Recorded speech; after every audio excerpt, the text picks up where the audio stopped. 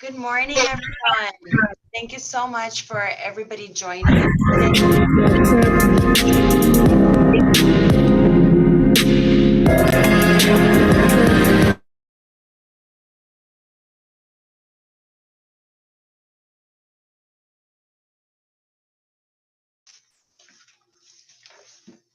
Good morning, everyone. We are really excited to be here today, and we have a very special welcoming remarks that we're going to have now by Anne-Marie Hu, who is the Acting Executive Director of the United Nations Office for Partnerships.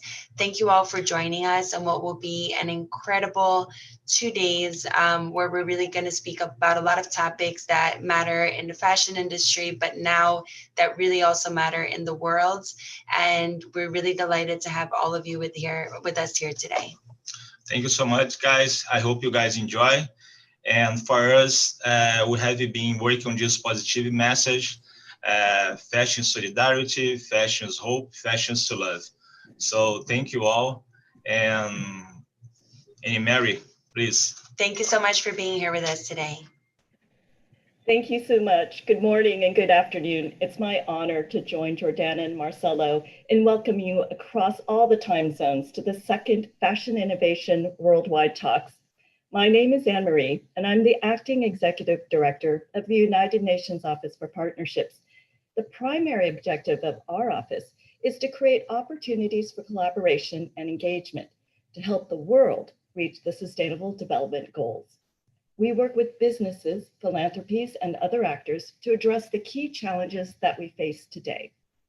At my office, we welcome the work of fashion innovation to drive the conversation on sustainability and to inspire the fashion industry toward the inclusive solutions we need to respond to COVID-19, a health, humanitarian, and now a development crisis. I recognize the commitment of the Fashion Innovation team to share knowledge about the global goals as a framework for building back the fashion industry better and stronger. The global goals are a roadmap to achieving a more just and equal future for all people. The goals address challenges ranging from inequalities and climate change to responsible production and consumption, from sourcing materials and creating a diverse work environment to producing sustainable products. I would like to thank Jordana and Marcelo for bringing the global goals to the center of our conversation. Fashion innovation events spotlight the voices that are mobilizing so many to join our collective action. I would also like to recognize the Conscious Fashion campaign led by Carrie Bannigan as a key partner for the Fashion Innovation Series. The vision of the UN is about peace, dignity, and equality on a healthy planet. It is extra fitting that today's meeting focused on sustainable solutions is held on UN World Environment Day. We have a full and exciting agenda ahead, and I wish you a wonderful day. Thank you. Thank you so much. We really appreciate the work that you do and just the kind words as well and the support always. So thank you so much for having been with us this morning. Thank you so much, Annie Mary. Bye. Stay safe. Thank you.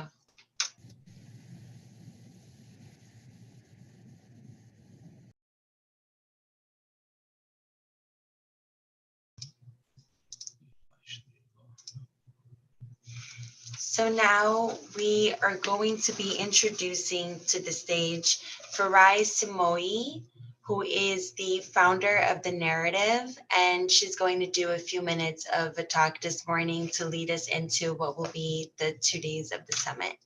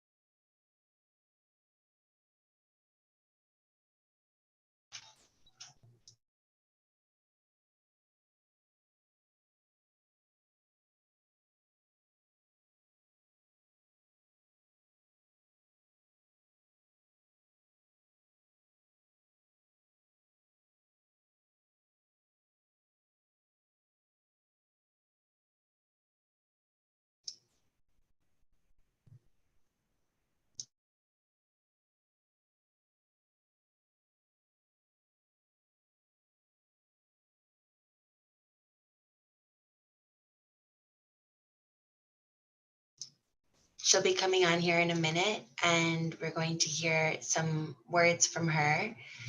Farai Simoe, the founder of The Narrative. It'll just be a few minutes as we start the day.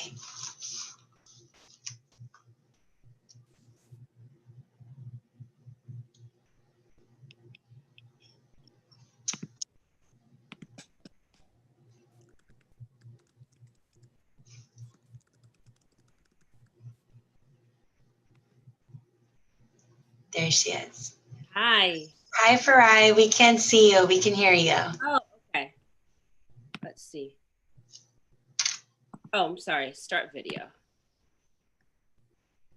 There you are. Hi, thank you so much for being with us today. And I already introduced you, and we can't wait to have you speak.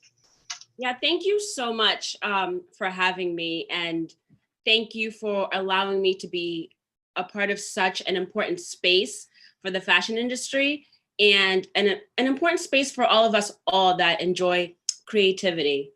So amidst everything that's happening in the world right now, I would love to take this opportunity to pay our respects and just have a 30-second moment of silence for the lives lost of Breonna Taylor, of George Floyd, of Ahmaud Arbery, and all of the lives that have been lost to police brutality throughout the years. So if we can just take a moment of silence.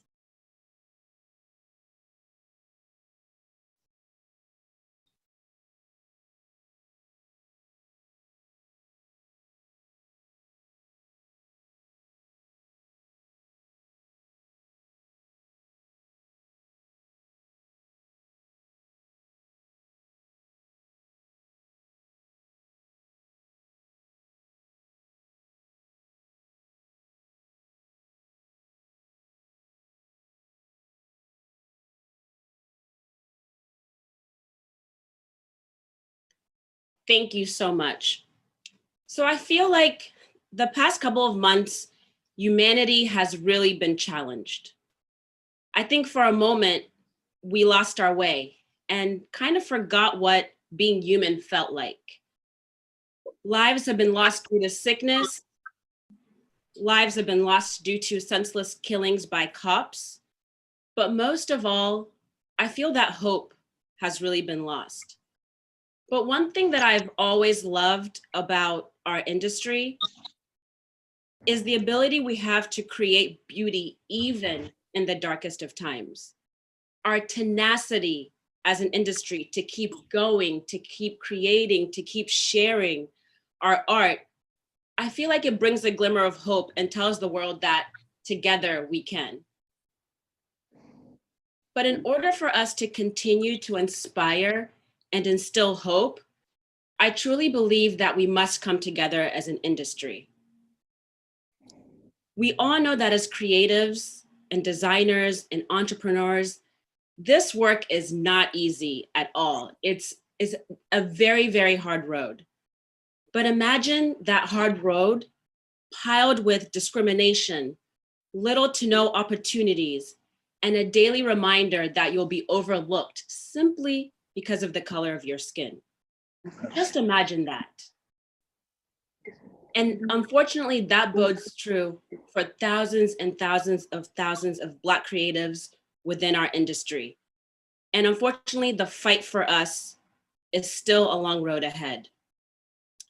That's why today, as we explore our conversations through our panels, let's keep in mind and talk about the future of the industry. Where do we want to go? What do we want to see?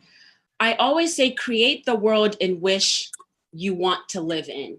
And I want to live in a world of peace, of equality, of justice, that we are all given a fair share to be our true selves and be the best people that we can be.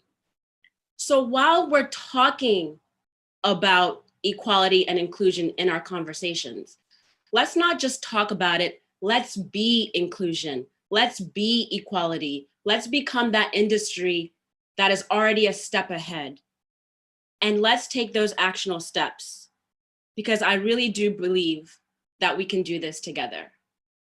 Thank you so much. And I look forward to seeing everybody in all of the panels today. Thank you. Thank you so much for those words. It really means a lot to start the day with such positivity and wisdom. So I really appreciate you, and I can't wait to see you later. Thank you. Thank you. Bye. Bye. So we're now going to be announcing a partnership that we have developed with Leon Wairumi Karaoke, and I hope I said that correct, but she is the founder of Lucid Global, and right now we have her live with us from Nairobi, Kenya. And before I tell you what this partnership involves, I'm gonna let her speak a little bit, and then we'll announce what it is that we're doing. We'll have her announce it with her team. Hi, thank you so much for joining us. Hi, Jordana. Thank you so much. I hope you can hear me loud and clear. I can. Perfect. But like I'm here in Nairobi, Kenya, the city under the sun. And before I even start with what we're doing here, I'd like to tell you what we have to do here to be able to provide for you what I'm gonna tell you in a minute. So first, we have to have our temperature check. So I'm here at Leather by Eden workshop, and that's mandatory. Have your temperature check, and you have to have your hands sanitized. So now, since we've done the most important thing, now I can tell you what we're doing. My name is Leanne Karaoke, like karaoke, like singing. I know a lot of people find it very hard to pronounce it. Spelled differently, sounds differently. And I'm the founder of Lucid Global. So here at Lucid, so when I was younger, I encountered a lot of artisans who had great skills, but just didn't have the resources or the platform to be able to make things and express themselves. So I remember there was this one young lady who really loved working as a seamstress, and she really loved working, and she really just wanted to be able to express herself through her talent. And this was the time when I think I was like 15 years old, and I fundraised and I helped a bunch of youth we helped a bunch of youth with a team of others. I helped a bunch of youth in the slums, and we were able to equip them with capacities to be able to capacity building, to become best seamstresses, and also welding. Now, many of these young women and young men are now employing their own artisans, and they're doing and getting contracts to do great things. And this is the story. This is what we are hoping now should be able to even impact other people's lives. And that's the story that we want for a lot of lives here in Kenya. So as I continued learning about the industry, I encountered amazing designers that are just have such great products and are also enriching the lives of artisans here in Kenya. And and Africa in general, a lot of people's lives have been that they're able to generate income and also provide for the families through this work. And one of these, and this is what Lucy does, is be able to create this platform and be able to monetize artisans' crafts. And I want to introduce you to one of these amazing designers that is changing the lives also. And with this new product that we're launching in Fashinnovation, which is the Fashion is to Love masks, and how they're made and how it's changing people's lives. So come with me, and we'll introduce you to Wallace. Hi, Wallace. How are you? Fine, thank you. My name is Wallace, founder and designer of Hidden Leather. So we produce handmade leather products as well as other items as well. So I'll basically take you guys through this process of making the masks. So from the first step, basically, after the fabric has been cut, we usually do a process of screen printing, which is done manually using the screen printing process. As you can see, some of the screen prints that you're able to do on the fabrics. After that, we'll take you guys to the second process. So at this stage is where we have the filter. This is basically how we create the filter, the replaceable filters. So we're able to cut the filters with a laser machine to get precision. I can just show you the sample of how we're able to cut them. So they are actually cut into precision and to fit the masks. All right. So I'll take you next to the next step.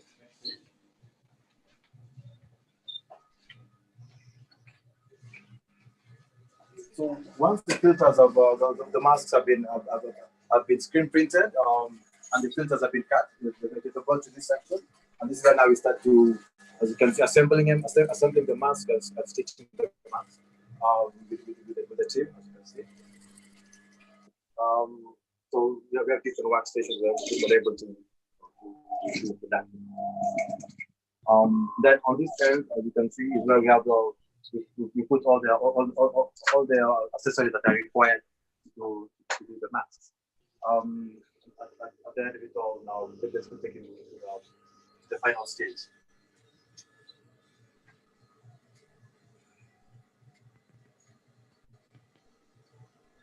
Then now this will show you the final stage is where now when the finished product is, where it's ironed and packaged and ready for delivery.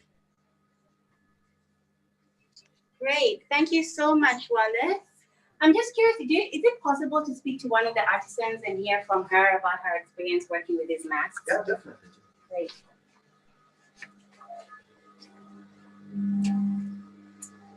Hi, Joy. Hi. How are you? Fine. Thank you so much for all the work that you do. We really appreciate everything that you do for us here. I'm just curious, like, how is your experience working? I know it's really hard with economic times and with coronavirus, and a lot of people are losing jobs. How has this helped? Has this impacted your life? Well, it has greatly inspired me a lot. Yeah, with the way we're making masks. I know some companies are closed right now, but I'm glad that we're making the mask right now. It has improved economically my life. Yeah, and I'm so glad that we are saving lives. Thank you so much, Joyce. What do you want to say to Fashinnovation for giving us this partnership and so we can be able to change people's lives? I would like to say thank you so much, and we're so glad that I'm able to be featured in this event. Thank you so much. Thank you. I just want to, sorry? Yeah, no, we want to just jump in and say thank you guys so much for this partnership. And I really appreciate the work that all of you guys do. And we're so excited to be able to give back and really, keep doing this together and grow it and something that's really going to change a lot of lives and help a lot of people. So thank you. Thank you so much, guys. Yeah. If there's still time, I can show them how the masks are done. So Not yeah, so just because we had a little bit of a late start to the day, what we're gonna do is we're gonna be taking people back and doing a further walkthrough now that everyone knows about the launch. So we're super excited about the masks. So we're gonna do a follow-up after this, but thank you so much. We are so excited to partner with you guys and with Lucid Global and the work that you do. And I just wanted to really say a huge thank you for this. No, thank you. Thank you so much for everything you've done, Jordan. We just want to say, this is going to save lives internationally by providing these masks, and also locally, we're changing people's lives, with artisans' lives, and in so many different ways. And, we're so grateful for making this impact and investing in futures. Thank you so much, you guys. Have a blessed day. Stay safe, and we'll talk very soon. Okay, great. Thank you, Jordana. Thank you. Thank you, Marcel. Thank you.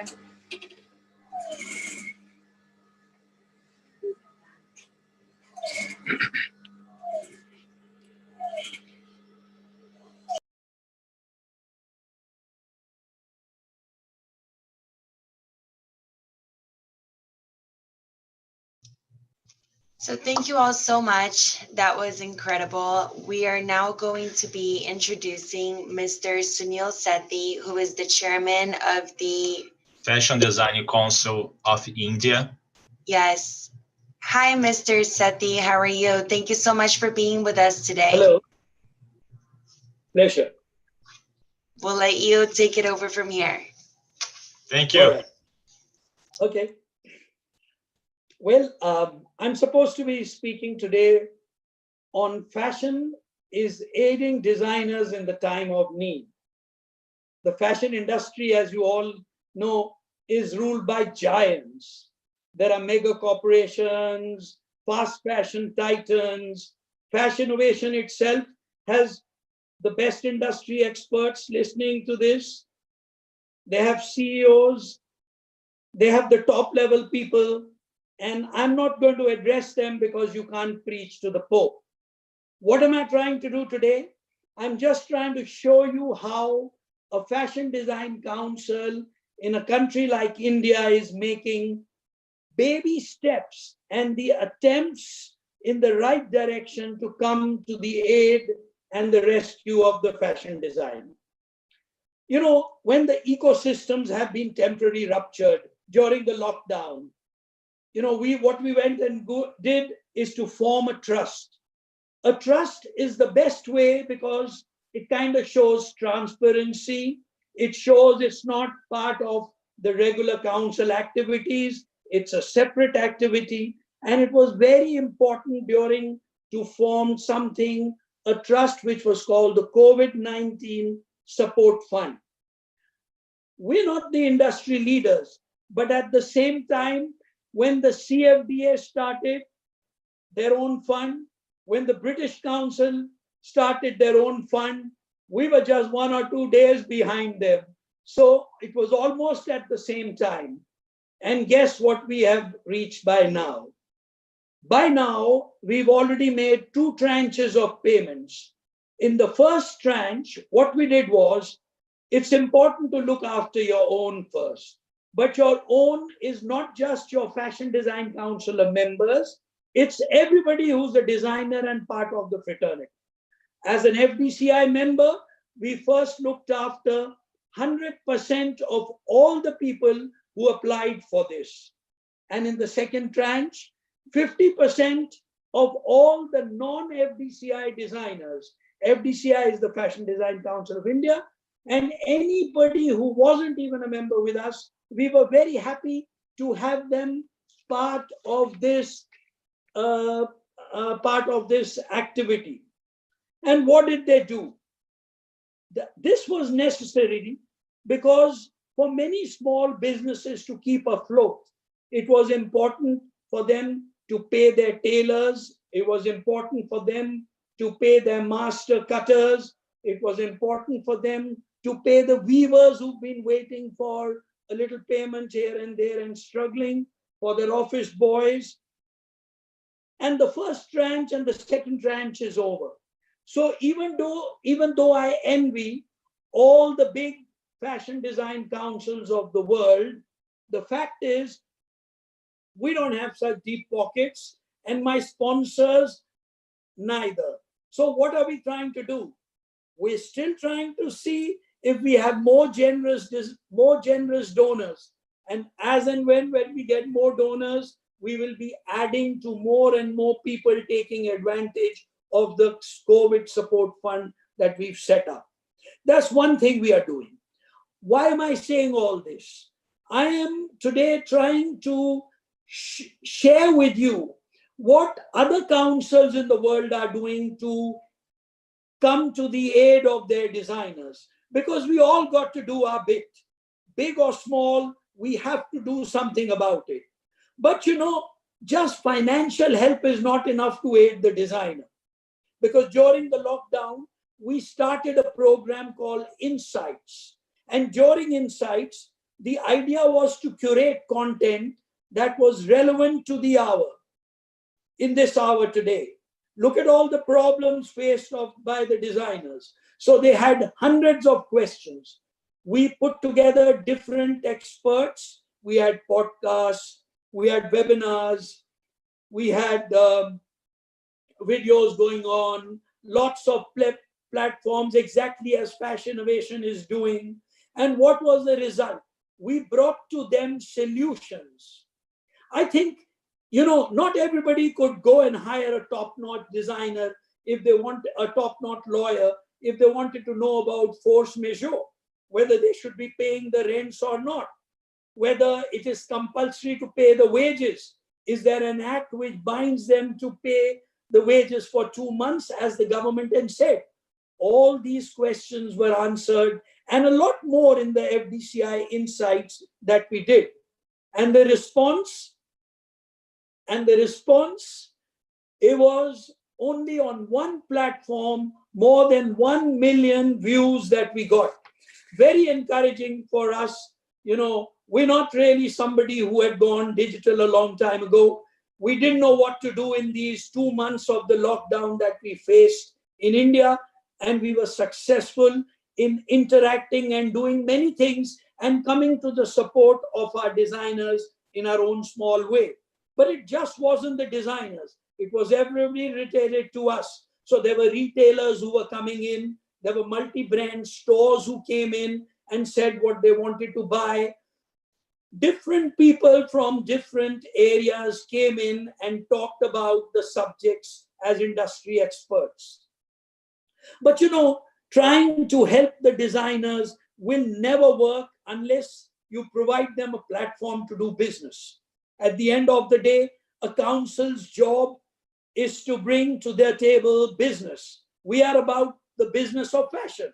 If we don't do that, it's not enough just to make two people meet and to do alliances. We need to do more than just fashion shows. And we've done exactly that. FDCI has gone and announced that we are going digital. When I say digital, we're looking at a 360-degree transformation, not just digital fashion shows, because we still don't know whether we will do all 100% digital fashion show, or we might do something which we are calling a phygital, or something which is a digital reality show, maybe with live models, as others have shown is possible. All depends on the conditions that the Indian government has at that time of social distancing.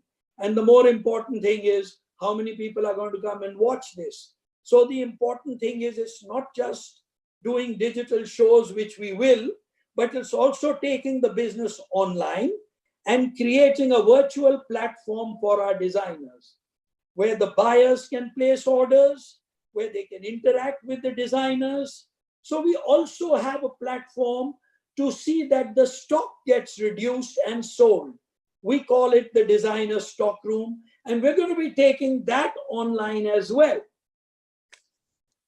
I can talk as much about our earlier efforts of going global, it was really important for an Indian fashion designer to go global. But there are plans which are now to go local rather than a global local. Made in India is now going to take center stage. That's what we need to do to support our languishing industry. To the viewers today, to all the industry experts, if I can urge you through this platform of Fashinnovation, I think the need of the hour today is to go local. And a local going local to your industry will help everyone in the bargain. Thank you very much for giving me this opportunity to speak to you, tell you what is happening in India, tell you what is happening with the official body in the country, the Fashion Design Council of India, and what are the baby steps we are taking. They may sound like baby steps, but the fact is it's gone and helped the hundreds of members we have and all the fashion fraternity. Thank you very much. Thank you so much, Mr. Sethi. Your words and your wisdom and your knowledge have been so inspirational this morning. So I really appreciate your time. Thank you very much. Thank you. Stay safe. Have a great one. Bye-bye.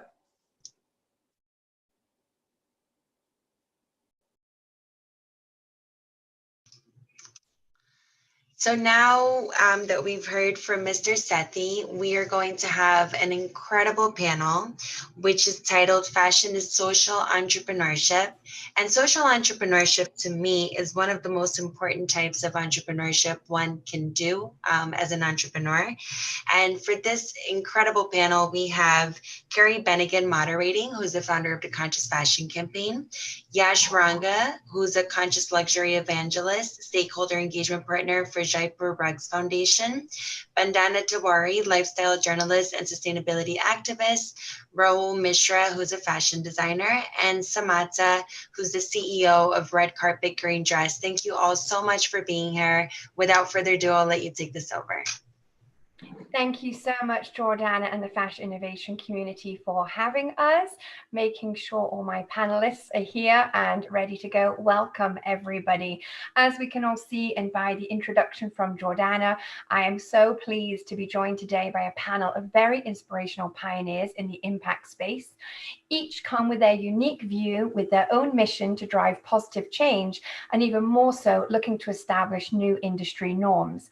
I'm Carrie Bennigan, founder of the Conscious Fashion Campaign, an initiative in collaboration with the United Nations Office for Partnerships, where we coordinate advocacy, education, and engagement of fashion industry stakeholders to implement responsible business practices that are mindful of social, economic, and environmental impact. Thank you so much to everybody for joining us. Hi. Thank you. Thanks for having us. Thank you. I am going to kick off with you, Bandana, and would then love to hear from each of you. Bandana, can you please share a brief about your work at the intersection of fashion and social entrepreneurship? Thank you so much for having me. I'm so grateful. I live in Bali right now. I moved away from Bombay, my bustling city, 4 years back. I worked with Vogue magazine for 13 years. And when I moved to Bali, my whole life changed from very conspicuous consumption. My dialogue changed to conscious consumption. And at the same time, I started researching Gandhian philosophies and Gandhian philosophy and principles that we could perhaps use in our luxury and fashion business. And we can indeed. And so my quest thereafter was to be a speaker and to write about sustainability in terms of ideology, especially related to the Gandhian philosophy of ahimsa, which is non-violence, aparigraha, which means anti-greed, sarvodaya, which means welfare for all. And we can go on and on about it, but Gandhi sort of gave me a certain direction in the jungles of Bali. And here I am very grateful to be part of Fashion Innovation conference. And with that, I'm going to hand it over to you. Thank you so much. And what an inspirational journey that you have actually taken. And some would even say a bit of a courageous one at a different turn now in your career. So I look forward to delving into that a little bit with you shortly. Yash? Hi, Kerry. Thank you, and namaste for having me here. So we at Jaipur Rugs always believe that a man needs to live a dignified life, and we in India always observed, especially 40 years ago, this discrimination on the basis of caste, creed, gender, and we realized that who are we as human beings to discriminate people? And that's when we wanted to start this journey. And now we work with our founder, who's known as the Gandhi of the modern carpet industry, to connect the poorest of poor with the richest of richest, and just stop seeing through the lens that world has poverty, start wearing the lens that we see everyone in this world as potential. And that's what inspires me to bring the idea of potential in the fashion and trend industry and co-create and connect with the larger audience to heal the organizations and people. Thank you so much. Samantha, please share with us about your work at the intersection of fashion and social entrepreneurship. Sure. Well, again, I echo everyone else by saying thank you for having me and allowing me to be part of this conversation.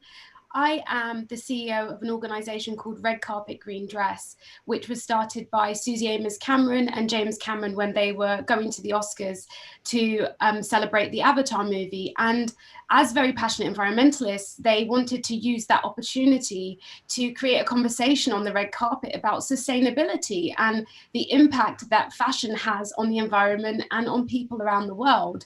And so our organization really is about taking dialogue and creating action within the fashion industry. We're given so many incredible opportunities to showcase sustainable design, but what's really important to us is about taking moments like a red carpet or moments like an influencer or a celebrity endorsing sustainability and turning that into real change, you know? And so that's what we're really passionate about, creating spaces and creating dialogue and creating spotlights for sustainability and environmentalism where they weren't really before, you know? So I'm really excited to be in this conversation and to really learn kind of what everyone else is doing and to talk about the work that we're doing as well.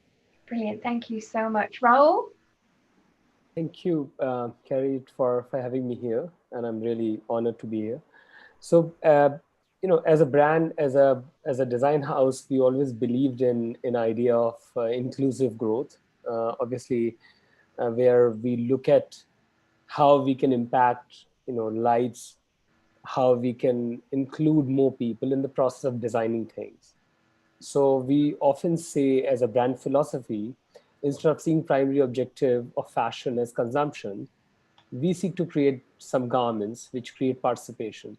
So the participation happens from weavers, from craftsmen. So today we employ more than 1,000 people all across India. And not just employ them, this also gives them power to dream. And at the same time, the art which they practice, that also allows them to push boundaries. So it's quite like overall satisfying thing to able to, you know, work with a team, which is so wonderful. And the fact that you create some of the most beautiful collections out there also just adds to it all for us, because you're using the power of beautiful creations and then being able to empower people behind the scenes and bring that story to the forefront. So I'm excited to talk about that with you shortly also. Now, Samantha, congratulations on the recent launch of the Red Carpet Green Dress Challenge. Oh, thank you. Thank you. Very excited to see that. Now, can you tell us how the organization is placing a spotlight on sustainable design solutions? And in particular with the challenge, you're now placing a spotlight on the female garment workers. Yes. So I'm so excited about that because Red Carpet started as a design contest. You know, that's how it began. It was about connecting with the design community and giving them a creative challenge. I think there's nothing designers like more than a challenge. And so the idea of weaving sustainability into their work was one that was set upon them. But this year, we wanted to resurrect the contest because we really wanted to stay connected with the design community that have been such a big supporter of the movement for so long.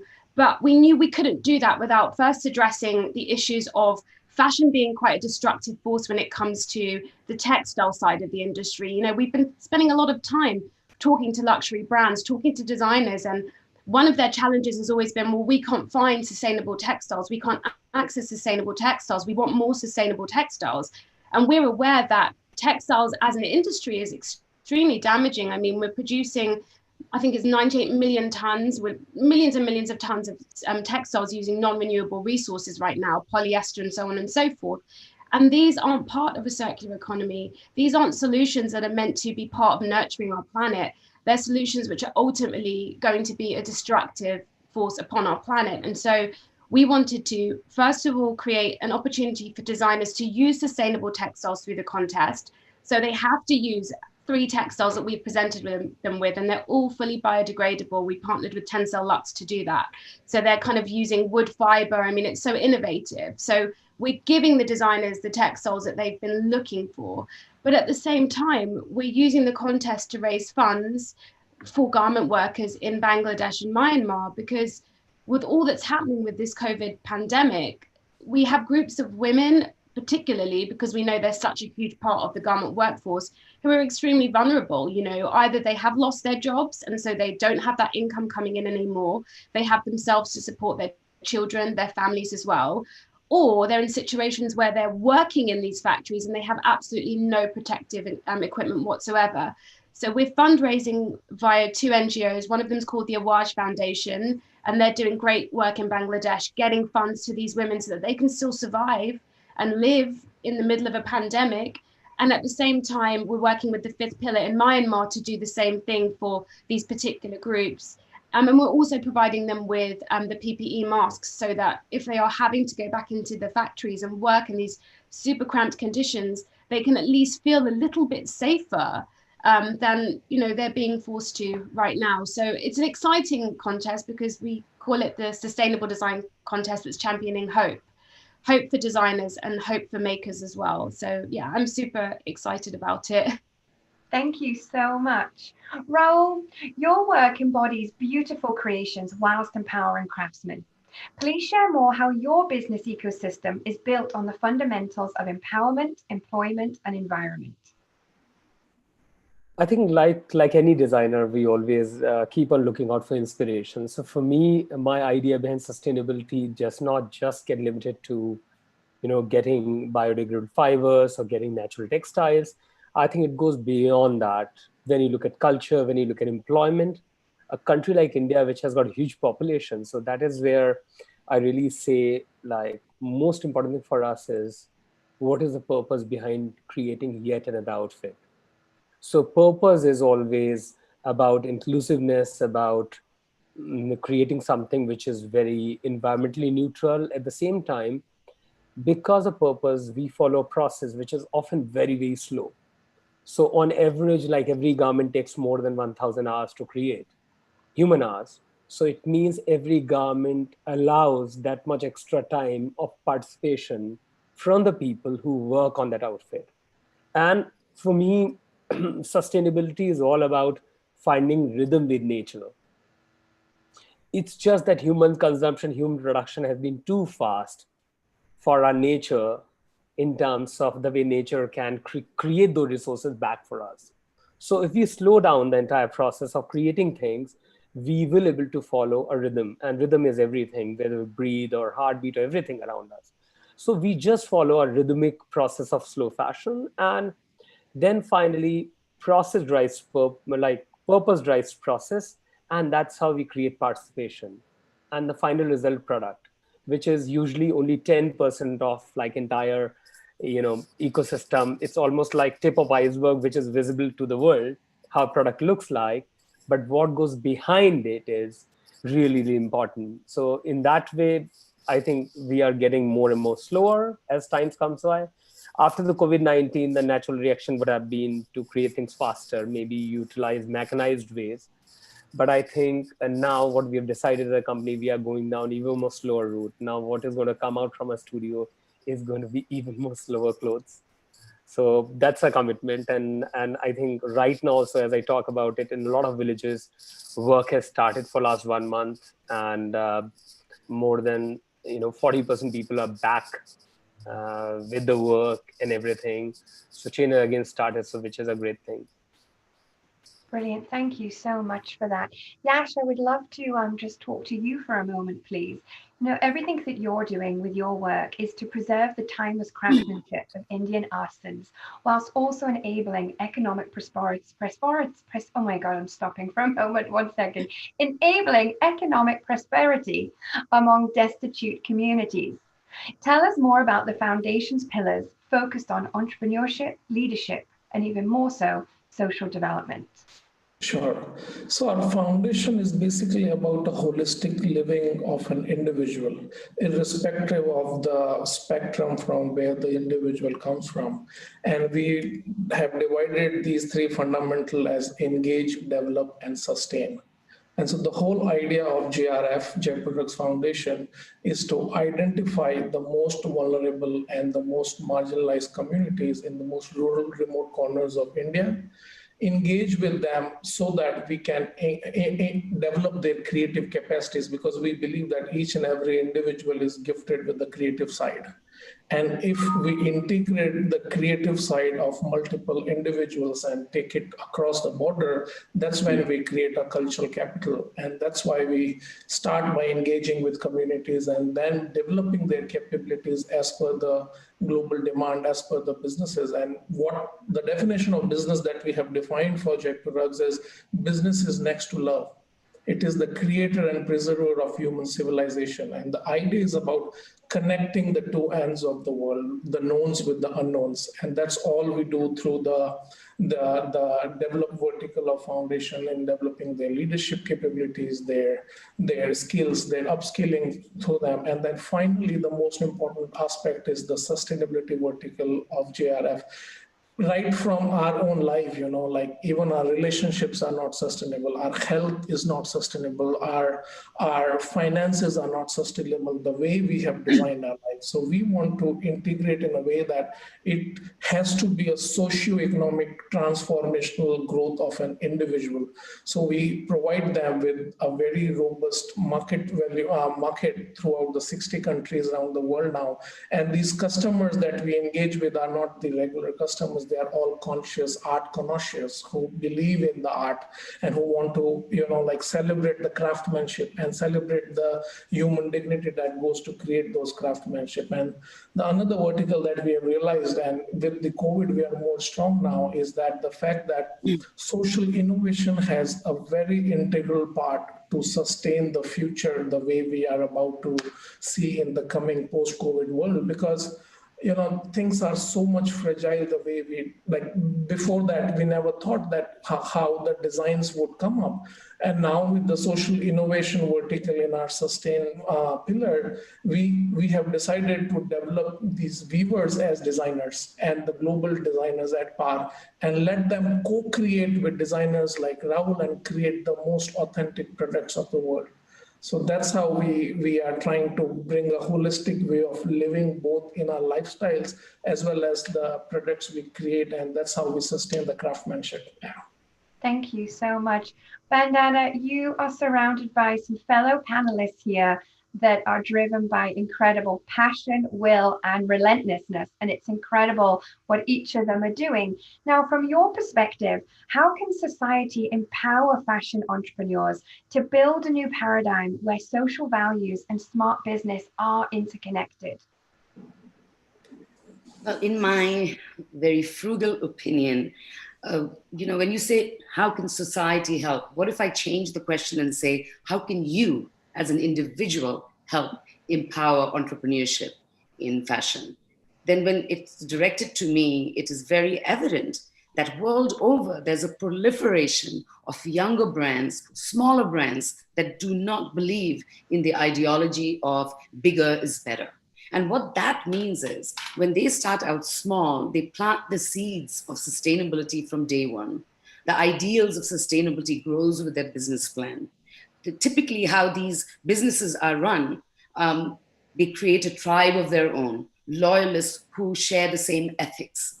They worry about fair wages. They worry about a certain sense of, the actual reality of transparency and the supply chain that is evident to them, that is realistic to them.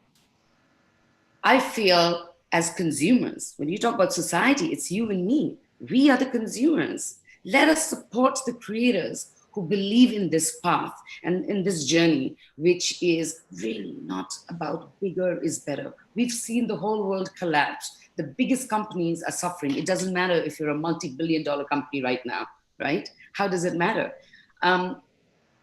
But in essence, for me personally, because I've moved to Bali to pursue my activism on sustainable fashion. And we talk a lot about circularity, circular fashion. And we know what that is. It's not linear, it's not take, make, waste, it's circular. And what about circularity in creativity? I think we need to understand that we need to empower young entrepreneurs in fashion who have incredible strength to socially empower cultures, especially when you come from countries that are artisanally led. They're rural economies of handicrafts people, whether it's India, Indonesia, where I live. I think consumers need to be able to engage in this whole story, the holistic story of fashion production, and support, promote, buy, celebrate the younger designers who do not belong to conglomerates, who have no support on a global scale. Let's look into our own regions and see who can be supported locally. I think the idea of globalization is pretty defunct. It failed us. We see this during COVID-19. It's failed us phenomenally. So let's celebrate our region. Let's celebrate the young entrepreneurial spirit that comes out of the fashion industries within our environment. Before we step out, it's not that we don't want to be inclusive of different countries, but this, now that we are bound by, travel bans, we are in our own zones, so to speak. Let us look into our own backyards and support what is germinating in our own lands. Thank you. This really has given us a moment to appreciate localized talent across the sectors, whatever they may be in the whole chain of the fashion sector. And thank you so much for highlighting that. Raul, I would love to hear from you, please, and then Samata for you to add to this. Why is it important to engage couture in sustainable strategies for achieving transformation? I think the idea behind the way fashion started, it was like before pre-industrialized time when entire world was moving in a very beautiful rhythmic way. We had like certain amount of beauty, art, and we were celebrating it. Now what happened, like certain companies, they make 52 collections a year. Why do we need every week a new part of clothing?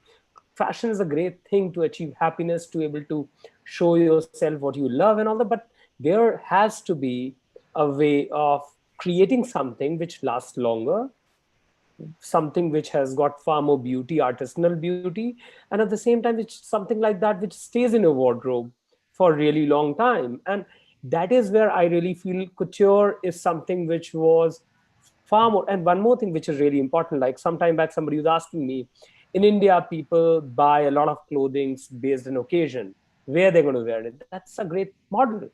I think fashion has to go back to its model of need-based idea. You need that outfit, you please order it and I'm going to make it.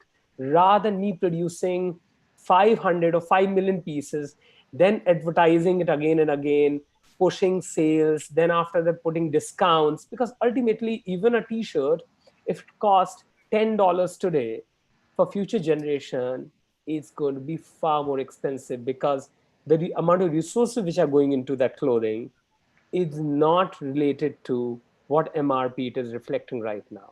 So, in that way, I really feel like we have to slow down, and couture gives us one way where designers or companies are able to express what they really believe in. And at the same time, artisans or all the craftsmen, they get included in the process of making those things. And finally, I think it also definitely a great answer to slow down things. Because in fashion industry, we are producing way too many clothes than we need. We have been buying too many clothes than what we need. So I think we need to reassess our needs, and we should be focusing on our needs rather than greeds. So that's something which is really important. Marta, could you please add to that? Yeah, sure. There's quite a few things that were addressed that I feel I should kind of draw attention to. I think one of them, is when you talk about engaging with couture in this kind of desire to have a conversation that's centered on sustainability. Couture is part of the fashion industry. And for me, sustainability has to be inclusive of all the sectors in the fashion industry to be truly sustainable. You know, we talk about inclusivity and we talk about sustainability. And even in this conversation, I think it's important to define what it means to us and to also honor and respect what it means to other people. You know, when we talk about couture, it could be anything from the slow artisanal focus on making something that takes time and cherishing that item. But for some, couture is also about the story of the people who made those garments. Who are they? What are their stories? Why are they invisible? How can we shine a light on those? And for other people, it is the materials as well. Materials is so impactful. It's such a huge part of the conversation. So I think couture, to me, we've worked with brands from Louis Vuitton to Vivienne Westwood to Armani. And I'll be honest, one of the things I've always encountered is this idea and this conversation that comes from them that we're not sure we can go out in this project. We're not sure we want to put ourselves out and associate with this project because there are all of these things that we're not doing and we will be shamed because of them. And so for me, integrating luxury brands, integrating couture brands into this dialogue is important because we all have value to add to this conversation. And we have to remove this element of shaming people whose idea of sustainability does not exactly match ours. Now, that is not the same as saying someone who's greenwashing is doing a sustainable initiative. That's not what I'm saying. But I'm saying that in order to be inclusive, we have to allow people to have their spaces in the room. And some of us will occupy bigger spaces. I've been in this field for 10 years. I've worked with designers from over 21 countries for our project. You know, I am very, very, very in love with sustainability as a space. But I will welcome other brands and other individuals into this space when we can transfer knowledge and share. With Red Carpet Green Dress, we have couture designers from Ghana who've won the contest, you know, and they've taught us so much about the natural dye system in Accra, in Tamale. So I think there's so much for us to learn in this space from couture and that love of making and that passion that goes into doing something slowly. And I think the other quick point I wanted to raise is we're talking about completely different sectors here. You're talking about couture when you're saying slow, considered, we need to slow that down. But there is a need to address how we dress a growing global population sustainably. You know, the way the high street is working right now, it isn't sustainable. We can't be churning out these collections at the rate that we're doing. But also when we talk about sustainability, and I'm talking to young people who are 19, 20, they're like, I can't afford these brands that are saying they're sustainable. I don't have that kind of pocket money. So we need to also discuss how we make mainstream fashion that is sustainable more accessible to the global masses so they can admire couture and they can save and they can value it, but they can buy something on their level too and be part of the dialogue. So, I mean, that's something I feel quite strongly about as an individual and as the CEO of Red Carpet Green Dress. Thank you both. I feel like we need to have another panel just on all of that. That was incredible. And thank you so much for just highlighting there's so much perspectives in this very complex tier of things to look at. So it was great to hear that from you both. Thank you. Now, Bandana, we all know, for good or for bad, the fashion industry is one of the leaders in cultural capital. What are some of the best communication practices for brands that do place human dignity and environmental protection at the core of their business? Well, yes, I've been in the media business for a while, so I can tell you that for years on end, we created a huge fallacy that something fashionable began and ended on a ramp with a model wearing it. And the narrative continued to be that.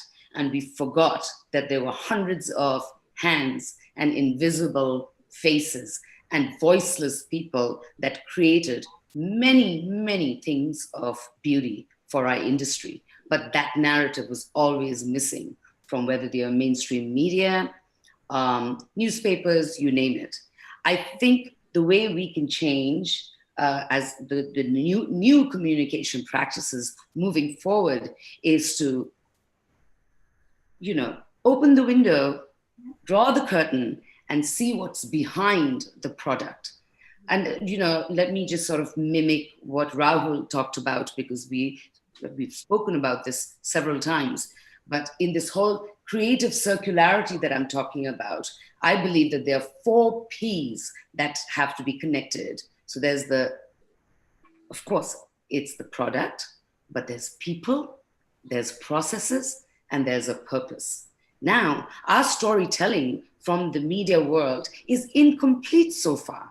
We've only been edifying and glorifying A, the designer, and B, the product.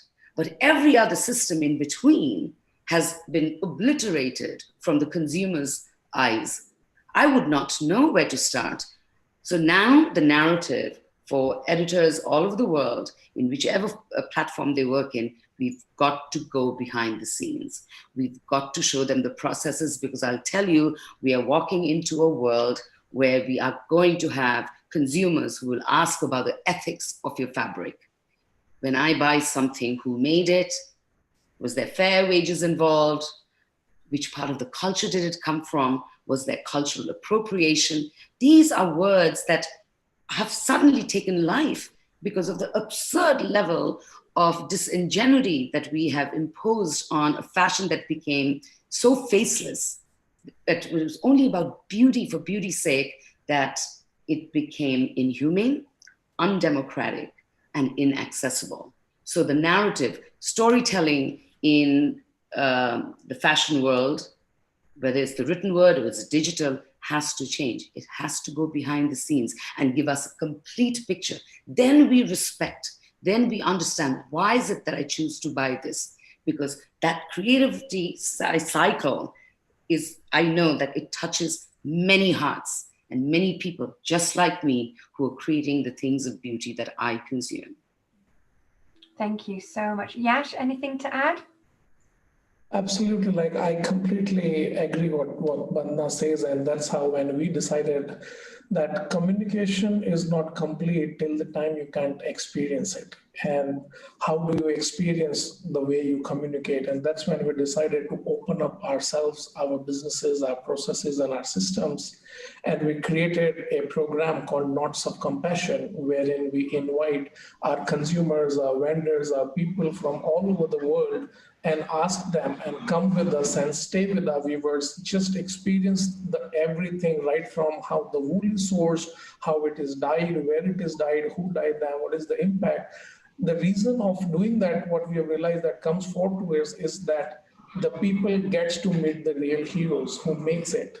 And once they get to meet them, they get to be with them, they get to just experience the way they are, they themselves feel as heroes.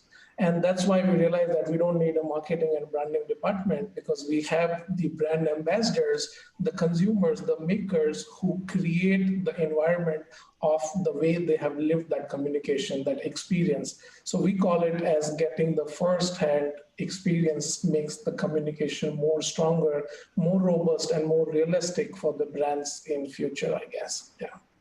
Thank you so much. So as we come to wrap up this panel, I would love each of you to share, kicking off with you, Samata, if you don't mind. What is your advice to those seeking to transform the industry, and especially now more than ever, those that look to build back better?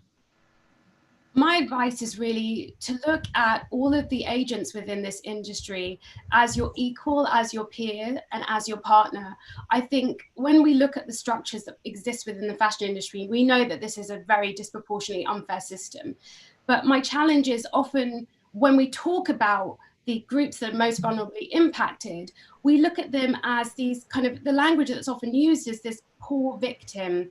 And I think that that is part of playing a role in positioning people as lesser than or greater than. And, you know, I object to that quite heavily. I see the role that everyone plays within this industry as being equally significant. And so every collaboration that we do, every partnership we go into, we look at all of the stakeholders in the room. If I'm in a meeting with somebody, I'm asking the people who are quiet. I'm asking the young people in the room, what are your thoughts on this? What value do you think you could add to this conversation? Because I think that's where that real inclusivity is. And I think one of the reasons that this particular conversation is, I think, really significant right now is look at what's happening in America right now. You know, look at what has been triggered in the States right now and how people are reacting around that. I think there's a huge shift right now in the world around how can we show that we see people as equal? How can we treat people as equal individuals of this society? And we need to carry that spirit into all of the meetings we have, all of the conversations we have. Go with an open heart and give people the respect of being willing to teach you something. I feel like I learned so much from the young designers that enter our contest as much as I learned from the luxury fashion houses that have hundreds of years of experience, because the young designers bring so much insight into what's happening in their world that I didn't even put my head around yet. And at the same time, the luxury fashion houses teach me so much about the craftsmanship and the making and all of that. So I think just approach people as if every single person can teach you something and that can enrich your journey, and give them that respect. And I think we'll glue together as a society so much more if we were able to do that. I see lots of nodding heads from the panelists. Fashinnovation is giving us our call to end, but I just wanted to quickly see, Raul, anything to add in those last few seconds? Yeah, I just want to say, like, sustainability is a moving target. There's nothing like absolute for that. And what works in India, what is really needed for India may not be needed in Europe. So every designer needs to find their own way, their own idea, their own way of communication and producing things which are a better, product than ever before. So tomorrow has to be better than today. Same way, if we keep moving, one day we are going to have much better, planet to be on. Brilliant. Thank you so much to you all. I see a couple of questions coming in. I'm just wondering on the timeline here. Fashinnovation, can you let us know if we can take this question, please? Yes, you could take the question. Great, thank you. So please let me know who would like to answer this first. Where do you see sustainability as a stance post all of what is taking place? Front seat or back seat? I think if I just continue what I was saying, I think sustainability people are realizing, like, what is happening right now is just our greed to consume more and more. More of the companies, even companies, do have an idea of infinite growth with really finite resources. So I really feel right now, this is the time when people are quarantined, they are looking at their home, they are probably looking at their own wardrobes, realizing 90% of things they have, they may not have used them really fully. So I think in that way, whether it's buying behavior or even producing behavior, the way Bandana said, a bit of transparency of process and pricing needs to be brought on table by all the manufacturers, not just for fashion, but across the globe. Bandana, anything to add to that question? Yes, of course. I think sustainability is going to be top of mind, because during COVID times, we've realized that we can live frugally, that we can eat wholesome food at home, wear fewer clothes, not go shopping, and we survive, and we actually feel quite nurtured and nourished. So I think the idea of how we want to deal with sustainability moving forward is something is very, very Gandhian. And let me go back to Mahatma Gandhi, where we've got to be personal activists for social change, which means that me as a consumer, you as a consumer, you've got to be an activist. As a designer, you've got to be an activist. As a creator, you've got to be an activist. So your whole perspective has to change. And if this time doesn't allow us to rejig not just what the systems are going to be like, because the systems are created by us and individual choices. So if we don't make those individual choices towards sustainable practices, then there's going to be no collective good. So let's take ownership about individual will and sustainability. Thank you. Yash? I just like to keep it simple and say that let the goodness, fairness, and most importantly, the love prevail. Everything else will follow. So Marta, could you wrap it up for us, please? I would just say that we all wear clothes every single day. And so the idea that some people are part of the sustainable fashion conversation and some people aren't is a fallacy. If you're wearing clothes, you're part of the conversation, and you have a role to play in ensuring that these clothes that we're all wearing are not just about making us look good, but they're making the world feel good and be better. Brilliant. Thank you all so much for your insight. Please do not stop on the journeys and the missions that you are on. It is incredible. Vandana, we look forward to following you on your journey with your new move to Bali and seeing where we can all join you and continue to learn from you. So thank you all so much. Thank you all so much for being here again. You guys were really voices that we needed to hear with everything going on and just the sustainability realm of things. And I'm so blessed to have all of you as experts on the screen today. So thank you all so much. Stay safe. Thank you. Thank you. Thank you. Thank you, everyone. Thank you, everyone. Guys. Thank you.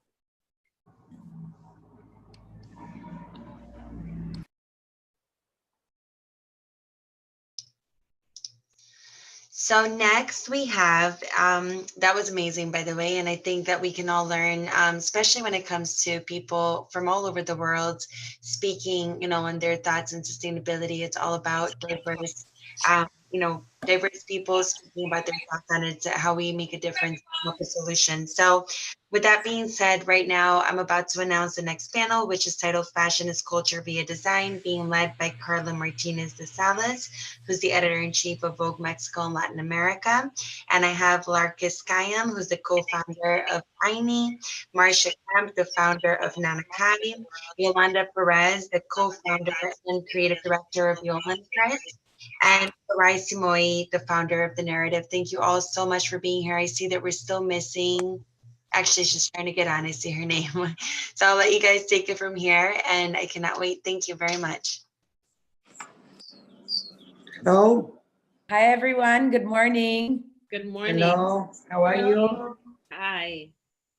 I think it's different times of the morning for three of us, and I think it might be afternoon, right? For Mabel, for Yolanda, Chris. Hello, yes, I'm with Yolanda here. Hello. Now this is, it's time for siesta right now here in Spain. Ah, it's a little bit late. It's a little bit late. It's shiny, it's great, and we have a lot of interesting things to talk about. Amazing. Well, I'm really excited to be with you. Larka, I've met you in Peru last year, but I've obviously very familiar with all of your brands. Farai, we were introduced yesterday by Jordana, but I'm really excited to be on this panel. I know that it's been quite a week in the US and around the world, I think, with so much going on between coronavirus and a lot of social issues and our governments being a bit tone deaf. So thank you so much for joining today. I think it's really important to talk about our industry and what we can do to be more sustainable, to be more inclusive. And I think all of you, the four of you, are really working to make fashion a better industry, right? Which I think all of us, I think a lot of the message this week has been to, listen, learn, and see how we can be better people, right? In the end, and run better companies. So thank you all. Okay. I'll start off with I think maybe an introduction from each of you would be great for the audience, just to know. Marcia, Marcia, we can start with you. I think you're in Sao Paulo, right? I'm based in Rio. In Rio. Yeah. Hello, everybody. My name is Marcia Kemp. I'm Nanakai founder. Nanakai means sisterhood in Quechua, and we work with artisans in South America, Brazil, Peru, and Ecuador. Thank you, Carla. Yolanda, do you want to introduce yourself? Okay, I'm Yolanda Perez. I'm the founder and director creator of Yolanda Chris. And I'm still here to answer a lot of questions. You're in Barcelona, no? Yes. Okay. We are from Barcelona, Spain. Great. Farai? Hi, everyone. Good morning. I'm actually based in New York City, so it's morning for us here. But my name is Farai Simoy, and I'm the founder of The Narrative. The Narrative is a retail concept store and design company that focuses on helping African and Black-owned entrepreneurs exceed and succeed in the US market. Thank you. Larke? Hello, everyone. I'm Lerke. I'm Danish of origin, but I often say Peruvian of heart. I'm right now based in Lima, where I've been living for the past, many years. I don't have to mention how long. My company and my brand is called Aini. I founded it together with my Peruvian business partner, Adriana, and we're focused on doing artisanal handcraft, contemporary design, but that we produce in Peru, made by Peruvian artisans and also Peruvian materials at 100%. We also lead other initiatives as the cluster fair in the industry and a lot of social impact programs, but I'll tell you more about that. Thank you. So we have a really great panel of all different entrepreneurial women, which I think is really amazing. So Marcia, we'll start with you. You found Nana Kanai in 2014, inspired in your volunteer work at the NGO Child's Institute based in Rio. You left your corporate job at IBM in 2015 and launched Nana Kanai in 2016. Starting with 13 families in Peru and nowadays carrying 300 families of artisans in Brazil, Peru, and Ecuador. How much have you impacted their lives, and how have you seen the effect on their lives in the past couple of years since you started? Yeah, good questions, and thank you, Carla, for asking these. Last year, we designed a project where we map our artisans, names, surnames. We map what was happening in their lives before Nana Kai entered in their lives, because we did a lot of interviews. We got a lot of testimonials to see what was happening in their lives during and working with Nana Kai. So we measure their quality of life, self-esteem, purchasing power, family education, health and community relations. We have nowadays 80% of women and 20% of men working with us in several regions in Peru, Ecuador, and Brazil. We even provide social inclusion. So we work also with inmates in Peru. Their average, they are about 40 and 49 years old, which means that they have difficulty to get to work in the market. So it's very hard for them. So they rely on our jobs, working with them. And when I ask it to them after any production, what kind of value we provide to you working with you, and they will reply immediately in different language to me, Marcia, Nana Kai provides jobs. So Nana Kai is about giving a job to an artisan that lives in a vulnerable region, in a scattered region, in the places that we work. My main question to this assessment, to the third part who assessed our networking, was like, give me update about the children. How are the children in our network? And 100% of the children that rely on the parents that work with us are studying nowadays, and they can afford books, these children. So the children are not working in the farmers anymore, doing slave work. They are working with, they are just at home study, and their parents have the hope to send them to the university. So we impact nowadays 1,000 lives indirectly. And nowadays, when you think about buying a product on account, just think about that they will have an access food. It's about feeding someone properly.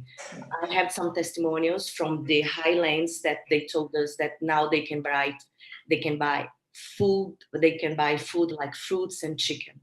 This is Nana Kai, Carla, in overall solution. Thank you so much.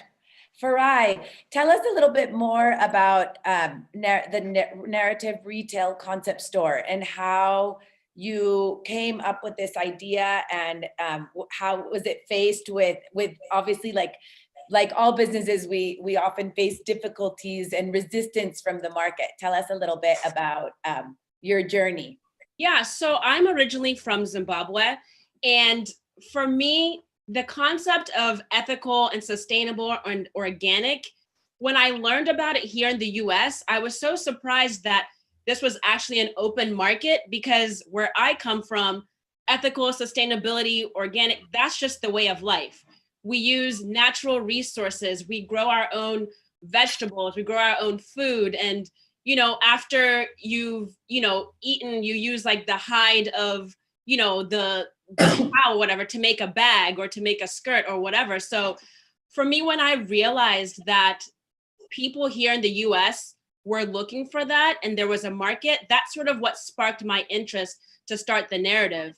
And really, when we first started, the focus was is still working with artisans and designers that are on the continent, because a lot of times it's hard for us to be given opportunities in the US. And I kind of felt like there was an opening. Nobody here was doing that, or even providing them a physical space that they could call home.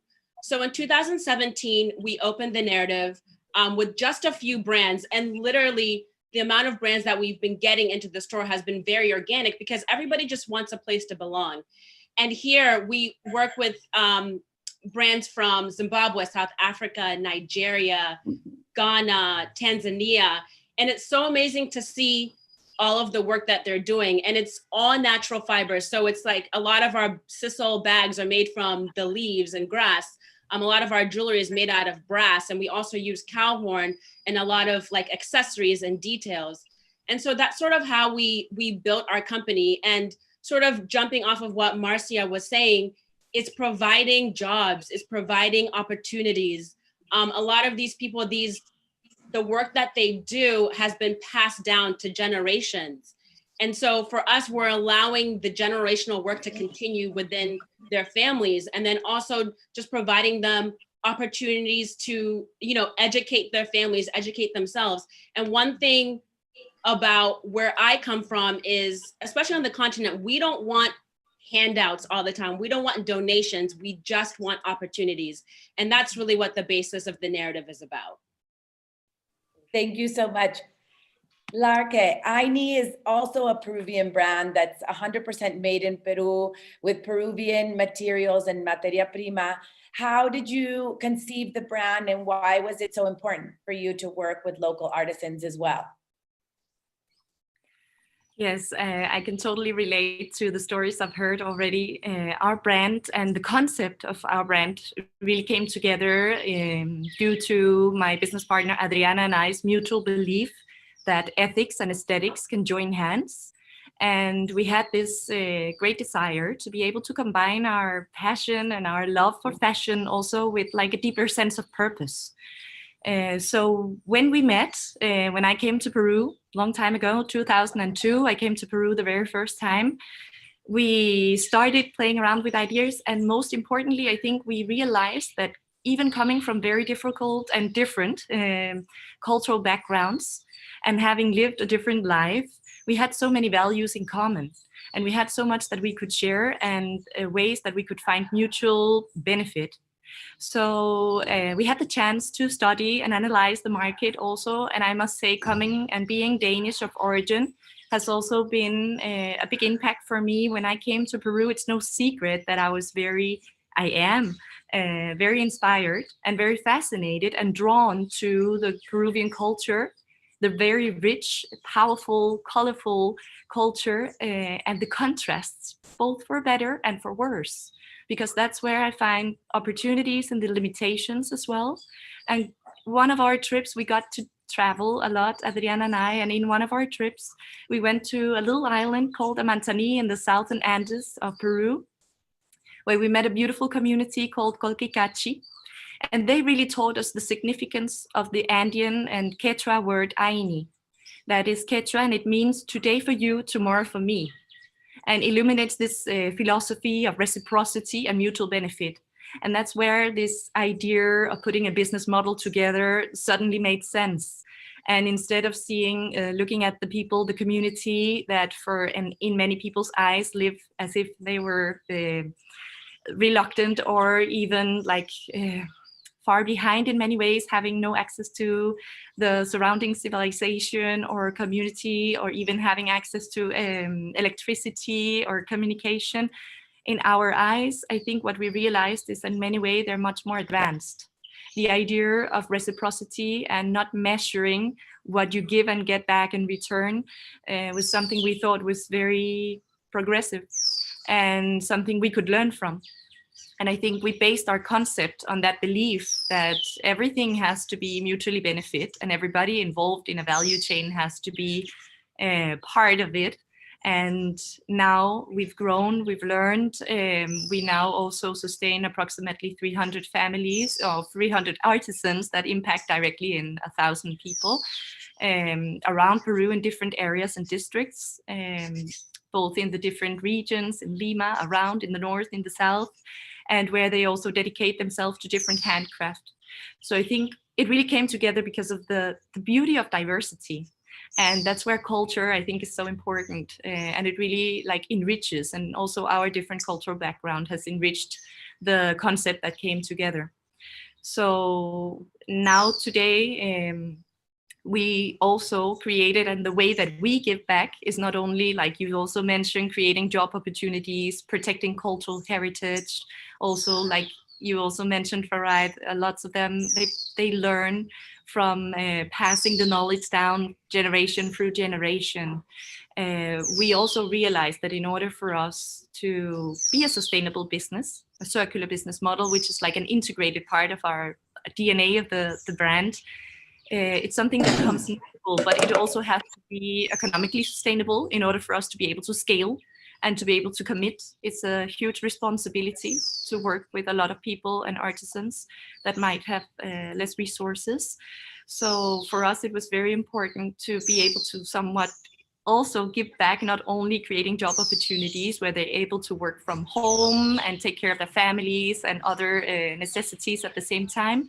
So we created a certification center. In 2011, 2012, we became the first certification center authorized by the Peruvian Ministry of Employment. And we've now certified more than 2,000 individuals on a national basis.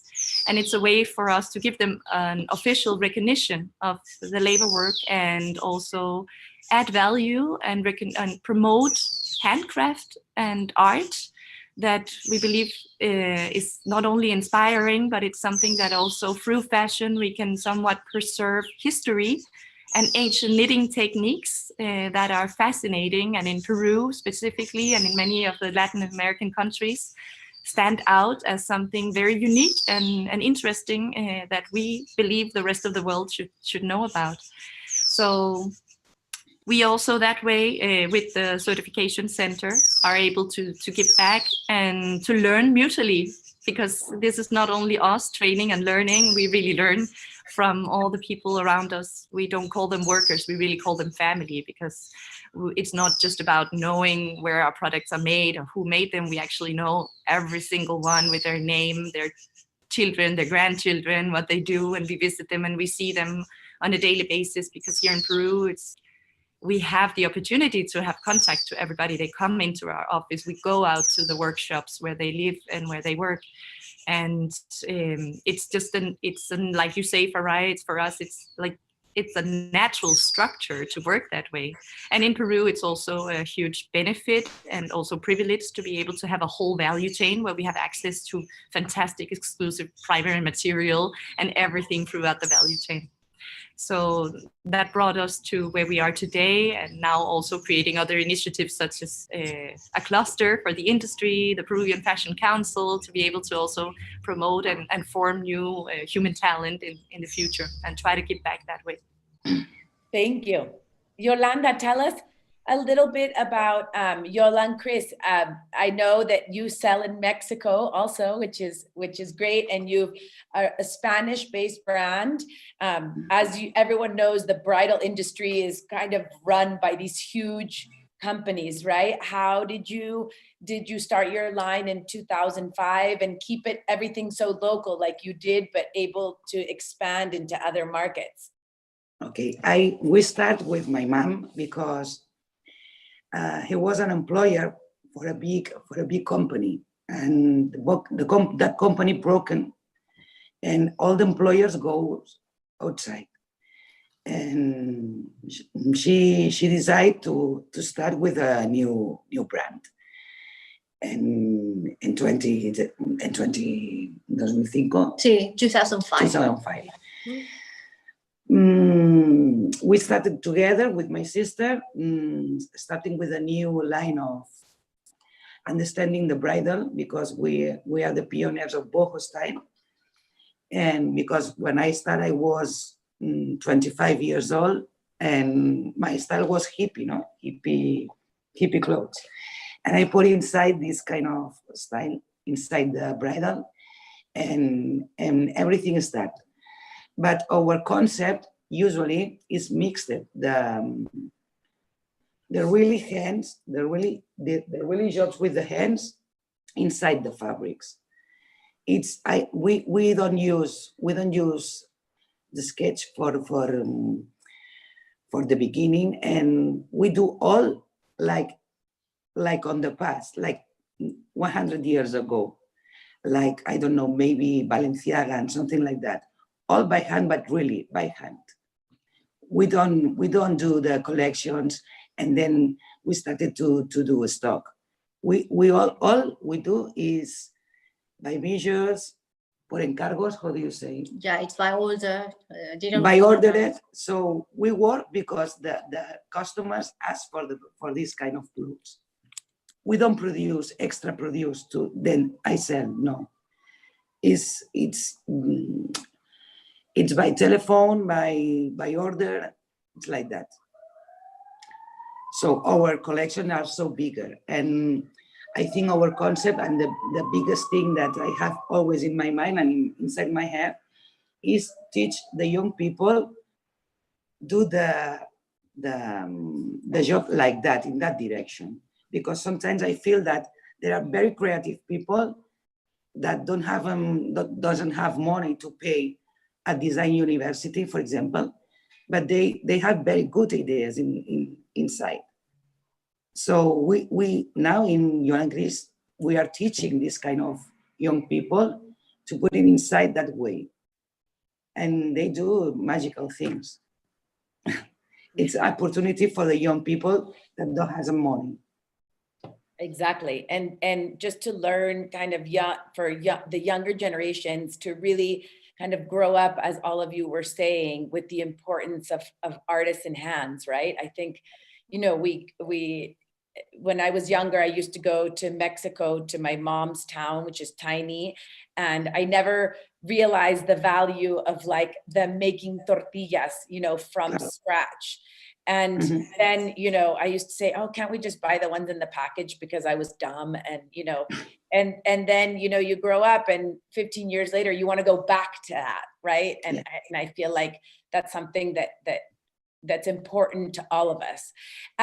Marcia, tell us a little bit about how you find your artisans and what that process is like, and how you fuse it with innovation. Yes. So Nanakai is a brand with no frontiers. And it has clear mission. So I'm always searching for innovation, new techniques, materials. I work side by side to the artisan. This is why it becomes so different. And I'm always searching for new groups as well. The group search for me, and a group starts with 2-3 people, because when you start producing, others will come. And as everybody mentioned here, this is why we are preserving cultures. This is why, because I think that preserving artisanal products, we are preserving the heritage of the world, a luxury, because each product is full of feelings. When someone is weaving, like said, at their home, they are putting their energy, and the product is amazing. This is why it's so lovely, I think. So we started working with South America, and nowadays there are many artisans looking for us from Africa, from Indochina, from India. I wish I could embrace them all, but we are a family business, so I can't nowadays, but I would like to embrace as much as I can. And it takes money and a lot of investment, because to build a group, it takes at least 6 months, to work with them, to understand their technique, to see who is going to be the leader of this group that we are going to provide also financial and developing skills. So he's going to be the leader, or she's going to be the leader of this group. So we try to make this group an entrepreneur. This person will be the entrepreneur of the group. And innovation, yes, is part of DNA. Completely my answer for you, because we start producing different baskets from different kind of straws and pom-poms. And then I started embracing new groups. So nowadays we do macrame, we do crochet, and we are starting now, we just shift our new launch collection, which will bring embroideries as well, sustainable sequins and recycled fabrics. So doing this, we are embracing new groups from Rio de Janeiro, that lives in communities around our city. So we are non-stop. We don't want to stop. We don't want to stop, Carla. Non-stoppable company. Farai, tell us a little bit about, in the past couple of years, we've seen a lot of luxury brands being accused of cultural appropriation, and, they want to work with artisans, but they don't know how to. And so it often kind of gets lost, and they kind of, for lack of a better word, kind of take credit for the work of the artisan. How do you think we can combat this problem? And do you think there is a way for the brands to work together? I mean, we've seen, a brand like Louis Vuitton do a wonderful project here in Oaxaca with artisans this year. Tell us what you think about how you can also help brands find great artisans. Yeah, I honestly never understood why cultural appropriation. Why do brands do this? And for me, in my research and just trying to understand and sort of play devil's advocate, I've just sort of realized it's a lack of education within the infrastructure of that company. Because if you employ or bring people into your corporate infrastructures that are from all over the world, global, and I'm not just saying Black or African, talking Peruvian, Mexico, anywhere in the world, I just feel like there just needs to be more diversity on a team so that they understand before they put a product out. Let's show this entire product to the whole team and say, yes, no, is this something that should be put onto the shelves? Because for me, I'm just baffled that to this day, we're still having like blackface with lips put on sweatshirts and being sold in stores, for $500. And then on top of it, that there's actually a consumer that is buying it, And the great thing about social media is that I think more people now are calling out these brands. And I think we're just trying to figure out, why is this happening? And so that's where the whole conversation of diversity comes in. And I also think it's educating from a university perspective as well, because there was also controversy that came out at FIT where a student was forced to put like a mask on down the runway that sort of revealed blackface. Again, these things need to be taught at an educational institution and then brought into corporate spaces. So what I implore these corporate companies to do is to make room at the table, open up space, bring people in. Maybe if you don't have the ability to hire people, then create groups, survey groups that you can like throw ideas at and just see what they say. Because I think what's happening is that there's a gap, there's not a connection. It's very easy for these brands to reach out to a brand and say, hey, we would love to work with you. I mean, people send DMs, people send emails all the time. So I just think it's a problem that needs to be handled and the solution is diversity and bringing these brands on. Because also another thing with cultural appropriation that we're seeing is these corporate companies are actually looking to these global brands and these younger brands, and not just cultural appropriation, but they're also taking ideas from these brands. So if you have the ability to take an idea, you also have the ability to email and collaborate on the idea. So I think it's just breaking down the wall, breaking down the barriers and just stepping in and creating more space at these institutions and these companies. So I really am in a space right now where I would like to start challenging a lot of these corporate companies to do that.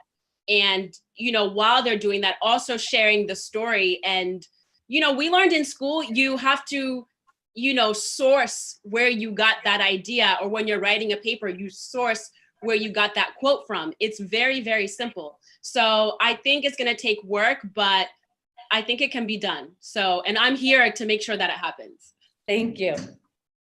Larke, I think oftentimes in Peru and in a lot of Latin American countries, ourselves, we always say like, oh, that's too expensive. It's made in Peru. You know, it shouldn't be $500.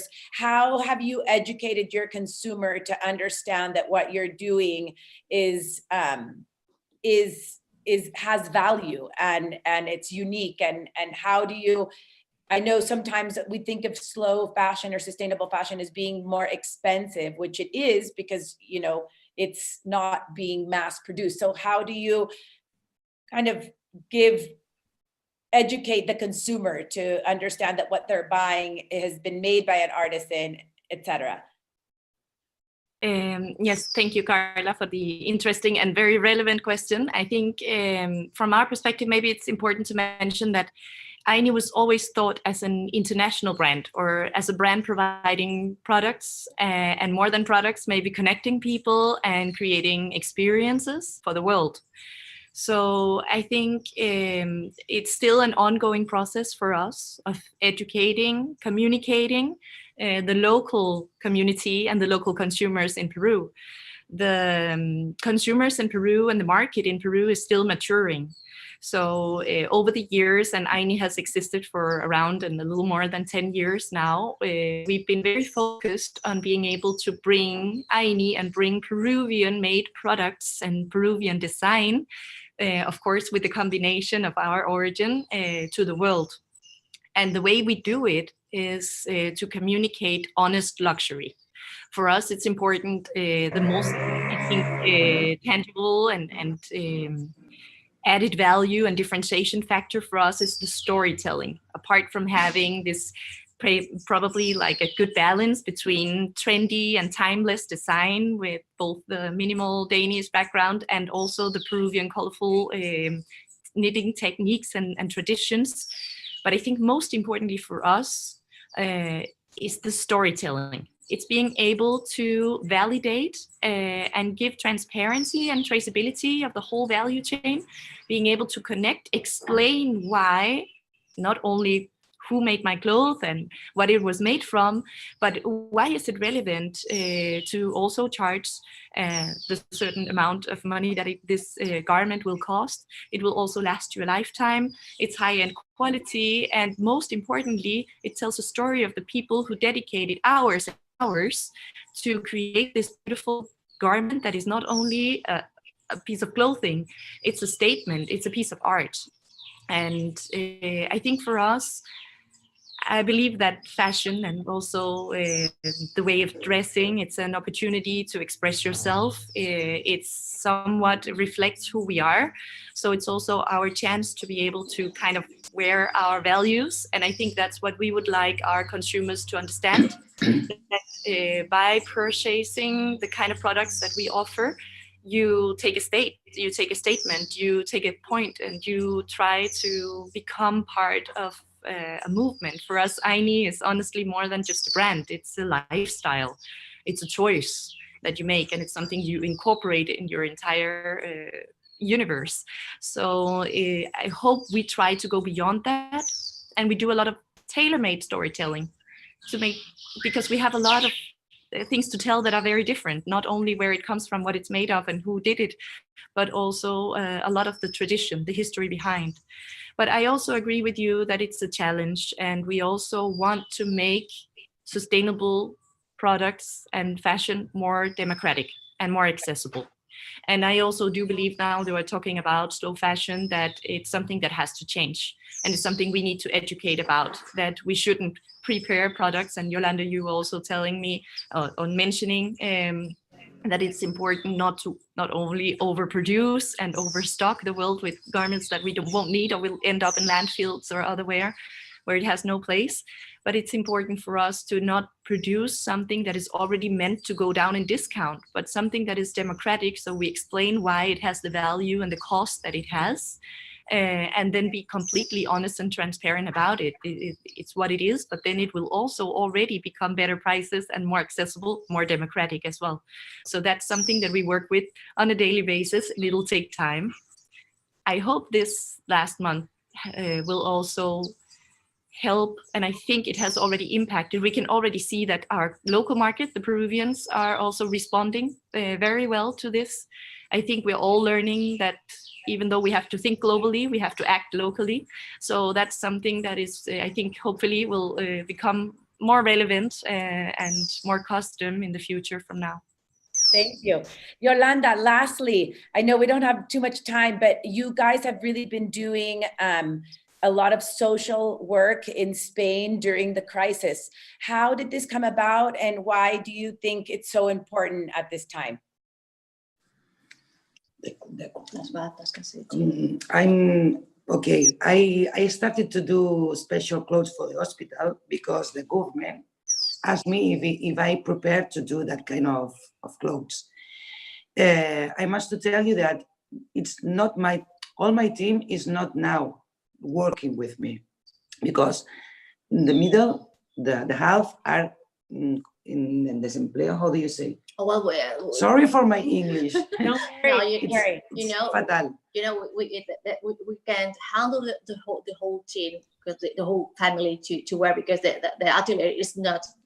My atelier is not working now doing bridal dresses because all the bridal are postponed for the next one.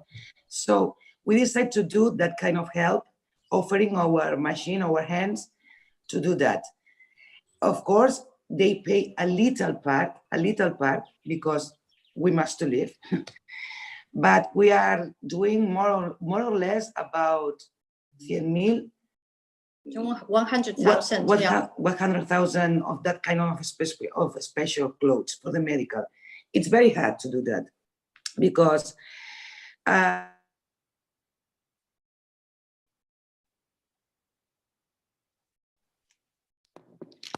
I produce that, but other ateliers.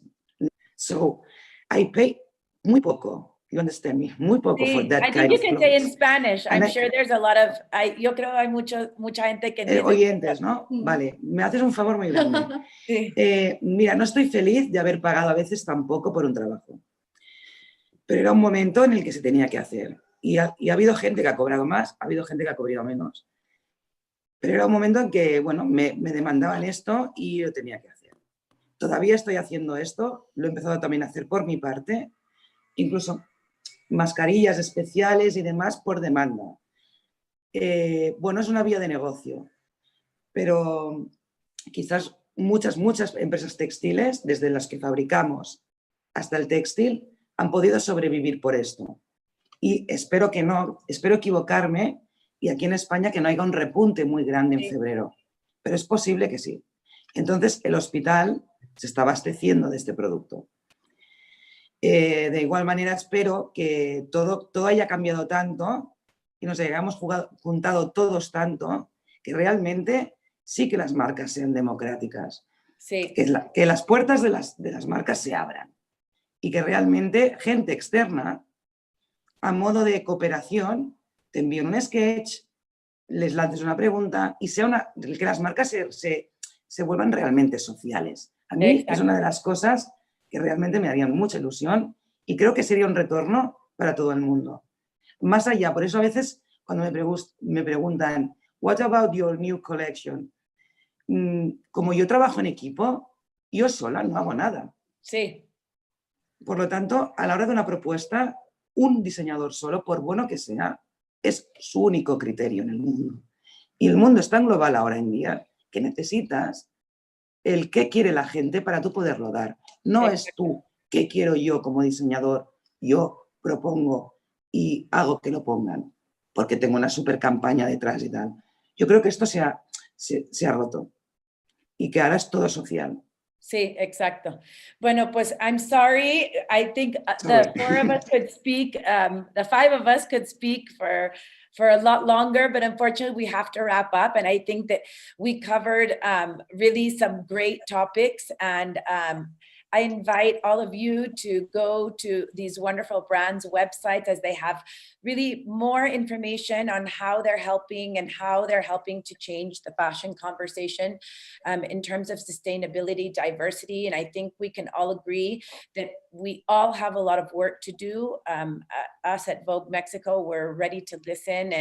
And really, if we want to make a change in the fashion industry, I think it starts with really informing ourselves and finding out what we can do to put our little grano de arena, which is, you know, our little grain of sand to really make the world a better place. I think if we start locally, if we start supporting brands that are helping others, I think it's a great step. And thank you all for joining us. Thank you to the designers and Jordana and the Fashion Innovation Lab. I think these talks are really helpful for people. And thank you for having me, and lovely to meet everyone. And hopefully we can all meet soon. Yes. Yes, I have to say this was incredible, and I love all of the female empowerment in this conversation, as well as everything that you just said, Carla, and I couldn't have done this event without any of you. So I appreciate you all so much, and I hope that we can continue conversation and the next time in person. So thank you all. Everybody. Thank you. Thank you. Thank you. Thank you so much. Bye. Thank you.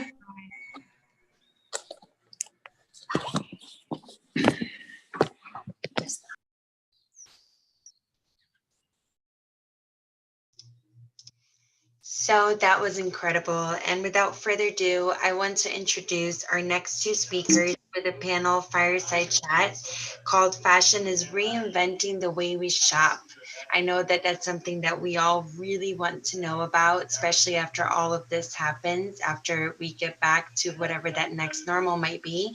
And I want to thank Julie Bornstein, the co-founder and CEO of The Yes, as well as Elizabeth Sagren, who's the author of The Rocket Years and a staff writer at Fast Company. Thank both of you ladies so much for being here and being a part of what we really want to be an impactful 2 days around the world. So I appreciate both of you, and I'll let you take it from here. Hi. Hi. It's nice to see you, Julie. Let me just introduce you a little bit to our audience. So my name is Elizabeth Segrin. I am the author of a new book called The Rocket Years, How Your 20s Launch the Rest of Your Life. But I'm also a senior staff writer at Fast Company magazine, where I cover fashion and retail. And in that capacity, I have had the pleasure of getting to know Julie, who has spent her entire career in the world, deeply immersed in the world of retail, with a particular focus on multi-brand platforms. So she's most recently worked at Stitch Fix and in senior roles at Stitch Fix, Sephora, Nordstrom, Urban Outfitters, all of these brands that we're so familiar with that curate products from different brands. But recently, over the last 2 years, she's decided to do something entirely new. And she's launched this app called The Yes. And I recommend that all of you go out and look at this app and download it, because it's kind of hard to describe unless you've sort of used it. And so I had the pleasure of spending a weekend using it, and I got these really adorable Edie Parker earrings on the site. But why don't you just start by talking us through what The Yes is, because you kind of have to be there, right, to really experience it. Yeah. So I've spent my career, as you said, in online retail and e-commerce, and I am obsessed with the shopping experience online. And so, over the last 20 years, I continue to think about what's next and how to make it better. And I would say The Yes is the culmination of. Oh, Julie, we can't hear you.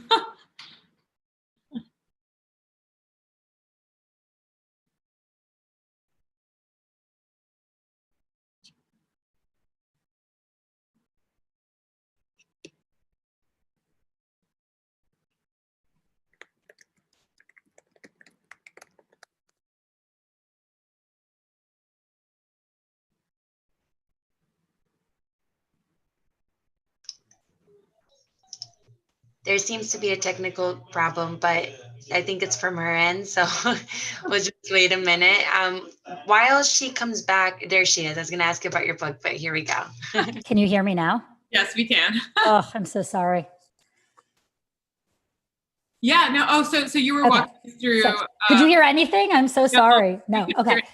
So what I said was that I have spent my whole career in e-commerce. And so for the last 20 years, I've been obsessed with the online shopping experience. And I'm always thinking about how to make it better. And the Yes is really the culmination of my 20 years working in the space and thinking about the consumer experience and thinking about how technology can help it and what other things really matter. So I am, a super user of all of these shopping sites and apps. And I think that it's really helpful to be both the executive and the super user because you are obsessing over sort of every detail. And stepping back, the Yes is really the culmination of all my various experiences. And it's really a modern way to shop given sort of what exists today, which is a lot of technology that wasn't accessible in the past 20 years. So our goal is to take the work out of shopping and to bring back the fun. And with tech that creates a customized digital store around each user. So we carry over 150 brands from high-end Prada, Rosie Sulin, to sort of more contemporary fashion, Frame and Sandro, to Madewell, Everlane, and Levi's. So it's a really broad range because we shop high-low.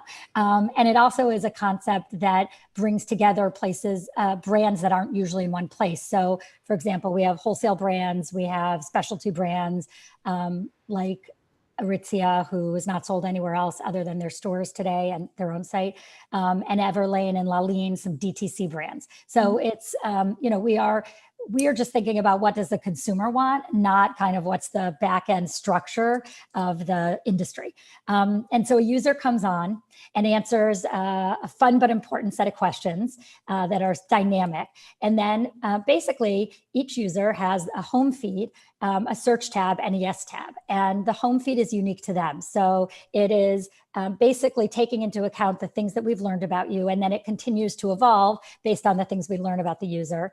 And it is a combination of brands and trends and themes and categories that are relevant. And then in search, we basically don't edit out things, we re-rank things. And so everyone has their own personal rank for every search, whether it's for something specific like white sandals or it's broad like sundress. What you see, Liz, and what I see are going to be different based on what's available in our size, and the size is already recommended because we understand whether you are a 6 who wears an 8 or a 6 who wears a 4 and how this brand runs. And we sort of combine those data points to give you an already defaulted recommended size. And then based on, all the other aspects of style and preferences. And then everything's one click. So we use Apple Pay or your credit card. And while the model is drop ship, so the product is sent from the brand's warehouse in their packaging, we manage the communication with the customer. So we let you know where it is. And if there are any questions or problems, we take care of it. Yeah. I mean, so when I was using it, what was interesting about it was that, usually you're exploring based on a particular brand. Even the layout of department stores tends to be based on, the price point of products. They're categorized in this kind of arbitrary way, right? And so what was really cool about this was that you were able to sort of see what you were interested in all in one place. And that was a very different experience. And also it's kind of a fun interface, right? You've sort of gamified it so that you're clicking yes when you like something, and then that will change, the algorithm. One interesting thing that I've been thinking about, especially during this time, is the representation of Black brands and Black designers. And this is something that I've been sort of tracking for a couple of years and has been very salient, obviously, over the last week. But, a lot of, in some ways, the Yes is really an alternative to the department store, the traditional department store, Barney's, Nordstrom, these stores where that effectively served as gatekeepers stores for what brands would sort of make it, right? You would see a runway show, there would be a breakout designer, the clothes would then be available at one of these department stores that would basically be responsible for keeping a brand alive or giving it, like a place to sell product, right? Is there a way that this app and this model can be more inclusive, perhaps, to designers of color or people that we're less familiar with than other forms, other forms of retail that do this? Yeah, I mean, the barrier to be a brand on our app is very low. It's basically just, who do we think has a real fashion point of view? And so it doesn't matter if you're a big brand or a small brand, a startup brand, you don't have a lot of funding behind you. And so that's what makes it really nice. The integration process that we've built you have to have a website. But other than that, we basically do all the technical work. And, we're also promoting the brands through things like you can follow them on Instagram and you can sign up directly for their emails through our platform. So we're really excited. We have a bunch of small brands. We have some Black owned brands, and we definitely, the silver lining of this event is it has made everyone far more aware and proactive around sort of this topic of supporting Black businesses. So the team had already basically done some work to find, just more brands with different, I'd say diverse founders to be able to invite in that we thought were interesting. So the truth is there's no difference from, a tiny brand like Lemlem is a brand we have on that's an Ethiopian founder who's amazing and beautiful, versus a huge brand like a Prada. They both can participate equally in the platform, and based on, each shopper's preferences, they're going to see the brands that are stylistically relevant for them. So yeah, and interesting. I mean, with the old model, there were these, because the brand, the retailer was buying, was ordering essentially, like placing an order from the brand. So they had to be able to scale up and have a certain amount of inventory and so on. And so all of those barriers have sort of fallen away, right? With the exactly. They're controlling the inventory, right? Exactly. Yeah. It's an interesting new approach, but I think many of audience members are interested in kind of the larger reason for the yes, which is that department stores are currently being battered by the events, the economic, essentially like the lockdowns, but the broader economic trends. But that's been sort of happening for a long time. This is kind of like the final nail in the coffin.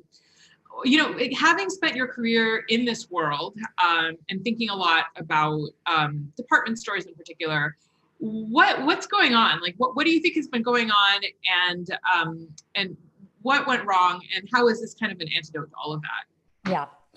I think that if you look at the history of department stores, which were really the first big retailers in this multi-branded world, it's been really interesting. I was thinking about this the other day because, in the sort of early part of the 20th century, as department stores started to come to life, the competition was much smaller. And if you read the history of some of the department stores, Nordstrom and Neiman Marcus, they were the sort of penultimate of shopping, and they dominated. And then ever since that time, competition has and the landscape has changed so dramatically. And if you think about the last probably 30 years or so, I was a shopper in the 80s and I spent my weekends in the mall, and, the competition for my time was much less. So I was either deciding between the roller rink or the mall for my Saturday, and it's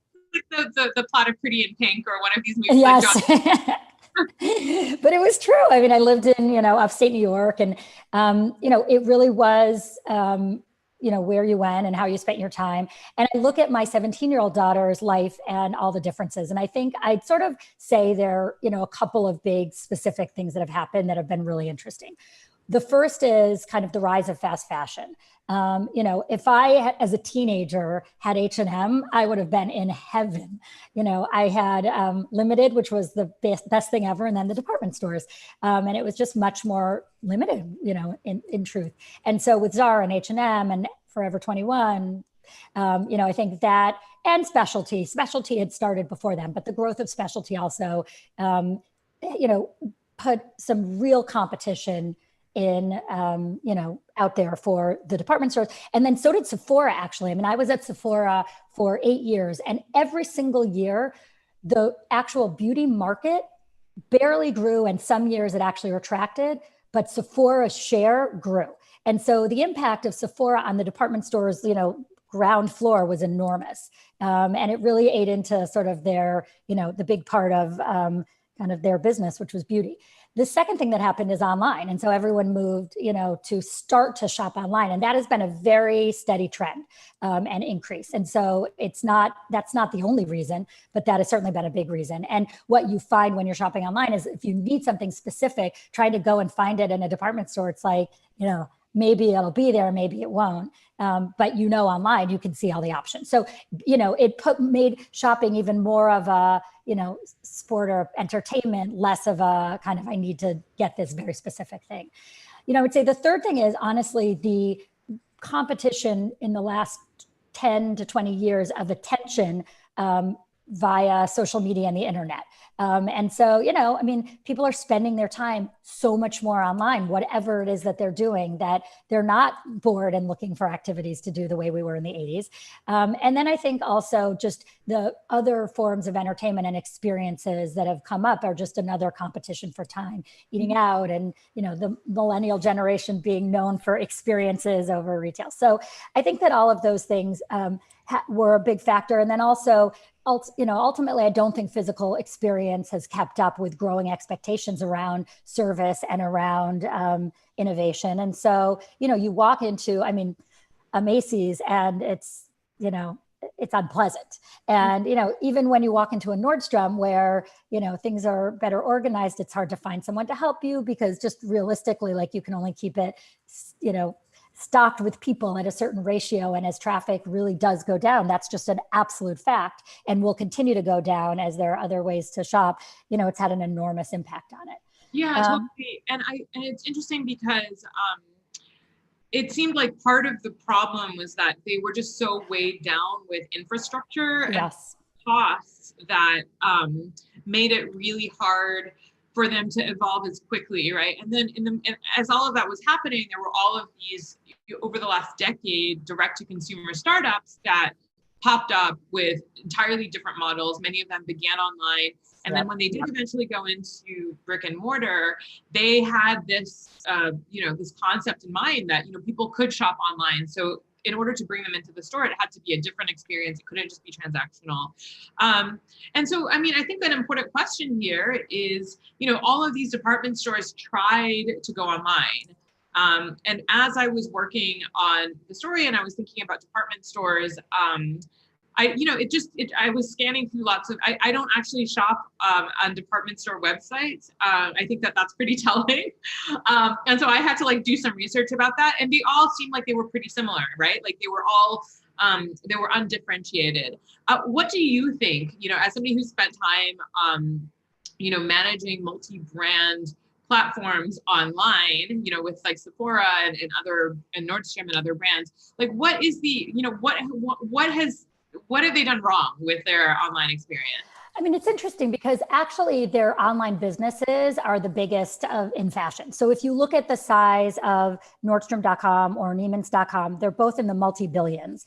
And, if you look at the online only competitors, the Farfetch, the Net-a-Porter, the Shopbop, they're actually, the Revolve, they're all much smaller. So Nordstrom.com and Neiman's.com are somewhere between 3 and 6 times larger in terms of revenue than those experiences. But what's happened is exactly what you said. So they have a large infrastructure. They are trying to manage for multi-channels, and there has been a limit to innovation. And so, I would say it's not that they don't kind of dominate today, because they do. They're just not, first of all, it's not enough to offset the shrink in their sort of store business, which they're very obviously distracted by having to manage.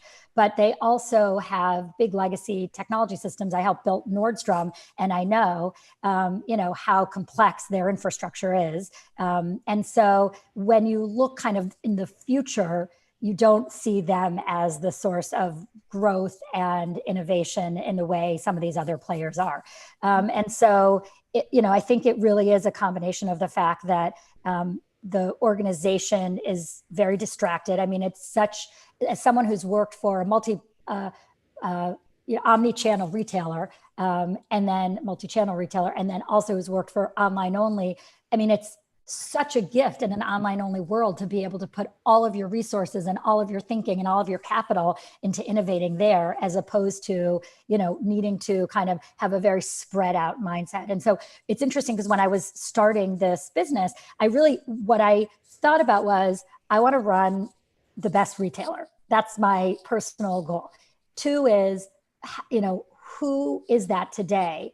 And 3 is, what is that going to look like in the future? And I realized that what it was going to look like was very different than what exists. And starting from scratch, literally scratch, would be a better way to get there than, taking on a $4 billion business and trying to innovate and continue to make it relevant for the future. Yeah, and to that point, as I was learning about your app, it's fascinating how you basically had to build your own technology so that you could recommend products that people would actually want, and also you had all of this machine learning and AI that basically helped figure out what to recommend someone, because all of the legacy systems are being used pretty much by everyone. It's the same technology, and so we're all getting the same recommendations. So it's pretty interesting that it seems like in order to move forward and stand out, you really sort of have to build stuff from scratch. And I think to that point, this brings us to our last question, which is that we've looked a little bit at all of the department stores of the past and how they tried to evolve. I mean, what does what does shopping on a multi-brand platform in the future look like to you? I mean, if you can just not think about what exists today and what is happening in the future, right? If you could imagine what that's going to look like, what does that look like to you? It looks like it's like a one-to-one store, right? So it's, if you know about me and you learn about me as I shop. I mean, that's the key, is that we all spend so much time on these websites and they don't know anything more about us today than they did 10 years ago when we started shopping. And so the problem is that it's a catalog online that is yours to have to go find. And so the whole point, I think, of the future and what AI and sort of building these kind of neural networks that basically understand one user's behavior and can build a model around them, it is figuring out what to show you that is sort of meeting your needs and bringing you new ideas, continuing to expand your horizons, bringing contextually the pieces of information that you might need to see to help you. So what are your friends interested in? Can people sort of give you input on it seamlessly and easily? What are people who you inspire to, are your fashion inspirations wearing, and how do you get those ideas all kind of in one place where you don't have to kind of use these jerry-rigged systems or go out? It's sort of all brought to you in a really logical and helpful way, so that it's, if you think about it, it's like, there've been lots of variations on personal shoppers, both in stores and online, but it's the idea that someone says, I can learn everything about you and I can help show you things that are relevant to you, and whatever pieces of information are relevant to you in the world and specific to, product and brands, we can surface for you in a really easy way. Yeah, and I think that really, one crucial part of all of this is just kind of what we just said before, which is doing away with pre-existing models. So it seems like a lot of the change in retail has been incremental. So, an app will come up, but it's kind of like a small improvement on other apps that exist. And, same with department stores and, even when, the big transformation was in these pop-ups and immersive retail. But then after that, everybody sort of started to do that and just sort of modify what was working. And I think that, what's interesting about your app is that it's sort of doing away, it's kind of rethinking a lot of different things, including, for instance, the high-low component. So when I was scrolling through the app, I was interested in chunky earrings, and there was Prada earrings, and then there was Edie Parker earrings, and then there were much less expensive earrings. I mean, these are things that didn't really exist in the past. I think that there were institutional reasons why you wouldn't want to put you know, brands of different price points together, but you know, that's how people actually shop, right? And things like about like sizing and all of that. I mean, it's just like kind of throwing out the rule book, right? Would you agree with that? Yes, absolutely. And I think that's what you need to do to make legitimate change as opposed to incremental change, as you sort of said. Totally. And to wrap up, tell us really quickly about like what you have in store. I mean, you just launched the Yes. But, you know, when we were talking previously, you mentioned that you have a big pipeline of things that you're hoping to bring to the app. So what's on your wish list? Yeah. So we just added a sharing feature. So basically you can invite friends into the app and you can see what they're liking and they can see what you're liking. That makes it super fun. We have a lot more around kind of the idea of how you bring in other people in a way that's really helpful for you. Right now we're women's only and we're iOS only. So obviously expanding that, and we're also US only. So lots of room for growth across all of that. And we have 150 brands and we will have many more in the future. So we're really excited about that too. So those are some of the, you know, changes in the near term. Awesome. Well, I hope everybody downloads the app and gives it a whirl. And thank you so much for joining us today in this conversation. This is really fun.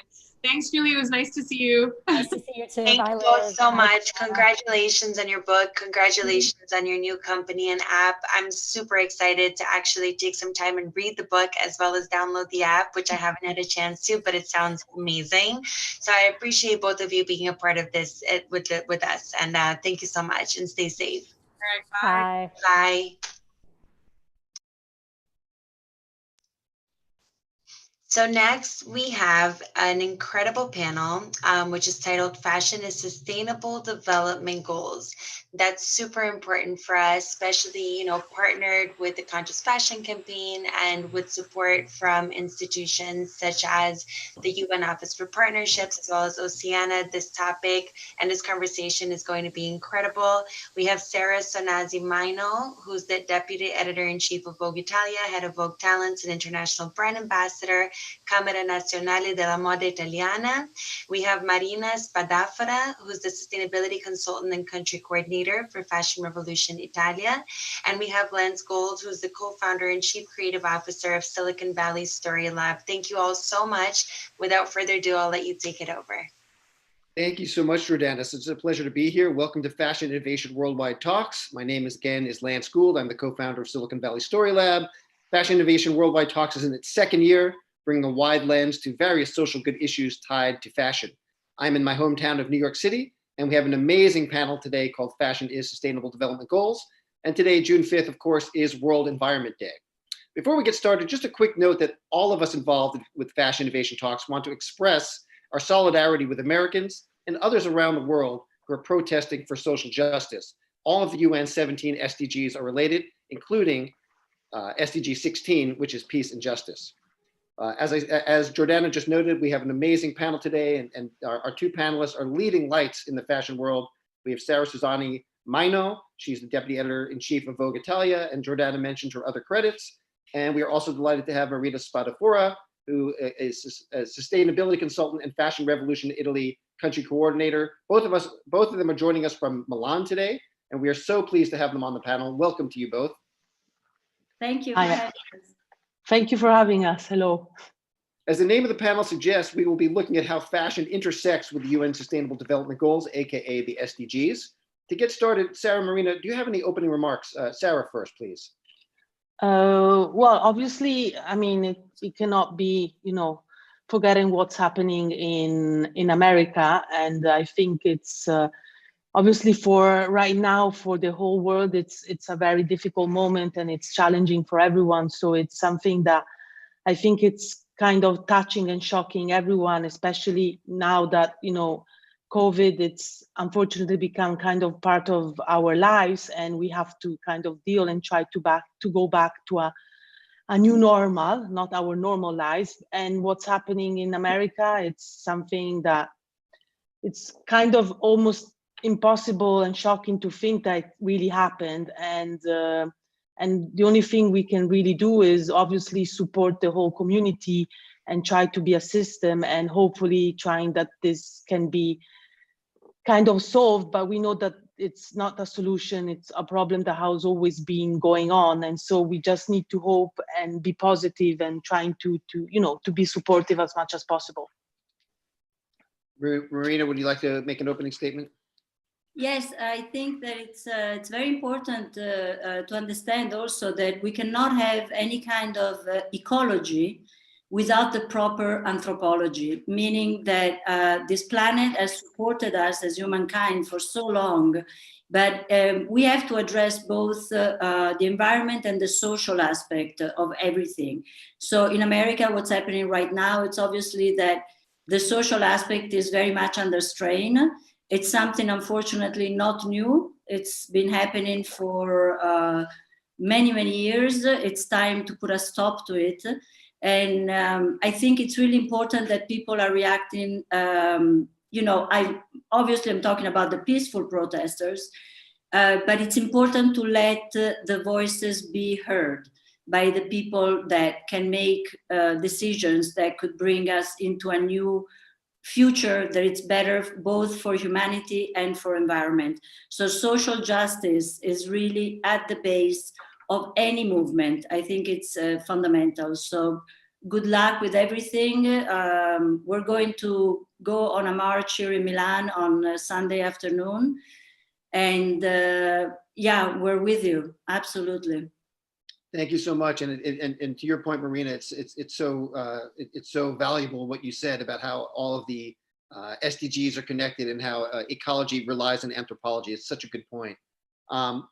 Thank you so much. For the audience tuning in around the world today, we're going to have a discussion among the three of us for about 30 minutes. But please send us any questions you would like to ask, and I'll ask them to Sarah Marina in the last 10 minutes of the program, which we'll turn over to really the audience. So getting started. First, as you are both in Northern Italy, I'm sure the audience is very curious to hear how both of you, as well as your families and your colleagues, are actually doing since COVID-19 has devastated Italy. How are things there, Marina? Things are getting slowly back to normal. Just yesterday, we are free to travel between regions. So finally, we're able to go visit relatives and do other things. Especially in Lombardy and Milan, COVID has been devastating. We lost way too many lives. And the impact on the whole country, on the point of view of economic growth, is very, very challenging. I think this is a moment, I always bring up this thing, which is in Chinese language, the word crisis is made up of two ideogrammi, two signs. Two characters, yep. Yeah, two characters. One means danger, and the other one is opportunity. So I think we really need to take this opportunity. It's an opportunity for everyone. I mean, we're talking about fashion. It's an opportunity to change our habits. It's an opportunity to change the system. But it's also an opportunity for example, for the European Union to show solidarity and to show countries like Italy, Spain, and other countries that have been hit first and were not prepared, that it's time to come together as a federation, as a union, and help each other. Because I really strongly believe that now is the time to move from a mindset of competition to a mindset of cooperation. This is the only way that we can move forward as a humanity. If we think that Earth, this beautiful planet, has been around for 4.5 billion years, but civilization as we know it, it's only been around for about 6,000 years. So if we don't wise up, Earth will keep on evolving and changing. And the only question is, are we gonna be around to witness it? So let's wise up. Sarah, what is your perspective on how things are in Italy post-COVID? Well, I totally agree what Marina said. Obviously, for us, it's been kind of a challenge and it's been tough, and the economy is in big crisis because, I mean, apart the lockdown and the terrible deaths of so many people, obviously now there's a big challenge on the economy, which is devastating. But as Marina was saying, but we always have to think positive, and this we have to see it as a second chance, because obviously it's terrible what happened, but we need to see also the positive part and think that we can restart in a better way. And being a community and the system right now, it's the most strongest thing that we could have. Even though, unfortunately, it's something very difficult to obtain, especially in Italy. It's not a criticism, but it's a reality. But we are people like Marina, myself, and there are many other people, Italian people, that believe in the community and the system. And, we are not gonna fall down and not believe in what we do. But obviously, this has to be a very strong statement more than ever. And about the earth, we are all guests here. It's not our place, and we totally disrespected, all of us, until now. And we know perfectly that it's the damage has been done, but we can always try to kind of slow down this damage and respect it more, because as Marina was saying, I mean, we're not eternal, and the earth is going to remain. We are not going to stay here, so we have to respect the place where we stay. And so, well, we Italians are always very positive, even though this has been a very, very, very strong hit, especially, I mean, we both work in the fashion system, and obviously the fashion community has been hit hard because the production of Made in Italy is worldwide. So it's not just about Italians, but it's about everywhere. So, but as I said, everyone is willing to continue and to to work and go out, but obviously the government needs to support more than what they're doing right now. Well, that's a very good segue into my next question, Sarah. Thank you for that. The virus has, as you noted, first and foremost taken thousands of lives, but it has also disrupted economies and supply chains around the world. How has that impacted the fashion industry in particular, with particular attention to the sustainability efforts in the fashion community? I mean, is it me or Marina? Sorry, Sarah first. Okay, sorry. It's just like, yeah. No, it's okay. And no, I mean, obviously the impact has been devastating, because 3 months of lockdown, of total lockdown, of stopped, obviously has stopped an entire kind of process which has touched everyone, which is not just about the fashion brand, it's about the artisans, about the small industries, about the shops, about a whole community. And I don't want to go back on this and be very critical, but the government totally always forgets about the fashion. They do not even consider it about it. And we have been shouting since years that it's the second or third economy impact on Italy. So I mean, it's, we're like kind of yelling that we are here, and anyways, we're going to continue anyways to go on, even though the government, it's not kind of helping as much as they could. And just to be clear, Sarah, by that, do you mean that they have not listed you as an essential, not listed fashion as an essential business, or is that what you mean? They're obviously considering other aspects. I mean, of the obviously tourism and other aspects of the industry, which is fine, but fashion is never mentioned. So this is kind of still very kind of, I don't know. We are kind of always cannot believe that still after all of this, they don't realize the situation. But anyways, we go on, and going back to the sustainable part, obviously fashion has always been very criticized about how impactful in the negative way have been. And I think that this stop has been very reflective for everyone. And right now brands and the industry wants to slow down and make it better. Marina, how about you? What's your take on this? Yes, like I said, I think this pandemic has shaken a lot of consciences.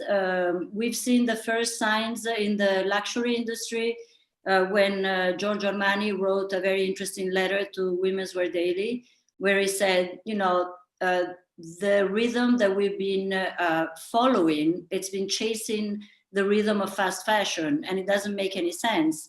Because fast fashion comes out with new collections almost every week, and it's put a terrible strain both on the environment and on the people that are making our clothes worldwide. But what luxury goods have done is they kind of said, oh, well, we can just come out twice a year. So let's make the pre-collection and another pre-collection and a drop and a special capsule So now even this system has become like this. So Giorgio Armani said, we have to slow down, like Sarah said before, and let's go back to 2 collections a year. So shortly after, Dres Van Noten gathered a whole big group of brands that said the same. Then Gucci last week adhered to the same thing. So in the luxury industry, we're going towards this, let's take the time back. Let's produce something that is good quality, hopefully produced in Italy and not outsourced like unfortunately many brands do right now. So this could be a good development. And as far as the big fast fashion brands, it's really come time for them to wise up, I think, because in the whole world, people are rising up and they're understanding what fast fashion is doing to the environment. Also thanks to people like Sarah, myself, and many other, they're advocating this very loudly on every channel we can. So fast fashion, big names in fast fashion are doing good efforts towards sustainability on the environmental side, but they're still not paying the people the right amount. So it's that famous, like environmental sustainability has to go along with social sustainability. So I really believe that they should start paying something called the living wage, which is, a wage that affords people the basic necessity, that it's very different than the minimum wage, which is much lower.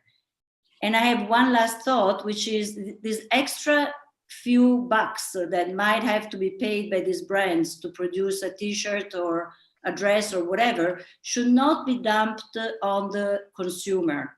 So it should not go and increase the price in the shop, but it should be absorbed by the company reviewing their profit margins, meaning that they should behave like they should have behaved all along, paying the right, not polluting, and they make huge amounts of money, shaving off a little bit, just so to make sure that the people that produce our clothes are not in danger, enslaved, and paid horribly low prices. I think that should be on their shoulders. Those are excellent points. And in fact, I'm going to revisit that in 1 minute, but I had a question for both of you first. And first, I just want to read a couple of stats to you. According to the World Economic Forum, the fashion industry produces 10% of all of humanity's carbon emissions and is the second biggest consumer of the world's water supply. Does the industry even recognize the enormity of its role in the planet's current state? And do you think that it sincerely cares? Marina, let me go to you first on that one. Does it care? Yes, I think now we've gotten to the point where it does know, and it's starting to care, not as much from like a heartfelt care thing, but more like, people are starting to care. So consumers, so our sales might go down if we don't behave. Also, that the brands that are listed on the stock market have to produce every year a sustainability report for their shareholders. So there is a movement towards making this, part of the process. I must say also that in Italy, we have the producers of fabric and yarn and all these things are very, very good. Most of them are certified. Most of them have taken the challenge of Greenpeace, of the zero waste and, detox program of not having bad chemicals in the process of making clothes. So I think that here all the luxury brands of the world come to this country to produce, and they have very high standards like the Caring Group and other groups. So by default, our industry, textile industry in general is at a very good level. So I think with a little push from the grassroots movement that we are working on as Fashion Revolution, for example, and the laws, because we need very stringent laws. I always say we have very stringent laws for the food industry and cosmetic industry, because I want to know what I'm putting inside my body and I want to know what I'm putting on my eyes. But if you consider that the skin is the largest organ in our body, I should well know what goes on my skin. So I do want labels, and we do want labels with QR codes that tell us exactly the ingredients of our clothes, where they were made, what was the carbon footprint, were people paid, blah, blah, blah, blah, blah. That's what we want. And I think the industry should care, because otherwise they're gonna lose profit. Those are amazing ideas. Sarah, back to you. And again, just a reminder, is the industry aware and does it care? Not totally aware, and they should care more. I mean, the thing is that, no, I don't want to be pragmatic, but it's true, because obviously what Marina was saying, it's very important, because they're beginning to care more, because the consumer are beginning to have, they want to have better product, and they want to know what they're wearing, as people know what they want to eat. But I think that the most important thing is that people like us, and also the platform of today, and the voices are the ones that will will like spread the word and spread also the awareness. And this is probably the most important thing, because if we don't create awareness, people will not know, because the people, I mean everyone, because we obviously are part of a community of fashion, that we know what's happening. But what about all the other people, the common people that do not know anything about fashion, and they do not know what they're buying? So once you go into a shop, you want to know what they're buying, but unless the brands begin to say to you what you're buying, how can you become conscious? So if it's it's a chain, and it's a social chain, and it's a responsibility of the consumer to be picky and pretending to want things. But most of all, it's us as media and brands that have to be, communicate the awareness and the change. So going back to your questions, they are aware, because obviously this pandemic brought them to stop, which stopped everyone. So it's not that they're wrong and we're right, but we stopped. And now the desire of living a better life, it's in the head of everyone. So going back to their offices and to their factories, now they think how to be better. And obviously they're gonna care more. And this is a process that was already starting, but COVID helped, which is, I know it's a strange word to say, but it helped to be more aware and to care more. Got it. That's such a good point, that COVID has opened our eyes to not only health issues, but to so many issues involving every sector. A couple more stats for you. This is also from WEF. 85% of all textiles go to the dump each year. And washing some types of clothes sends thousands of bits of plastic into the ocean. This is kind of what Marina was talking about earlier with fast fashion. The industry is quite an unenviable balancing act to perform here, continuing to manufacture goods to make money and to keep workers employed, but to do so in a way that does not continue to tax the resources of the planet. What should fashion be doing to lead the way here? And I'm going to start with Sarah. Well, basically, it's already two words: slow down. Because the way, I mean, slowing down, it's helping, to slow down production, but it's not the solution, because obviously slowing down doesn't mean that you stop producing, you're still producing. So it's slowing down, how you slow down and how you will produce in the future. And also this is something that, I mean, during the lockdown, I did things which I never had the opportunity to do, which was more about listening and do online courses on sustainability, because myself, and this is just a small thing I wanted to say. I mean, I've been working in the industry for a long time, but my kind of approach to sustainability is very short term. It's 5 or 6 years.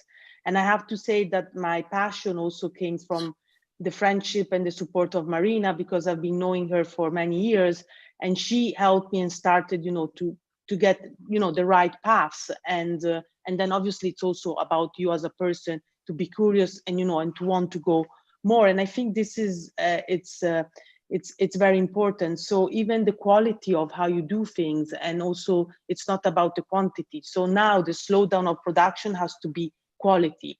And why this? And the quality is always going back to the question before. You have to be aware and conscious of where to buy the quality. So you go to Fashion Revolution, they can tell you where to buy, but maybe then you go to Vogue, and you read what to do. I mean, this is, you know, our mission of also helping this big brand, because obviously the big brands have the structure of knowing how to do it, but you have to consider that, I don't know percentage, but there's a high percentage of brands that they don't really know how to move, that they are completely like in a dark room, and they don't know where to look at because there's no one, you know, pointing the light and tell them where to go. So I think this is something very important, which is a little bit the answer to the question, but a little bit also outside the question. No, that's great. And Marina, playing off what Sarah just said, say that there is a company that maybe wants to do better, and I'm just playing off what Sarah said here, that maybe they want to do better, but they don't know how. What should they do? Well, first of all, they have to get information. I think, you know, there are people out there, there are experts in different areas that can help. And I always say that starting in sustainability, I always compare it to a little baby that starts to take its first steps. And he ain't gonna run, he's gonna, you know, he's gonna take baby steps. So the approach also of NGOs like Fashion Revolution and many others now is we've shifted a little bit from pointing fingers so much to sort of helping these companies to move in the right direction. Because the important thing is continuity though, because I've witnessed in the years companies that will do a project and be really adamant and splash it all over the media. And then the next season, they're back to doing what they were doing before. So like, no. If you start on the path, you have to continue, because continuity gives legitimacy to your journey. And then we can allow you to have baby steps initially.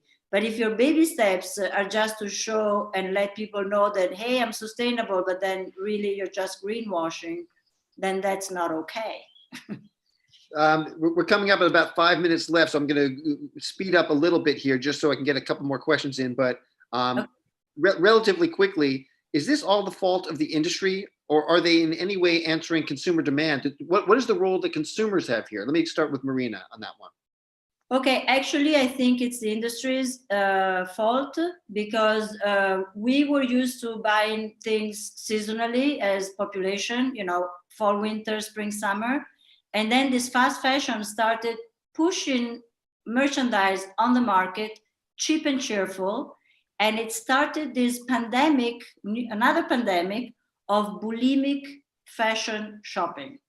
Bulimic because you buy it and it doesn't cost you a lot, it's not very good quality, and then it gets thrown away, which you were saying before. I just want to say something very quickly about that. Textile dumps are very, very bad for the environment, because when a bunch of clothes and textiles are left under the sun, after a while, methane gas comes out of it. Not only the methane gas goes up and it's very bad for, it's 300 times worse than CO2, but also all the chemicals that have been used to make the clothes with the rain go down in the waterways and then into the ocean, etc., etc. So chucking the clothes that we don't care about is really, really bad. But it was started by greedy industry that wanted to make more and more turnover quicker and more often during the year. Well, I love your point earlier about having a label that is equivalent to what we put in our food, how we label our food and how we label our cosmetics. If we label that, I think people would take a second look. Yes. Sarah, I'm going to ask you another question just to get more questions in. Mm-hmm. Aside from consumer demand, what are the biggest obstacles to sustainable reform in the fashion industry? What are the biggest obstacles? Well, the biggest obstacle is obviously kind of like education, because obviously where it all starts is from education. Because if we always say that if, like in schools, you don't have the education of being responsible, then when you're gonna do a brand and you're gonna be in your 30s or 20s and you didn't have the education, it's like starting with something that you don't know, and probably you're not gonna be sustainable. And as Marina was was saying before. I mean, it's about the system, about also being bulimic. I mean, who is obliging you of being bulimic? The fact is that you cannot be tempted. So the temptation has to be a temptation of doing good and not just buying because it's cheap and cheerful, which I totally love this thing of cheap and cheerful. It's like very ironic and very, very negative at the same time. But obviously it's education, and the other big problem of brands, and that they are stubborn. They're stubborn and afraid. I mean, because this thing of not communicating at all, that they're starting to be a little bit more sustainable. They don't communicate because the main answer when I ask them, but you're doing this, why don't you say, well, because then we are not totally, so we begin to start communicating that we're doing this, and then they're gonna criticize us. But listen, with the Instagram, unfortunately, and Facebook, the very problem is that now everyone has the right to say something, which is totally wrong, because I mean, it's totally now, I mean, going back to what's happening in America, and you know, people are trying to put their point out, but they're all people, especially famous, that then they put it and then criticizes because they're saying you're not doing enough. I mean, this is something that you're not gonna get out from. So who cares if they criticize you? I think it's more important that maybe the people outside knows that, I don't know, that I don't want to make names, but a brand is doing something, and who cares if they say, okay, you're doing a sustainable collection, but why the other collection is not sustainable? You can answer, we're working on it, but at least we're starting. Because if you don't begin to say that you're starting, people think that nobody's doing anything. So this is always a little bit a circle, and someone has to break the circle. I'm going to cut you off there for 1 sec because we have 1 minute. Sorry. No, that's okay. We have 1 minute left, and I want to end on an optimistic note. So, what in 30 seconds each, give me a reason. Give us all a reason for optimism in the industry. Let's start with Sarah, and then give me 30 seconds, and then Marina, and then we're going to have to say goodbye. Because human beings are optimistic, and the human being is like kind of when there are big challenges, it's always, I mean, human beings forget easily in the positive and the negative, but they're always willing to go on and to think. And now it's a way of having a blank paper, putting back the rules in the right way, and think for a better future. Marina, optimism? I think what I call Gen G, which is Generation Greta, is our biggest hope, because this younger generation is really very adamant. I have 3 kids. 2 of them are obsessed with sustainability. My son just did his thesis on sustainability, and my daughter is doing an amazing project on it. So I can see through them and their friends, they really do care. So there is hope. Thank you so much. Always hope. Thank you both so much for an amazing discussion, a great panel. I want to thank you, Lance, for having us. Thank you, Lance. Well, thank you all so much, and also the audience. Thanks for everything. You did such an incredible job, and I love the transparency behind your answers and how you really evoked hope with yet being real about the situation, and that's all we can ask for. So thank you all so much for doing such a phenomenal job. We got incredible people saying just phenomenal things about it. So thank you. Thank you, Jordana, for having us, and thank you, Thank you so much. Love My being pleasure. here. Bye. Bye. Ciao, ciao. Thank you. Ciao. Bye-bye. Ciao. Bye.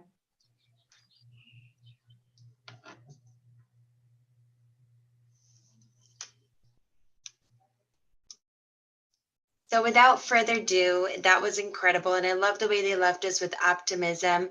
I want to introduce now to the stage a conversation that I'm so excited to hear. Jessica Andrews, Deputy Fashion Editor of Bustle, will be moderating. She's incredible. And then Rebecca Minkoff, who I feel I don't even have to introduce, aside from being the incredible designer that she is and that we all love.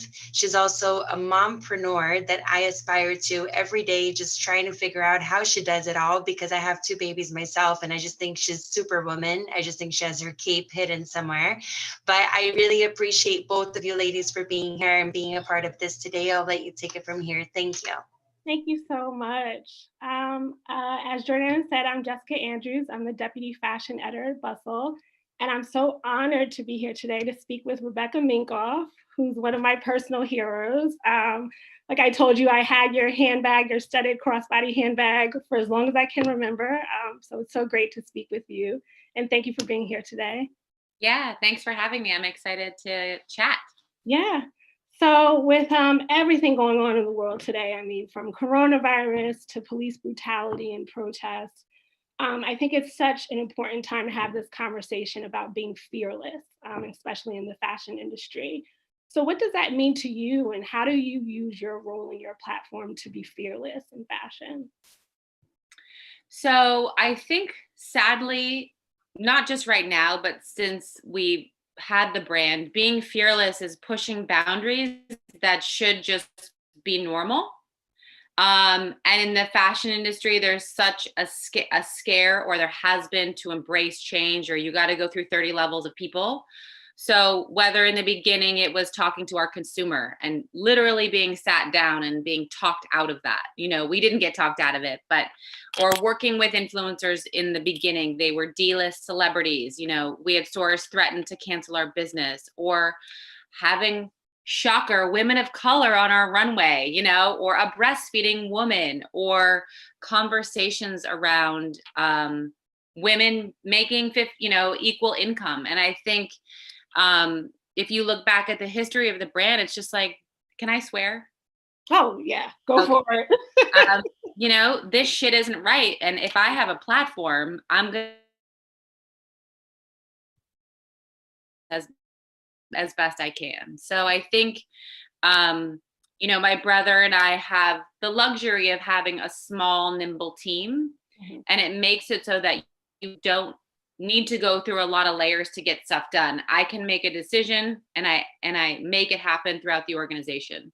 Right. So to me, that's what being fearless is. It's not worrying about what is everyone else doing. No, what do you need to do that's right, and what do you need to stand for that's right, and just fucking do it. Right. I 100% agree. And it's been heartening to me, especially as a Black woman, as a Black fashion editor, to see the industry take a stand and support Black Lives Matter and speak out against police brutality and the death of George Floyd, the death of Breonna Taylor. What is your brand doing to respond, and are you supporting the movement in any way? Yeah, so basically on, I forget what day it is now because all days are the same for me. Right. I really was inspired by what Aurora James wrote, the 15% pledge, demanding that big retailers and anyone, individuals, companies, take this pledge. Black people represent 15% of the population. And so make 15% of your shelf space Black-owned businesses. If you're a consumer, buy 15%. So we actually have a directory already called Support Your Ladies. We've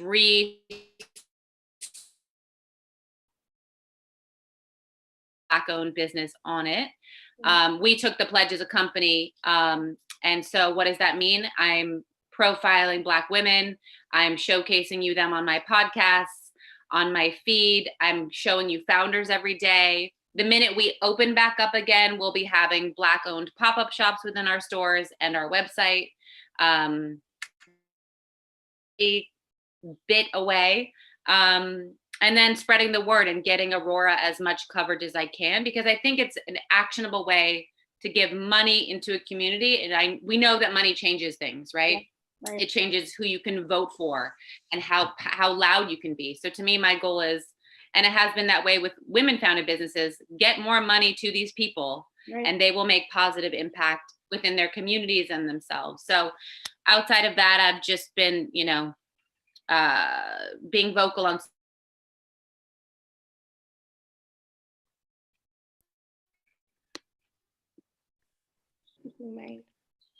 is my internet unstable? Yeah, I think I might have lost you. I think you were saying you were being vocal on social media. Yeah. Yeah. Okay. It says I'm breaking up. Bear with me. I'm gonna move rooms. Okay, cool. To be closer to the router. That sounds good. But I do think what you mentioned about Aurora is so important, because I love to see brands amplify voices of Black women and support them and support Black-owned businesses that are already functioning. And I think it's really just such a great way to use your privilege and your platform to amplify these voices. So that's really inspiring to me to hear. Yeah, and I think I'm taking it a step further, and I haven't announced it yet, but giving ads also to Black-owned businesses on my podcast. So that'll be something that I announce later today, as well as just whatever I can do to promote these companies and really help them out. That's good. I love that exclusive. You guys heard it here first. So in addition to what's happening in the news related to police brutality, we also have coronavirus. Since that outbreak, we've all been in quarantine and stay-at-home orders are slowly being lifted. But, the fashion industry has been so deeply impacted by this, with the closure of stores, with people buying less, and a lot of small businesses are struggling. So I wanted to hear from you, because I believe that, Rebecca Minkoff is such a beloved brand, and you guys really do have customers who are loyal and still supporting you through this. But I'm interested to know how you're pivoting your business during this time with people shopping less, and like what strategies are you using to keep the business afloat? So probably a few days in, I want to say like March 17th, we started seeing the cancellation orders come in from our biggest retail partners, not just for us, but for everybody. And 70% of our business kind of evaporated overnight. And so he and I and the team really took an aggressive look at what are we going to do and how are we going to get through this, and how do we pivot to become 100% direct to consumer, and or still service the people that didn't cancel their orders. Right. So we really had to figure out, like, how do you drive consistent new traffic? How do you get the word out there? Because you can't just cannibalize your current audience. So we had to get really creative. We've been doing a lot of cross-promotional partnerships. We're obviously on pause on any of that right now, but I think, you asked me earlier, have I been doing a lot of panels? And I'm like, I am trying to get out there and be present to anyone that will have me, to just sell, not sell product, but just sell that people are aware of the brand. Right. And I think, when you have your business set up where 70% of your mind share every day is geared towards servicing other people and doing what they need, when you suddenly have 70% of that energy into your own company, it's amazing what you can do. Right. Absolutely. And so I think that, the team's never been more connected. We've never been more in lockstep with each other. So I'm happy to say that business is still good. It's hard. It's not easy. I've never worked harder, longer hours. Right. Neither has the team. And we all have 5 jobs, not 1, but it's working. So I feel very fortunate that the customer is supporting us through this. Right. That's great. And that says a lot about customer loyalty and how much people love the brand. I'm always curious to know your thoughts on the future of fashion after this, right? Because obviously, this has really kind of upended the industry, but people are really curious about how it will change and if it will evolve after, right? If maybe we'll come out of this better and stronger. So I'm curious to hear from you, how you think that the coronavirus outbreak will impact fashion, like in the long term. I think you'll see this recasualization of fashion. Maybe someone will be wearing a sweatsuit, but it'll be a very expensive one outside into work, or a very chic one. It doesn't have to be expensive, but I think you'll see, sadly, face masks will become the new sneaker. Until this thing goes away. But I also think there's a call on greater sustainability. I'm not perfect, and I don't claim to be in that area, but I feel like when you begin to see how many more packages you're getting now that you can't go out, and you see what's in it and and I even said to my team, I'm disgusted with our packaging. We have to change this immediately. So I think you'll see a bigger shift towards sustainability, and or just recyclable goods. And I think people are also realizing they don't need more. Right. So buy higher quality, buy things that last. You don't need this trash that, in 3 months has holes in it. So I'm hoping it goes that way, for sure. Yeah, I think that's such a great point you make. And I do feel like it is teaching people to shop less and be more intentional. just because we realize we don't need a constant, wave of new clothes and to follow trends, but really like invest in pieces that last. And like I said, I still have my Rebecca Minkoff bag, I think it's worth it to put money into something that will stand the test of time, and hopefully we'll see that change with shopping. And speaking of shopping, so obviously some Rebecca Minkoff stores are closed temporarily. Yeah. So, I did a piece on Bustle, shameless plug, about what shopping might look like after coronavirus. And I want to know if you guys have had those discussions and how you're kind of changing your practices in store for when it can open back up so that customers will stay safe, and like what that will look like.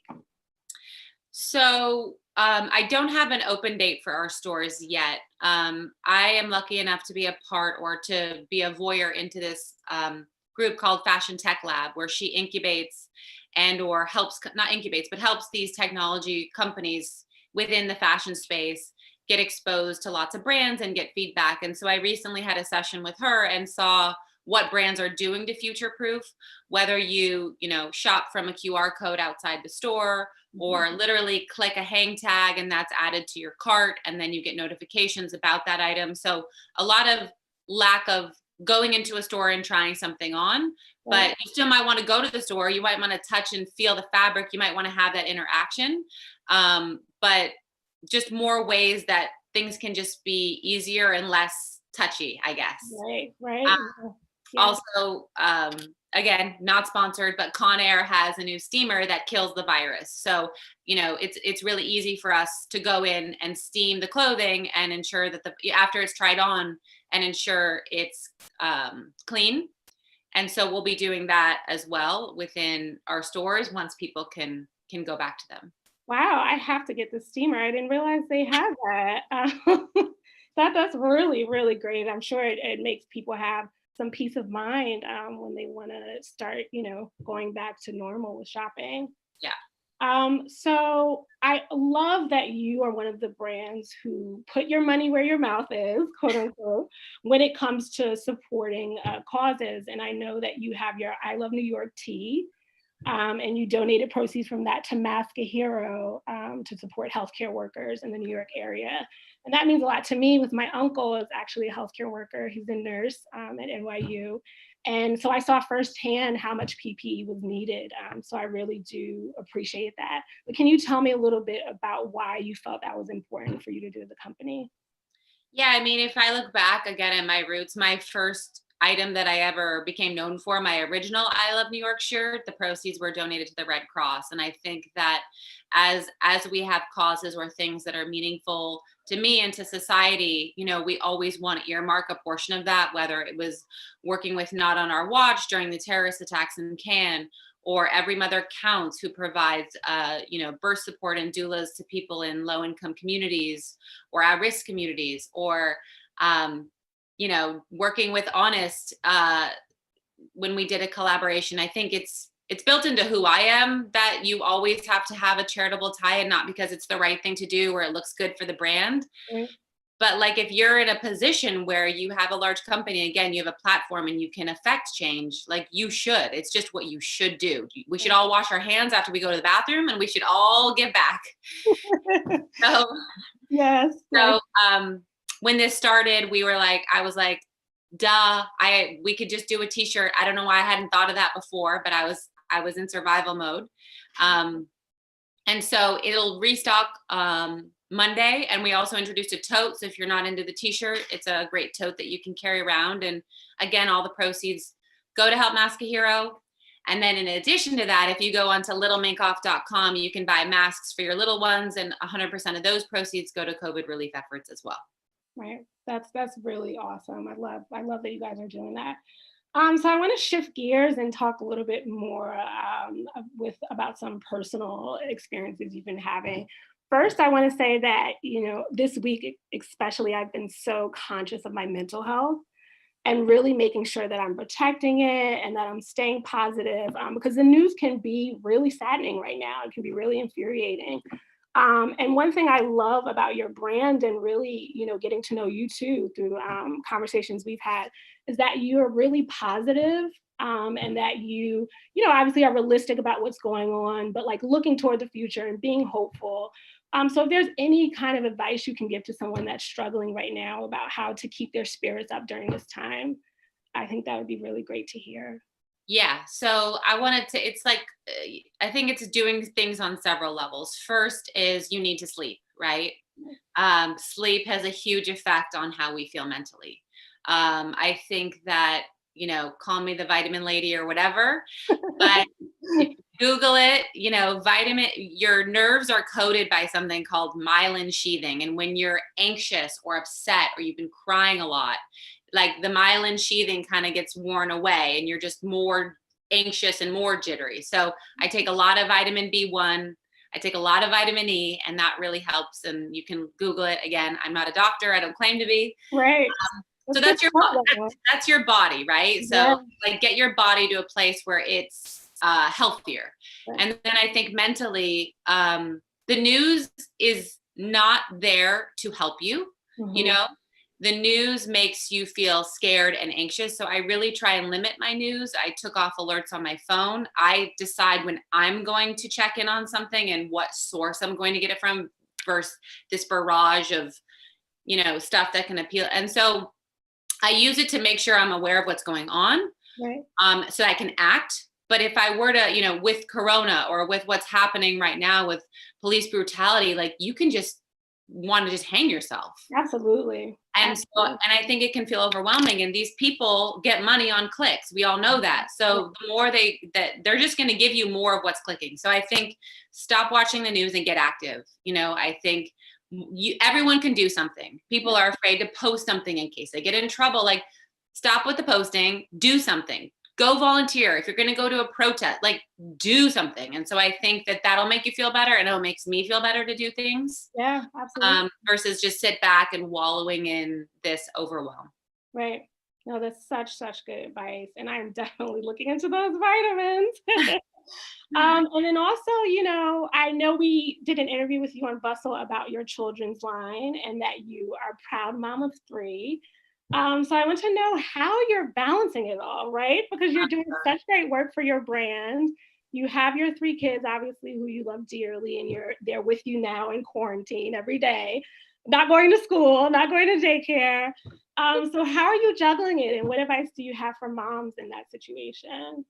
So I will say this, because I get asked that question a lot, as if I don't have, like, I told my nanny who didn't live with us, she was just there when we would go to work. I was like, you are moving in with us, because I can't run my company and my husband can't run his if we don't have you.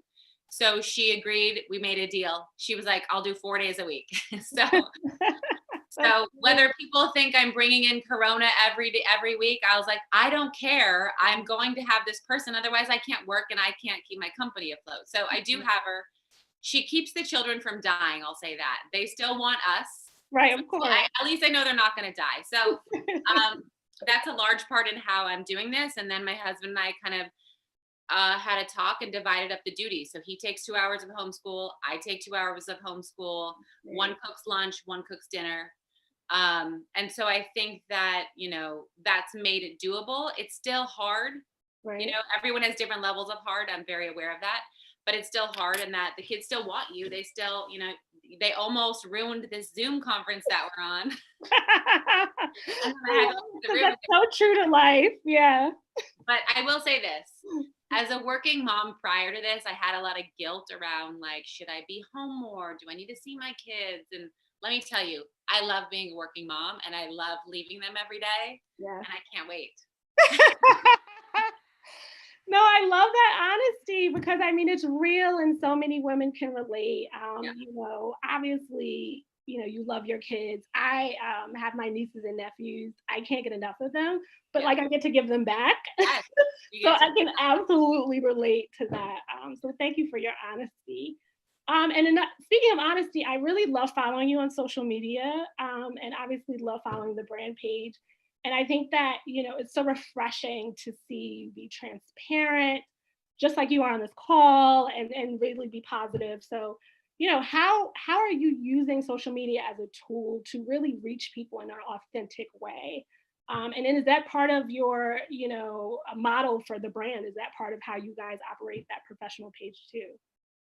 Yeah, I mean, when we were just focused on Corona, I think we sort of really amped up the content that we were doing, and myself and my social media manager are the ones producing and making all that content. And how could we entertain the consumer, get our mind off the news? So that's when we launched our Happiest Hour series. Obviously, with what has happened in the last few weeks with the death of George Floyd, it just became like, that's not something new that's been happening. I just felt like I needed to be more loud and more vocal. And if I lose followers, goodbye, Yeah. I think I counted one day I lost almost 5,000, and that's fine. Like, I don't want you anyways, if that's how you're going to behave. So I think I'm also shedding a lot of Karens. Right. Me too. I mean, I've lost thousands since it started, and I'm like, bye. Yeah, see ya. And so I think that I want to make sure that, we are talking about things that matter. And obviously, as a brand, we're still going to show you handbags when I feel it's right. We'll still show you product. I don't feel it's right yet. Right. And even when we do that, it's not like we're going to go back to our regularly scheduled programming. I think it'll be, I took that pledge and I'm serious about it. So how do I keep amplifying Black voices? And then how do I add in more women of color to the conversation? Right. No, I think that's great. Yeah. And I can totally relate. I've definitely paused on a lot of my fashion content too. And it's not that I don't love looking at clothes and bags and such, but I think it's important to use your platform right now to bring attention and awareness to what's happening in the world. So I really commend you guys for doing that. And I hope other brands will start to follow that lead. So now I want to talk about Fashion Week. I absolutely love Fashion Week. I have a lot of anxiety thinking what it will look like in the future. But I know Bustle covered your show, and it was really inspiring, like you mentioned before, to see a breastfeeding model, right? Just because there's so much stigma around that. And even we were just talking about social media. I love to see when people post, because it's a part of life and there shouldn't be any shame there. So tell me a little bit about how that came to be and why that was so important to you to show at Fashion Week. So last September, we decided to move forward with a presentation model because the theme of the collection, celebrating women who work, was really not going to be communicated in just a runway show. And so as we began to work with the set designer and sort of talk about how we wanted to showcase different areas of a woman's life, I never thought I'd be in this position, but I'm still breastfeeding a 2.5-year-old, and I don't know how to get him off of me. So I was in that meeting pumping because I choose to go about my life and not hide the fact that I do all these things. And I was like, we got to have a pumping room in this place, and I need my breastfeeding lady, because I just see women hiding in closets or, disgusting bathroom stalls, and that just shouldn't be how it is, or not breastfeeding or pumping because they're fearful they'll miss a meeting and they'll be looked upon as different. And so I just was like, I want this to be in everyone's faces until it's normal. Right. So that was the first time. And then as we sort of continued the theme of in February, which was about life and rejuvenation and growth, and the launch of our kids line, I was like, all right, we're going to have a pregnant lady. We're going to have another breastfeeding mom. We're going to have kids. Yes. We want to celebrate the whole cycle of life. And so that to me is what signifies it. So I want to keep putting it in people's faces until they're used to it. Yeah. No, I love that. And it was such a powerful image. I mean, it was so exciting to me to see that and like that visual of a woman breastfeeding and just being totally comfortable and stylish. Like that's possible. So that really meant a lot. Okay, so for my last question, I wanted it to be a little bit like bring a little bit of levity, because for me, I think that fashion, a lot of people can say that it's frivolous at a time like this, but it brings me a lot of joy. I still dress up every day for Zoom calls. And I think that people need, right, my shoulders, I think people need more joy right now. And people shouldn't feel bad about that, you know. I think that there's a way that fashion can actually be a tool to uplift. So I'm curious to know, what does Rebecca Minkoff wear during quarantine? Like, are you doing loungewear?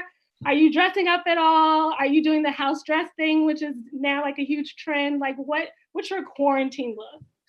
Oh, okay. I dress up a lot because I'm shooting a lot of content for our emails and previously for our social. So when I'm not doing that, I'm in some really comfortable sweatpants and a ratty t-shirt. I love it.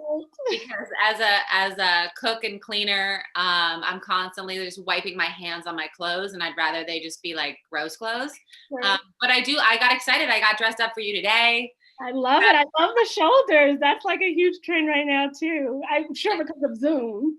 It is definitely. It's like the only thing you can see, and then jewelry. We've had a great jewelry business, which we didn't even know we could have, because everyone's like, oh, I got to really show my earrings and my necklace. So right. No, I love that. But I don't think, yes, obviously, if you don't know where your next meal is coming from and you don't know if you can pay your rent, yes, fashion is frivolous. But I think that it's how we celebrate who we are. It's how we, before you open your mouth, someone sees how you're put together. And it sort of begins, the understanding, and it's a communication. And I think if you have the means to buy fashion, like, don't feel bad about it. You, again, like I said, you can donate money and you can buy some fashion, if you have the means. And so, put yourself together. It makes a lot of people mentally feel good, I totally agree. And I don't think there's shame in it. And like you said, it's just all about balance. I am definitely, vocal as possible when it comes to Black Lives Matter, and that's so important to me. But yeah, I will sit home in a pair of heels and watch TV, and that makes me feel makes you happy. Yeah, exactly. So everything's balanced. I had a conversation with the former president of the WNBA. She is this beautiful Black woman, and she said, she was putting on this red lipstick to get on a conference call pre-Zoom. And her colleagues were like, why are you putting on the red lipstick? And she's like, this is my war paint. I'm going to war. And I feel better with my red lipstick, even though no one can see me. Yeah. And it always stuck with me because, like you said, you have your heels on. It makes you feel more powerful or better or confident. Like, great. Right. We all need those things right now. Totally do. And to go back to your point earlier, I think it's so important to uplift small businesses, uplift Black designers, uplift women designers and who own their own businesses as well. So it's really great, I think, to continue to participate in the fashion industry for so many reasons. But thank you for speaking with me. You're such an inspiration. I really am inspired by everything the brand is doing at a really difficult time. So Thank you. I just want to jump in and say that you guys were so phenomenal. I love the transparency behind both of you. And Rebecca, I know so many people, are watching you and being inspired by you, like I said in the beginning, but I think your transparency and your genuinity, and the same with you, Jessica, I just think that it speaks volumes about who you are as an individual. And for that, I think we should all support your work always. And so thank you guys so much. I know we shared, and you were so great, like you were gracious in offering our entire audience such an amazing discount. And I know we shared it yesterday in the email, and we're going to post it again because your stuff is just beautiful. You're a beautiful person inside and out. Jessica, again, thank you so much. And I appreciate you guys so, so much. Thank you. And stay safe. Thank you. Bye. Bye.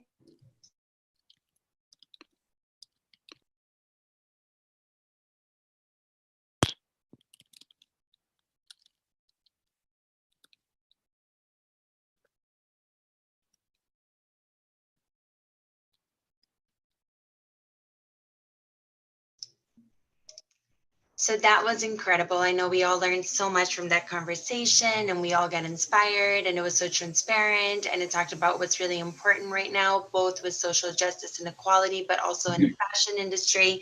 And without further ado, I am super excited for this panel. I know I can learn so much because me and NextGen, I'm still trying to figure it out sometimes, but I know we have an expert who's moderating this panel, whose name is Larry Milstein, who's Gen Z entrepreneur and founder of PRZM. And then then joining him we have Mary Smith, who's the co-founder and COO of Toolery, which is such an awesome app. If you guys don't know of it, download it. And then we also have Chloe Songer, who's the co-founder of Thousand Fell, who is such an incredible brand and I know I don't want to be like the moderator introducing, but I'm so excited about all of you. And lastly, we have Blakely Thornton, who's the co-founder of Civil and CEO Blakely Thornton. So thank you all so much for being here. I'm going to let you take it over, and I cannot wait. Awesome. Hi, everyone. I'm Larry Milstein, the co-founder of Prism, a next-gen consultancy and Gen Z community. Today, we have an incredible group of next-gen forces in fashion, spanning jewelry to sneakers to peer-to-peer clothing rentals and beyond. However, before we dive into any specific focus, I want to take a moment to acknowledge the historical movement underway and the brave BIPOC leaders who have brought issues of racial injustice to the forefront of a long overdue national conversation. Fashion is a reflection of culture, and so it's impossible to have any conversation about the industry, particularly the role of next-gen voices, without first using whatever platform we may have, big or small, to acknowledge the positive transformation happening around us and to say unequivocally that Black Lives Matter. With that, I would like to have the incredible panelists briefly introduce themselves. So we'll start with Blakely. Go ahead. Hi, my name is Blakely Thornton, and I am the co-founder and CEO of Civil Jewelry. It is a Black and female-owned jeweler and lab-grown diamond company where 20% of our profits go to a fund that invests in minority and female founders. And the goal is generally to use just dope-ass jewelry and kind of like an image of Black luxury and autonomy to have trickle-down diversity. So I think I coined that term. I don't know if I did, but that is my steez. Hello, everybody. Amazing. We'll have Mary. Go ahead. Hi, everyone. I'm Mary Smith. I'm COO and co-founder of Toolery. We connect women who love fashion so they can share clothing with each other. That is our goal, is finding women who love and appreciate fashion and letting them find each other so they can create this little niche of women that are their same size and their same style and share their closets with each other. I mean, why does the same 5 girls need the same skirt when they can just share it? So that's our ultimate goal and ambition. Awesome. Thank you. And Chloe. Muted. So apologies. Thank you, Larry, for introducing us. Hi, Chloe. I'm the co-founder of Thousand Fell. We have launched the world's first at-scale recyclable sneaker, and our mission is to really power and build the circular economy for both brands and retailers. So really focused on taking old products, breaking them down, and making new products to end textile waste. So really excited to be here and focused on a younger generation and change.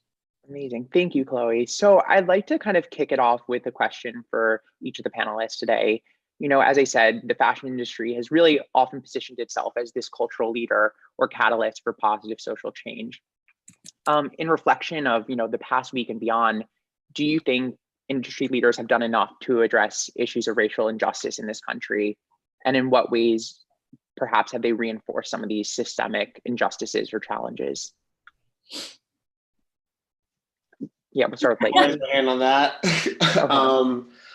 I think it's been interesting to see. I think we're living in a time where one of my good friends, Allison, said basically it's almost like for Black people in America, it's like you're the family and friends of an addict. And like you've tried to tell them over and over, like, you have a problem, you have a problem, you have a problem. And it hasn't worked. And for some reason, it's kind of clicked in now and the person comes to you and it's like, I need help. And you're like, okay, this is good. So like it, but it's like, it's just the first step. And I think you're seeing whether it's like, I think it's good because what we've realized as I think people of color and Black people especially is that a lot of times when you're talking about the issues or how you feel or what's happening, and I think that's with any minority or people that are other, whether it's queer or female, is when you're explaining your experience in your life and the things you know without words, you think you're gonna be like reading people a bedtime story, but really you're teaching them the ABCs. And then you're like pissed when the person doesn't know how to read it back to you. You're like, oh wait, like, so I feel like with like, even like the Blackout or the Blackout Tuesday movement that we previously kind of touched upon, I understand that the issue is to like say you say I support you. Maybe you have nothing to say because you're afraid of stepping out of line. But the way I always talk about it is like, I'm a cis, masculine seeming man, but I don't stop from like talking about female issues. And I might fuck up. And if a woman's like, that's not right, like, here's what's going on. I mean, you absorb that. So I feel like some companies are doing it interestingly. I feel like it's more important to amplify those voices than to like put a black box on the screen or do whatever. But I understand the implication of support there, and I'm not gonna like condemn it. I'm just saying like that's a good start. Now we can do more going forward. And I think companies like Bank of America, raising a fund to support Black and POC-owned businesses, while some people are like, that's ridiculous, but it's also like Bank of America has been practicing predatory loans against people of color for years, and they've had to pay fines for that. So I think that's the kind of version of accountability that I'm looking for, and whether it's like at first controversial to see, it's actually when you look back at the systemic things that these companies have been doing, or through media or music or money, I think it's important to take accountability. And I like seeing people really kind of put their money where their mouth is, or even just speak to admitting that something happened. So yeah. That's my kind of rambling viewpoint. No, thank you. That was amazing. I mean, Chloe, is there something you want to add to that, or a different perspective? Yeah. Or I love that you took that out of fashion. I think fashion does have a unique role to play here because of the mirror to culture.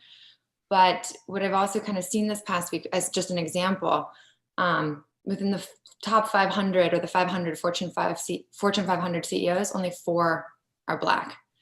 And I think it's a problem with hiring. One of the biggest things that I've seen is that, especially in the fashion industry and within finance and other industries, we're not hiring and promoting and amplifying talent and diverse talent to leadership positions, not just, and within the fashion industry, not just token designers or creative directors, but really through all levels of leadership, promoting and standing behind diversity. And so I think that's one of the first steps, is really giving people a seat at the table. And then it'll take time, but I think if we start to really put in place goals to have 20%, 30%, 40% of the workforce to be Black and BIPOC over the next 5 to 10 years, and really give voices a seat at the table, that's one of the ways that we can start to tackle this, rather than just having them on the other side of the camera on Instagram or in campaigns. Exactly. Yeah. So that's one of the biggest things that I've seen that we haven't addressed as an industry. And even me at bigger companies like Gap, it's not, you don't see it throughout the entire leadership team. And I think to piggyback on that too, I think that's almost like so much of the reason why I wanted to do civil, is because like I've worked in brand marketing and fashion, and like I'm branded content for like, Ralph Lauren or other companies or big fashion companies. And I think when you see people think diversity, they think what they see in front of the screen, but like what they don't realize is the way you get a Gucci sweater that looks like blackface is no one Black was at the company to tell you that, hold on, like, don't do that. Like if you had one that you could have passed that by, that shit's not going to get there. So I think like having people behind the scene to like stop you from making these huge mistakes, whether they're, and having them in autonomous positions to speak their truth without fear. And that goes again to women, to Black people, to gays. That's how you don't get those crazy, ugly campaigns. And people are like, how did this happen? Yeah. And it's because there was nobody behind the scenes to tell you like, that's offensive. Something else I read this week, Blakely, on that is in the publishing industry, there are now sensitivity readers, so that, a white author or any type of author can't just put their feelings or their emotions into a female character or Black character. And there are readers that help to make sure that experience is real. And I think only 1 or 2 major fashion houses now have diversity leaders. And so giving people with those voices a seat at the table across all levels of leadership to do exactly that, to bring different perspectives, different voices, I think is a huge first step that we need to invest in. Absolutely. I want to make sure, Mary, you have a chance to weigh in on this as well. Yeah, no, I think, and I'll just kind of like close the loop and bring it back to fashion, because I like what you said, Chloe, about, and you also, Blakely, it can't just be at the campaign level. And I think that's kind of the check the box that a lot of these fashion brands are doing. Like, yeah, we put a Black woman she was our campaign leader. She was at the front of the runway, but that doesn't do anything. And I think transparency is a huge buzzword right now in fashion, especially as it pertains to sustainability. But I think there needs to be transparency in the diversity and inclusion movement, and not just, okay, so we're gonna show pictures of this, but what's the action plan behind it?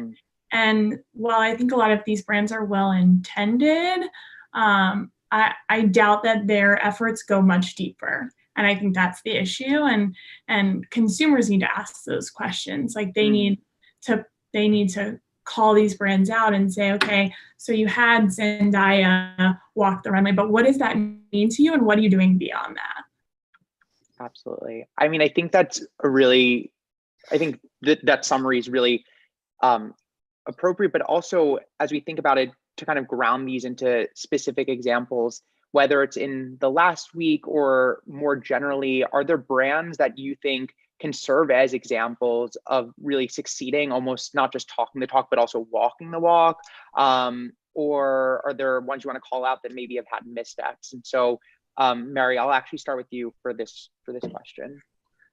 Yeah, so it's tough. I don't feel comfortable calling out brands because I don't know, I haven't looked in deeply enough to know what they're doing about it. So, but I mean, I will say fashion has a long history of latching onto these political and counterculture movements for profit. And to me, that's very obvious.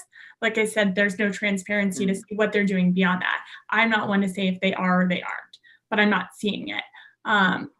But one brand in particular that I think is doing something great is Aurora James from Brother Valleys. I don't know if you guys saw her post a couple days ago calling out Target and Sephora and Nordstrom, saying like, where is the diversity in your brand portfolio? Like 15% of the population is Black, 15% of your consumers are Black, 15% of your portfolio should be Black-owned brands. And that really, the onus really needs to be on these companies to make sure that they're offering a diverse portfolio in their brands. And they can't leave it up to consumer demand. Absolutely. Chloe, are there certain brands you've seen have been really inspiring in the past couple of days, or people or companies that you want to call to attention? Totally. This piggybacks on what you said, Mary, and something you said, Blakely, but something I've been really excited about is obviously donations are great and taking a stand is great, but real economic empowerment. And so the 15% pledge where we're now going to support Black and Brown owned businesses, huge. Let's actually economically enable them. So I also was excited about Brother Valleys and what Aurora James did, but also Glossier, they made a huge $500,000 donation, but then they've also set aside $500K in money for grants to Black-owned beauty businesses, which is fantastic. Let's support minority entrepreneurs. I've been fundraising. I know how hard it is. I can't imagine how much harder it is to be Black and to not be in a major city. And then you've seen funds like SoftBank come out with a $100 million minority fund. It's very small compared to the total funding dollars, but it's a step that we need to be supporting these voices and building these economies. And so those kind of like bigger movements to actually help support and empower, I've found really exciting path forward. Awesome. Blakely. Yeah, I'd agree. I mean, I think, again, this is all kind of, it's interesting seeing all this happen because I feel like, again, Civil was born, the brand was born out of this desire. Like even when I was fundraising and saying I wanted to have a jewelry brand because the markup is like enough where you can set aside those profits to then give to Black and female and queer entrepreneurs, because I think more diverse CEOs create more diverse workforces and create more diverse viewpoints and interesting campaigns and creative work.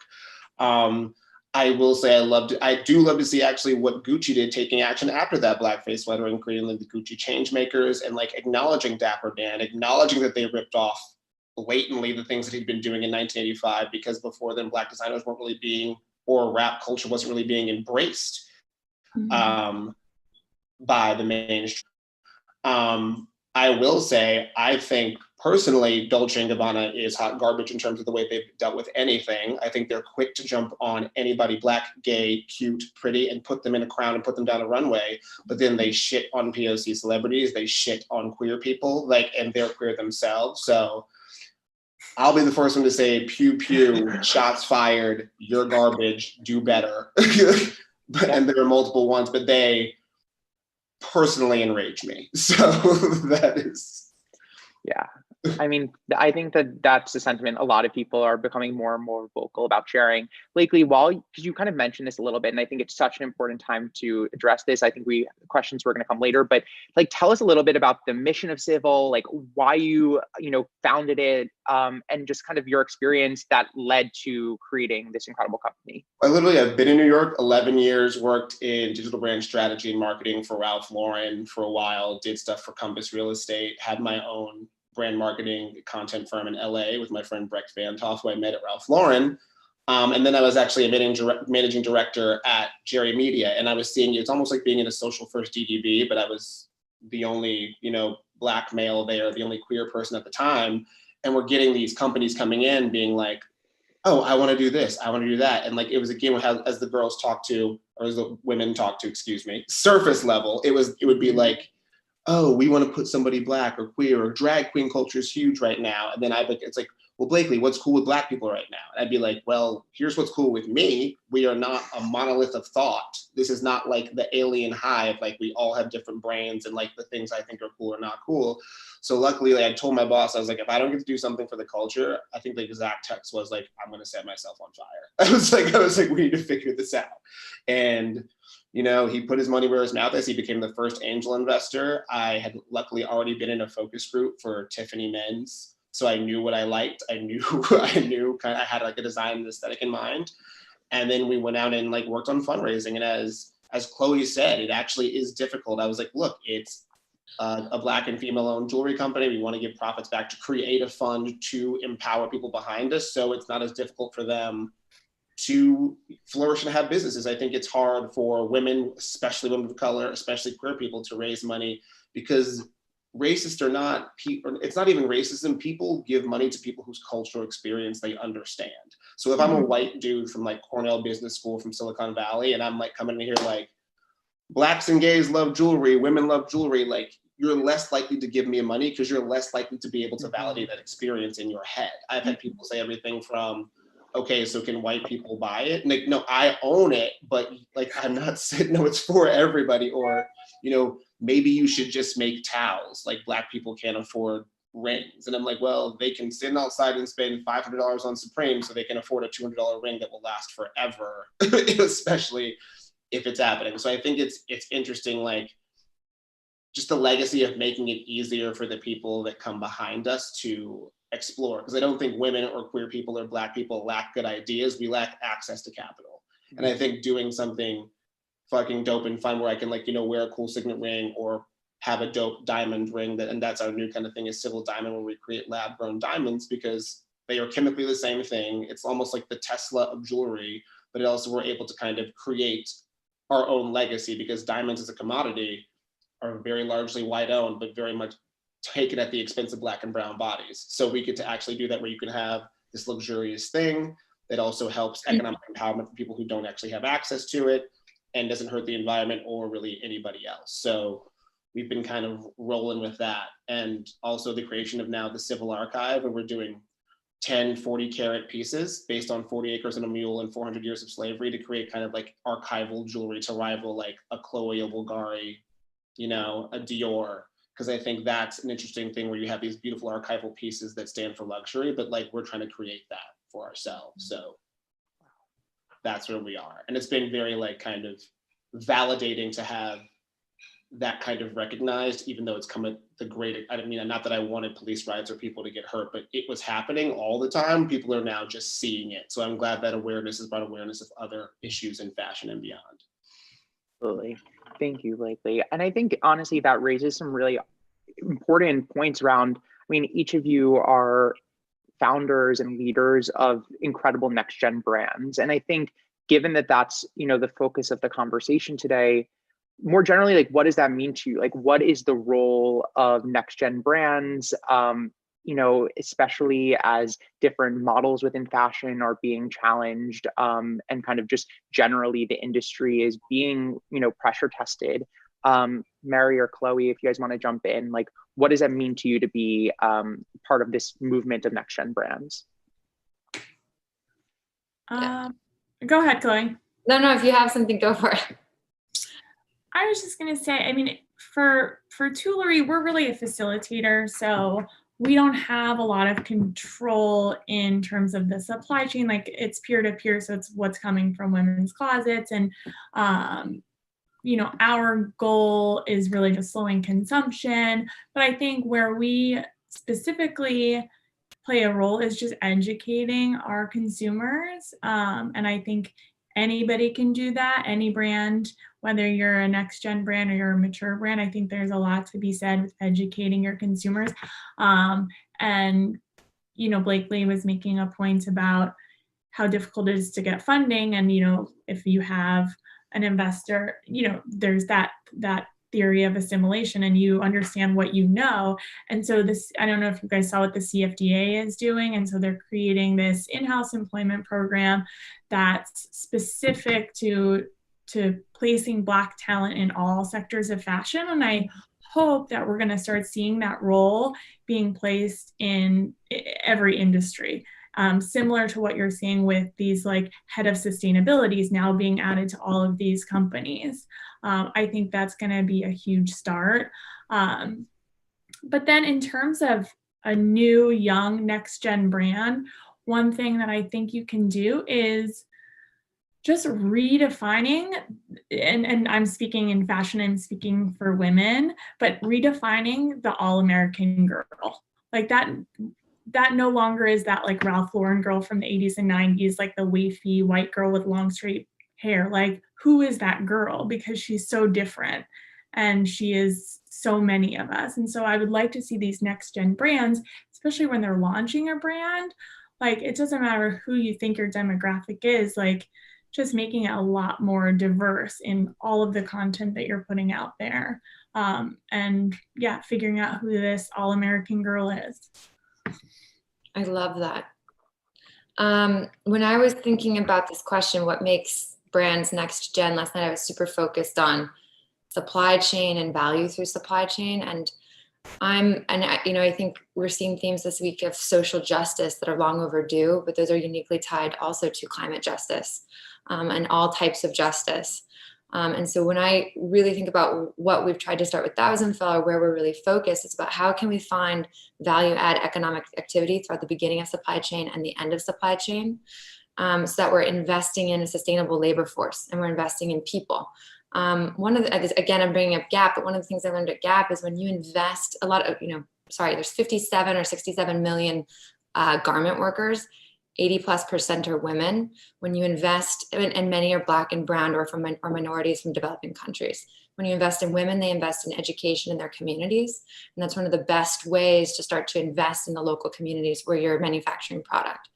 So, social justice at the beginning of the supply chain, as well as sustainable practices in manufacturing. And then one of the biggest things for us, when I think about next gen, it's an investment in fiber and new ways of finding fiber and sourcing fiber, so that we're not reliant on wasteful cotton manufacturing. There's reclaimed and recycled fibers. There's regenerative agriculture. There's a lot of new systems right now that are also going to tie back to social justice and how we treat people in the fashion industry if we rethink how we get material. And then waste. One of my biggest and Thousand Fell's biggest problems is that 17% of all landfill waste in the US is textile waste. 17%. And unfortunately, this is inextricably linked to social justice, in that Black and brown communities are, I think, 60 or 80% more likely to live near landfills in the US and live near coal plants and other industrial plants that release carcinogens. They're more likely to have, I think 2/3 more likely to have asthma. And so we need to invest in these systems, how we handle waste, how we handle production. And that's kind of how I'm looking at what makes a company next gen. And it's, really where we've been focused. And I think it's exciting. And Mary just mentioned it, that a lot of these brands are investing in sustainability. Can we tie that as well with diversity in people? I mean, I think the conversation around climate justice is really developing, because this is thing that next gen audiences are really championing, and the education around this, where it's like doing more to kind of be sustainable is more than just like recycling, but actually acknowledging how it's super intersectional. So I think that kind of leads me to my next question, which is, obviously we're talking about on the brand side, what it means to be next gen, but what is it like to engage next gen consumers? Like, how have their consumer preferences shifted? How have you adjusted messaging or adjusted the way that you're approaching marketing to them, or at various stages of the production? So I'll start with maybe Blakely, if you want to jump in on that. I mean, I think piggybacking off of what both other panelists have said, I think I kept piggybacking. I think All American isn't a look. It's like a mindset. It's value signaling. Like, people that are happy and autonomous and diverse and welcoming and open-minded. Like, that's what I think of as All American, and that the way that looks can be a lot of different ways and a lot of different pictures and a lot of different communities.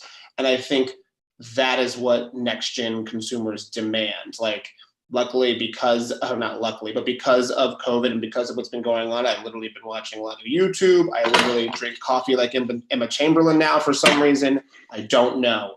But I think what the next gen consumers demand is transparency, because they're smart, and their ability to fact check and their access to information and the way their decision making and what they consume is very quick.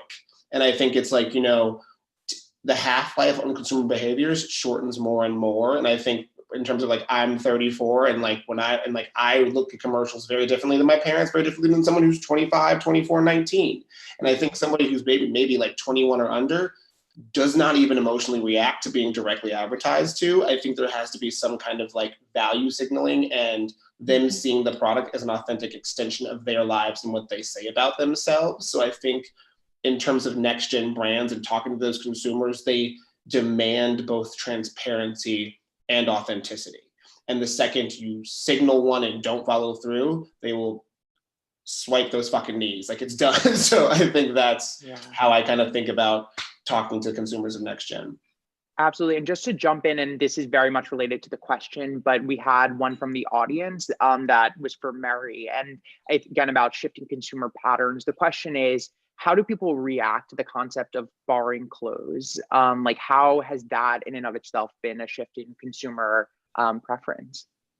Well, thanks to Rent the Runway, they kind of paved the way. So it's not so novel of an idea anymore. And people, you know, so your initial question, it's funny because my notes that I wrote down were authenticity and transparency. And so Blakely kind of covered all of that. And your access to information, like he was saying, it's just, you can get access to anything at any time. And so there's just no room for bullshit. And people understand now what they're looking for, and they understand the impact they're having on the planet and what that means with their shopping habits and their buying habits. And so I think the idea of renting clothes is now becoming a norm, because it's just it's a new alternative to how you consume fashion.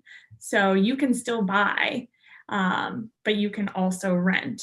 And I don't think that they're competing at all. It's just a new way of doing things that I think especially next gen love, because they don't have to commit to something.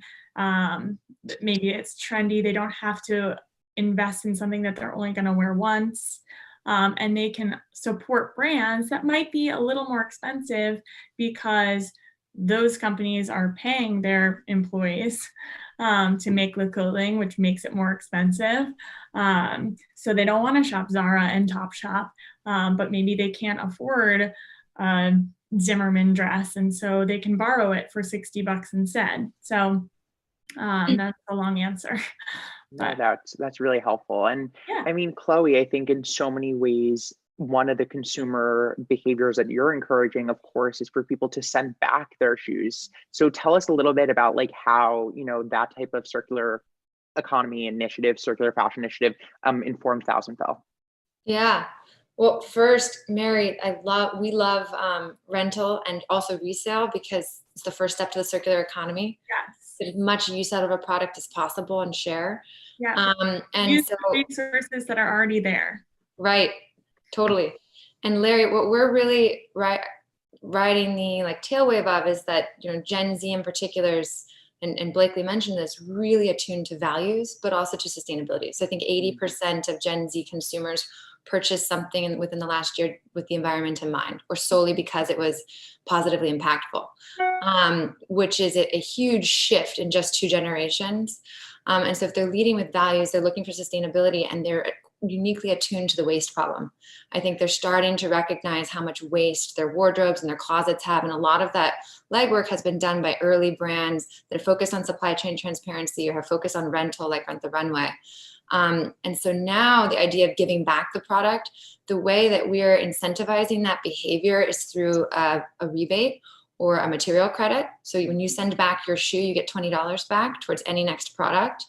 We'll be testing that. So far it's working, but there's a lot of data with recycling and reclamation in the plastics industry that when you do put 5 cents or some dollar amount or cent amount towards reclaiming plastic, I think one of the major studies is in Europe and Poland. It increases recycling from somewhere in the 20% percentile range up to 95 percentile range recapture. So you have to assign value to waste. And that's one of the things I was kind of stumbling through in the last question, but you know, if you don't look at an old t-shirt as trash, but you look at it as raw cotton that could be recycled and reclaimed, and both the brand and the consumer can get value out of that, well, maybe there's, you know, money to be made or another economic system that we can build in. And that's what we're really focused on with the circular economy. And then No. I was gonna say, like, at jewelry too, I mean, something that you've worn 10 times is old to you, but to the person who's never worn it, it's brand new. Like, you're sick of it in your closet, but to somebody else, it's brand new and it's exactly what they've been looking for. So it's assigning value to something that one person deems as trash or something they don't want anymore. Absolutely. And I think even just bringing it back to some of the comments that Blakely, you were saying before about civil diamonds, like I think all supply chains are really being thoughtfully investigated to be if they're to just, you know, uncover their ethicalness or their transparency. So was that part of what informed you to kind of move in that direction as well and build that on as part of Civil's offerings? Yeah, I think it was interesting because it was almost the perfect like marriage. Like obviously Civil was born out of so much of a desire for socioeconomic and like justice and diversity and access to capital. But then when we were, honestly, what happened was when I was going in and looking at manufacturing prices, I was being given prices because I'm not an insider. It's very much like an old boys club that were not tenable. And because my friend worked for Tiffany, I knew those prices were wrong. So then I had a consultant come in that actually had been working on lab grown diamonds that were, you know, carbon neutral, where you can kind of like take the carbon that, you know, is in pollution and create it and make something that's gorgeous and luxurious. And I think it's interesting because even companies like De Beers, who are like, a diamond is real, because they're playing on that advertising that they've told you that gives this thing value. But what's funny is like a lab grown diamond is real. It is literally chemically the exact same thing. So just the difference is like ours didn't possibly exploit somebody's ecosystem or their economic pocket, and yours did. So they're playing into that game. And I think what we're seeing is a lot of larger companies who I'm not going to mention because I don't want to get sued, are getting into the lab grown diamond game, and they're going to be coming in. So I know some people are like, oh, what are you doing? And I'm like, all you've done is validate our market. And we were one of the first movers, and also one of the movers with the most kind of authentic value signaling. So I think it's going to be a very interesting time. But I think I love the fact that we can promote this thing that's luxury, which again, I always kind of use my unfortunate pitch deck language of like, it's the Tesla of diamonds. Like it costs maybe, you know, if you're going to buy a Model X, it's maybe 100, an SL Mercedes is maybe 150, but you can still signal the same things that like, I care about the environment, but I enjoy like looking good and feeling good as well, in like in a guilt-free way. I call like Civil Diamonds like guilt-free luxury is like kind of like the tagline. I love that. And I mean, I think it's just across the board. There's so many, even though you guys are each in different verticals, it's fascinating how there's so many overlapping elements. One question we're getting a bunch from the audience is really around the impact of the pandemic and obviously currently weathering the COVID storm in many ways. I've observed really interesting ways in which that's shifted next-gen consumer behaviors, but I'm curious to see what each of your experiences have been in navigating, you know, a very different world paradigm. Maybe Mary, we can start with you because obviously that's something that probably is quite impacting. Very impactful. It's hard to rent clothing to people when they're not going anywhere. especially because we really try to support higher end designers, like I said, who are investing in their supply chain. So no one's going to spend, $80 to rent a dress that they're wearing in their apartment. So we've taken a rental recess, but we're hopeful it's coming back. We see rentals already happening for future dates, which is exciting. But in the meantime, we launched our e-com business. So now, I'll back up. Last July, we launched Rent to Buy. So if you rented something, you loved it, you could offer to purchase it from the owner if they were willing to sell. So we've just now extended that to our e-commerce site. And now anybody who's on Toolery can list things for purchase. And now anybody all over the world can purchase from our site. So it's just opened a lot more opportunity up for us because we are an invite-only platform at Toolery, and that's just for the safety of our users. We FaceTime interview every single person before giving them access to the platform, just to understand their intention and why they're using the platform. So that's been our experience with COVID. But what I do think will be to our benefit is consumer confidence is really low. I mean, it's sad people have lost jobs or they've taken pay cuts. And I think they're going to look to the resale and rental markets in the future versus buying new right away. Thank you, Mary. Chloe, I don't know if there's been a really dramatic impact, but I'm curious to see how you've been communicating with your customers and really kind of acknowledging the environment we're in. Yeah.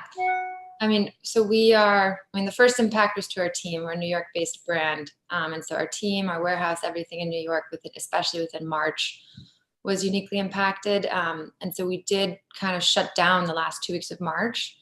But then through April and May, we've seen things really bounce back. And I think that we're in a unique product category. We like to consider sneakers high-frequency basics because, there's something that our core demo purchases 2 to 3 times a year on average. And they're kind of recession proof. So during the 2008 recession, when the market was down 17%, I think sneakers were down less than 1%, or casual footwear. And so, if it's tough to know that 37 million Americans have lost their jobs and that we're in this really depressed economic, not the stock market, but the local economies, et cetera, are in a depressed economic position. But if you're going to purchase something this summer, it may not be a $200 dress for a summer party, but it might be a new clean white pair of sneakers, something that you can wear every day, that you can get a lot of utility out of. And we've just really been leaning in with empathy throughout both COVID and then now the social justice movement, and trying to be there. But uniquely, Larry, and I'd be interested to know what you have seen, but we are really seeing that Gen Z in particular, or younger, our core audience is 18 to 24 and then 25 to 29. So younger millennials and Gen Z. But I think post both COVID and now this social movement, they can see the power of individual action. And they're more ready than ever to vote with their dollars and lead with values. And Blakely, you mentioned brands getting canceled left, right, and center. And I'm kind of optimistic that, in 6-8 months, we're going to be in the right lane. And we're going to be building a really early community. Like, we're really young, right? We had just launched before the pandemic, but that we'll be building an early community that can help take us for the next couple of years. So that's kind of what I'm really seeing as a change. Thanks, Chloe. So we have 5 minutes left. So I really want to take the remaining time to just acknowledge that we're in a pretty historic moment. There are seismic shifts happening across social, racial, climate, health. There are so many forces at once. And I think each of you are leaders that individuals are looking up to for advice or direction. I'm sure lots of people are asking to pick your brain in various ways. I guess in our last 5 minutes, if you have any advice for NextGen listeners or audience members who might be thinking about starting a brand or thinking about, supporting different brands, what could you share? Maybe Blakely, I don't mean to put you on the spot, but if there's any kind of advice you can give, and then we'll go across with each of the panelists. I just think if you really feel it, try. Everybody has imposter syndrome. I can guarantee you everybody on this panel, like when you say the word subject matter expert, I'm like, oh, me? Who? I don't know what the fuck I'm doing. So it's like, you're gonna feel that forever. Everybody, maybe minus Oprah and Beyonce, feels that. And like fear is the natural state of the entrepreneur. So just find people that support you.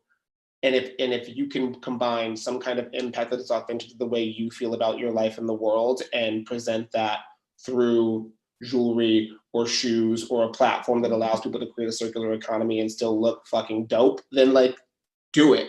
Go for it and do it. Absorb, learn, because shit is, I mean, I would say things aren't gonna get scarier than now, but that'd be like daring it to be worse. But like, but yes, you know, like go forth and try to conquer because you're stronger than you know. Amazing. Thanks, Blakely. Mary. A couple points to make here. I think as a consumer, what you can do now is use your dollars to support. Every dollar is a vote. I think if you are somebody who wants to launch a brand, like Blakely said, go for it and just be comfortable being uncomfortable for a really long time. And then I think if you are an early brand, somebody who has just launched before the pandemic, just take this time to focus on your customer and building the brand loyalty, building the connection with them, because people are looking for authenticity and they're looking for that connection. I think one way where Tuileries is really setting themselves apart is NextGeners especially are digitally overdosing. And so concentrating on that human connection wherever you can create it within your brand. And for us, it's those FaceTime interviews, I think is a way to win during this pandemic. I love that. Chloe. I think I'll break it down into two parts too. Consumer, Mary's correct. More than ever, you're voting with your dollars. So stand behind the types of brands and companies you want to see survive through the next year. And that's a real way to make change and really impact smaller businesses, even local businesses. And second, I know, Larry, you asked, but if you're a younger audience member who is looking to get into fashion or maybe one day wants to start their own brand or retail, I know this summer many internships and early jobs were canceled or postponed, and it's a tough year. You might be sitting at your parents' house. I am. And through that, I think one thing I just want to say is what I didn't realize early on was how nothing is final. Things change. You can start in one job, you can pivot, you can learn, and that people are really willing to help, and that you have to put yourself out there. So I'm really focusing on networking, finding mentors early on. And I didn't have the greatest experience founding Thousand Fell, so I definitely have imposter syndrome daily. But the best thing I did really early on was build a really robust mentorship and advisory team. It took like 2 years, but meeting people and bringing them along the journey. And so that would be a really great place to start, is reaching out to people who are in positions or roles that you're interested in, and just for informational interviews and trying to learn. Amazing. I mean, I feel like each of these pieces of wisdom should be like written down and disseminated because they're so important. And I mean, Chloe, just as a quick addition to everything you're saying and a quick plug for Prism, we launched our own Prism People Initiative, which was bringing together Gen Zers, many of whom have been displaced by the pandemic, and connecting them to micro projects across different industries to kind of, frankly, it's not going to be a, full-time employment, but it's, these applied experiences that, especially during this particularly challenging time, can be used when you're going out there to say, hey, right now I'm stuck at home, but I'm taking on this different exposure, or beta testing this, or giving feedback and seeing how these major companies are operating. So I think we have time for one last question or comment from each of you. And so I guess we'll end, by just saying, as you look across the industry, like, you obviously gave some advice, but is there a piece of advice that maybe you received, or a mentor, or an example that you've looked up to that has really informed your path? Obviously, I feel like so much of us have been shaped by our own experiences. So maybe there's a moment or particularly sage wisdom that you received. I can go just to kick it off. I think probably the thing that has served us well, me and my co-founder, is just putting ourselves out there. And so reaching out to anybody who will listen and telling them your story, telling them what you're trying to do. Like, the worst that can happen is somebody says, no, I don't want to talk to you, or no, I don't want to listen to you. But like, I mean, reach for the stars. Just talk to anyone. And if you do get connected with somebody, be very specific about what you need from them, because they don't have a lot of time. I mean, mine is a little bit more cynical, but it's like, when you ask for money, you get advice. When you ask for advice, you get money. So like when you are fundraising, I feel like you come like, hey, just let's talk. And then that is how I have unexpectedly gotten funding at least 3 to 4 times. Because I think that when people don't think you immediately want something from them, they want to just connect. And I think once you get in that mindset, you're more authentically putting yourself forward, and you get more support than you thought you need. I think making your interactions more than transactional can really help, especially in early stages, really always. That's amazing. Thank you, Blakely. Mary, if there's anything you want to add, or Chloe. Oh, Mary, you already went. Chloe, rather.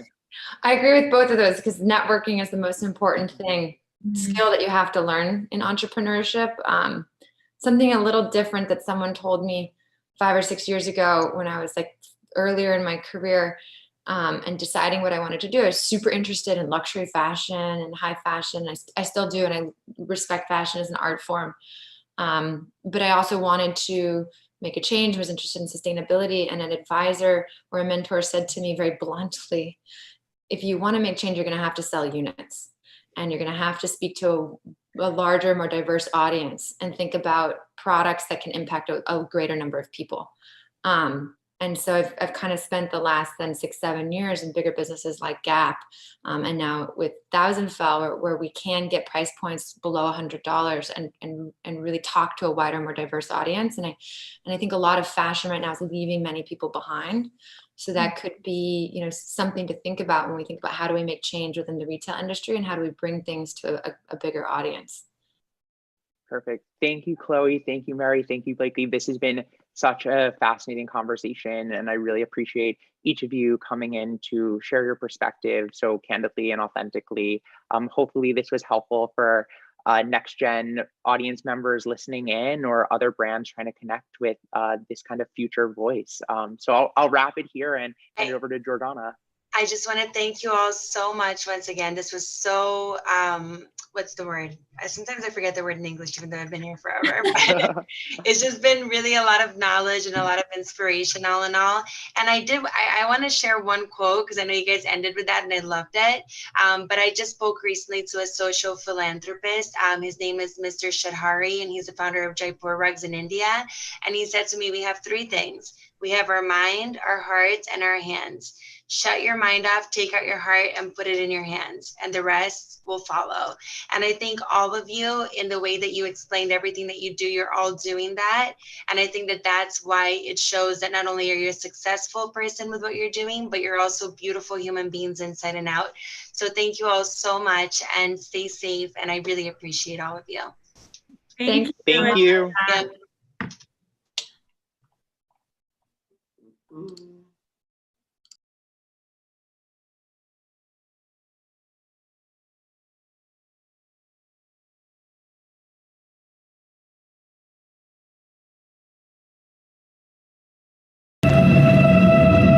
We are here and have been for thousands of years. And despite everything, we continue determined and strong, standing firm. You can pretend you aren't bothered, that you aren't looking. But we're here, fighting for a long time. And now, more than ever, fighting against the clock.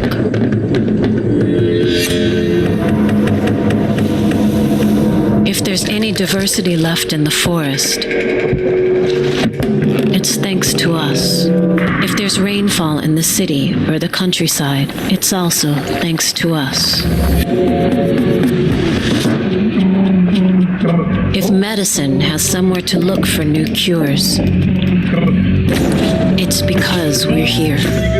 But we can't go on being ignored, spending our lives being pushed out of the way.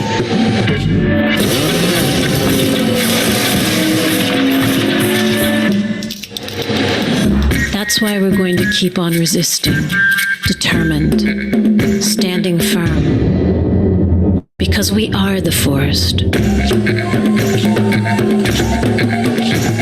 And the forest is us. Yokeri masa sani. Uri teriyamaku. Arancha premadruk. Atataku puka acho. Nem o poraquê queme. E a floresta somos nós. So that was super inspirational, and I cannot wait to see what will follow this. Being Brazilian and being born and raised in Rio de Janeiro, Brazil, I have such pride in what we're going to be hearing in the next hour here with the beautiful panel, which was actually curated by Rio Ethical Fashion, which is an incredible organization in Brazil. And the title is Fashion is a Brazilian Rainforest, where we have Carolina Berlingeri, I don't want to say it wrong, but she's the co-founder of Rio Ethical Fashion, Felipe Vilela, who's the CEO and co-founder of Free Nature, Bia Saldanha, environmentalist and entrepreneur, Tassiana Abreu, the head of marketing of Fame Rio, Jefferson Stratman, the Origins Brazil Network Lead and Value Chain Coordinator, Instituto Socioambiental, Andrea Alvarez, Chief Brand Innovation International and Sustainability Officer at Natura, and Nina Braga, Director at Instituto E. You guys are in for such a treat, and being, Brazilian, I'm so proud of this panel, and I cannot wait to see what you guys talk about. So I'll let you take it from here. Thank you all. Thank you, Jordana. Nina and Bia, I think you have to put your video on. I can't. I don't know why. Maybe Eduardo can help us. Well, hello, everyone. Thank you all for joining us today. And thank you to Instituto for sharing this powerful video with us. This is a panel created in collaboration with Rio Ethical Fashion, Forum on Sustainable Fashion in Brazil, and we are very happy and honored to partner with Fashinnovation. So thank you, Marcelo and Jordana, for the invitation to be here. It's a pleasure to be talking and learning from all of you, so many inspiring minds in this panel. We all depend on the Amazon rainforest.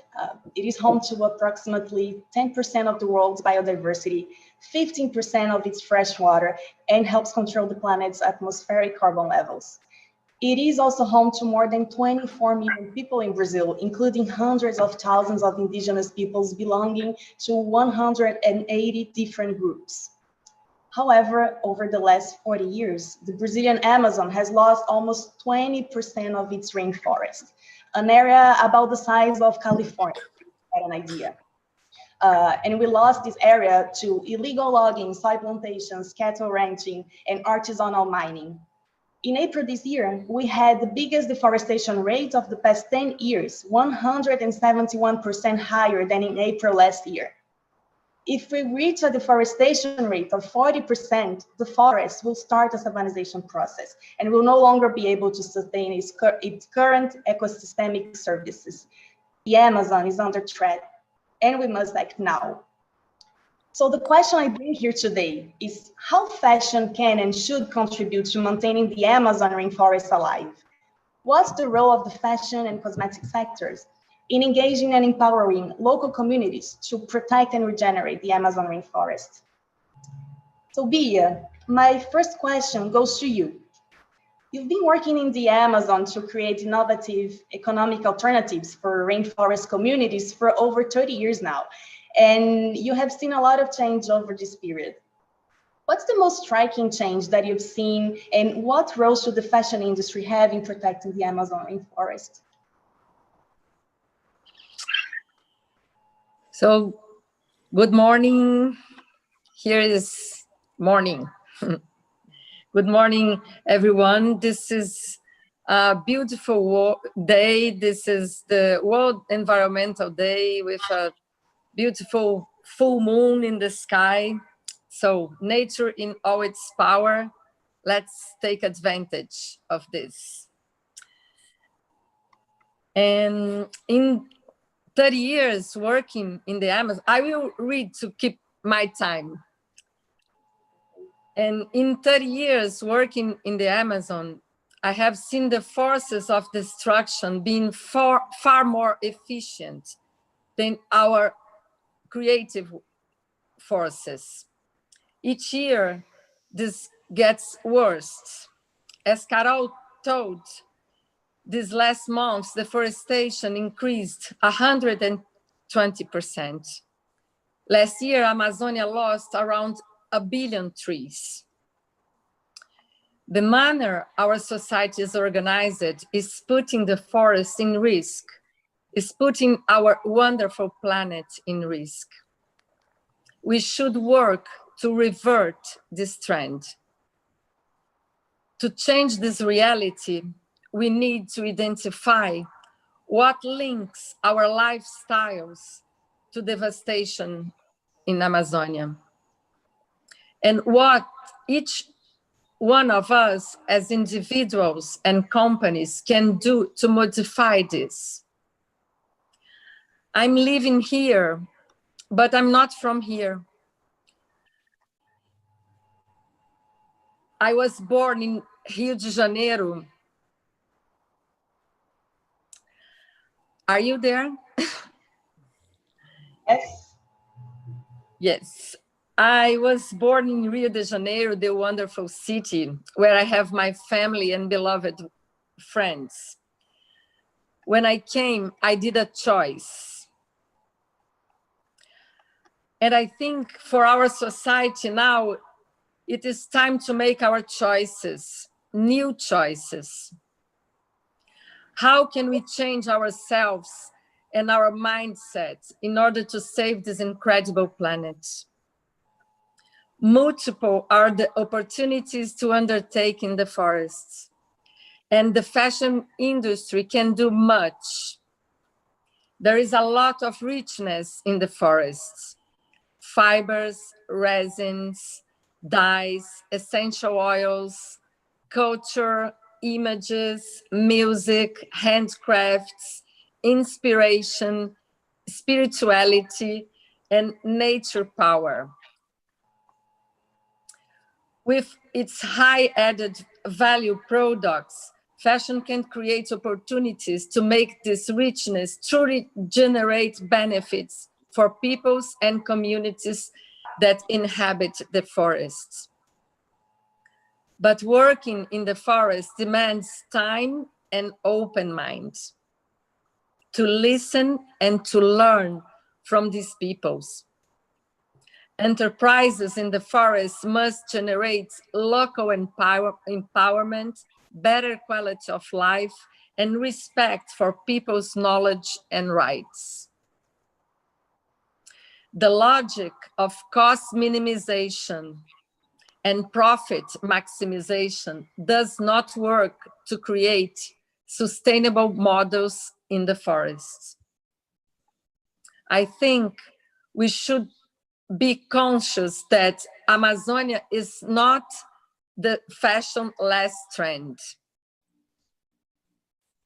Amazonia is not a tag to put in our bags or sneakers. It's not a slogan to stamp our t-shirts, nor is it a merchandise. The Amazon is an enormous living being, living system, inhabited by uncountable beings and people that must be heard and respected. Something must be done now, because the smoke of the first forest fires can be already felt here. So that's it. Black Lives Matter, Rainforest people's lives matter, and Amazonia is to love. Thank you very much. Thank you, Via. This was very strong and definitely to the point. Thank you. And when we think about how fashion can do its part, for the Amazon, ethical partnerships between indigenous communities and brands comes to mind, of course. So Tatiana, Farm has established a successful long-term relationship with the Iawanawa indigenous community. Could you please tell us about how this partnership began and what attracted you the most? What were the main challenges and successes of this whole process? Yes, thank you.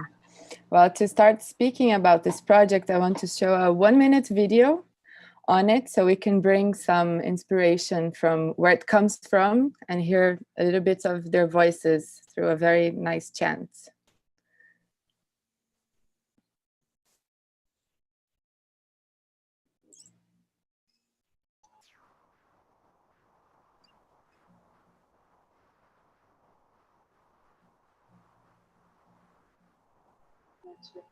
Is the video on? I'm not sure if it's working.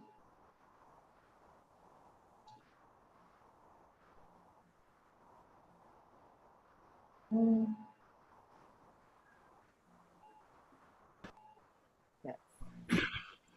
Thank you.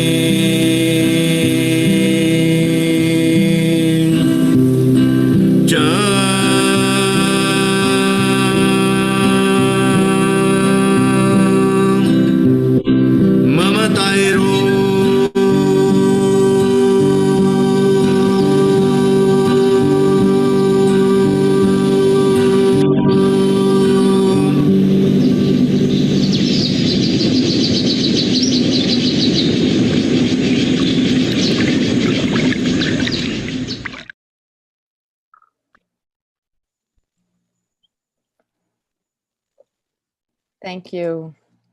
So this is a little piece we did to introduce this collection. The collection's name is The Heart is the North.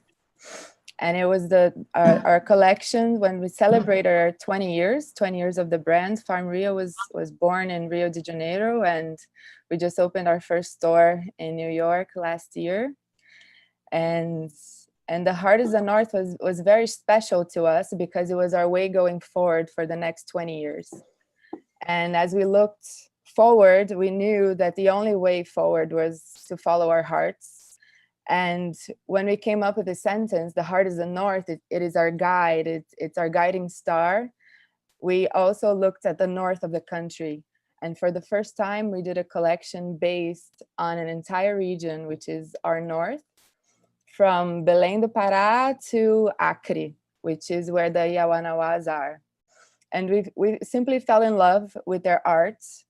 I asked a friend who was already working with indigenous people in the Amazon to bring into Farm some work, because it was impossible to talk about the forest and not do something with them.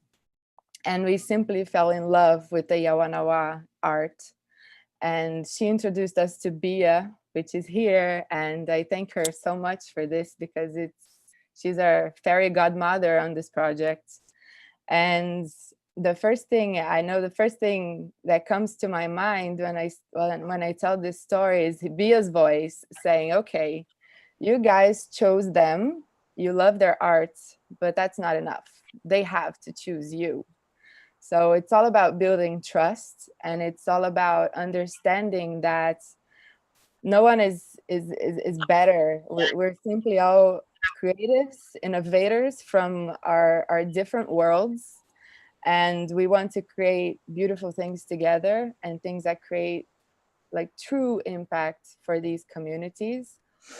And so Bia was like, you're not going to the forest, you're inviting them to your home first, and you're going to open your doors and you're going to have a conversation, you're going to sit and have some coffee, and you'll talk about your dream, and you have to listen to their dream. And these dreams, they need to come together. So it is, I love this project so much because it's a true dream come true for us in Brazil, in Rio de Janeiro, to be able to make such beautiful things with ethics and aesthetics, because at farm we're aesthets. We love everything that is beautiful, and to the Yawanawas, beauty is well-being, it's happiness, it's spiritual, and everything they do is beautiful because beauty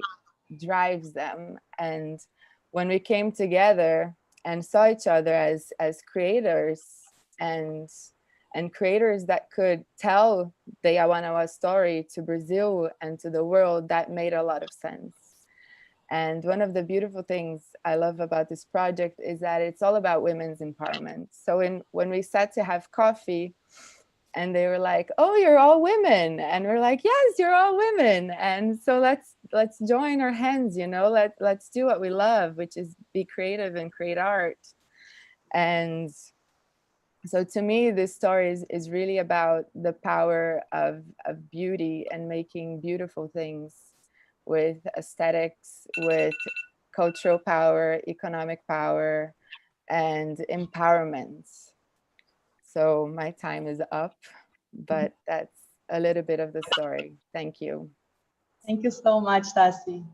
It's really inspiring to see such a successful story of farming the Yawanawas. Thank you for sharing. And of course, not all companies who seek to partner with local communities act ethically. So it's important to monitor these partnership activities and to have accountability, and so that the consumer also knows what's going on behind the scenes, right? So Jefferson, Origins Brazil connects producers, companies, and consumers and aims to change the conventional way of doing business with social biodiversity products by encouraging more ethical and transparent business. And last year, you won the UN Sustainable Food and Agriculture International Innovation Award. Congratulations for that. So I would like to know more about Origins Innovation. How do you operate and how do you give visibility to rainforest communities? Thank you, Carol. Hello, everybody. First, I'd like to thank you for the opportunity to talk about Origins Brazil Network. In this world crisis, it's important to share innovation and new perspectives about Amazon development, the kind of development Amazon communities wants. We should escape from models that they were obligated to follow by governmental initiatives or private interests in the region. So it's important to highlight that right in this moment, thousands of indigenous and local communities are under attack of gold miners, loggers, cattle ranchers, and land grabbers. Deforestation increased 60% compared to the same period last year.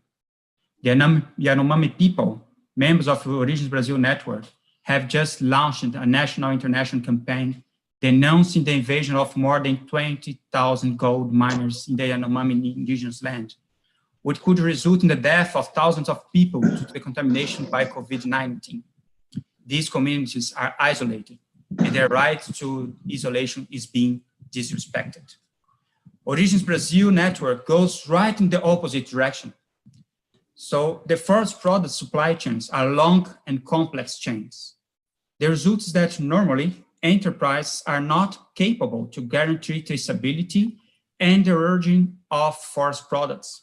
So with that, the risk for enterprise to be involved with illegal activities, people exploitation, and unsustainable practices is enormous. So the innovation of Origins Brazil lies in the ability to promote and structure networks of actors who collaborate locally, territorially, and nationally to promote fair, ethical, and long-term relationships between companies and communities.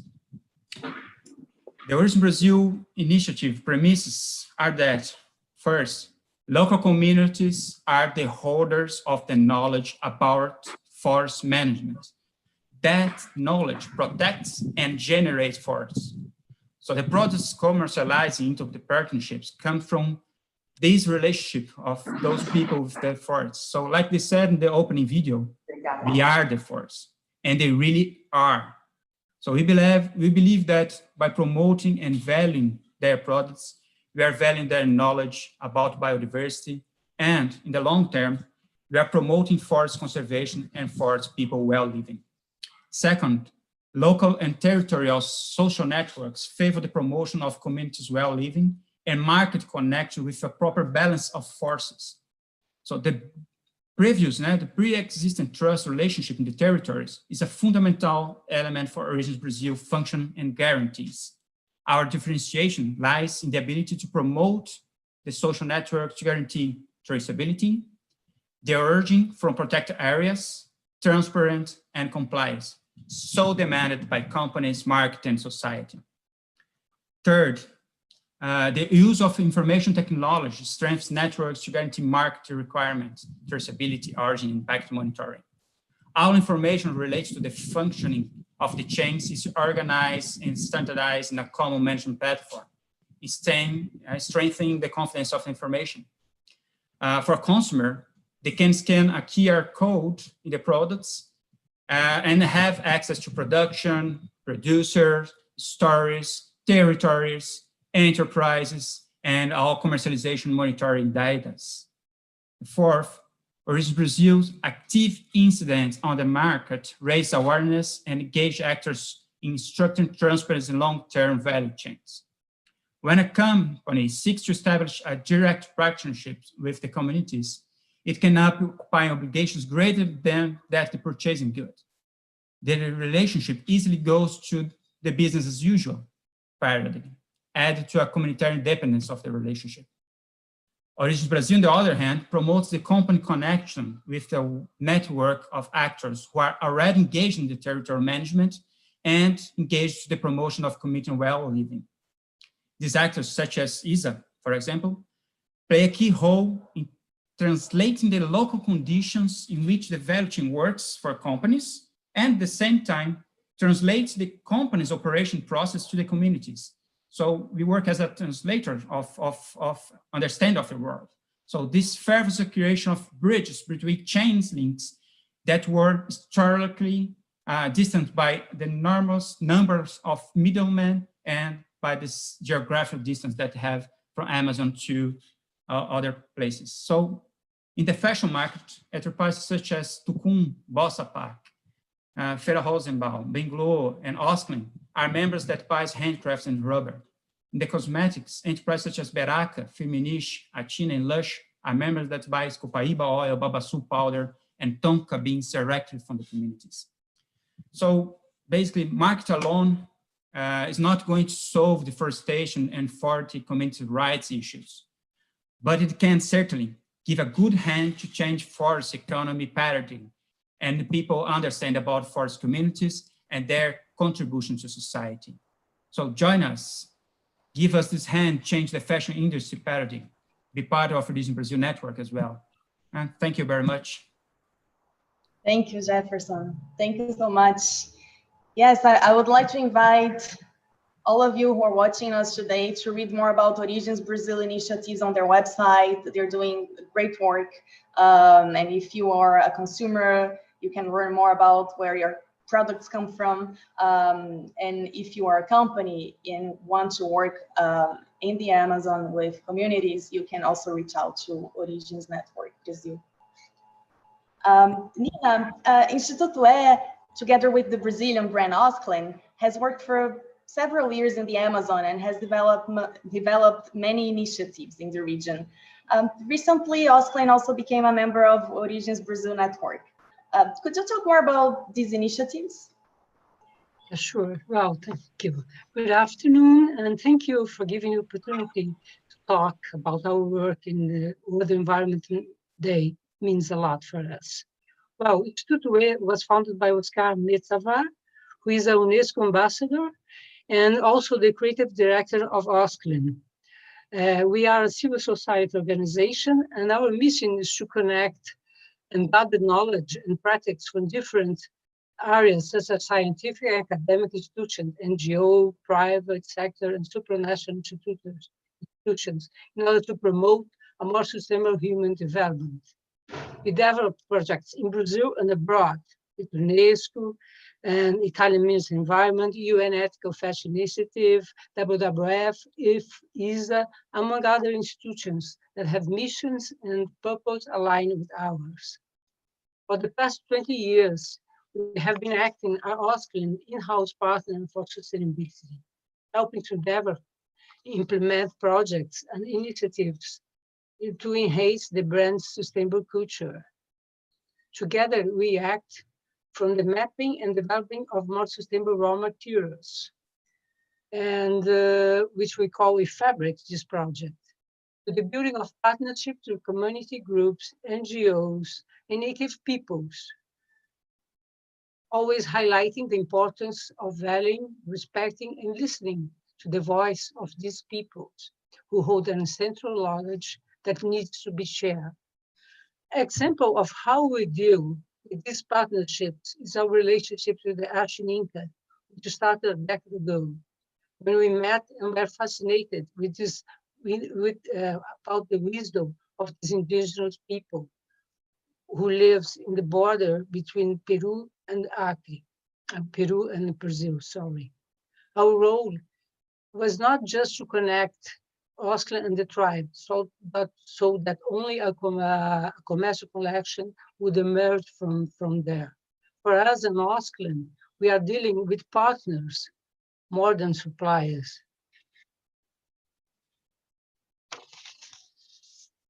In addition to the collection inspired by Actionista culture, the partnership made possible to the renovation of the school in the Apiwicha village, the purchase of the renovation of the land to create the craft store in the biggest city close by, which is called Cruzeiro do Sul, and the expansion of the Reinvention Center, which is a center dedicated to share the knowledge about the Ashininka holds about the forest. The relationship we made date and help to build go beyond the commercial aspect, even though the Ashininka collection itself happened only once, the relationship still goes on. Since the beginning of the partnership, we have made it possible for the Ashininka leaders to go to COP20 in Lima and to COP21 in Paris. We helped to make the Ashininka photography course possible at the request of them, because they wanted to register by the culture with their own eyes. They wanted to know how to photograph. So this workshop photography was voluntarily conducted by one of Austin Design for 3 years. And now they have all the equipment and so on to register their own culture. And also we from the Institute, together with Oscar, we have been helping the bioeconomy of the forest by stimulating the use of materials originated from sustainable management, like the pirarucu fish skin. This material used to be discarded because the fish was captured only for feed purpose. And now it is used with fashion industry. It helps to increase the income of the local people in the Amazon up to 30%, and cause zero deforestation. And I must say that Oscar was the world pioneer. Nowadays, 48% of Oscar leather accessories are made with pirarucu fish skin. Well, even though we have been present with projects in the Amazon for many and many years, and as Carolina just mentioned, including some of them in articulation with ISA, Instituto Socioambiental, it was only recently that we formalized with our partnership with Origens Brazil, which, as Jefferson said, are aligned with us in terms of forest and its people preservation through business that help to keep the forest standing and preserve its biodiversity. Osclin is using natural rubber, which is the traceability provided by Origens Brazil. This is very important for us also, and also for the consumers, because by the QR code, they will know the origins, as the name of the project says, of the material they are using. Partnerships like the one we established between Oscar and Origin Brazil are, in my opinion, essential for us to maximize the positive impacts of the fashion industry, which has an enormous potential to cause effective changes and furthermore to encourage other sectors to continue seeking more sustainable measure on a daily basis. Thank you. Thank you, Nina. Thank you. Yeah, these are great examples of how fashion can actually be part of the solution. My question goes now to Andrea. Andrea, Natura is a global cosmetics company that depends on the standing forest to succeed. How does biotechnology foster economic development in local communities and help preserve the forest? I know you have several interesting examples from the work you've been doing, so I would like to hear more about it. Hi everyone. Thank you so much. It really is a pleasure to be here and to actually be connecting to the fashion world, because I do think the collaboration between many industries can actually amplify the impact of whatever we want to do to preserve the forest. So thank you very much for the invitation.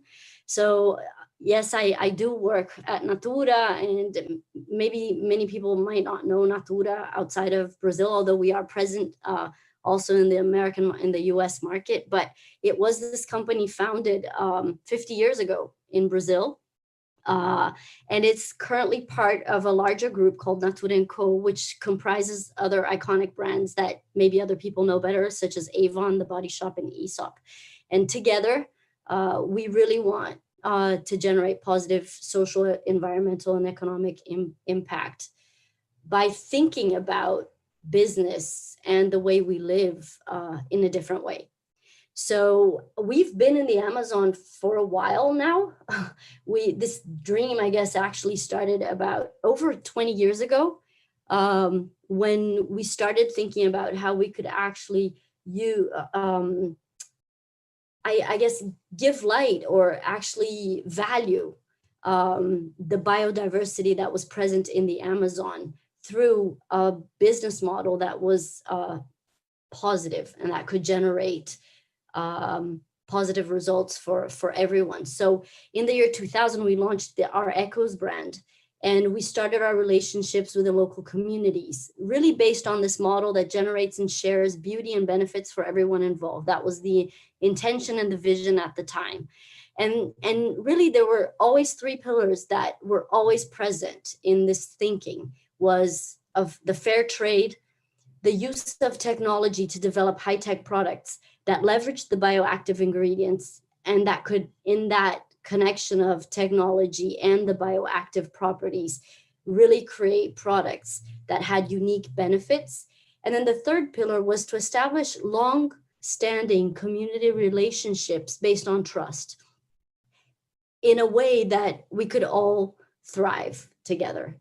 And at the same time be able to preserve the environment by creating alternative sources of income for the communities that were there. The result of this is that over the last 10 years, we've managed to generate over 1.8 billion reais in the region, which is roughly $350 million, more or less, depending on the exchange rate of the day. We have developed 28 bioactive ingredients that we use in our portfolio: ucuba, patawa, andiroba, castanha, buriti, and many others that we're still studying and that should be coming in our innovation pipeline. We have ties with 33 local communities, which actually represents more than 5,000 families, or roughly 20,000 people connected to this network, and creating sustainable harvesting protocols that actually generate superior income as well as protecting the environment. And the result of this 20-year journey is that we have helped to preserve 1.8 million hectares of forest, which is maybe minuscule if you think of the size of the Amazon, but it is this half of Holland in terms of size. It's not enough because, the Amazon is so big and no one individually is going to be able to change the scenario there, but it is something that we are very proud of. We have used external certifications to also make sure that, we were using the best processes and technologies and techniques to actually, social techniques to engage with, with the communities there. So we have been certified by Union for Ethical Biotrade, and we're actually currently under conversations with Origens as well. But we do have the Union for Ethical Biotrade certification, and we were one of 2 companies who got their maximum seal in the year of 2018. And I think just to materialize this in one example, I think one beautiful example we have of how we make this, chain of life happen is our experience with ukuba, which is one of the ingredients that we use. So ukuba means butter tree in this extinct language called Tupi. And when we started studying the traditional heritage and the knowledge there, we started investigating, and we learned that actually the ukuba seed, it yields a balm that has an amazing hydrating property that actually helps stimulate natural collagen production in the skin. And it really works deeply to repair and nourish the skin. So we identified this, created this amazing product. And then we started developing with the local communities that in the past were basically knocking down the trees and transforming this into broomsticks because it was the way that they could do it. And the ukuba tree was actually on the verge of becoming extinct. So when we started to manufacture these cosmetics with the ukuba butter, we began developing the sustainable harvesting model that actually leaves more than 33% of the harvest every time to make sure that that harvest has space to thrive again the next year. And we created a possibility for the income that they were having from selling the ukuba to us be over 3 times the income that they had. And it's a lifetime value income, because when you can sell the tree and make the broomstick, and you're only going to be able to earn once. But if you're continuously harvesting this, you have lifetime value until the tree naturally dies. So this is one of the stories that we're so proud of. And I think it brings to life what we believe in terms of the model that can be developed collectively. So just to close, I think it is about a dream. Tatiana talked about the dream. and I think it is about this dream, because no one is going to be able to do this alone. We all need to, just join hands with institutions, with the government, with, civil society, with companies, with respect for the people that are there, for the knowledge that is there, without arrogance, without thinking that we know better, because we don't. And we should just be a pathway to actually give voice to the people that are there, so that we can, make that region thrive and live forever, so that we can all live forever. And so that we have business models based on the protection and generation of life, and not the other way around. So I think we need to collectively dream. What is this dream that we want to have of the Amazon standing? And how can we join hands to make that happen? So thank you. Thank you. Thank you, Andrea. Oh, it's very important to see a major company like Natura doing the work you are doing in the region. And thank you for so many inspiring words. And Felipe, let's talk about regenerative agroforestry. So regenerative agroforestry has a large potential to regenerate the Amazonian rainforest. And maybe you could explain us what agroforestry is and how this technique could contribute for the fashion industry to protect the forest. Perfect. Thank you so much, Carol, Yami, and Lili for the invitation and the Fashion Innovation. This is great to be here today and to be with all of you. And it's really inspiring stories. I see a lot of relation of what we do as well. So we'll get back to that another time. But it's, so basically, my name is Felipe. I am from Brazil. I have been living in Holland for the past 5 years. That's where Renature was born. We're both a foundation and also a company. And the reason Renature was born and also what is agroforestry, it comes from my journey working in nature inclusive agriculture in the countryside of São Paulo, in Limeira, which we were working with citrus. And I was always passionate about agriculture, but also about nature. So I decided to, of course, go to the Amazon. I was to explore the richness of the rainforest. And I spent some time with indigenous communities in close to Rondônia region. When I left the Amazon and I saw in the borders this massive deforestation for cattle ranching, soybean, and logging industries, I was terrified by the way we're managing the forest resources. And I started asking myself, is there any other way we can actually produce these major commodities industries need in a regenerative way? And that was in my head a lot. And then when I came back home, I was basically searching for everything I could in terms of knowledge and science in regards to sustainable agriculture. And that's how I got immersed in this field mission, visiting agroforestry systems and regenerative agriculture systems that inspired me a lot to see that this should be mainstream. This must be mainstream. And that's the reason I went to Holland to get connected to corporates and impact investors to inspire them to show that the Amazon has a lot of potential and it needs to be regenerated. And the first project that we did, it was with Farm, with Beto Bina. We did together in Pará, in Santa Bárbara, a project with natural fibers and using also cotton as the major cash crop. So there's 32 communities living in the Santa Bárbara state, in the Pará state, where we are doing an agroforestry consortiating multiple natural fibers. And then we have the colored cotton, we have juta, we have malva, we have banana, pineapple.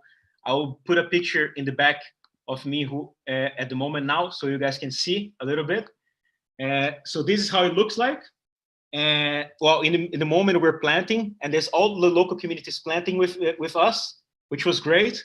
So there's a lot of women involved, and we were really passionate about to see their contribution to the design process. So it's not only us saying, hey, what's best to plant here?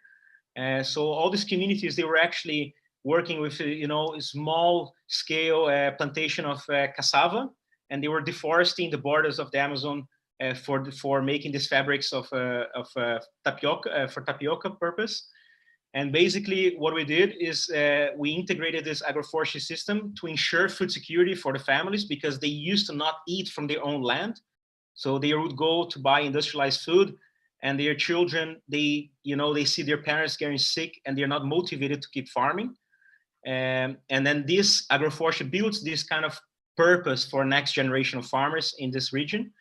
And then the second component is really based on the economic resilience. So the cotton is the generation of income in this design. And then the third and last is the self-sufficiency in inputs, because there is no agrochemicals and there is also no organic inputs. We use tree species and also grasses that it can replace this external inputs cost that most farmers has. And this is really powerful. And that's what we aim at doing in the borders of the Amazon. As Renature, we're connecting off-takers, buyers from Europe, that can pay an extra added value price for products that come from the preservation of the forest in the Amazon. So now we're not only doing for fashion with cotton, but also doing with cocoa and coffee and other crops that has a added price in the market. So yeah, this is in a nutshell what we're doing in the Amazon, and it's really exciting to see these communities, making a living and also exchanging knowledge in regards to regenerative agroforestry. And our goal is to really make it mainstream.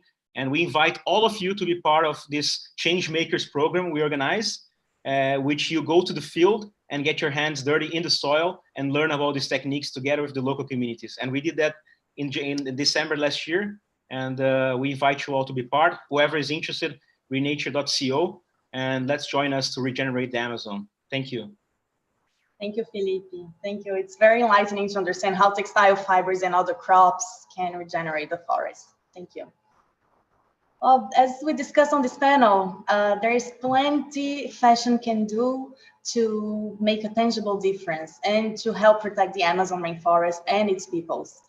So if you as a company or individual want to donate to start helping now, especially as indigenous communities are being greatly affected by COVID-19 pandemic.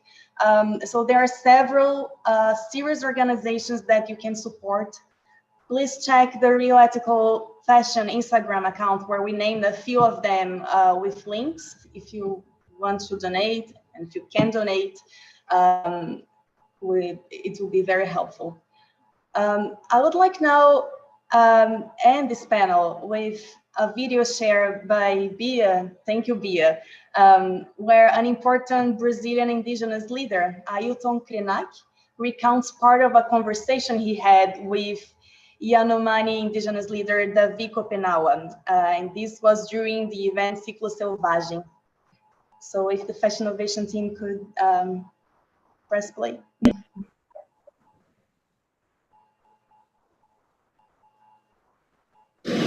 Eu me encontrei com o Davi em 85, pela primeira vez, e ele me perguntou, fui visitar ele lá na floresta, ele me perguntou, é verdade que os brancos são muitos?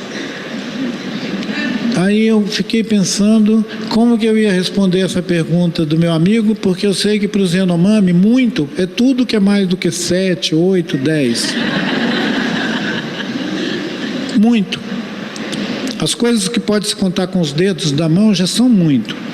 Eu falei, eu não posso enganar ele de que os humanos sejam só o número dos dedos, das mãos, algumas coisas assim. Mas eu também não queria apavorar ele. Então eu disse, eu não posso deixar ele enganado sobre isso. Eu disse, olha, os brancos são tanto quanto as estrelas do céu, a areia das praias, dos igarapé, dos rios. Eles são tantos assim. Ele ficou muito assustado. Depois ele me perguntou, e o que eles comem? Aí eu disse, olha, eles comem de tudo. Eles comem árvores, eles comem pedra, eles comem rios, eles comem tudo, tudo. Essa floresta sua toda, eles comem. Ele ficou mais apavorado ainda. E me perguntou, e onde eles cagam? Eu disse, eles cagam no mundo.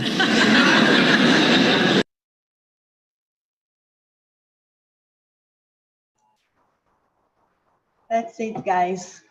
Thank you so much. I think the message is pretty clear, and I really appreciate the time. Thank you. Thank you all so much. This was extremely inspirational and knowledge filled. And I know that a lot of people that maybe weren't aware, oh, she's so cute, that weren't aware of everything that, you know, it does happen, and just the things that they can do to help. You guys really shed a lot of light. And I know there's a lot of unanswered questions, and I wish this could be longer. So for anybody, you can follow all of them. You can probably DM them and get in touch with them, and get in touch with us if you can't find them. But thank you all so much. This was really, really great. Thank you. Stay safe, everybody. Thank you. Thank you. Bye. Bye.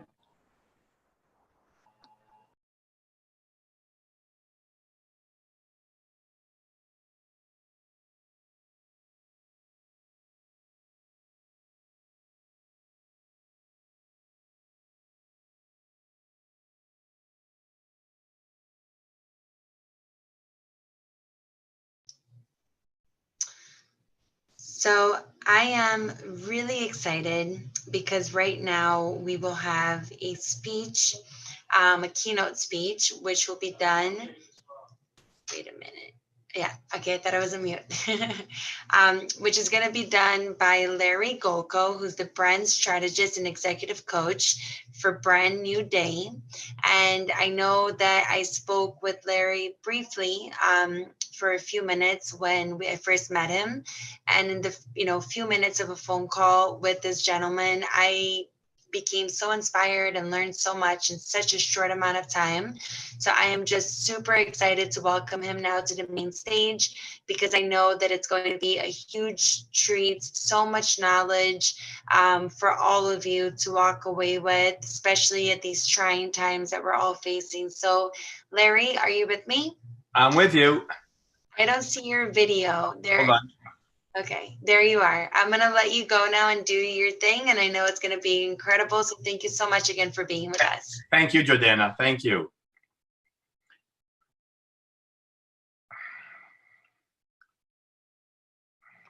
Go ahead. Okay. Okay, here we go. Well, thank you, Jordana. It's a pleasure to be with you all. And I'm looking forward to sharing with you some of my thoughts and my insight on what it takes to build a best-selling brand. What I wanted to talk to you about was, as the title of the program states, write the book you want to read. And when I say that, in branding today, especially more than ever before, the competitive landscape has changed immensely. And so it's important to understand there's a difference between a name brand and a brand name. You know, a name brand is a go-to brand, a brand that we all love and respect. And a name brand is really just something a little different. And so a brand name is something that, you really, you file in Delaware, but it's not a go-to brand. It's nothing exciting. It's really nothing really that you want to talk about. So I always tell people that successful brands create great business stories. They're not the result of creating great marketing campaigns. That's really all about business stories. And so what I want to do is share with you that in the landscape today, there are too many brands that are really copying other brands. They don't have a distinctive advantage. They don't have a unique value proposition. And they really are what I call the sea of sameness. They're like stuck in the muck. They're a Me Too brand. And many times they're a commodity.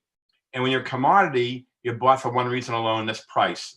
And unless I want to be Target or Walmart, I don't want to be in the price business. So I want to share with you my ideas in the next 20 minutes on what it takes to build a best-selling brand. And also what I really feel is important that a lot of people are missing out on, because there's a lot of lacking going on in brand building. So the first thing I want to talk to you about, as far as writing the book you want to read, is a mantra by Ralph Waldo Emerson that said, "Do not go where the path may lead. Go instead, there's no path, and leave a trail." And what that really means is we have a decision as marketeers, as entrepreneurs, to either go where the path's going to lead, be a Me Too brand, be in the sea of sameness, or we can go where everyone's going left, we want to go right. So we have to decide, do we want to be a leading brand or a following brand? And I believe Ralph Waldo Emerson probably created the concept of brand marketing, because in my world, when I work with clients as an executive coach, I want to help all my clients go to left when other people are going right. Because you don't want to be a following brand. Following brands nibble at the leading brands, and the more following brands nibble, it shows who the leading brand really is. So one of the thoughts I want to share with you today is, if I had to feel one thought that really brands are lacking today more than ever before, you have to find a focus. You have to have a focus and say to yourself, what do you want to really specialize in? Because many brands are generalists, and generalists lose, specialists win. And that's why a lot of department stores are going out of business, because they're generalists. So you got to say to yourself, what do we want to do to specialize, to be the go-to brand, to be perceived that we are like any other brand in the category we're in right now, and people love and respect our brand, and they adore our brand. And that's really important to do that, because people lack focus. And just because you have a great brand name, it doesn't mean you can take that brand name and expand your brand into other categories. We've seen it in the past. I know a while ago you started with Talbot's. And on Monday, I'm going to be introducing, having a fireside chat with Lizanne Kindler, CEO of Talbot's. And Talbot's was once Talbot's for women, Talbot's for men, Talbot's for children. I'm saying in a very facetious way, a funny way. What was next? Talbot's for pets? Maybe Talbot's could have made great pet sweaters, whatever it might be. So just because you have a great brand in one category, it doesn't mean you can extend that brand to another brand or another category. I'll give you another example. Levi's underestimated the value they had in the word blue jeans, but Levi's understood that you could have another brand. And back around 30 years ago, when casual Fridays became really popular, the activewear, the khakis were very, very popular. So Levi's said, hey, people know our brand Levi, we can do anything with it. So Levi's created activewear and it failed. They created casual wear and it failed. So I always tell people, and I want to tell you all out there listening today, new camp, new brand. What did Levi's create? Dockers. Now, Dockers is like a #1 brand in casual khakis. The average consumer has no idea who makes Dockers, nor do we care. Because we buy brands, we don't buy companies. If I ask you, for example, who Procter & Gamble, what do they make? Between detergents, Biz, Tide, on. It doesn't really matter because no one knows the manufacturer. So people know Dockers, but they don't know that Levi's makes the brand, nor do they care. Another concept I want to share with you today is being the first in the market. Now, you don't have to be the first in the market to win. You have to be the first in the mind of the consumer to win. I'll just go back and illustrate certain examples we can all identify with. Is IBM was not the first computer company. They positioned themselves the first. Motorola created the cell phone, but we all know that Motorola did not create this here. And then what happened to Nokia? They went by the wayside. So again, it's not who the first is to create that new invention, but who's the first in the mind, in the consumer, to own it. And the concept of being first is really powerful. So if I ask you, what's the tallest mountain in the world? Naturally, many will say Mount Everest. And if I say to you, what's the second and third tallest mountain in the world? You'll say Kilimanjaro, K2. But in essence, the problem is that the reason we don't know who number 2 and 3 is that we don't care. We simply don't care. We only care about numero uno. So what can you do to be the numero uno in the minds of the customer? And then I want to share with you another thought is you have to take a deep dive and say to yourself, what are we really selling? Not what are we manufacturing, but what are we selling? And I want to illustrate this with other iconic brands that you can identify with. Harley-Davidson is not selling motorcycles. Harley-Davidson is selling freedom. They're in the freedom business. And then everything they do emulates or reflects the feeling of freedom, whether it's social media, whether it's advertising, packaging, everything embraces freedom. So you take a deep dive in your company and say, you know what you manufacture, and I don't care whether it's women's clothing, I don't care whether it's accessories, but what are you really selling that your brand really stands for? What do people feel and look and think about your brand? What's your brand voice that's going to really resonate? How are you going to keep your brand fresh and relevant throughout the years so people know that's my brand?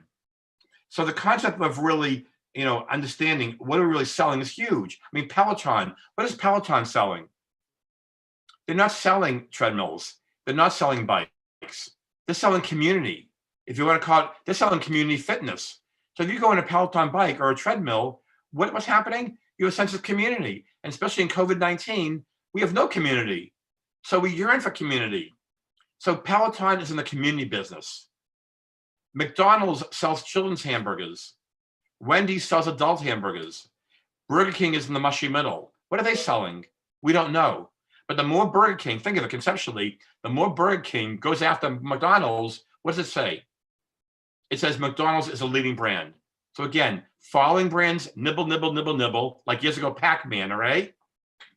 And leading brands stay straight, follow their path, don't react to following brands, and keep doing their thing. So I ask you to say to yourself, what are we the first in the minds of the consumer, and what are we really truly selling that nobody else can lay claim to? And that, what you're selling, that builds brand loyalty. Another topic, a nugget of wisdom I want to share with you is marketing is a battle of categories. You have to own a category to win. You just can't say we have a better blouse, a better handbag, a better accessory, whatever. What category do you want to own? And I want to share with you other examples. We know what Purell is. Purell did not invent disinfectant, but Purell created the portable disinfectant machine. They own that category. Tide did not create detergent, but the Tide stick they created, and the Tide stick is a category of itself, and they own on-the-go spot remover. So you got to say to yourself again, what category can we own out there that nobody else owns, or create a new category? BMW, what do they own? They own the ultimate driving machine. I have nothing against, Audi's a great car, Mercedes is a great car, Lexus is a great car, on. But if you want a car, if you want a category, a feeling of a brand that's not like any other car in the market, BMW is your brand. So it's so important to say that in the category, because when you're a leader, it's very hard to dislodge a leader. It's very hard. The only people who can dislodge a leader is you yourself. So if you screw up and you become your biggest competitor, then you're going to lose. So it's really, really key to do that. And also, I always tell people, don't try to be the best. Be the only. What are you the only at? Jack Welch always said, as you know, he was CEO of General Electric, sadly passed away last month. Jack Welch always said, if you don't change the game's going to change you. So what are you really doing to be a game changer? We hear that word very lightly, but it's a very serious word, a category of being a game-changing company, a game-changing brand. And also, I want to tell you, as far as being a game changer, how do you create your brand so you're a want, not a need? I mean, I know in college, everyone talks about consumer needs, but it's not about consumer needs, it's about wants. Like, nobody needs to be here today with Fashinnovation. You wanted to. Nobody needs a Rolex watch for $5,000, but they want it. When you want something, you'll find the extra dollar, or your consumer will find the extra dollar, or the extra penny, or the extra $10 to buy a product because they want it. Great companies like, I'm just saying, Paul Newman, Newman's Own, their marinara sauce is 50 cents more than Barilla. And why do people buy it? Because it's a want. They want to support Paul Newman's company because $800 million has been donated to children's charities. And it feels good as consumers that we're supporting their vision and their philosophy. Paul Newman's company, and like your company, what can you do to create a meaningful conversation that will resonate with the consumer so they feel you're a great brand citizen, you're doing good for the community, you're giving back? Because many times, if you don't have purpose, you have no profits. I'll say that again. If you don't have purpose, you don't have profits. So what purpose can you really generically and also genuinely share with your consumer so they know, quote unquote, your brand is their brand? And it's really, really important about that. I'll tell you about want versus need. My wife works in Boston, and she doesn't need a Lexus, but she wants a Lexus. All she really needs is a bicycle to go to the train station 3 miles from here. So again, we always find the money for products and brands that we want. What can you do to be a want brand and do a great job at it? Another nugget of wisdom I want to share with you, I know we have a certain time limit here, but every idea has an expiration date. Every idea. You can't say to yourself, let's see if our idea is going to succeed. Let's see what happens with our customer or our competitor. And if they win, then we'll do it. Well, it's too late. Once your competitor launches a new product, a new brand, you can't step in then. You're Johnny come lately. You've lost momentum, you've lost synergy, you've lost the market opportunity. Right? So you have to go for it.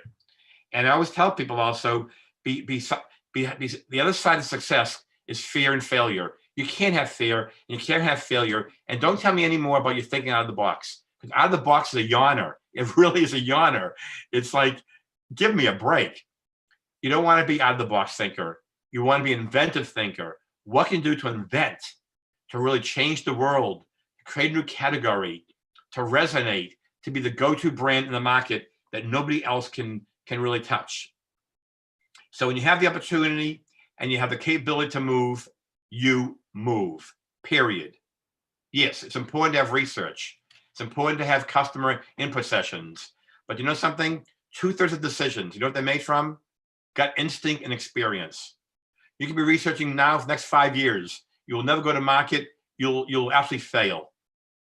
Right? It is so key to really understand that you got to go with your gut. You can't wait for all the rational information. You got to go with the emotional. And also, if you're batting 1,000, you feel you're batting 1,000, you're losing. You're complacent. Nobody bats 1,000 and wins. You're sitting there in your rear end, just doing the same old. And somebody may say to you, oh, we can't do that. It takes too much money. It takes too much time. We've never done it before. Anybody can do what we do. That's a bunch of bull. Because I say those who tell you it can't be done are those who are watching you getting it done. If you have people in your company who are telling you all the reasons why you can't do something, get away from them. They're naysayers, get rid of them. They will stagnate your growth and they'll stagnate your plans. So again, don't be complacent and really do great things. And lastly, I want to talk about a few other things is that many brands lack creating an emotional connection with their customer. How can the ivory tower create strategies and ideas and initiatives if they don't know what's happening on the ground floor? True story, Bain and Company did a research study a while ago, and they researched 300 CEOs of companies all sizes, mostly middle market and Fortune 500. And 87% of the Bain CEOs they interviewed said that they deliver an exceptional customer experience. When Bain then went to the customers, you know what percent said they agreed? 8%. 8%. To me, that's like zero. So how can a company be connected with the consumer, know what they want to create so they'll want it, if they're not living the brand experience? And I just want to share with you one of the most admirable CEOs in this country is CEO of Delta Airlines. And he says to me, Larry, the only way I can improve the customer experience if I live it. The CEO of Delta Airlines flies coach, and he flies in the back of the plane a middle seat, because that, he says, is where the action is. So even though he runs a $58 billion company, how can he improve the experience of the consumer if he's not experiencing himself? You can't do it. You can't work in a vacuum. So I'm asking you out there, what are you really doing staying close to your customer? And you might hear great things, you might hear ugly things, but you got to hear it. You can't be oblivious to it. You can't be blinded to it. You have to know, you have to live and breathe your customer experience in order for you to create another experience. And more importantly, what can you do as a company to make your product obsolete? If you don't make your product obsolete, you know who's going to make it obsolete? Your competitor. They're going to do it. You challenge your team to say, we have a great brand right now. It's selling great. It maybe is the #1 product in the category, but we have to put a team together to make it obsolete now before somebody else eats our lunch. And again, it might sound easy conceptually what I'm talking about, but it's very hard to do. You need a methodology. And that's what I do for a living. I'm just saying, as an executive coach, I help companies take their brand to the next level. And next level means a lot of things to a lot of different people. So if you want to have legions of raving fans, if you want to have great brand ambassadors, you must deliver the unexpected, because anybody can do good or better. That's easy. Good and better is easy. You go to a restaurant, the server is good or better. But when a server is remarkable, what happens? The experience is wonderful. It gels with you, and you give maybe a better gratuity. But the overall brand experience is something that you didn't really think was going to happen. So I mentioned to you about that. And the last thing I want to talk about before we leave, I know we have a little time constraint here, is what can you do? I mentioned earlier, to create a brand that's purpose-driven. What philanthropic endeavor, what foundation, what initiative, what organization maybe can you keep company with that's near and dear with your heart? Because not every brand can grow a brand organically, but who else can you keep company with to grow a brand and even propel growth even much more exponentially than you can do it yourself? So take your ego away and say, no, we're going to do it ourselves. Not many companies can do it themselves, but say to yourself, who out there would be an ideal partner to really help us deliver a remarkable success story and take our brand to the next level, a new plateau of success, because you can't do it yourself always. And you got to really do a deep dive, a soul search, and say, who out there really can be a great partner with us, that 2 is better than 1. So say to yourself, I mentioned early on, write the book you want to read. And I say, what's that book look like? Today, if someone was going to read the book about your brand, what would it say? And then take a step back and say, if we do all the great work we're going to do, and we execute initiatives and strategies, what do we want the book to say tomorrow? There's a great quote by Richard Branson. And Richard said, if your dreams don't scare you, they're too small. Isn't that quite telling? If your dreams don't scare you, they're too small. It means, again, you're in your comfort level, you're sailing along, you're complacent, and you're batting 1,000. That doesn't work. So be a brand champion, transform your brand to make it more powerful, make it more authentic, make it more personal, make it more appealing to the consumer. And whoever your organization might be, somebody in the brand champion there has to spearhead the voice, the brand voice of your brand, so all your employees know what the brand stands for, what the purpose is, and what role each of them have to contribute to the success of your vision. But if you don't share the vision with them, and you don't share the purpose, and you don't get buy-in, and they're not brand ambassadors, what's going to happen? It's going to fall on deaf ears. So do that and unlock new opportunities to drive brand performance and growth. And say to yourself, where else can our brand show up that we're not today? So I wish you all the best in marketing and building your brands. And now I'm going to take some questions on the chat here, which we're on time, Jordana. So that's great. And let me look at the questions here. The first question is, I'd like to ask how brands are thinking about excess inventory and its donation as part of sustainability efforts. There will always be some product that does not sell or stores are closed that will cause excess inventory. That is a great question. And I had that question yesterday, discussion with Lizanne Kindler from Talbot's. And what they're doing is they're marking down product because right now they have inventory, they've changed suppliers. A lot of this, sadly, the manufacturers aren't being paid. But what you have to do now is say, how can we pivot? What can we do to not compromise our brand integrity? Because you don't want to be a discounter. But what can we do to package or create an idea, an event that basically the event will be the enabler for you to unload all this inventory in a very classy way? I mentioned earlier, you don't want it low price. Anybody can sell lower. Anybody can get rid of merchandise. But you can't compromise the integrity of your brand and the brand health of what you're known for. So I do recommend create an opportunity, create an initiative, create an event, create something special and unique in which you can then take your inventory and package it to sell it without anybody even feeling that it's I don't want to say a fire sale, right? But no one's going to feel that you're trying to unloading it. Next question is, where was it here? How do you create, you mentioned, Larry, how do you create brand ambassadors with your employees? Well, and what you have to do is, in order to have a brand ambassador, you need to make sure that your people live and breathe your brand, just like you do. And they're brand loyal, and they're not watching the clock, and they want you to succeed, and they feel proud to be in the brand. When you create great brand ambassadors in your organization, people go to extra lengths to make sure that they're really a part of something special. If you have 50 employees in your company, everybody is 1/50th of your brand image. So it's a reflection on your brand to hire people who have integrity and you feel emotionally are attached to the brand. The other day, I had a fireside chat with the CEO and founder of Bombas, the sock company. They have donated 36 million pairs of socks to people in need and the homeless. In 6 years, only one person has left the company. Talk about hiring the right people, and more importantly, the people who, again, live and breathe the brand, and they're proud to be the brand. Just like in Disney, I've been, it's called orientations in general. At Disney down in Florida, they call it traditions. You would not believe how many people come to this quote unquote orientation called traditions. They watch the movie with Walt Disney and they're in tears. They are absolutely in tears, thankful and blessed that they can be a part of the Disney story.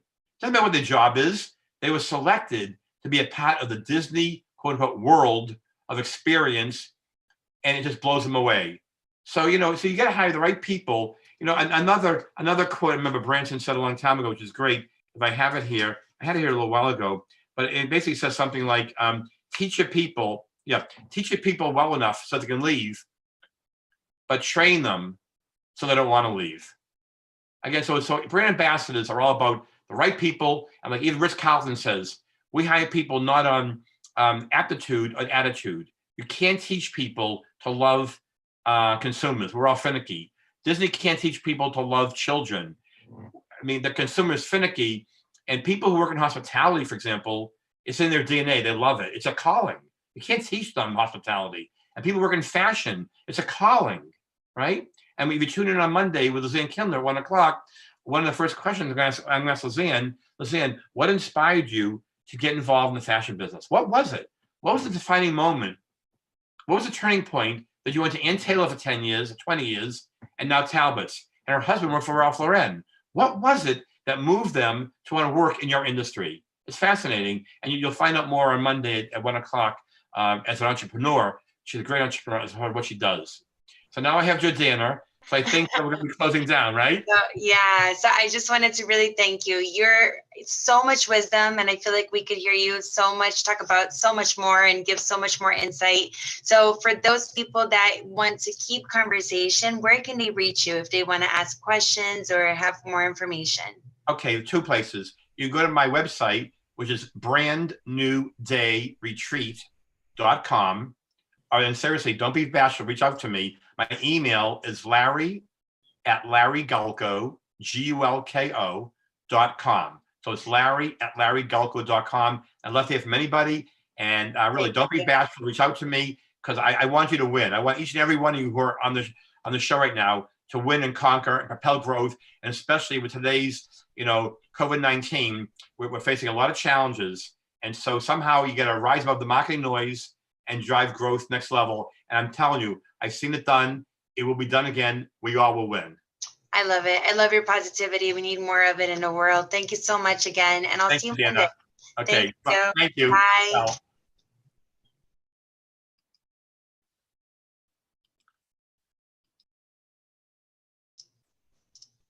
So I am really thrilled to announce this next panel. I know that there's so much information and it's just probably hard to grasp it all because it's just a lot of it, but it's all really great. And this next panel is one that I'm really, really excited about. Some people in this panel I know for a long time, some people I met for the first time, but I feel like I've known my whole life. So the name of the panel is Fashion is Sharing, Protecting Cultural and Creative Legacies. Being moderated by Alexis Ray Hernandez, who was with us actually at the last summit, and we're so grateful to have her again. She's the Director of Digital Strategy and Partnerships at the African Fashion Foundation. We have Edgy Benson, who's the founder and creative director of NWE New York Inc. We have Helen Chukwu, who's the CEO and creative director of Helen Couture, who you'll actually see on our runway later today, and I can't wait. And we also have Wuruwak Oduwak, who's an attorney, speaker, visionary, and co-founder of Ebitu Law Group. You such powerhouses here, so I'm going to let you take it further. Thank you all so much again, and here we go. Thank you. Wonderful. Edgy, you want to turn your camera on? My camera is not on. No. Anywho, very happy to be here with you all, and I'm so excited for this very invigorating conversation. I'm just going to go ahead and jump right into the questions. I want to start with Helen, because you are a designer. So I would like to know, where would you say that fashion originated from in Africa? I'll start off with history, just because we need to recognize that we learned fashion from our forefathers. Being from Nigeria, looking into our history, we take upon fashion from our leaders, which are the Obas, which comes from the Yoruba land. We take upon fashion-inspired garments from the Ezes and the Emirs. So from a long time ago, we have had this insane, amazing garments or pieces that have been worn. It can be jewelry, to prints, to different styles and proportions that we had to reinvent to our own style. So I believe that, coming from an African background, it's very important to announce my history and my, purpose for actually going into the fashion industry, which is redefining the idea of luxury coming from Africa globally. So that's part of what inspires me to be a designer at this point. Wonderful. Okay. And Ms. Uduak, I know that you have 13 years experience working within fashion as well. So I would like to pose the same question to you. Where would you say fashion originated from in Africa? Well, first of all, it's a little longer. It's just 13 years focused on the African fashion industry. I think that where you would say is a little bit challenging to answer in terms of if you're talking traditional, because it's from across the African continent, not one country per se. However, if you're talking more contemporary African fashion in a way that the Western industry understands it, then we would have to go to Senegal and the long history of exclusive, amazing fashion with Umusi and what she's done there way before the rest of the continent was doing fashion weeks and really building out a scalability. She was already ahead of the game. So Senegal. Fabulous. Contemporary. For contemporary, understood. And then Edgy, working with all of the brands that you represent, where would you say you think that the Western aesthetic, thank you for that vocabulary, Oduak, and the contemporary aesthetic of fashion stem from, based on your perspective?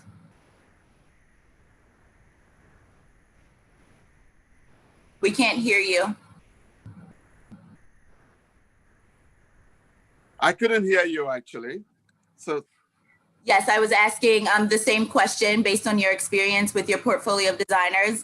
From your perspective, where would you say you saw some of the beginning phases of contemporary fashion coming from Africa?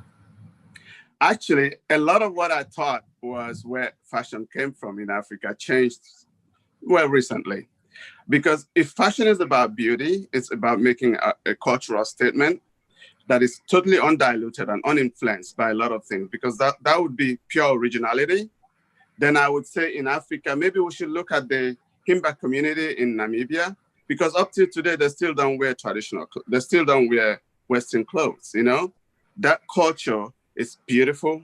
They have shoes, they have everything, and they just look beautiful, unencumbered by modern, the modern architectures of fashion, makeup, dress, all of that. Everything they wear till today is traditional. So I would think that's where I would look for something totally untouched, you know? And if it's untouched till now, then it has to be purely original, you know? So that's where I would look. Okay, and to stay with you, Edgy, what makes you a cultural activist? You and I have had many conversations about the fashion industry on the continent and its growth. What makes you a cultural activist? I think it's about belief. It's how deeply I believe in Africa as a source of influence for designers, in what I see out there, in what they mimic and say this is African. And in what we as African designers try to capture as the essences of our culture. So that's where I feel like Africa has so much strength, you know? It's just incredible. I mean, all of us sitting here are influenced by something African to be in fashion, you know? And so the beauty that happens naturally in Africa. For me, I feel it's so, I don't know what the right word would be, but it's almost transcendent in the way that fashion, almost formative in fashion's history. Nice. Helen, I want to pass the question over to you. What makes you a cultural activist? I believe that going through the history of my brand in building a luxury brand here in Nigeria, it's grown my knowledge to accept the culture even more, because I'm so appreciative of the fact that the company has done so much in increasing some certain level of diversity through, for example, Lagos, or Lagos is known as the fashion city right now. So I believe that I'm a cultural activist because I'm able to teach people about the next generation, to increase their knowledge on how to survive and how to recreate and how to reinvent your brand, and how to make sure whatever culture or religious stands you take are very important to you as a creator, because people are watching you, people are observing you. I mean, it took me a while to come out to actually talk on this show and be confident in not just myself or my brand, but the fact that I'm African and I'm Black woman. So I think that's what makes me a culture activist. And what helps you to feel more confident as an African designer? I believe in, for me, family is a big thing because I'm built with a large amount of people in my family, and we are so grateful to be African. It's a pride. So I think family support and friends, you know, coming from different background, and also funny enough, my clients, they want to be part of a story. They want to be part of Helen. They want to be part of that woman, you know, that gracious woman that wears authentic wear with no apology. So I think that's part of it.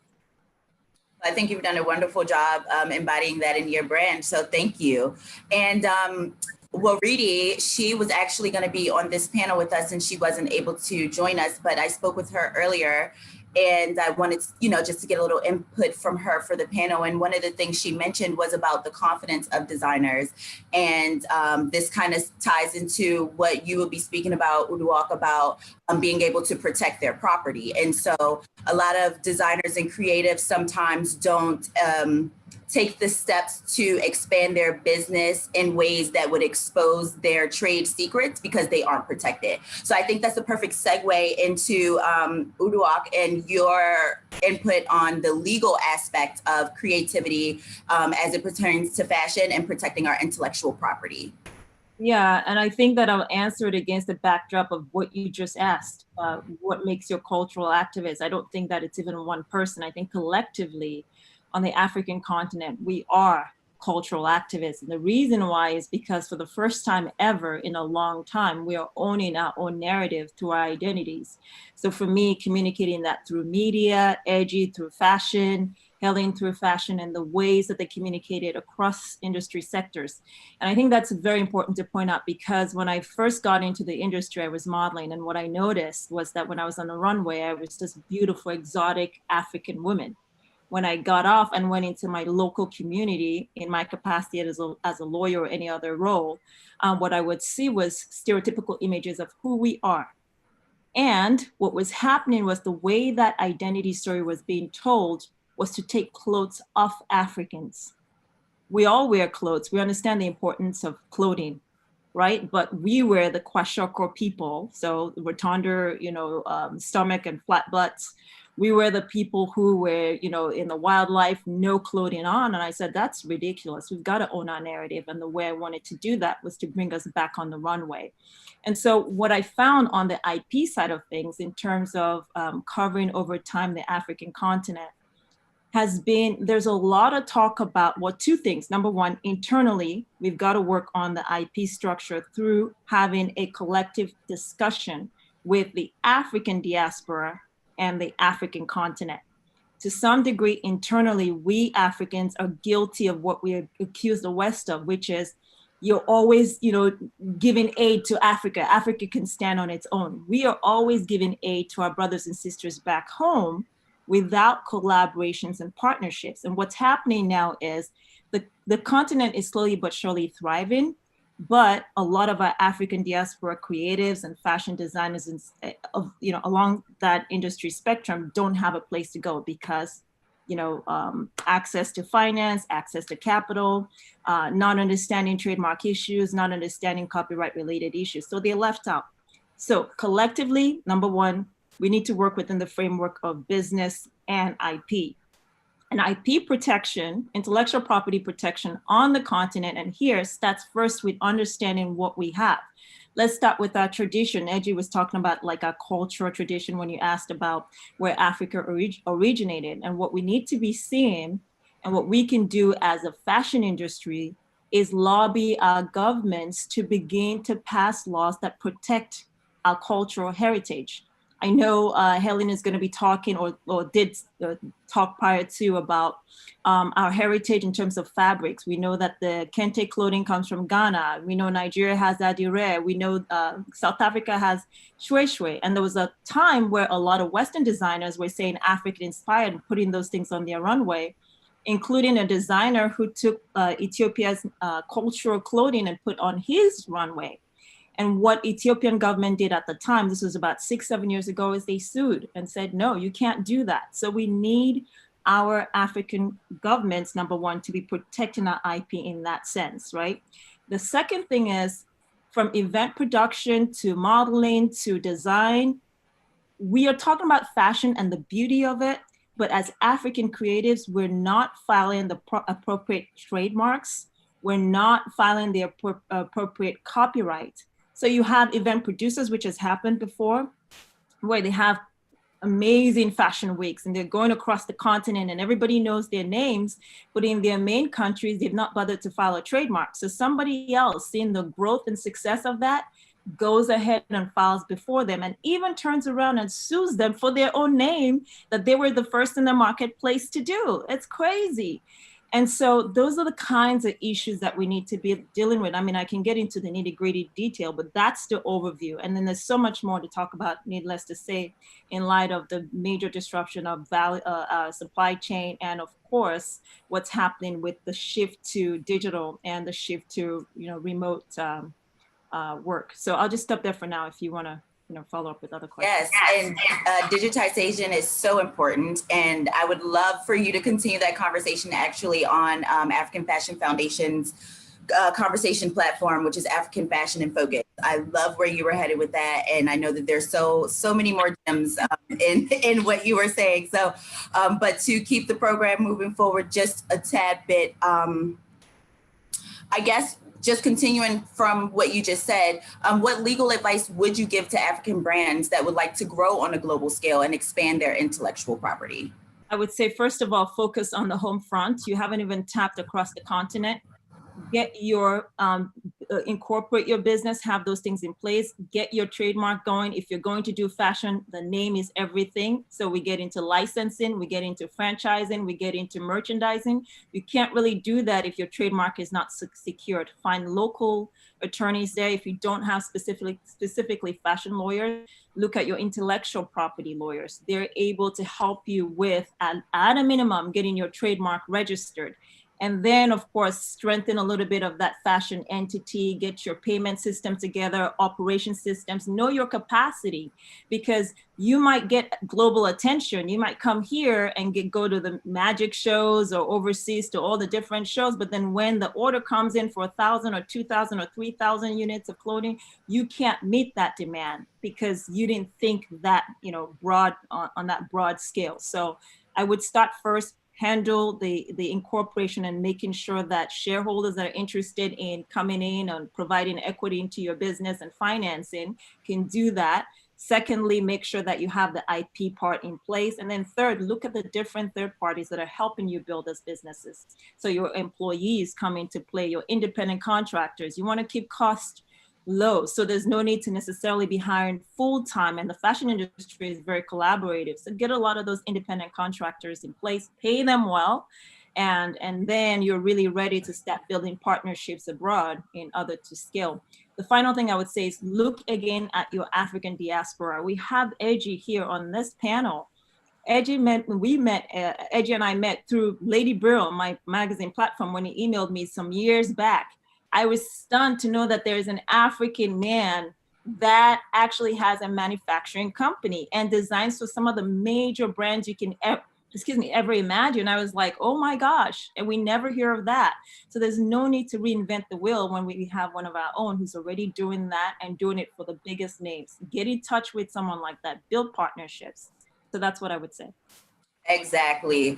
Angie, that was a great segue. And I would love to know if you have anything to add to that, because again, you being a manufacturer, and I know you deal with business models across many different types. If you could just add anything to what you just said. Unmute. Sorry, guys. I think she has covered a lot of it, I think we need to be a bit more collaborative in Africa. I think a lot of our foundation is so much around plaudits, personal plaudits. So it inhibits our ability to collaborate because we want to take glory, But I think that we have so much wealth spread across among us that if we diversified our focuses and thought of how we could work together, we could build all the kinds of infrastructures that we need to grow fashion in Africa. And We have people like Uduak that will help us with the protections that we need. And so me and Helen can just go ahead and make beautiful clothes, knowing that we're protected, you know? And I think one thing that people forget, today the world is talking about sustainability, they're talking about circularity. I think for all of these things, Africa has been doing them long before they became hip and became banner issues, you know? We make our clothes, like it's just, the way we make our clothes, it's painstaking, it takes time, it's dexterity, and that's couture, right? That's what they call couture, when you make it painstakingly, you know? So we've been at the forefront of that for so long. And then we make them sustainably. We don't kill fishes with our dyes. I mean, I'm just being simplistic, but we've always been ecological in the way that we made clothes. And then in terms of how we use our clothes, we're secular before secular became a banner issue, became a slogan, you know? We pass on our clothes forever from sibling to sibling. So the world has a lot to learn from Africa, but for that lesson to be taught or to be grasped, we have to, as African designers, create an ecosystem that allows us to be heard, you know? Right now, I feel like our voices are too disparate. We're too far away from each other. And so we're not building up into a force that we can be, that we actually are, because Africa is at the forefront. And then they talk about all this, that's why I was saying that we needed a kind of conscious appropriation in a sense. I want appropriation to be consensual because, to be honest with you, Africa has such influences that it is always going to be covered. It is always going to be copied. So how can Africa gain from when we're being copied without being asked even? So I would say we allow it so long as it's consensual and conscious. Give us credit for the art that you've used for your work, you know? Tell us the historical influences that made you choose it, you know? Tell us whose art is it that you printed in for your collection. Then you make all the money, right, from the collection, but we get the reverence, we get the respect, we get the mention, you know, for that art, you know? So that's where I feel like and Udwa can help us. All of these are very legal issues too, you know? Yeah, for sure. And you mentioned something that I'm very passionate about, which is collaboration. I believe that it is a very important time to move from competition to collaboration. So thank you for highlighting, because even if it's not just African designers or African counterparts collaborating, and we're collaborating with people in other country in the world, it's still about being able to share, and we'll be able to create a greater positive impact if we truly begin to share our resources and our intellect in a very respectful way. Okay, so Helen, I want to kick this question off with you, but I want all of you to add a little input. Name 3 points on building an investment-friendly fashion business. I'll start with structure, and I'll tap in a little bit on that. I think being able to, like I just mentioned, building a fashion brand over here, it's opened my mind into different ways of doing business. There's a creative side and there's a business side. I'm a huge creator, and I would say I wasn't so informed about the business sector, and of which I had to hire an advisory board that had come in to make sure that things are being straight in place. I did not even know we were growing 36% by just 1 year until I had done this. So being able to see the progress written down in numbers and data is very key.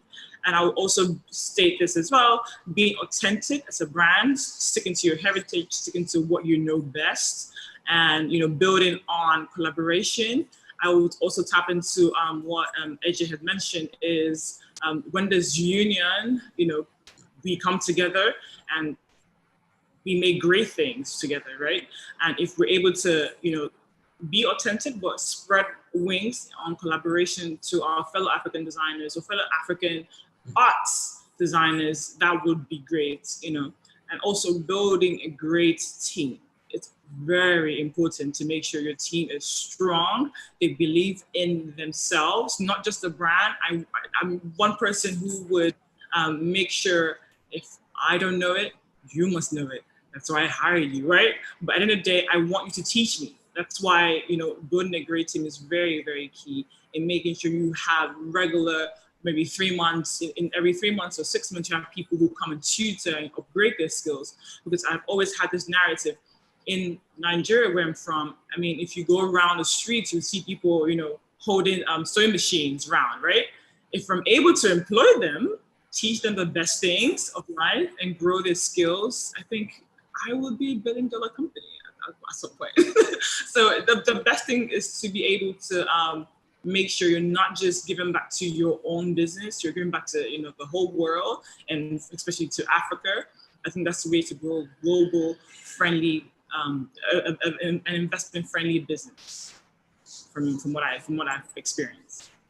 Wonderful. Thank you so much. Eji, I want to come back to you on that one. Name 3 points on building an investment-friendly fashion business. Can you unmute? I think Helen captured it very well. I think you have to have structure. Unfortunately, investors are only mostly concerned about money, about numbers. So for designers, it's always a bit of a problem because we're mostly thinking about the art of the work, And so I think having structure, having people behind who know structure is important. And I do think that right now in this era that we live in, where sustainability is everything, I think having a community vision would help investors. What are you going to add to the community in which you're going to operate? I think that is very important. And now, again, just taking a little bit off from that, being a caring company is important. They want to see how you're going to care about your staff, about the environment in which you operate. So those things are all, they're tied to sustainability, but they're independently very important, So I think investors, the new age investors, are going to look at that because that's the trajectory of where we're going to go in terms of how we care for the world.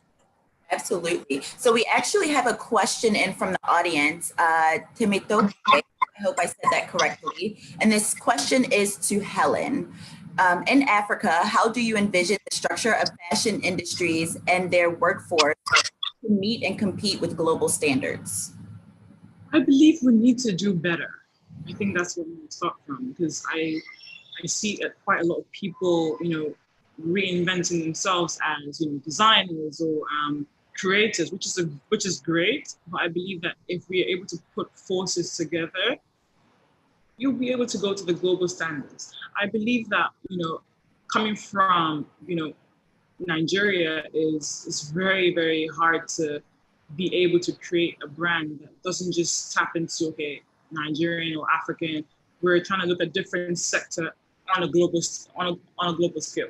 So if we're looking into the States, into the UK, UAE, and South Africa, for example, they all have different weather conditions, all have different policies, all have different style dressing. I feel like to get to that global standard, we need to all come together, not just necessarily in my brand or in one person's brand, but as a unified fashion industry council, to make sure that we support, not just support, we make sure you're financially, stable enough to grow a business. We can pick about 5 people from a stand to make sure they grow that business into, businesses like Chanel and the SAP. So being able to see that you have support from not just your family, your friends, you have support from the whole country.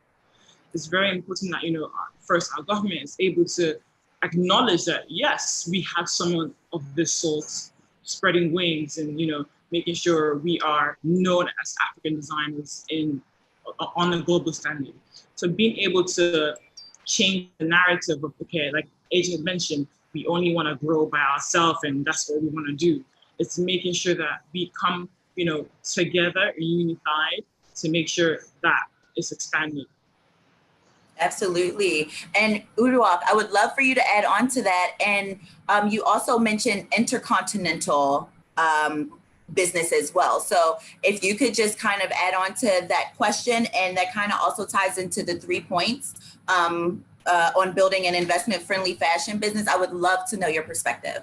No problem. I think, first of all, kudos to what the continent veterans already doing, whether it's folks in the South Africa market that already are spearheading South Africa Fashion Week, AFI Joburg Fashion Week. They're doing that, and they're working locally with the industry over there. I think about 2 years ago, I had the privilege of being invited by the South African government, the ministry, to come in and talk about fashion law and fashion related matters, and to see what the industry is really trying to do for local creatives there we are going towards the right direction.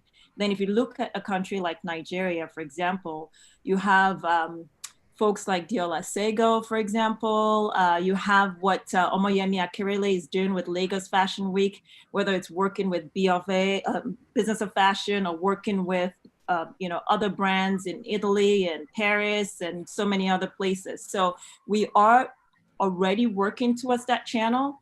However, we can beef it up with people, places, and people, products, and systems even better on that 3 points. So people, Helen already addressed it, Edgy addressed as well. I cannot underscore the importance of people. And I'm always big about being very efficient with how you're delivering products and services in general. So there are a lot of freelancers. We need to get into the culture of getting our freelancers on, whether online or offline. That's very important. Systems. We talk about structure, but as we talk about structure, for the most part, let me just speak with the heritage of a Nigerian, we tend to think very big, like it has to be this huge thing, otherwise we're not successful. But it doesn't have to be that way. We can really break it down, even locally here as well, when we're talking about the African diaspora and Black Americans and Black designers. Think small. You can start really small with systems in place. And we are dealing with a post-COVID world. Everything is moving definitely digital. Not only is it moving digital, for the most part, fashion has been very slow with innovating. I think that's why I really like Fashinnovation, because we take a long time to adopt. So in terms of being efficient, integrate all this technology tools for the fashion industry that really cuts cost and can let you, the African designer on the continent, compete globally, and can let you, the African designer in the diaspora, compete globally as well. And it applies to all kinds of different groups that often don't have access to capital, access to markets in general. So that's that. And then in terms of the product has to be of excellent quality. And over time, I think that in trying to sort of being part of the in crowd, because it's cool to be a designer, or it's cool to be an event producer for Fashion Week, or it's cool to be, another fashion influencer, we compromise on standards and quality. And I think with the post-COVID world and just the way the world is now, we're going to be looking at the luxury brands that can truly stand out. And that goes back to craftsmanship, that goes back to the quality of product. So I would say that it's very, very important to have your product in place, or service if you're rendering a service company or services, because that's what people would be looking for. And that's what's going to separate you as we go into this very tough times in terms of the economy. Absolutely. So we have another question from the audience, from Sandy Becker. And she wants to know, to handle the throwing away clothing, should cities offer clothing recycling bins to households? It's really interesting. What context? I'm not sure about that, but I think I can just speak to secondhand clothing for a quick minute. For a long time, secondhand clothing was becoming a major nuisance on the continent and was really, really affecting revenue and ability for our designers to compete, period.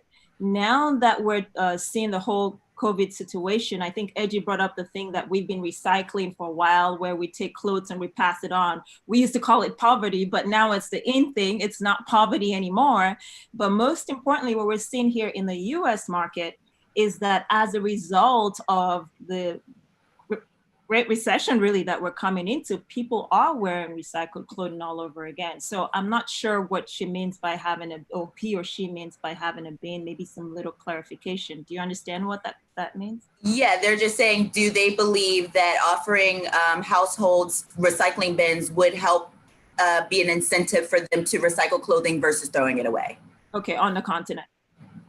In general, it doesn't really, I'm going to assume maybe, but it doesn't have a specific location. If it doesn't have a specific location in the US, for example, I think we've been able to control that recycling overall. But the problem we've had with the US and Western markets is we take all that and we dump it from Salvation Army to everything, all the different charities, Goodwill, we dump it in Africa, and then it becomes a nuisance that is having a problem on the environment on the continent. Now, the continent has not come up with ways to streamline all that and be able to sort of take all that waste product and convert it in a way that is environmentally friendly. Those are issues that I think government institutions still need to, get a hold of. Now, I don't know, I would just use a country like Nigeria with over 180 million or 1 billion people on the continent. If we give them recycling bins, how does that really work with respect to the logistics of recycling clothes? I don't know how that would play out, so I wouldn't know that answer to that. But I think that that's something that governmental institutions would have to step in for the continent purpose. I don't know if Edgy and Helen have something to add to that. I don't. This is what I would say. I think that's the fear with circularity and sustainability. We put it in banners, we put it in slogans. These things are happening naturally, right? So putting a bucket inside a recycling bin in a house almost makes it an enforcement, right? You're saying recycle your clothes. It's almost like it's very strong messaging. I think we need to be subtler, a bit more subtle in this messaging, and we need to be, the message doesn't have to be so original, it can be derivative, because there's so many things happening in that space. Not in the West necessarily, but in the developing economies, people are not just throwing things away, People are recycling clothes, people are reusing clothes. But how would the West learn from the developing economies? I think that's where we stand. Overproduction is happening in the West, overconsumption is happening in the West, and then we're getting the dumping, right? We're getting the rear ends of these products. But if the West could learn what Africans are learning, that it is not, you're not inferior for wearing a used item, right? Or what the developing economies are embracing, that it's okay to wear it and it's beautiful, it's a good use for the product. Then if the West could adopt that, then we wouldn't have this huge problem. We wouldn't have to force people to put things in bins, we would naturally recycle, because once we tie it in banners and there have to be movements for the messages and all of that just gets lost in some conundrum that is not discernibly understandable, Something just came, sorry, one quick thing. Something just came to mind. A client of mine that I've worked with and a good friend, Stephanie Linus, just launched she's a well-known Nollywood actor. Edgy, can you mute, please? I keep doing that. She just launched a major campaign on recycling on the continent. She said we were just talking not too long ago, and she said she just finally got fed up. Like, look, we can't continue to have the kind of environment we have where, I don't know about Edge's experience, but I grew up in Lagos, and you're walking and it's just complete, whether it's clothing or household items or all kinds of crazy things all over the ground. And of course, when you spend time in the US, I remember visiting some years back, and I bought an orange of a street hawker and finished my orange and held on to it for hours. And everybody kept saying, no, just dump it on the ground. It's a dumping ground. I said, no, I need, either a trash can or a recycling bin. They're like, look at this one. She's too American. So I think, I know she's just launched that campaign. So and part of that campaign is teaching us how to rethink and retrain our minds on recycling and having that recycle bin for the person who asked the question. But my concern is going back to Edge's point on enforcement and also the end product on the continent. We don't really have a way, like if you look at recycling programs, even here, where are we recycling it to ultimately? We gather all those bottles, but then ultimately we take it and we cause more damage in a different community. So I don't know how that will play out, but it's a definite issue that we need to be working on. And I'm happy to see someone like Stephanie already taking that on through her NGO for purposes of trying to make the environment on the continent much better. Fabulous. So we have about 5 more minutes left. I'd like to give all of you an opportunity just to give a closing idea to the audience, and any more questions that may come in.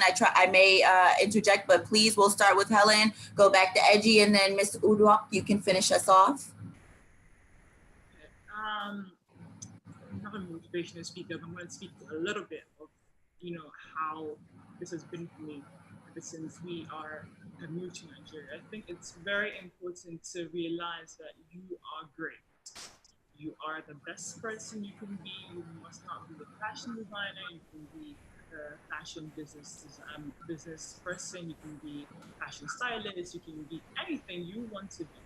Now, having this conversation doesn't mean you must go into fashion design or being African design. It means I need your collaboration. I need to be able to collaborate with people who have like-minded minds like me, because at the end of the day, I'm young. I love meeting, younger people that, and older people as well, to make sure, I'm able to learn from them, experience from them. I do not know it all. So my advice to someone who wants to, be a designer or be an African reinventing luxury brand designer is to be able to pick your story. Pick your story, stick with your story, believe in your story, grow in your story. It's very important that sometimes you want to quit. Sometimes the world is daring you to quit, but you have to be able to know that I'm going towards a direction, right? Spread around your space, allow people to love your brand, allow people to feel like a family to your brand. With that note, I had to start off, this culture of acknowledging, one of our clients each and every year. We call that the Helen Woman. So this is a woman that we look up to. We feel part of, we acknowledge her presence as not just an investor to our brand, as someone who buys our brand, but to someone who, is not just in love with me, but the whole team with what we create. I've come to notice that they want to be part of a story. You want to be part of, a historical elements to the way you design. And what we do is mostly in detail, in-depth embroidery. So we tell a story through the embroidery. We want you to be able to pass this down, to your children, to your children's children, to your great-grandchildren, and to be able to, at one point, auction that out as an art piece. So that's where we look into, creation. So my advice is being able to stick to your true person, being able to stick to your true design skills, to try not to go above and beyond to what you see on social media and trying to be, I'll quote that as, try to be what you're not. It's very important that, people are watching you. People who want to grow into being you or standing in your shoes are really wanting to get influenced by your ways. So it's very important that, you also, if you want to do that, incorporate your business into what's growing in the industry, which are tools, which are technology, efficiency, accountability, transparency in your business, to allow also investors that potentially want to be part of your business in the future. So make sure you are straight up from the beginning. You put things straight up, till the end, till you get to that point that, okay, I want to be able to tap into other markets. I want to grow my business. I want to do collaborations with other brands or companies out there. It's a huge, opportunity for me to be on the screen right now, talking to a lot of people. I'm guessing a lot of thousands of people, and it's sometimes it's scary to do things like this, to talk about things like this, but it shows that, I've come a long way to, express myself in the best way possible. And I just believe that I believe in my African people. I believe in my Black American, fighting the whole race. Yep. So people need to rise up, stand up, support us, buy more Black designers, buy more African-made designers. We make sure you reinvent yourself continuously, beat the narrative. We always change. If someone wants to, mimic your design or copy, you're ahead. Be ahead. Be the first. Continuously be the first. Don't wait for the whole line story to feel, okay, I need to be able to grow now. No, you need to keep growing. Do not stop, even if the world feels like it's against you. People are watching you, people believe in you, keep growing. Thank you so much. I believe we are out of time now, so I'm so sorry that we didn't get to wrap up with Eji and Ms. Udwak. However, I know the Fashinnovation team is going to be coming online and letting us know that it is all done here. Thank you all so much. Thank you guys so much. I hope we all continue conversation. I always say these are just the beginning of a long conversation to be had and a long relationship to be maintained. So for us, that's super important. And I really appreciate all of your viewpoints. It was a lot of knowledge shared. And I mean, couldn't have done this day without you guys. So I really appreciate you all. Stay safe. And I hope to talk to every one of you very soon. Thank you, Jordana. Thank you, everyone. Thank you. Okay. Bye, AG. It was awesome.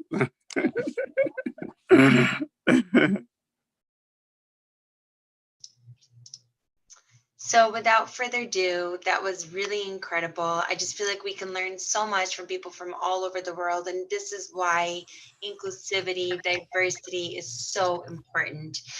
Now we have an incredible panel titled Fashion is Supply Chain and Circular Economy. And we have Andrea Kennedy with us again, which we're really thankful for, the founder of FashionDex.com and sustainability professor at LIM College. We also have Divya D'Amato, who's a fashion innovator from one of our live events, CEO and co-founder of Good Apps. We have Jessica Schreiber, the founder of FabScrap, and they do incredible work, and I can't wait for all of you to hear more about it. Stephanie Benedetto, who's also a fashion innovator, and I'm super happy to have her back, co-founder and CEO of Queen of Raw, and Ilka Jordan, the founder and CEO of Jordan Alliance Group, Inc., and they do incredible work. And so I'm really thrilled to have all of you here. Thank you all so much. And without further ado, I'll let you guys take it over. Thank you so much for having us all, Jordana. And hello, everyone. We were just all talking backstage, and before we dive into our conversation on circularity and sustainable supply chains, we just want to say that we on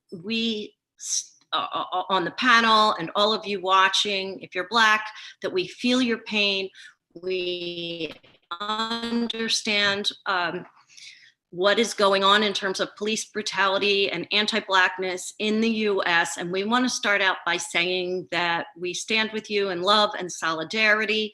Your lives matter. And we are outraged and our fists are up with you. And we are all working in fashion, which also has long, deep-rooted issues in terms of racism. And we are all committed to making change in our industry that to create more opportunities for everyone and for you if you are Black. So with that said, we're going to move our questions a little and make our first question about more governance issues and how we can, in fashion, incorporate equity, positive change, opportunities for Black people in fashion companies today, and how can we move forward with positive action and change the model that has continues to keep institutionalized racism there. So if you want to share any thoughts, any of our panelists, we'll start with that. Yeah, I'll start. You know, obviously, this is a very sad time in America. And as you mentioned, it is really important that we all stand together to support the Black communities against violence, discrimination, injustice. But as we talk about opportunities, this is the time. Everybody's outraged. This is the opportunity for us to try to make some change. We talk about doing it through conversations, education, definitely voting. Everyone really needs to vote, but we can also donate to charities that will help further the trials that Black people are going through now that help us in that respect. Prioritizing diversity in the workplace is very important. I've come up 30 years in the fashion industry. I want to see more Black people promoted into leadership roles. I think that's very important. perception is key. If we don't have those roles, although we're qualified for them, that leaves a perception. So, you know, making these small differences can help and evoke a larger change. Black Lives Matter. Absolutely. And, you know, I think it's incredible that we're here as this community coming together to talk about these things. On this panel here, we're all, you know, female founders. And I think for any founders out there, female or male, the power is in your hands to actually start now building the businesses for the future world that we want to see. And so in our own policies, in our own governance, in our own hiring practices, anything we can do as we're building these incredible, powerful, sustainable businesses. A part of sustainability is absolutely people and planet and profit. And how can we bring that together now? And I would just add that, you know, I think one of the most important pieces of this conversation is this is a multi-pronged approach. It's going to take a lot more than just, you know, the marketing. And I think something that we can learn, I think all of us from the sustainability, you know, playbook is that for companies and brands to move away from just the marketing, right? You have to actually do it in action. You actually have to do it embedded in your business. And so whether that's bringing, you know, Black folks and Black people into board seats, you know, as investors in the company, as partners, as executives, you see so many brands marketing to these communities, and very few times are they the ones actually making decisions behind. And we've heard great discussions today at Fashinnovation that even speak to some of these things of how major misses in marketing are happening because you don't have people of color in those rooms and in those conversations as the things are happening. I think Beyonce is like a great example as well of, you know, when she walked out reportedly from Reebok, when she said, wait a minute, and it was an all-white team. She said, is this the team that I'm going to be working with? She said, this does not represent who I am or the people that I want to be, you know, working with and the consumers I want to be partnering with. So I think it's just really important that that brands really put it into action and at the highest levels. And only then when you see true leadership speaking about this in action, then you actually see real systemic change. Because my background is not fashion, I can just speak from waste management and the environmental movement, which also has a problem with equity and access. Sustainability tends to be pretty inaccessible for a lot of people. And in waste management, where resources are placed or transfer stations are placed or where waste happens is also not entirely fair across cities and locations. And so I think there's a lot to be done, not just in fashion, but if we're interested in sustainability and in the environmental movement, making sure that diversity is part of the environmental education too. Yes, and thank you so much. And you're right, when it comes to sustainability, it often focuses on the environment. And it focuses on biodiversity and nature and the planet. And we do need to make sure that it focuses on opportunities for everyone, and that great corporate positions are available for Black people and great opportunities to move up for Black people. And in our students, I teach also, so that making sure that internships and everything are available. So let's move towards then, as well as equity, circularity, and that sustainable supply chain that you all work in one part or another in. So how is it that you each work, because you each work with brands, so how do you work with brands to build equitable, sustainable, or circular supply chains? Who wants to go first? Okay, I can go first. Okay, No, Stephanie. go ahead. You got it. You know, what we find in the fashion industry that most of them do recognize the importance of integrating sustainable practices into their operating model. So our clients either have a sustainable strategy in place or they're about to have one. But in either case, they are taking steps that will contribute to a circular economy. However, when we come to talk to them, we definitely make it a point that our clients have a strong understanding on the circular economy and its concepts, including environmental and business benefits. What we also do is we inform them that, today more than ever, that there are partnerships and joint ventures that companies can get into that already utilizes those innovative business models. So definitely we partner with them. We help them build their strategies. We make sure that their processes and operating models are efficient and could be applicable to the circular model. And then it's really important that they have the right change capabilities within their organization. Because when you put these practices in place, if the entire organization is not on board, you're not going to see the results that you're looking for. Most of the companies are really looking for sustainability. They're looking for transparency, accountability, and governance across their organization and across the supply chain.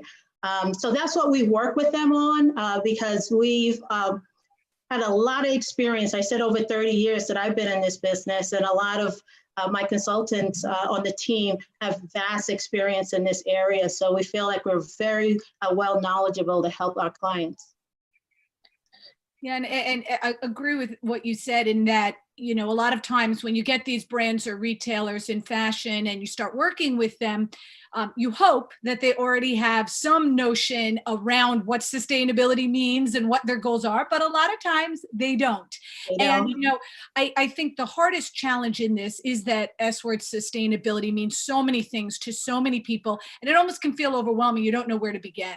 And, a lot of times the model that we use and the way we go into them is, yes, the ultimate goal may be a totally 100% transparent supply chain with full track and trace from farm to finished good to end of life. That's great. And that's an ultimate dream and vision. But where do we start today? How are we going to get there? And especially with everything going on in the world, to actually give them something they can use to survive today and thrive tomorrow. And I think because so many brands and retailers today are sitting on, we have a crisis of supply, right? There is so much unused inventory from raw materials to finished goods out there that it provides opportunities for all of us to look at new business models and help them realize that this is an opportunity, and looking at your waste is not just a sustainable good for good's sake. It is about the circular economy. The second word is economy, an economic principle to help you save and make money today while also doing well and doing good. I mean, how can you say no to that?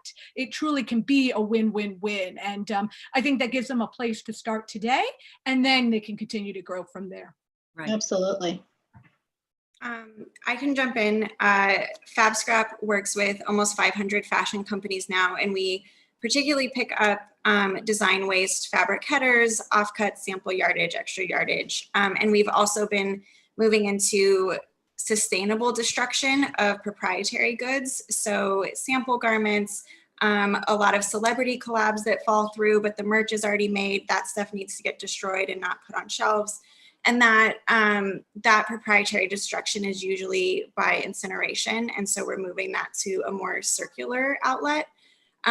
Speaking of transparency, which has come up a lot, I think one of the things that brands can do in sort of their sustainability education is question. FabScrap comes with, here's a sort of like prepackaged solution and we're going to give you this data, but very few brands actually like follow up with us about like, well, once you have it, then where does it go? They just kind of trust that we say that we'll do with it what we say we will. And so I think there's the first step of like choosing an outlet or choosing a solution, but then there needs to be the continued interest to see like, well, can I go further?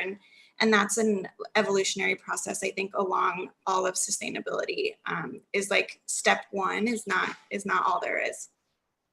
I would just add that, for us at Good Ops, our consultancy, we really work with leaders of organizations. So whether it's the CEO or founder that has that vision of truly making an impact. And we've been fortunate to have some amazing clients who actually do have a very human-centered approach to sustainability. And they really want to see the impact of their garments and of their products and accessories, on the workers that are actually making them. And so when you think about circularity, many times it is just starting from that initial creation of that fabric or that material? Or is it toxic? What is the design process? How much waste is even created from the out, for the onset? And so, and what does it do to the local communities, right? Where is that waste going locally? Because we're seeing that a lot of times there's phenomenal new models of downstream, and I think that that's going to continue to grow. But what do we do about the local communities who are actually making these products? You have tons of rejected products as well because of quality issues that the brand takes no responsibility for. But many times it's because of the way that the actual products again are designed, or the price points that have to be done, or the ecosystems around even some of those materials. And so we really try to actually embed the social and the environmental always together. Sometimes I would say even putting social first, because we actually feel, and we can talk about this, in this panel, but that you're not going to get, or we as a community or a society are not going to make the moves in environmental if we don't take care of the people first, especially the people that are living and breathing the consequences of our decisions. That's interesting. One thing we've also noticed as the conversation has kind of evolved over time in a beautiful way, because people are waking up to these issues now more than ever, which is one positive coming out of everything. I think when we started having these conversations with some brands and retailers around their waste and their supply chains and sustainability, you would only be talking to the corporate directors of social responsibility, who are incredible brand champions. They get it. They are passionate about it. But we have found more and more as the conversation has evolved, especially with big enterprise customers, when you also have in the room at that table diversity of thought, including, yes, the types of people that are there, but also their positions, the CFOs, the CMOs, the CIOs and the CEOs, the CEOs, they should all be in that room, because this truly is at that scale. And it is sustainability. The sustainability team is a part of that, but it needs to come from all of those voices to be a cohesive, to your point, message. So I agree. Great, thank you. I'm actually going to proceed with questions, but I'm taking notes because I have a question for each of you that as you're saying things that are making me wonder. But let's talk about roadblocks, because there's so many stakeholders that need to be involved. As you said, Stephanie, everybody needs a seat at the table, but sometimes it's like other countries. There's all different types of people that need seats at the table. So regardless if it's getting through one of those people, but what are some big challenges or roadblocks that you've each had? So Stephanie and Jessica, maybe in terms of material circularity, and Ilka and Divya, maybe in terms of transparency, accountability, but really, working towards partnerships is not an easy thing, right? So what's a challenge you've each had, and how did you handle it? I'm happy to jump in. So, for us, when we first started looking at this issue of waste and unused fabrics and supply chains, we would go to our customers, and a lot of times they didn't even know what they had in waste. And if they did, it was managed maybe on an Excel spreadsheet with handwritten notes. And, sometimes those were 10x or more errors of what they thought they had in liability. They ended up having a ton more of unused inventory. And that's a problem for sustainability, but it's also a problem for your business's bottom line. And we realized that to work with larger and larger enterprise customers, for us, we had to create a solution that would allow them to kind of digitally innovate their way out of this crisis of supply. And by that, I mean, we created a technology solution that allows them to take those Excel spreadsheets and all that data that sits in different places, pull it into one centralized database, and start tracking your waste in one place, and understanding the data and the analytics about why you have that waste, how to then sell it and make money, but ultimately over time, how can you minimize those waste streams going forward? So that's kind of been, it was always something we thought about in our business. We started with the marketplace and a place to sell your waste, but realized that, we needed more information. And I think that's the beauty of the solutions of everyone here that they'll talk about, is that that connectivity and growth and the opportunities there to help people do better, but quickly, easily, and efficiently. Yeah, I agree. I think, Stephanie, where you do a really good job on recovering the value of excess and giving brands opportunity for that to be like part of their bottom line. For FabScrap, one of the biggest roadblocks is that we're essentially a recycling service, and the way that brands pay for metal, glass, and plastic recycling, we're asking them for a service fee for the textile recycling. It costs us money to pick up, it costs us money to shred and turn it into insulation.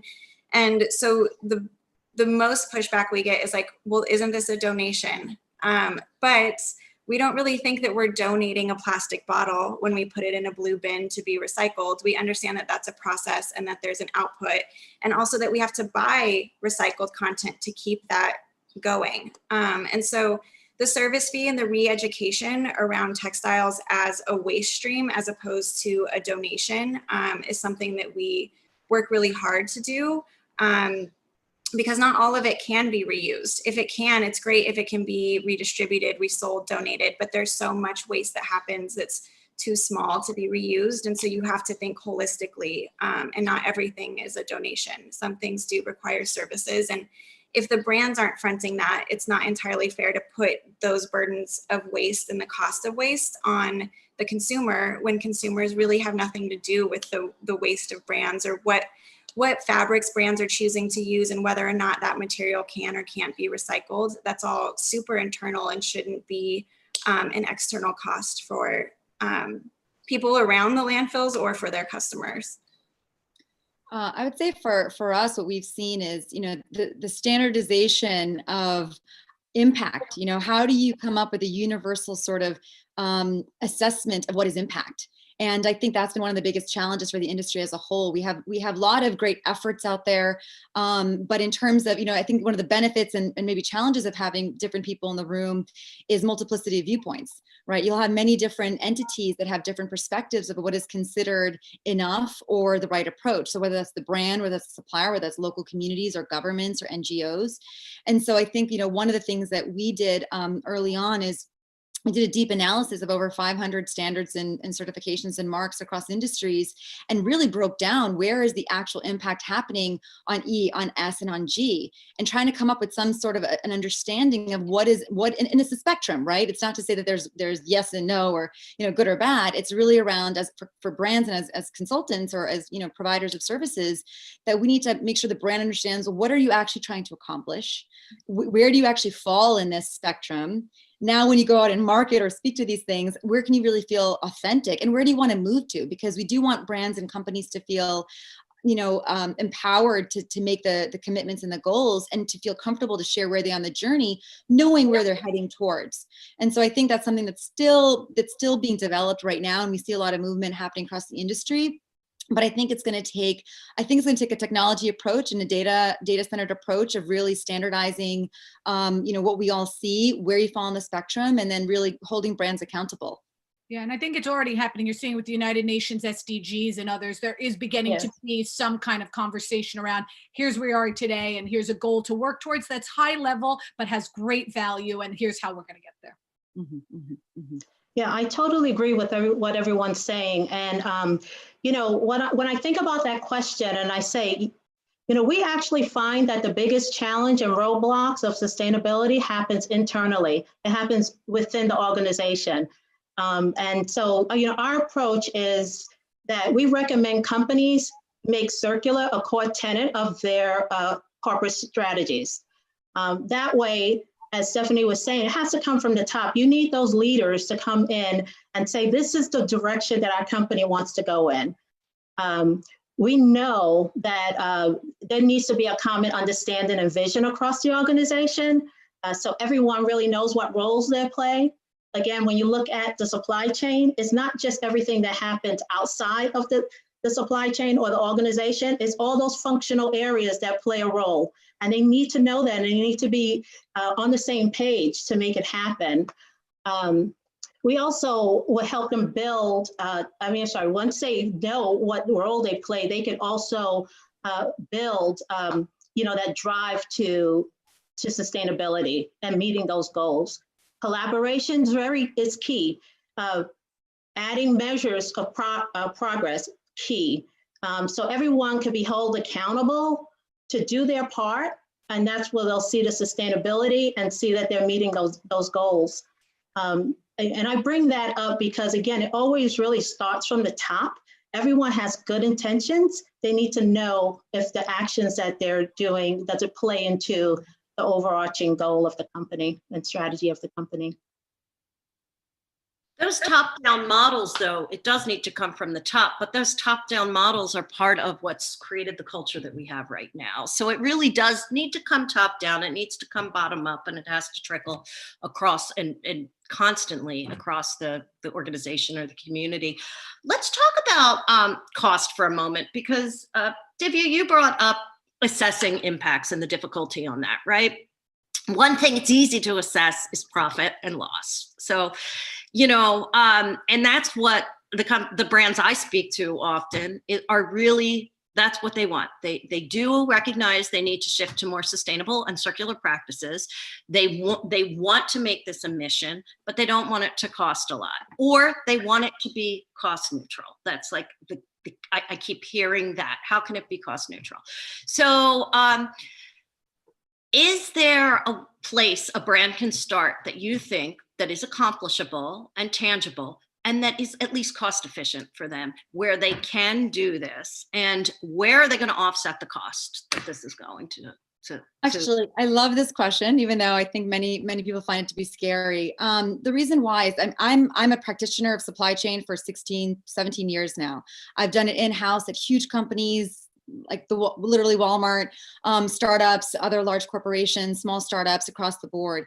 And one of the things I learned very early on, which is we take a very pragmatic approach to sustainability, is because the amount of efficiency or lack thereof that companies already have is the first place I'd start in finding those dollars. There's for example, like a Walmart that is all about low margin and efficiency. So much of our daily job was to be able to create more efficient systems and find cost saving opportunities and increase quality all at the same time. For startups, you have the same problem. You have a limited amount of resources and funds. So you have to be super smart and super sharp in how you actually run your operations. And so what we always, think about when companies say, well, what is the cost? It's that, well, first, you need to also wake up and open up under the hood and see what are you doing today in your regular operations and business that you can start to think through cost savings, things like ordering in volume. The amount of fashion brands I know that air freight, I mean, it's insane. So, there's so many different ways with the materials that you're using, right? There's so many different ways, the machinery that's being used also on the ground, and the maintenance costs, and then the turnover of factory workers. I mean, it's across the board. And so what we do is really help companies say, okay, let's talk about a tangible approach. Identify the cost that it would take for you to actually accomplish this. Come up with that dollar number. Now that you have a target, go back into your supply chain or go back into your operations and see all the different places that you could tighten here, tweak here, pull this lever down, partnerships, excess waste, maybe projects that aren't actually going anywhere, maybe reducing your product line. There's so many ways to actually accomplish that again, and I think this is something that came up earlier around, don't pass it off to the customer. It's actually your responsibility as a business to actually find these solutions, do them appropriately. But the first place is start with your own business and your own backyard, so to speak. Right. It's so true, but it's funny because I feel like everybody hears the word sustainable and you automatically assume that it's going to cost you more money. And when you look at it in so many ways, it actually saves and makes you money, right? And you're talking about efficiency, but we get this question all the time. And, an obvious, to Divya, what you were saying, an obvious first place is look at your unused inventory, look at your waste. That accounts in some instances up to 15% of your bottom line. Do you know how much money that is that you can sell, monetize, and then put back into your supply chain doing good things? And I mean, it will more than fund a lot of these powerful sustainability initiatives. And I think Kering did an amazing job in their sustainability reporting because they literally printed on their website for any of us to read the blueprint for how being sustainable and has saved and made them more money and improved their bottom line. And here's how they did it. And that's obviously, it's a big report and a powerful analysis, but there are small and easy steps like your waste that you can start today that has a massive impact on sustainability and gives you the funds to go put into other places in your supply chain. And I say that not just because it's the brand and retailers' obligations, but also for us as consumers and end consumers. When we go to shop and you're buying something and you're thinking about, obviously, especially now more than ever, how much something costs that you want and wanting to save money. We understand that. But you have to think about cost a little differently. That shirt that you're buying, when you have two in hand, one that is made with organic cotton, let's say, and non, the one with organic cotton may cost more, but it may be softer, thicker, and last longer. So actual number of wears you get out of it is more than that less expensive t-shirt. So it actually costs you less in the grand scheme of things, but we don't always think that way, right? We think in that immediate moment when we're paying. It just requires a little bit of a shift in thinking, but at the end of the day, sustainability can actually save and make you money. I totally agree. One of the things that we always recommend is that brands look across their entire supply chain and identify those areas where they can reduce costs and do it in a responsible way. But our clients are embracing new ways of working. Some of them are selecting style categories that they can use the new innovative materials. Others are reducing the amount of seasonal development in their materials and their samples. And doing that, they save a lot of money. And then sometimes they may design garments for longevity. And these are the companies that are already working with a network that could help them either resell their products or rent out their products, but at least they're designing it for that durability so it can last longer. But every one of those actions are tangible and cost efficient because the brands are already in the business of making garments. So they're not really learning a new business, they're just learning how to do it in a different way and more purposeful. I think on that point, like reevaluating some of the like traditions in fashion is where there's the most opportunity for things to change. We're particularly looking at like end of life in the design process, but in doing that, we've seen so many headers from so many mills that are essentially like looked at once and thrown away. And so one of our new initiatives is instead, what if those mills sent sample yardage? Because instead of a 6-inch square that's not really usable, if instead the brand was getting 1 yard, that can then be donated and reused in an actual way. And so even just reevaluating that traditional sampling process, there's so many opportunities there for something to become more sustainable and for there to be cost savings, because if mills didn't have to print all of these little packages and cut all of these little squares and ship them, which when we're looking at waste, almost 20% of what we pick up are just the paper from headers. And so even just the shipping cost, if you were shipping without all of that paper, you're saving 20%. So I think there's a lot of ways just reevaluating small practices on the daily of how can this not be wasteful, or where can this save me money by asking for something different or looking for other options. I think that there's a lot there.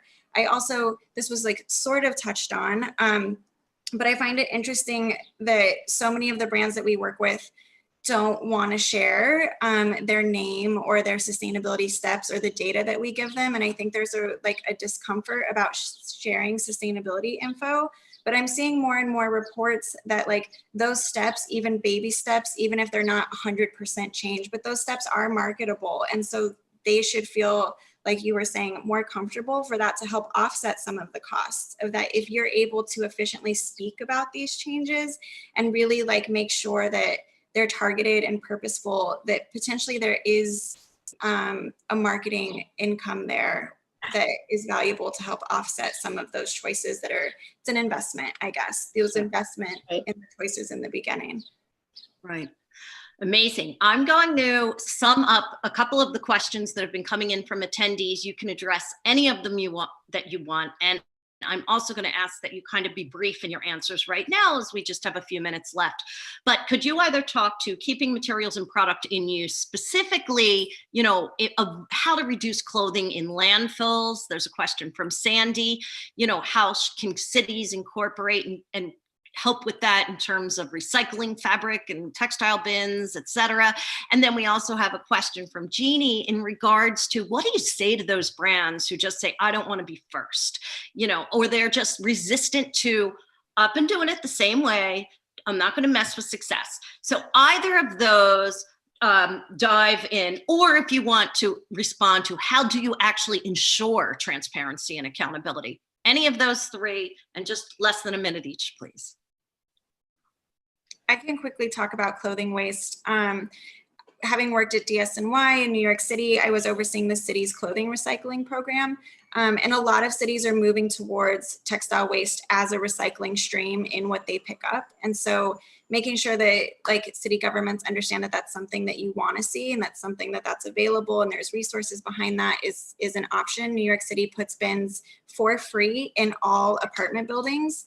And I've seen similar programs in San Francisco, in Austin. And so a lot of cities are, after addressing composting, the next big stream of waste is textiles. And so there is attention there, and it's possible for that to be part of city collection. I can speak on trying to ensure transparency. One of the biggest push right now is digitizing the supply chain. And that's really using these new technologies that are out there in software. And what makes it exciting to us is that, you know, they're using 3D technology. That technology is a big enabler for transparency. Not only will you be using it within your corporation, your partners are using it. So therefore you can see where your materials are coming from, where their origin, what's their content. And also just make sure that all of the data that you have is accurate. So then you can make better decisions once you know what's going on through the technology. So technology is huge for the transparency part of the supply chain. Perfect, thank you. I'll just speak really quickly to brands that are afraid to be first, because I think and that feel that what they're doing is working well. I think that they need to wake up and realize that the consumer is changing, the demographic is changing, the desires and wants are changing, and for brands that don't fully embrace this, they're going to be left behind. But I get the nervousness. I think that they need to look at this though as a differentiator, as a competitive edge, to partner with those that do know what they're doing and find the right solutions, pilot, test, have your MVPs. Don't feel that you have to do it all at once. And if you're not ready to be a first mover, then be ready to be a fast follower. And on the fun side for end consumers, we can start to gamify this, right? And make everybody a part of the conversation. We're part of an initiative that is working towards that, as well as changing the laws. What are the solutions that brands and customers can adopt in order to, make this change happen? And I think for end consumers to know, by my recycling, what is the contribution I'm getting points for doing those good acts, and learning what you actually, what impact you're actually having, knowing that you can change the world. Great. And then our last question, because we only have time for one more, is there's been so much that 2020 has brought at us in just a few months already. So what can you leave all of our attendees with that's exciting and innovative in terms of circular resale, recycling, any of the circular models that you can leave them with that you just want to talk about, or final thoughts that are optimistic? And also, if they want to reach out to you, also put a plug in for yourself of what they could come to you for. So who wants to start? And about like 45 seconds each. I could do one really fast. I think something that's really exciting is the movement in fashion and food at the same time, and a real movement around plant-based products. And I think we're seeing that in materials. And I think that's a really exciting place to think about when you think about the pineapple leather, the mushroom leather, a lot of innovation happening in the space. There's obviously massive animal rights and movement in that space when you start limiting use of animals in fashion, as well as also the environmental impact of that. So I think it's a really exciting space to explore. I think brands should really embrace that and really figure out what is the right way to introduce those products. But I feel that that's a really exciting space to look into, and some real progress on the food side that brands and fashion can really learn from. Happy to hear from any one of you, thoughts, responses, business, whatever. You can reach me at divya, D-I-V-Y-A, at goodops.co. It's been an absolute pleasure to be here. So thank you so much. Thank you. I can quickly go. I am sort of working in a space where we're taking all of these resources from big companies and then making them available to individuals.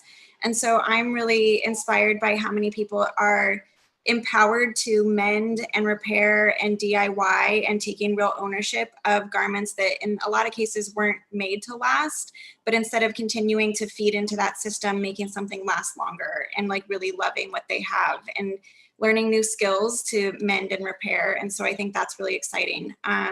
And yeah, when we reopen, we have a fabric thrift store for fashion offcuts. We also have volunteer programs where you can get fabric for free. So fabscrap.org, and my email is jessica@fabscrap.org. Terrific.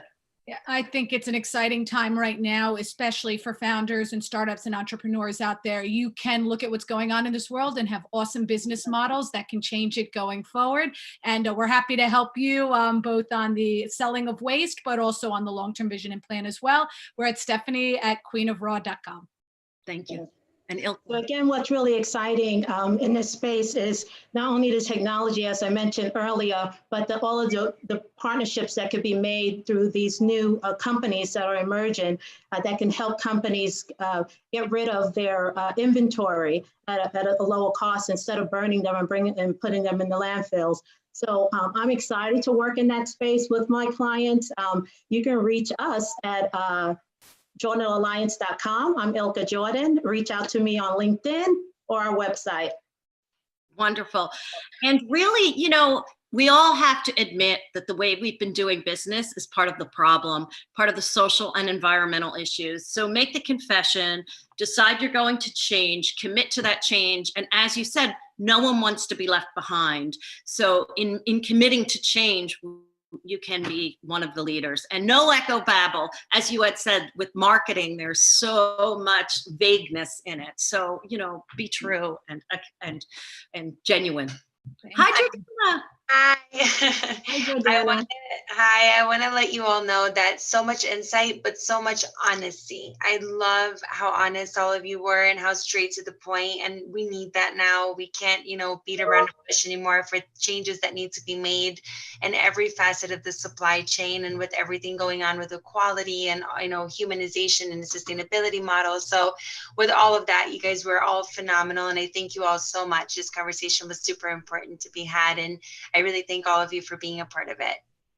So stay safe, and I hope to continue the conversation with all of you. Thank you for having us. Of course, thank you. Bye, everyone. Bye. Thanks, Andrea. Design like your world depends on it.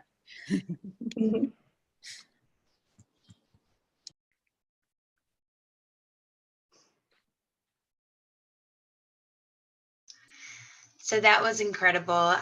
Now I am super excited to announce this next panel because whenever you get a room, in this case, a Zoom room full of powerhouse, phenomenal, incredible women, I mean, I just can't help but get really excited.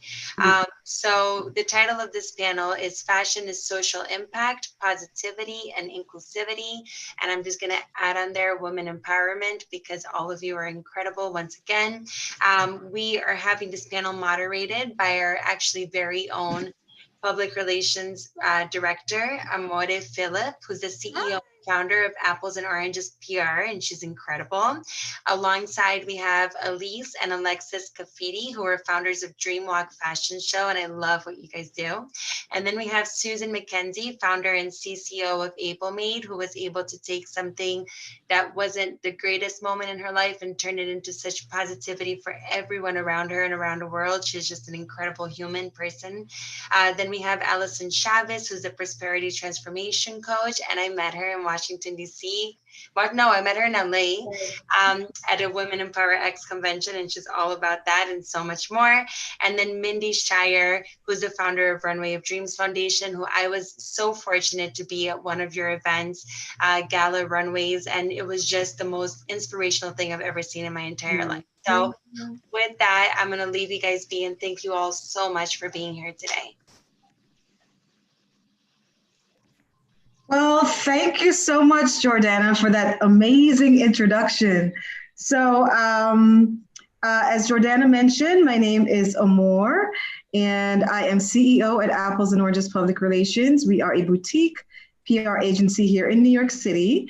And so on a daily basis, we help our clients to sort of position themselves like as subject matter experts, like you guys are, and then also so that they can, you know, compete, get more publicity by using the press, and so they can amplify their voice and reach more people who are looking to connect with their brands and their services, et cetera.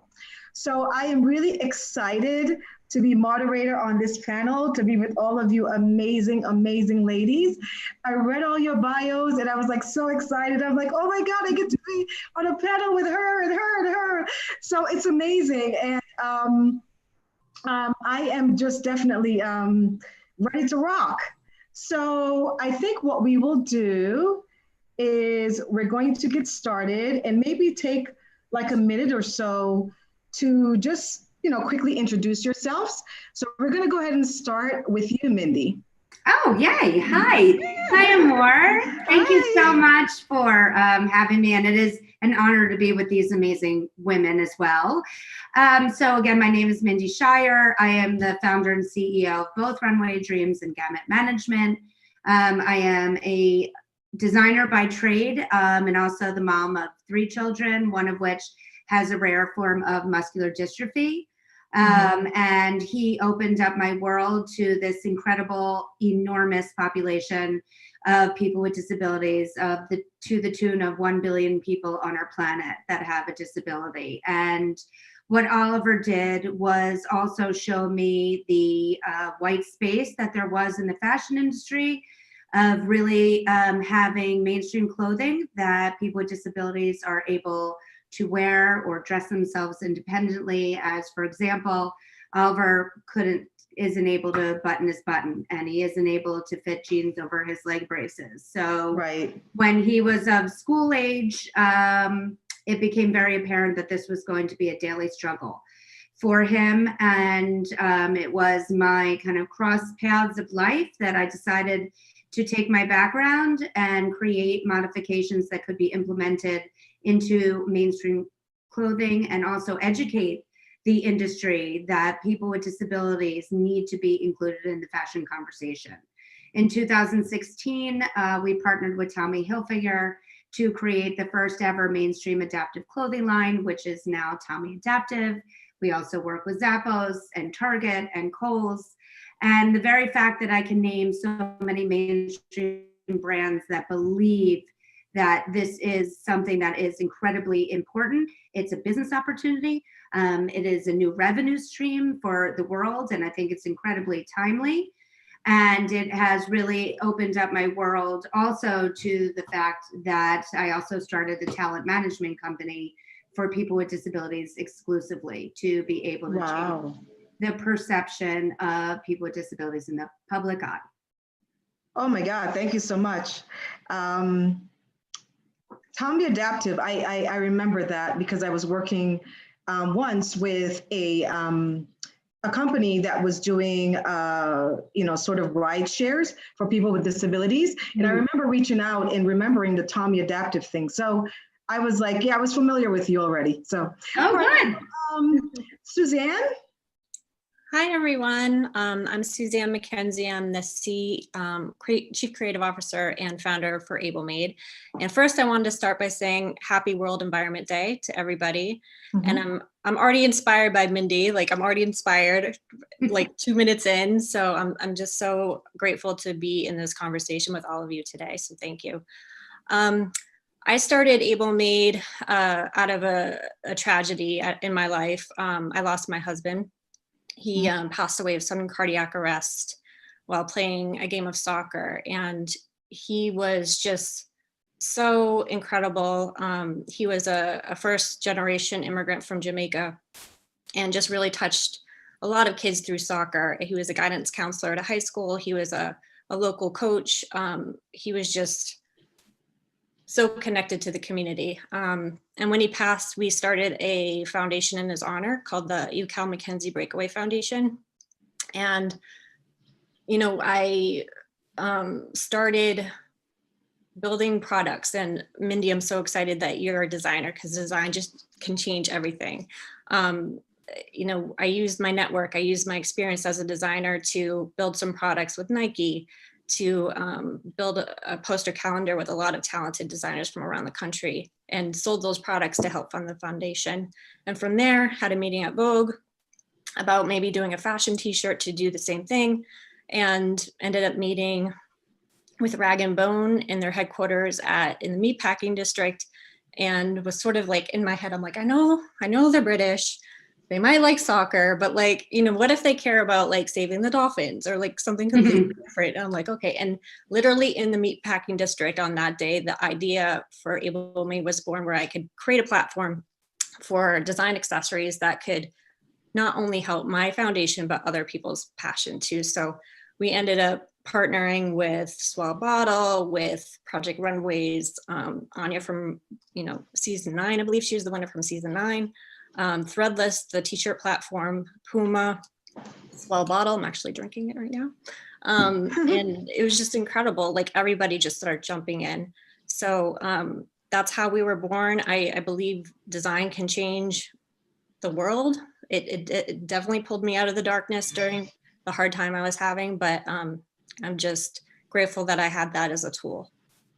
Thank you so much. And Alice and Lexi. So let's take a couple of minutes and just tell us how you guys got started and a little bit more about Dream Walk Fashion Show. Yeah, thank you so much for having us. It really is truly amazing to be part of this panel. I'm Alice and I'm Lexi. We're sisters. We are the co-founders of a body inclusive fashion show called Dream Walk that, like so many of the women here on this panel, just actually was born out of a true desire and a void that we saw in the fashion industry. Like Mindy, like Suzanne, we wanted to bring an event that was inclusive and that gave everyone, no matter what age, ethnicity, sexuality, ability, the chance to rock the runway. And we really wanted to focus on the people in the show, which we call them dreamers. And we really have helped them become role models for the community. So it's been a really beautiful event that we've gotten to work on. Awesome. Yes, our last show was in at Live Nation's Gramercy Theater, and we sold it out. And our first show in 2017 had over 40 million views. So it's definitely getting out there, and our message is spreading to like what the time we're in right now, to spread it, the awareness that everyone is beautiful no matter what you look like. Yes, absolutely. And Allison. Well, hello, Amor. I am so honored to be on this panel. I have to tell you, when I read everybody's bios, I was like, what am I doing on this panel? Just, so touched by all these big, beautiful things that you ladies are doing. And I'm really not in the fashion industry. I am all about mindset. And I am the prosperity transformation coach. And what I have found in my life and in building my business, we all have these really big dreams. You are all living your dreams and building these beautiful empires. And I had that desire to do so as well. And I began building my business, but because of my mindset and because of the beliefs and the programs that were running in the background, I didn't believe that I could actually make a difference. I didn't believe that anybody could hear me or wanted to hear what I had to say, or that I had anything of value to add. And even though I had created a successful business, it began to tank, and it actually like just imploded by 2017, 2018. And that was when I realized I am the linchpin to my success or to my failure. Like, I'm the common denominator to all of this. And I started really getting to work on my mind. And I learned two things. I learned how to change my subconscious programs, and I learned the energetic and the spiritual component to money and what money really is. It's here to help you with those dreams. It's here to bless your life and to bless the lives of the world. And so that is what I am passionate about doing and sharing with the world. I work with people who are spiritually minded, who know they're getting in their own way, who are tired of the struggle, who know that it's not as hard as they're making it to be. And I show them the power of their mind and how to leverage the power of the universe to literally redesign their reality and create the difference you came here to make. Oh, awesome. Amazing. So, of course, you all know it's World Environment Day, so which is really, really important. And, we all have to do our part to protect this amazing planet that we live on. And so, speaking of the planet, there are many things that are going on right now in the world, especially here in the country, with the whole inclusivity, diversity, the recent incident that just happened that everybody's aware of. And so what I would like to really say is that we here at Fashinnovation are really doing our best to really shed light on this problem. And so what we're doing here today is to bring the world together, people from all backgrounds, all walks of life, Black, white, whatever it is. We want everyone to come together to help make the world a better place. And that's what Fashinnovation is really about, using the platform of fashion and technology to help do these things. And so we are really looking forward to having a conversation about inclusivity, as I mentioned, about diversity. And so speaking of inclusivity and diversity, the first question, this will be a group question. So how do you integrate inclusivity into your brand and your approach? So we will start with Mindy.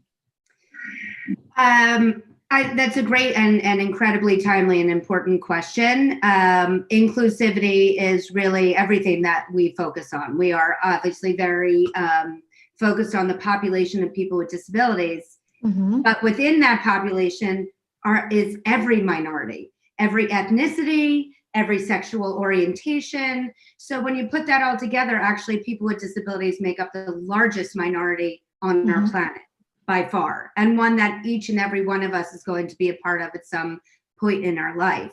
So when I first approached the fashion industry, it was very interesting, the misnomers, and myself included, by the way. I worked for 20 years in the industry before Oliver came into my life, and never once did I ever hear anything about adaptive or modified clothing or clothing for people with disabilities. And so it really became about education and dispelling misnomers about this population, that they were a niche population, people with disabilities didn't care about what they wore or how they dressed, and that they really didn't have spending power, all of which are vastly incorrect. So my first step of inclusivity really always resides with the education piece, and just really giving a better understanding of who this target market is, and dispelling the rumors and misguided information, but also with the understanding that people with disabilities are people first. They are consumers, they are purchasers, they are white space that is ready, willing, and able to be tapped into. And so that, I think, really does go across the board for many industries. It's just having an understanding, and I think that goes actually very beautifully in the world right now, is being educated on what the realities are in our world. Okay, awesome. So Suzanne, same question. How do you integrate inclusivity in your brand and approach? So inclusivity is really part of our DNA. Starting with my late husband, being an immigrant from Jamaica, first generation, inclusivity is part of the dinner table conversation in the household. And everything we do for Able Made is really inspired by the kids we serve. Everything from our product, everything from how we staff. My first 3 investors, all 3 are people of color. 2 of the 3 are women, and I'm really proud of that. My management team, we're very inclusive as well, as in addition to our advisors. So it's so important for us to have, our output be informed by people that we are serving, the community that we're serving. So we really focus the definition of inclusivity on culture share. Doesn't matter socioeconomic status, and everybody's invited to the table regardless. And honestly, it makes the content that much richer. Like, I don't really understand, I can't wrap my head around people who want to just sit next to somebody who has the same exact point of view as them, where it's so much better when you have that diverse, inclusive culture. So absolutely. Elise and Lexi, same question. How do you integrate inclusivity and in your brand and approach? Yes, well, the whole fashion show came about because everyone wants to feel like a runway star and everyone wants to have their moment, but as of 2016, it wasn't available. Nobody, if you weren't a specific size or specific height, you couldn't be a professional model. So our brand of Dreamwalk actually has everything to do with inclusivity and giving everyone an equal chance to be able to do something that they want to do. So there's no requirements, there's no restrictions. If you have something in you that wants to do something, you can apply and you can walk on the runway. So inclusivity is like our core, and our mission of letting anyone of all ages, sexualities, ethnicities, disabilities all come together as one. And that's when you like learn about each other. So that's when you become educated on what this person may have or what you may have. And then it puts yourself into perspective. As my life, like you think your life is bad. Well, what does she have, you know? Yeah, it's been a rewarding opportunity for us to, as creators of the fashion show, I feel like we always get more out of it than we're even able to give to the show, because getting to do these events and getting to bring together 100 people from all different walks of life and getting to hear their stories, it really is, I think, the future of events. Is we need to start bringing these populations together, because when you put someone with a disability, someone who is from a minority, someone who is of a different sexual orientation, and you allow that, you facilitate a conversation, you get their stories heard, that's when we all start to realize we're not so different. Because that's what we realize every show, is that if you just put everyone together and you give them a chance to see each other as equals, the world's going to be a much better place. Absolutely. And Allison. You know, I've appreciated this question. I've actually been pondering it for quite a while, because I've never really thought consciously so much about inclusivity within my brand and within my approach. But as I started to really want to articulate it, I came to the same conclusion that Alice and Lexi did, that we're not so different. At our core, we're human beings and we are all wired the same. We have fears, we have doubts, but we also have dreams. We also have desires. We want to grow, we want to increase. And we all have very different ways of going about that. We all have social conditioning that has worked for us and social conditioning that has worked against us. And so it's about unlearning those things that aren't serving us and allowing ourselves to tap into our unlimited potential to come here and to create and to have these different conversations, but to start looking at life through a different lens. That what if we could be on the runway, which now we have a channel in which anybody who wants to can do that.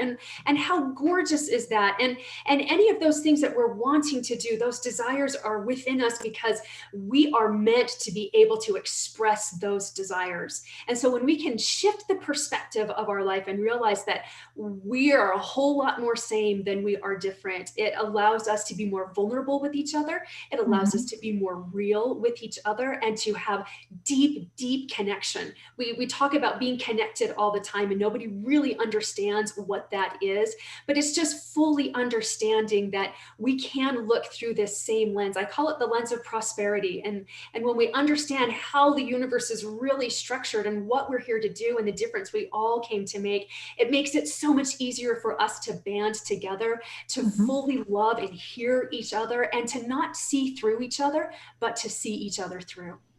Oh, awesome. Amazing.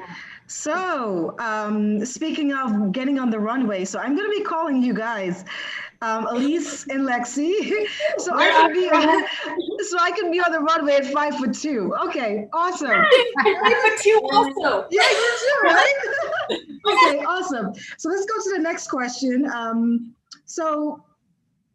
Basically, this is going to be sort of an individual question for each of you. So we're going to start with you again, Mindy. So what are your top 5 tips for brands who want to incorporate inclusivity in their brand and their messaging? So for example, how do you do this? How can other people do the same? So I'm going to reiterate what I said, part of my answer from the last question, and that is about educating yourself. And that is not it's a natural first step. If you are going after a target market, you have to really understand who that market is. So number one is really just getting a greater understanding of the population of people with disabilities. I think it's also followed by that is understanding that they are consumers and what their needs are, what is missing, the fact that clothing is a basic need. And if people don't have the availability to wear what is either appropriate, which is something that allows them to be individual, it allows them to show up to the world. So understanding that the necessity of those products. I think it's also important to have your outsides match your insides. And what I mean about that is that if you are advertising somebody in a wheelchair utilizing your product and it's something that your brand stands behind, we better have people working internally that have disabilities or working on that product. I'm a very big believer in for the people, by the people, myself included. I do not believe there's any designers out there that can truly design for the population without including the population of people with disabilities into the process. And that comes internally and externally. And then followed by that would also be it being authentic. And I think of my numbers, even though this is one of my last, I think it's the most important in terms of really truly understanding why you are designing, who you are designing for, and authentically putting people in the public eye who represent exactly what you are portraying, whether that is wearing adaptive clothing, whether that is in our mainstream media. So for example, if there's a Crest commercial, why does the person have to have 2 arms? Why do they need to be standing? Can't they be in a wheelchair? They can have 1 limb and still brush their teeth. People with disabilities need to brush their teeth as well. So that is, I think it's being authentic to the world that we live in and the different disabilities, ages, races, sexual preferences. It's really kind of rebranding who is in the public eye. And I think those kind of 5 steps are exactly what brands and industries can be doing to be inclusive. Thank you. I never thought about that. When you said if it's a commercial and someone's brushing their teeth, why do they have to have 2 arms? I never really thought about that. So that's really a good, that was very interesting. It's a really great perspective on things. So Allison Chavez, how does a brand stay positive and prosperous when in difficult situations, or especially in different times like these? Like, how do you do that? Like, how do you stay positive when everybody is, with what's going on? So how do you do that? Yeah, right. So let me talk more about the people than a brand necessarily. So, and this has been something that I've been able to ponder for the last several months, especially with everything that has gone on. We live in these such unique, glorious times. We were talking even before about these things that were just every day that we took for granted that we don't have anymore, at least for now. They will come back, but it's, at least for now. And what I realized, and when you can really understand how the planet is set up and how universal laws work, there are laws that govern prosperity and creation that are as absolute and certain as the laws that govern math and the laws that govern all branches of science. And one of those laws, I've been studying these laws for almost a decade. One of the laws is called the law of polarity. And the law of polarity says that every situation has an opposite of equal degree within it. And so if you're in a situation that is a little bit crummy, there's a little bit good in it as well. But if you are in a situation that is devastating, there are miracles to the same degree of the devastation that you're in. Now, the trick to this is we've got to be able to apply the law to us. We can't just know it. I don't teach theory. I need to know how it practically applies to my life. And so I've had a really great example with everything that's going on. And so now suddenly life is topsy-turvy and the whole planet is topsy-turvy right now. And it's very easy to get completely consumed in that because it's in our face all the time. Our job, and the trick to using this law correctly, is to start looking for the things that are working for you. Where are the blessings? Where are the miracles? Where are, I call them angels, where are the angels?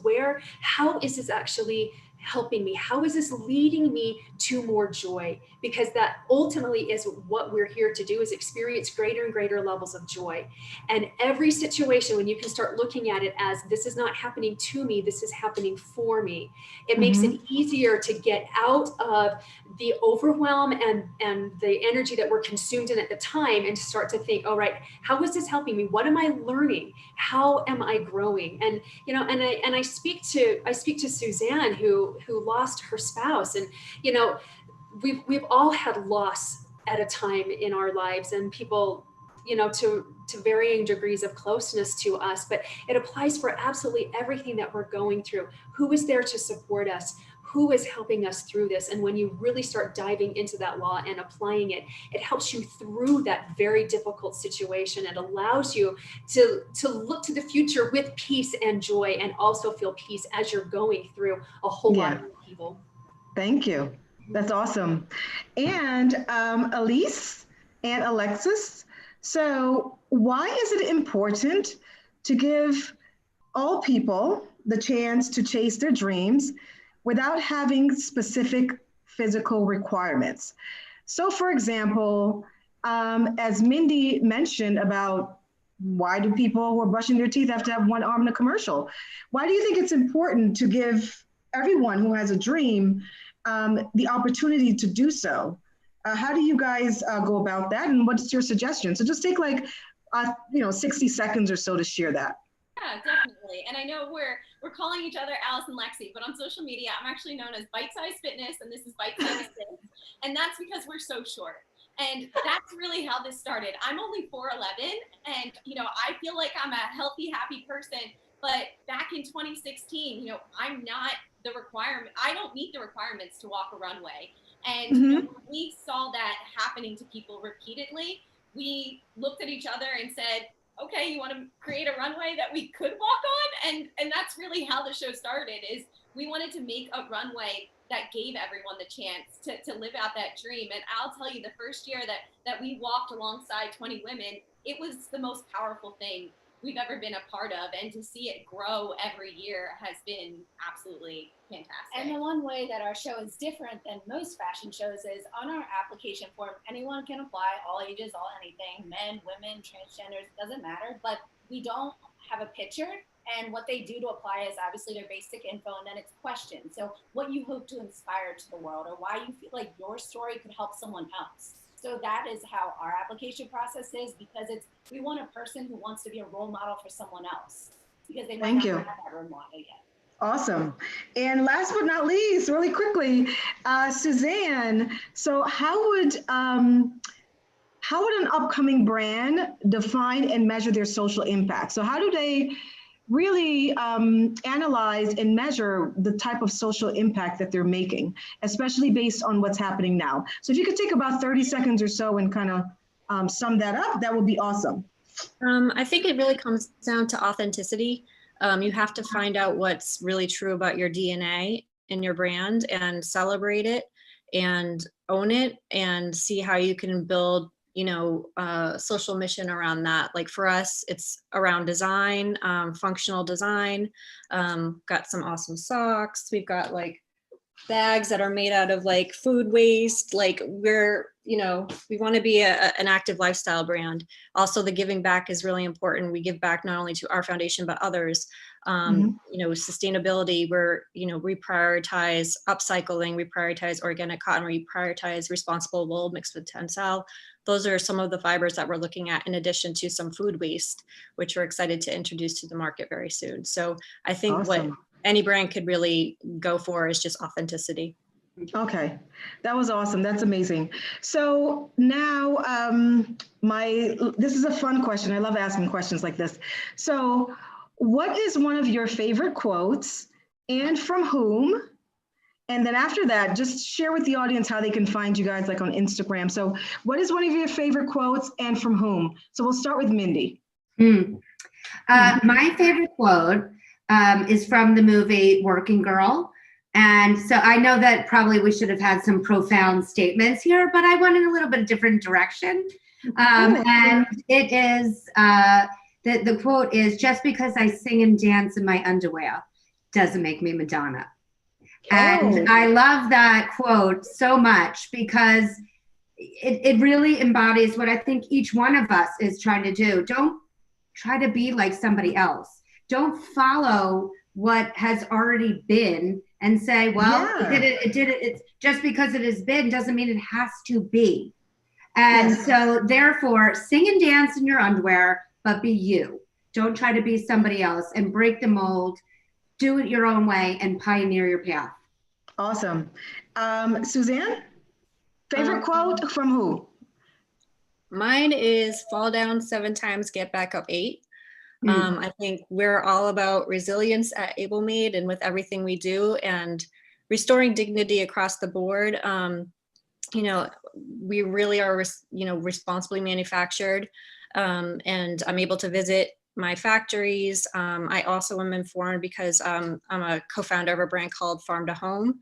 It's all organic textiles made out of India, but we follow the global organic textile standard, which is one of the highest standards of a finished organic fiber textile. So actually cozying up to one of my blankets now, but you know, I think resilience and empowering others is like huge and something that as a designer and, you know, a creative director, I have to infuse into anything I touch.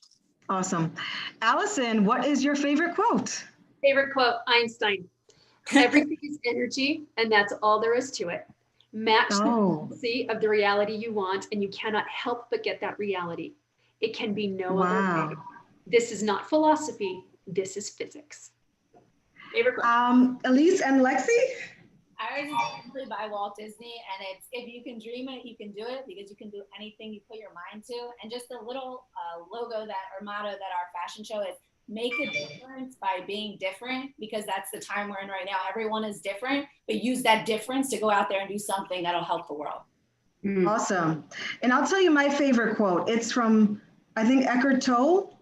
And when you change the way you look at things, the things you look at change. And that's my favorite quote. So we have some questions from the audience. And this question is for Mindy. So is there a specific wish brand you think would be good to partner with, and for what reason for your next mainstream collection, such as the one that you did with Tommy Hilfiger? So is there a brand that you think on your wish list or whatever that you would partner with, similar to the Tommy Hilfiger adaptive type thing? Well, my wish is even bigger than that, because my wish is that every brand just has a new division within their portfolio, no different than plus size or petite. It's just adaptive, and it should be a different fit for the body. So to be honest, I want every brand to have adaptive versions of their product, because people with disability knows no socioeconomic background. They don't care. It doesn't care where you live. Doesn't care how much money you make. It affects everyone. So shouldn't all of our brands have products that can effectively help everyone? Okay, awesome. So this next question is for Suzanne, that came from Maria K in Italy. Hi, Maria, how are you? And so how did the partnerships come about? And what is the best way to approach creating a partnership? You have to just not be afraid to ask people. Of the people that I listed off earlier, between Puma, Nike, the CFDA, I made some cold calls, you know, so you can't, you have to get over the hump of just, you know, taking a risk and asking, because if you don't ask, the answer is always no.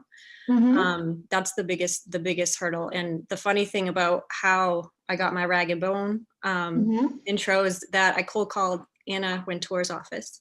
So I just did it. I figured it out, and I asked to talk to her assistant, and I ended up getting a meeting there, not with her, but with one of her senior staff members. And, you know, just if you have an idea, just figure out how to articulate it, and just pick up the phone, start a conversation, walk up to somebody and tell them, because great things can happen. Okay. And this question is just in general. So I'll ask Allison. So how does one go about turning in like turning passion into profit? Like, how do you go about turning something that you're really passionate about and really want to love to do and really want to share with the world? How do you turn that into a profit? Well, I mean, thinking to what Mindy said at the very beginning, it's about educating yourself. And learning more about that. And most people who go into entrepreneurialism don't really consider themselves an entrepreneur at the first. They just have this idea that they would love to be able to monetize. And so I would first of all just believe that there's a reason you have this desire and that you want to monetize it. So trust that, and then start educating yourself. Is there a need for it? What's your point of view on it? How do you make it unique? And by the way, just you yourself is going to put a different spin on it just because you're you.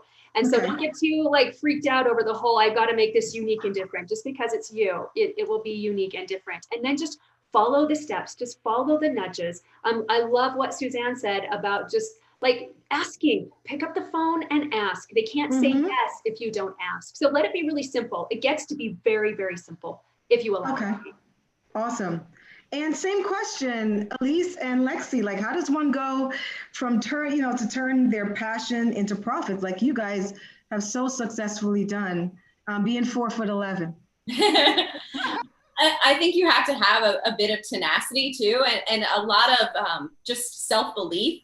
In the beginning, I mean, I'm a pharmacist and she's an accountant. We have no relations with anyone in the fashion world. So we got told no 100 times over, and we're still getting told no every day. But you know what?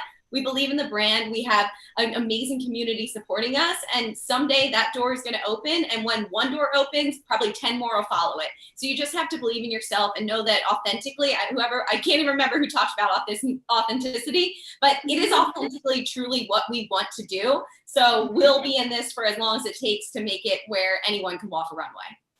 Okay, awesome. And so, we had a really, really amazing conversation today. And in honor of World Oceans Day, and then also, as we mentioned in the beginning, how important it is for us to have these conversations about diversity and inclusivity, especially with the incident with George Floyd. And so we are all here standing in solidarity with the families, the country, and everyone who is negatively affected by this. And we are very grateful for everyone who has joined us to watch today and to stand in solidarity with us to really be a solution to the problems so that we can have a better world and all be ourselves and all come together and, just make fashion a better place and make the world a better place. So we have to close out. So give me 1 second, something that you want to say really quick to the audience. I'll start with you, Suzanne. I really appreciate everybody's thoughts today. It's so inspired. So I had to say that, but also I think we're all the same in many ways, but I think it's also about celebrating our differences and being informed and inspired and sharing cultures and differences. And, everybody has a weak spot but everybody has a superpower, and how to change those weak spots into superpowers. What can you do? But, awesome. I want to just say, celebrate our differences. Mindy, 1 second. Sorry. Completely echo what Suzanne said. I think I will end on this, that it's never failure, it's just feedback. Awesome. And when you look at it like that, it'll change your whole perspective. And Allison? The challenge is necessary on your journey to success, but the struggle is not. Awesome. Elise and Lexi. We all came from our mother's womb, so we all have the same exact way we came on this earth. So why don't we treat it as we should, politely, with respect to everyone, because no matter our differences, we are all came from the same place and we should all love each other. Awesome. So I really want to thank you, amazing ladies. And please just tell everyone where to find you. Just give us your Instagram handle, Mindy. Runway of Dreams or Gamut Management. Suzanne? AbleMade or Suzanne D. McKenzie. Allison? Allison Chavez _. And Elise and Lexi. It's at Bite Size Sis, at Bite Size Fitness, and at Dreamwalk Fashion Show. Awesome. And I am at Apples and Oranges PR. And now is the amazing Jordana. Hi, Jordana.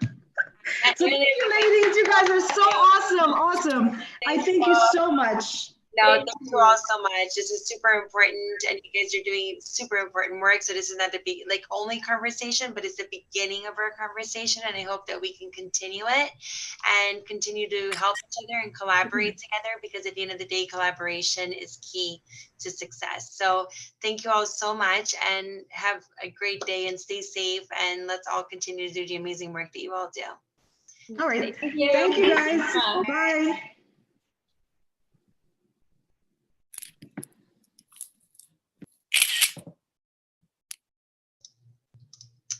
So that was really incredible. I think, again, so many powerhouses and inspiration and knowledge and everything that's needed right now to be said. And we're just going to keep this going with a really incredible fireside chat between Jordan Holman, who's the retail reporter at Bloomberg News, and James Reinhardt, who's the co-founder and CEO of ThredUp, which is an incredible company, and what they do is just so important. And the title is Fashion is Resale and Retail Working Together. So thank you both so much for being here, and I'll let you get to it. Great. Thanks so much. Hey, James. What's up, Jordan? Good to chat with you virtually. Yes. I'm in New York, you're in San Francisco, so Yep. This is cool. Let's just jump right into it. So obviously the retail industry has been upended in the past few months now because of the pandemic. Would love to hear your thoughts on, as we reshuffle, as retail tries to figure out what it is, where does resale see itself? Yeah, I mean, way to get right to it, not bury the lead. Look, I think that certainly COVID and the pandemic has, made everybody sort of rethink their consumer behaviors, right? Part of it is we've been forced to do things differently because we're sheltering in place. But I also think it's given people the time to think about how their behaviors might change for the better in the future.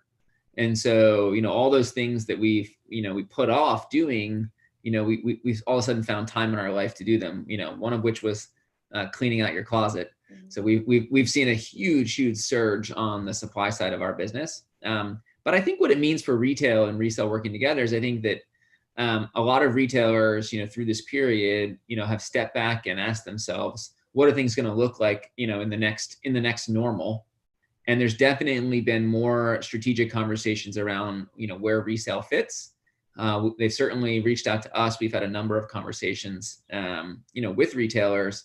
And so I think you're just seeing these behavior changes for consumers. I think you're seeing behavior changes for executives at retailers. And I think anytime you have something as big an effect like this, you're going to see consumers shift. And so I think that's where we're seeing some traction. And resale has become a big trend. Like in the past few years, you guys have definitely done reporting around just the demographics of people adopting resale. Are you seeing new adapters in this moment? So generally, is younger people, more diverse people who are adopting it, but what's it look like now? Yeah, I definitely, every year when we look at the data, our average age of our customer gets younger. And I think that is not because older customers are going away, but you're seeing, millennials and Gen Zers come onto the platform at much higher rates. And so, I do think that young people in particular are driving this shift into resale. And I think also what's interesting now with the pandemic is, a lot of people who maybe had the approach of, hey, I should do that. I want to shop more sustainably. I want to do things that are good for my wallet, good for the planet, but I'm busy and I don't have time. I think this created this moment in time where people said, "Oh, I'm now willing to try something, new or something different." And so I think it's been an incredible tailwind for us on the new customer acquisition side, as people are interested in trying out some new things. Plus, people are stuck at home, and when you're stuck at home, you sort of start to explore who you want to be in your best self, which made us all, bake bread. So we're baking bread, but we're also like exploring new consumer options, and resale is one of them. And so in terms of those new consumers, are they older? Are they in certain parts of the country that you guys hadn't seen before? No, it's a pretty wide distribution of folks. I mean, I think what unites them is, we don't do men's clothing on ThredUp, so it is women. And it's definitely this younger consumer, and I think it's a consumer that grew up, I'm in my early 40s. And so for me, and people of my age, we had to like retrain the brain on shopping sustainably and caring about the environment and a lot of these other things. I think, if you've grown up over the last 10, 15 years, it's sort of wired into your DNA to care about these things in a way that I think has allowed young people to come onto the platform more efficiently. Got it. And I definitely want to address the some of the concerns that people might have about secondhand market right now, just given that we're still living in this health crisis. So have you seen any customer concerns about, just wearing other people's clothes or purchasing other people's clothes? And if so, how is ThredUp addressing that? Yeah, we haven't seen a huge surge in concern around, can I catch the coronavirus by buying used clothes? I think the media and consumers have gotten really smart that shopping online is safe. I think when this first hit, everybody was like, can I not touch, boxes or plastic, and I think the CDC and the World Health Organization have done a good job of alleviating some of those concerns that's not a risk. And so I think that information got out very quickly. And so I think consumers were comfortable shopping online. And I think they then started to learn that, hey, anything that they buy from ThredUp, for example, is going to spend 5, 7, 10 days in the supply chain, and the virus can't really last on apparel or plastic or cardboard for that long. So we really haven't seen a surge in those questions. But I think what we've done internally is, all the work to ensure social distancing in our facilities and, been really focused on, hygiene and cleanliness in those facilities. And so to keep our workers and our associates safe. Great, thank you for that. And so ThredUp is an online consignment shop, started that way. But in the past year, you guys have had some really interesting partnerships with department stores like Macy's and JCPenney. And I guess just a few weeks ago, announcement of Walmart. So a huge win on that front. So just walk me through, like, why did you and the rest of the company want to have this brick and mortar expansion? How does that fit in with your digital native company? Yeah. I think we've always thought about the business as having this direct to and from consumer model. That's really the core business. But the reality is that there are large retailers, large brands out there that have enormous footprints. And if you step back as a founder and say, how do I get people to care about this? How do I dent the universe, impart my hopes and dreams in a bigger way? You realize that, partnerships is a good way to do that. And so, you mentioned Macy's and JCPenney's. Those are good examples. Macy's and JCPenney's, combined 1,500 stores. They sell a lot of stuff. They have a large installed customer base. And so I thought it was just an opportunity to educate more people about shopping sustainably, shopping resale. And I think it was a way to collaborate with those brands to bring in some fresh ideas and some fresh thinking around resale into these 100-year-old heritage brands. And then Walmart, which we announced a couple of weeks ago, which I was very, very proud of the team for doing, because sometimes everybody wants to be smart and shop sustainably or do these things that we feel like are good for the environment. So sometimes they're not cheap, and buying carbon offsets or buying the cleanest green cleaning products, like they do cost more. And so this was an exciting opportunity to help a value shopper who typically shops at Walmart get exposed to high quality brands at great prices. So I was really excited about that because Walmart's an amazing retailer. And if we can help educate that vast trove of customers around resale and circularity, I think that's an amazing opportunity. Yes, and to that point, I think there's a stat from ThredUp about that 22% of shoppers at discount chains like Walmart and the Targets of the world have already purchased like these previously used items. That that's a stat that's a bit lower than if you take a Nordstrom or something higher end. Sure. So do you see, like, what type of growth do you see among shoppers that are going towards discount chains entering this resale market? Yeah, I think, the shopping experience is to buy secondhand. And if you've been to a Goodwill, well, not lately, but before all this, right? I mean, these aren't amazing shopping destinations, right? They're nonprofits. And so it doesn't feel like the place you want to go on your Saturday afternoon with your friends, the way, say, shopping at a TJ Maxx or, looking for a deal at a Nordstrom Rack might be. And so I think by extending the opportunity for folks who want to buy items, that are secondhand at great prices, it just makes the buying experience easier for those customers. And so I think if you go to Walmart or you go to Target and you are buying staples and you're buying leggings, and then you're like, oh, and I also, like, what else do I have as like a cute dress for date night? The idea that you might be able to find, some amazing brand secondhand, I think is a great complement to that core shopping experience versus, I guess I'll have to leave here and go to find a thrift secondhand store and dig through the racks. I think our ability to curate that for customers online or offline is really powerful. I also think what's interesting about your partnerships is that it shows that the companies recognize the value of having resale within their ecosystem. We've also seen companies that have launched their own platforms, if it be resale or rental, and have tried to go at it alone. Yeah. But as someone who's been running this company for a decade now, what do you think that the industry doesn't quite understand about that sweet spot about resale, that it might not be as clear, it might not be the same thing as what we've been seeing for hundreds of years? Yeah.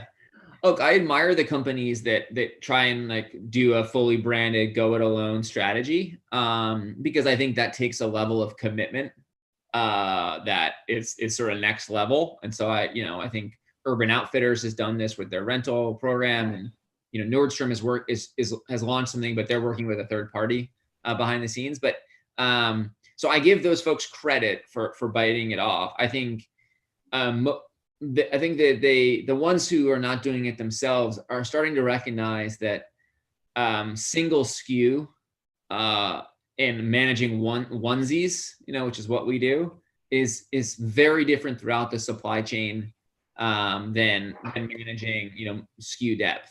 And so I think they're coming to the realization that these are big investments that they would need to make in technology and expertise.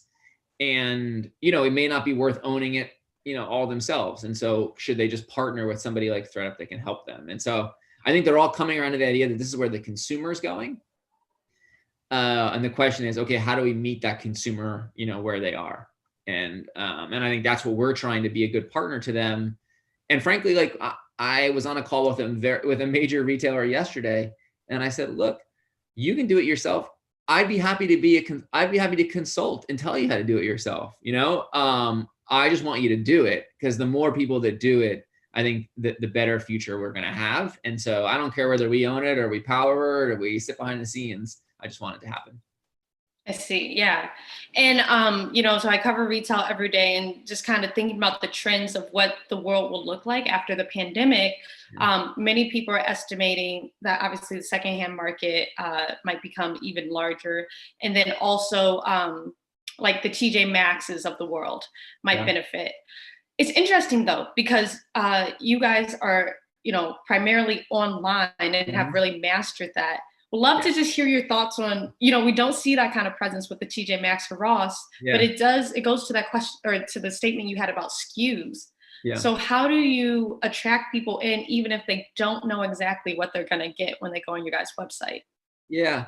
I mean, I think where TJ and Ross and Burlington, and ThredUp are very much aligned is, we're all about great value for the customer, but a bit of a thrill, a bit of a treasure hunt. You never know what you're going to get. If you go to TJ Maxx on that Tuesday, the next Tuesday, that thing you looked at is not going to be there, right? And so you have to sort of act now. And so I think we share a point of view on, what the customer wants as far as fun and entertainment. I think probably the difference is that we sell 35,000 brands across 100 categories. And I think, the selection and the freshness that we provide in a macro level for consumers is much different than your local TJ Maxx store. They might have a few thousand units. And so online, we're able to give you that incredible Amazon-like discovery process where, you may decide that you are looking for something in particular. Like, I'm looking for a black, dress for going out with my friends, and we'll show you 712 black dresses for going out with your friends, right? Or you might just say, I don't know, I need some tops. All the rage now because nobody has That's to wear all we're seeing.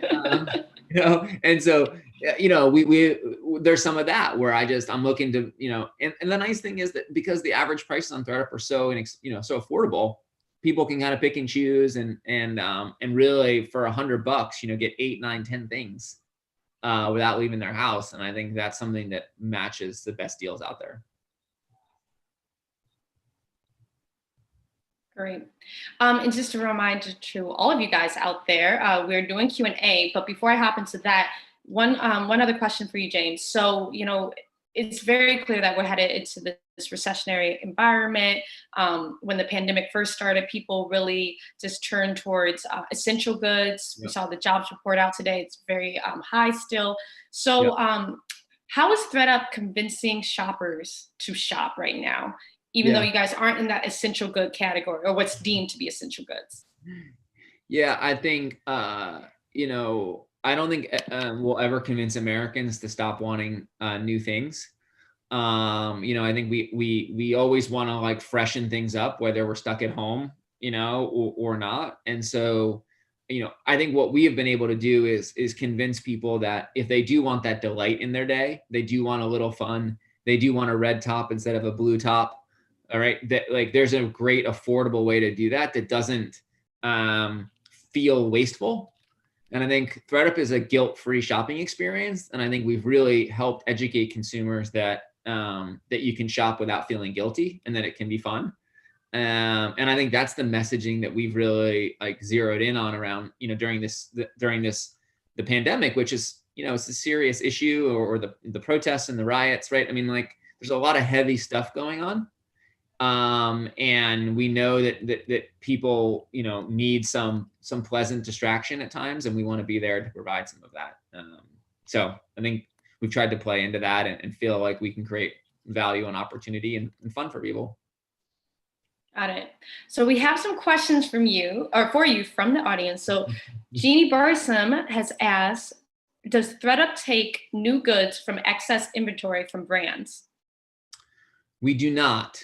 We have always tested it in small doses in the past, but generally speaking, we don't take any excess inventory from brands. Same person has asked, has the trend of resale helped nonprofit retail stores or hurt them? So kind of going back to what we were talking about goodwill earlier. Yeah, I mean, I think that there have been some that have benefited, and I think probably some that have not. So we work with a number of charity partners. If you send your clothes to ThredUp, you can donate to charity, instead of earning a payout. So we work with a number of charities, the biggest one being Feeding America right now. That's our spotlight charity. But I do think the overwhelming problem we're trying to solve is that most of the stuff that you give to a Goodwill, or not Goodwill, but a charity shop, or you donate, most of that stuff gets shipped overseas and it ends up in a landfill overseas. It's been widely reported. The BBC has a great documentary. Netflix has a documentary on this, of just the landfilling of all this apparel. And so what I'm sort of hopeful is that the charity shops, the thrift shops, the ThredUps of the world, we kind of work together to keep all that stuff out of landfills. So that's how we're trying to align with those folks. Got it. Still, you guys can still write in questions while we wait for some others. Let's go to the sustainability. So sustainability was definitely top of mind end of last year, early this year. Yeah. Obviously, the news cycle turned to the pandemic. Now in civil unrest. But where do you see sustainability in the in the environment right now. Yeah. Like usually what we see with like social responsibility, that kind of gets pushed to the back burner when there's some immediate financial thing. Yep. Do you think that happens this time? I actually don't. I think sustainability becomes even more, people become more acutely aware, because I think consumers, Americans are sort of zooming out. I think globally we're zooming out and saying, man, like, is this the world we want to live in, right? Like, whether it's the pandemic or it's you know, tension, you know, race relation tensions here in the US, right? Like, I think there's a number of these things where we ask ourselves, is this the future we want?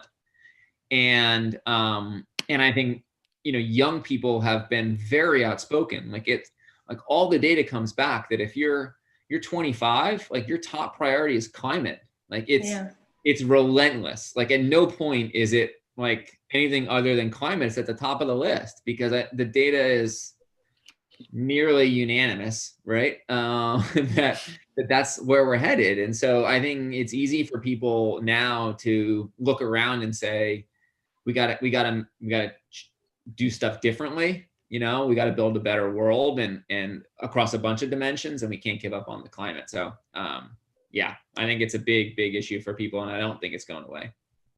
Right. And like you said, just like think about the events of the past 2 weeks. A lot of people in the world are saying we have to build a new world. It's got to get better, right? You know, I mean, it's like you know, you kind of look around the dimensions and just like, we can't keep, you know, I've sort of stopped saying I don't want to get back to normal. I don't, because that would suggest that like that thing 3 months ago was good. Like that's not good. Right. You know, right. we need the next normal, you know, which I think I'm hopeful and I'm optimistic we'll get there. And I just have to ask you, so retail has been really interesting. It touches all different people. It's in every community. People interact with it every day. What do you see as retail's responsibility in this moment of like civil unrest, disenfranchised communities saying, we need this new world? Where can retailers or people in this industry step up?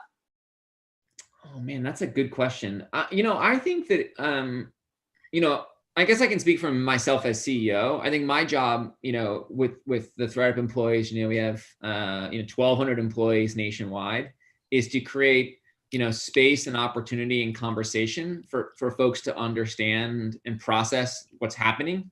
And, you know, not pretend it's not happening, right? Not pretend the pandemic's not happening, not pretend that the riots aren't happening, but create kind of community and space for people to have open and honest conversations. And, you know, I think that's what we've tried to do. And I think retail employs so many people, you know, in the US, that I think if every retailer came to the conversation trying to create dialogue and open minds among their employees, that would be an incredible result. So I think that we can be a big part of the conversation by creating the space for folks to talk. So. Right. Well, James, it looks like we're out of time. Thank you so much. I feel like we did boom, boom, boom, boom, boom. We got it. Sure. Thank you so much. Always enjoy talking to you. I want to thank you both again. This was a really great conversation, and I couldn't agree more. Like you said, I'm ready for that next normal, because what was happening before wasn't so great. And I really do think that all of this is allowing us to be innovative and doing things that will make it for a better industry and a better world, hopefully. Yeah. So I really appreciate both of you so much. Thank you. Cheers. Thanks for having us. Have a great weekend, everyone. Bye, guys. See ya. Stay safe. So without further ado, I know this is a conversation that's really going to perk up a lot of ears, because it's super important to be had right now, with, you know, the fashion industry taking a fast sprint towards technology. For those that weren't already, we see now how important technology is in shaping what we see as the next normal or the new normal. And with that, I'm going to be introducing a panel titled Fashion is Innovating via Technology and Restructuring the Business Model. Moderating, we have Frederick Timur, who's the head of innovation at Swedish Fashion Council and the founder of Fashion Innovation Center and New Labs. John Harari, who actually, I was looking back, I've known you since 2012, which is crazy. And you've done so much amazing work with Windows Wear. You're the CEO and co-founder, virtual window displays, real time, and so much more that you've been doing. Congrats on everything. Matthias Gath, founder of shopyourfit.com, who I met recently, but I feel like I've known my whole life. And you do such incredible work with, you know, just not having so many exchanges by having people fit themselves online. I think it's genius. Anna Saluski, who started an incredible innovation, digitizing fashion. And I can't wait for you to talk more about it. I don't want to say anything wrong, but you're the founder and CEO of Scroble, and I know you could talk much more about it. And Lucas Walker, who's the strategic partner at Gorgeous, and they are e-commerce help desk, turning customer experience into a profit center. So I know this is going to be really valuable for everybody who's listening to implement into their business models and what's to come for the near future, the next normal. Thank you all so much, and I'll let you take it over. Thank you so much, Jordana. And welcome everybody. It's very interesting to talk about innovation and technology. So I'm Frederick Timour, and like Jordana said, I started Neue once, and I'm working a lot with universities as well. And we had all an introduction so from Jordana, which was great. So I think that we should start immediately with the first question, which I think, how can fashion become more sustainable through technology? What's your take on that? Anna? Well, hello everyone. First of all, thank you for the opportunity to be the part of this amazing panel. Great guys to meet you all here virtually. And if we are talking about sustainability and technology as a tool to enhance this sustainability, of course, I have my very own opinion about this, and this is maybe something also what is the backbone of my own technology, where I see and I reflect that we have a paradox in fashion. The paradox for myself, someone who was never been in fashion, stepped in as an outsider, I have found for myself that we have area of business which is highly connected to consumer behavioral patterns without having a real communication and connection between both fashion industry and users, consumers. You would say, well, we have Instagram, we have this and that. Yes, you're right. But if I'm taking the data and if I'm taking and looking really closer to the point where we are doing our sales, then I tell you that even Instagram is not making a difference. We have this mutual disconnection. So there, the technology can improve a lot of things because 80% of sales are still done in offline retail.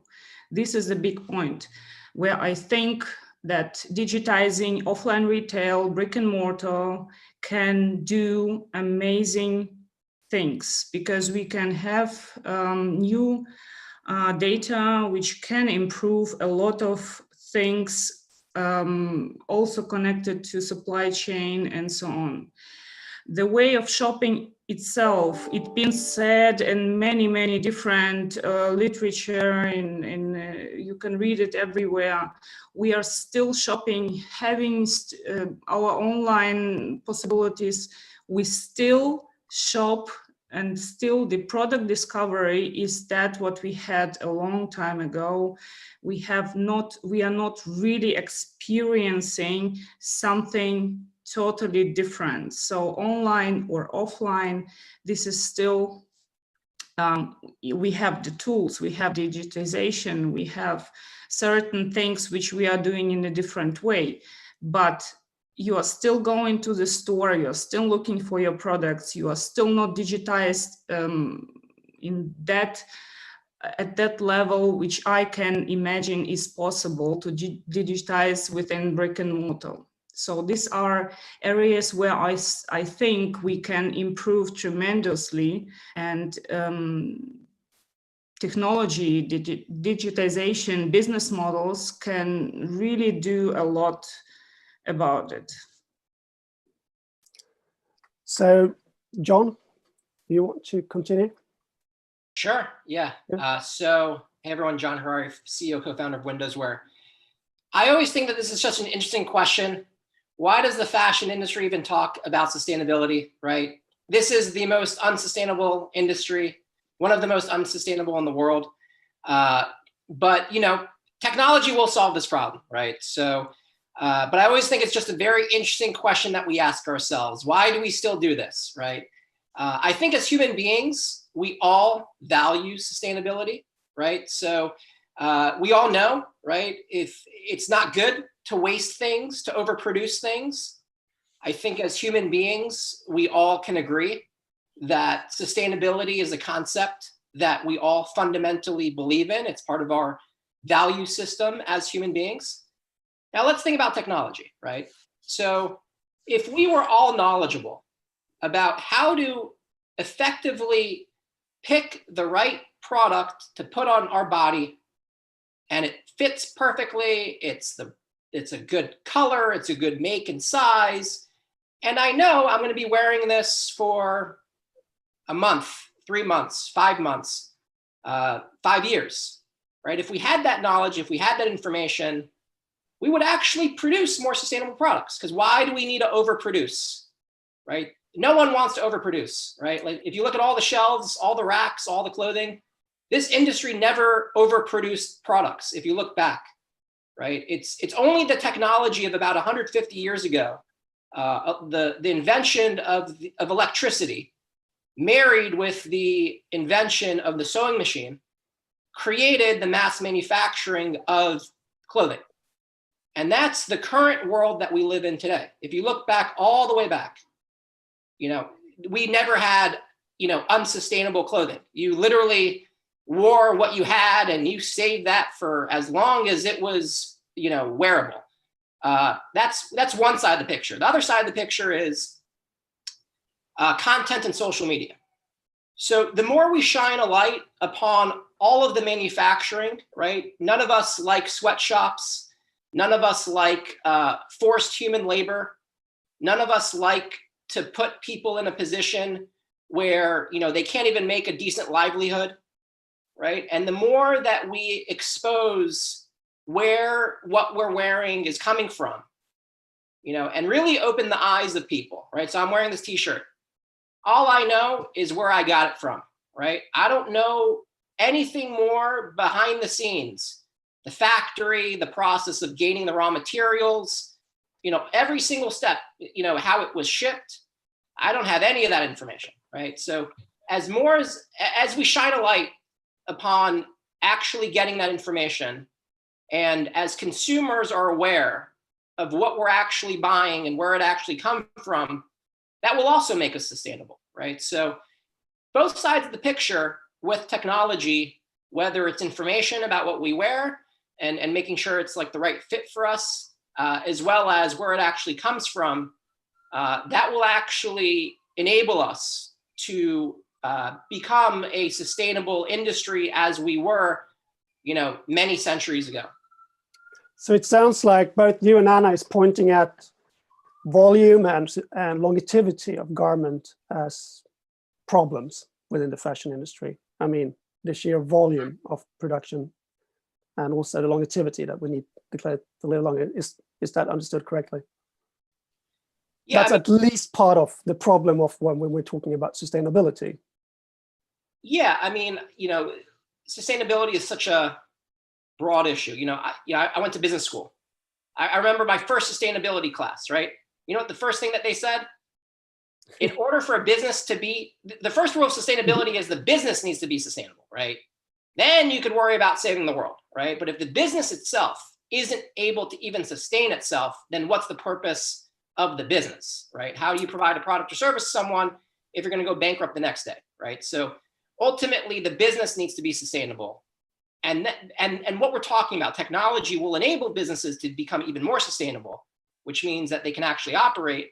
And then the things that they do become even more sustainable for the actual consumer who's going to be acquiring these products. So it's going to be sustainable like everywhere, right? It's just, and that's the theme. Technology and data information and social media will continue that path, because I think naturally as human beings, none of us want to waste, none of us not be sustainable. Whatever your definition of sustainability is, I think we could all agree that we all are all for sustainability, and we're all like not and anti-unsustainable things. But that's a very good point. I mean, we can't be sustainable unless we find revenue sources and can actually sustain the business.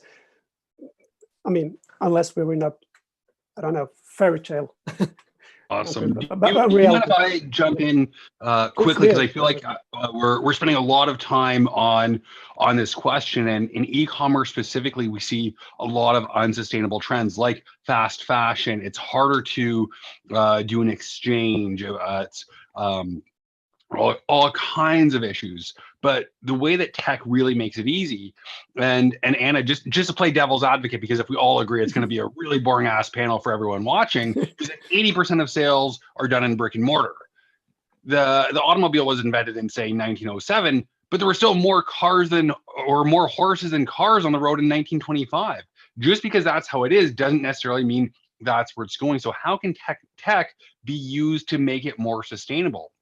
And John, to your point, if the business itself isn't sustainable, like nothing else really matters. And we are all very conscious. I'm wearing a merino wool shirt, and part of the reason that I love merino wool is you're not getting those microplastics going through your dishwasher. It's you can tell it's a Friday afternoon, but not going through your laundry machine into the oceans, into the water tables. But it's also really, really, really expensive, and most consumers, they have a pain tolerance of about 10%. They'll pay a little bit more for a more ethical or sustainable choice, but they won't pay 3 or 4 times if they were willing to. Stores like H&M and a lot of those wouldn't take place. So when it comes to e-commerce specifically and how tech can help, there are a few different ways. One is a lot more green technologies through delivery and having that shorter supply chain. So you're no longer going from the factory to, which could be overseas on a nasty ass boat burning black diesel, to somewhere local, to a store. People are driving there, but with technology and new production methods, it's bringing the cost to produce domestically down a lot. So clothes are actually being manufactured closer within the warehouses. A lot more electric vehicles doing a lot of that rather than gas there, but then also through technology. And it's just a shameless plug for Gorgeous, but it's one of the reasons that I'm so passionate to work for the company that I do, is when you can give that brick and mortar experience online by engaging through a live chat, SMS, and help customers choose the right size, you are reducing those returns, which people don't realize, but you have the carbon emissions from if you return it. Most of those returns go into the landfill. If I want to return a hat or some underwear or some socks, then like there is no return, it just gets shipped away. And a lot of fast fashion brands don't necessarily have a true return and reuse policy. It's return and go to the landfill. So I think using technology to help consumers make the right choice, come in the production as well for more natural fabrics that are a lot more sustainable versus the technology for a longer lasting fabric, can really have a big impact when it comes to sustainability. Yeah, I mean, let's move on to the next question, since we're talking about business models, because what new business models and revenue streams would you consider the most interesting and promising for the fashion industry? Because I think that is so important, and you already brought it up, and maybe Matthias could start talking about that. And I'm sorry, if you can just very briefly repeat that because it cut off a little bit.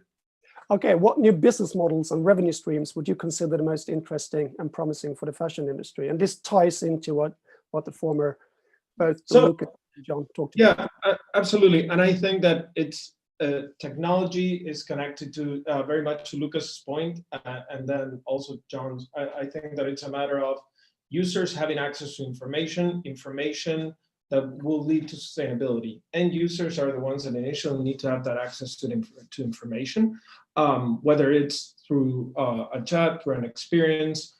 E-commerce can become more sustainable, but like John said, to be sustainable, first your business needs to be sustainable.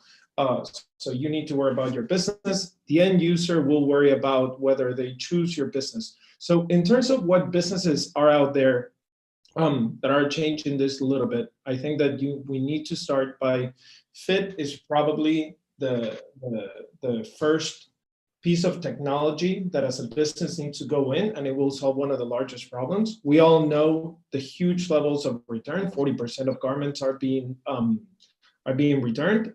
And a recent study in the UK actually showed that nearly 60% of those returns were because they were the wrong fit or size. So it's as simple as we get something, we try it on, it doesn't look the way expected, we return it. So I think that if we look at business models that focus on reducing returns, connecting it a little bit with your sustainability question, it's where we're going to have the most impact. There's also a lot of, I had a great conversation with the North Face last week, and they started with their return products, they started a second brand that it's actually doing extremely well. And they explain it, that those clothes are actually that they don't throw anything to landfill. They will resell everything. It's top quality. It's just that somebody tried it on, they went back. So I think that now, at some point, we were looking at business models that were about rotation, that were about fast fashion.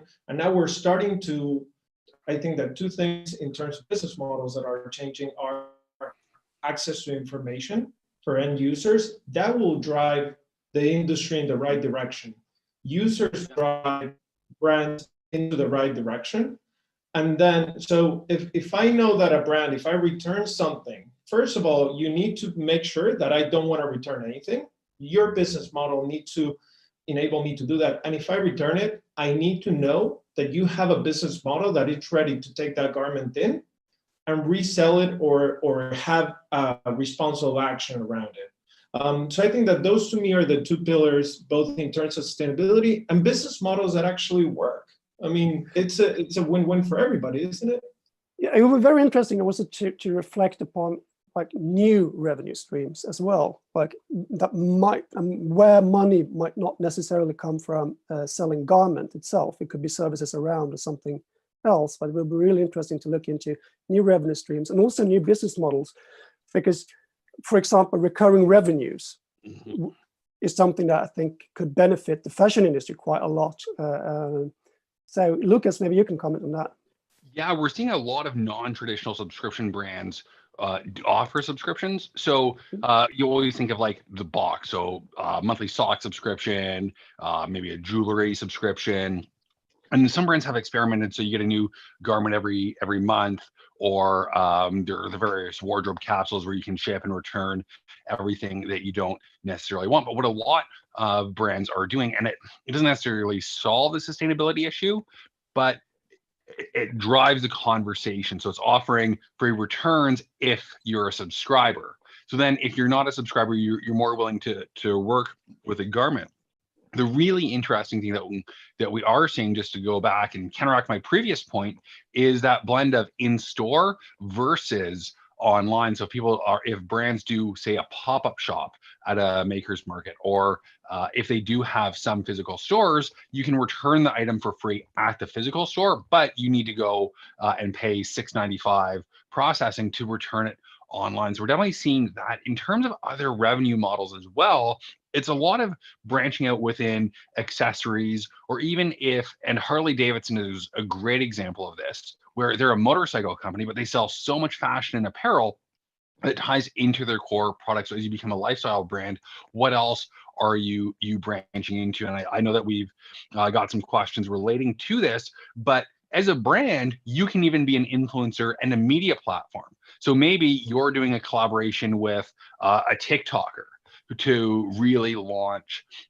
their line of clothing. So you can really look at that as alternative revenue streams through either doing subscriptions, different products, different channels, and even different product offerings that aren't necessarily in your wheelhouse. Another great example is Yeti coolers that started out with a single cooler, and now they make travel mugs, they make ice packs, and everything that relates to it. So maybe if you make shoes, maybe you start doing accessories like belts that complement it really nicely, or even you do something for your consumers where once you've had this many orders, you get a free shoe display case that really shows off your collection really nicely that you can also then just go and purchase outright.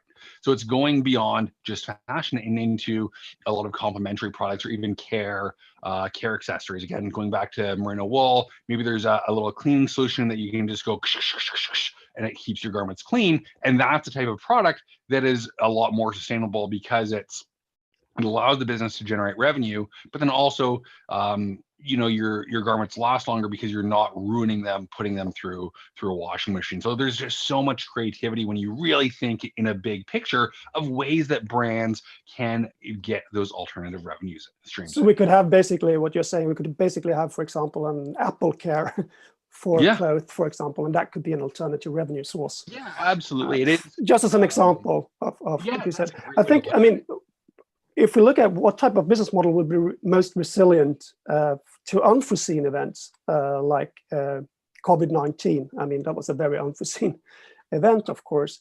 It would be really interesting to have some comments on that, because if you look at, for example, just the Swedish fashion industry, a lot of brands are one season away from bankruptcy. And I think that that's quite common for a lot of brands in general. So maybe Anna, you could start commenting on that question. Well, generally, I'm having maybe a quite deviating and different opinion about many things, which we can maybe have another talk or incorporate it in another event, whatever. I don't want. I just want maybe to point out what is really, really important for me, and where I see that it is a huge importance for our society, for environment. It is not only about consumption.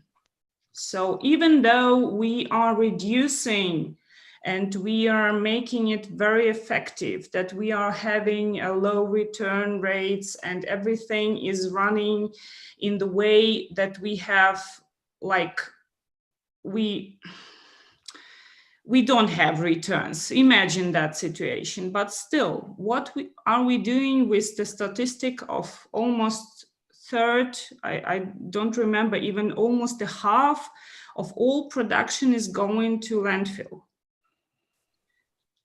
Still, just imagine this amount of clothes. Just imagine this. I mean, this event is also really addicted to we should discuss about sustainability. So even though we have all these processes fixed, but what are we doing with all these things that we are producing and nobody want to buy it? Nobody even want to order it. And can I ask a quick question about that, Anna, that you might have more insights in? When you produce a garment, how much waste is required? How much waste is a byproduct of that? So it wouldn't be just the garment itself, but to make a shirt or a pair of pants. Exactly. It is a lot of waste. It is a lot of things which we invest as a planet in one garment, which we then hope to sell. And statistically, we see that it is not going to be sold in one case out of 3, right?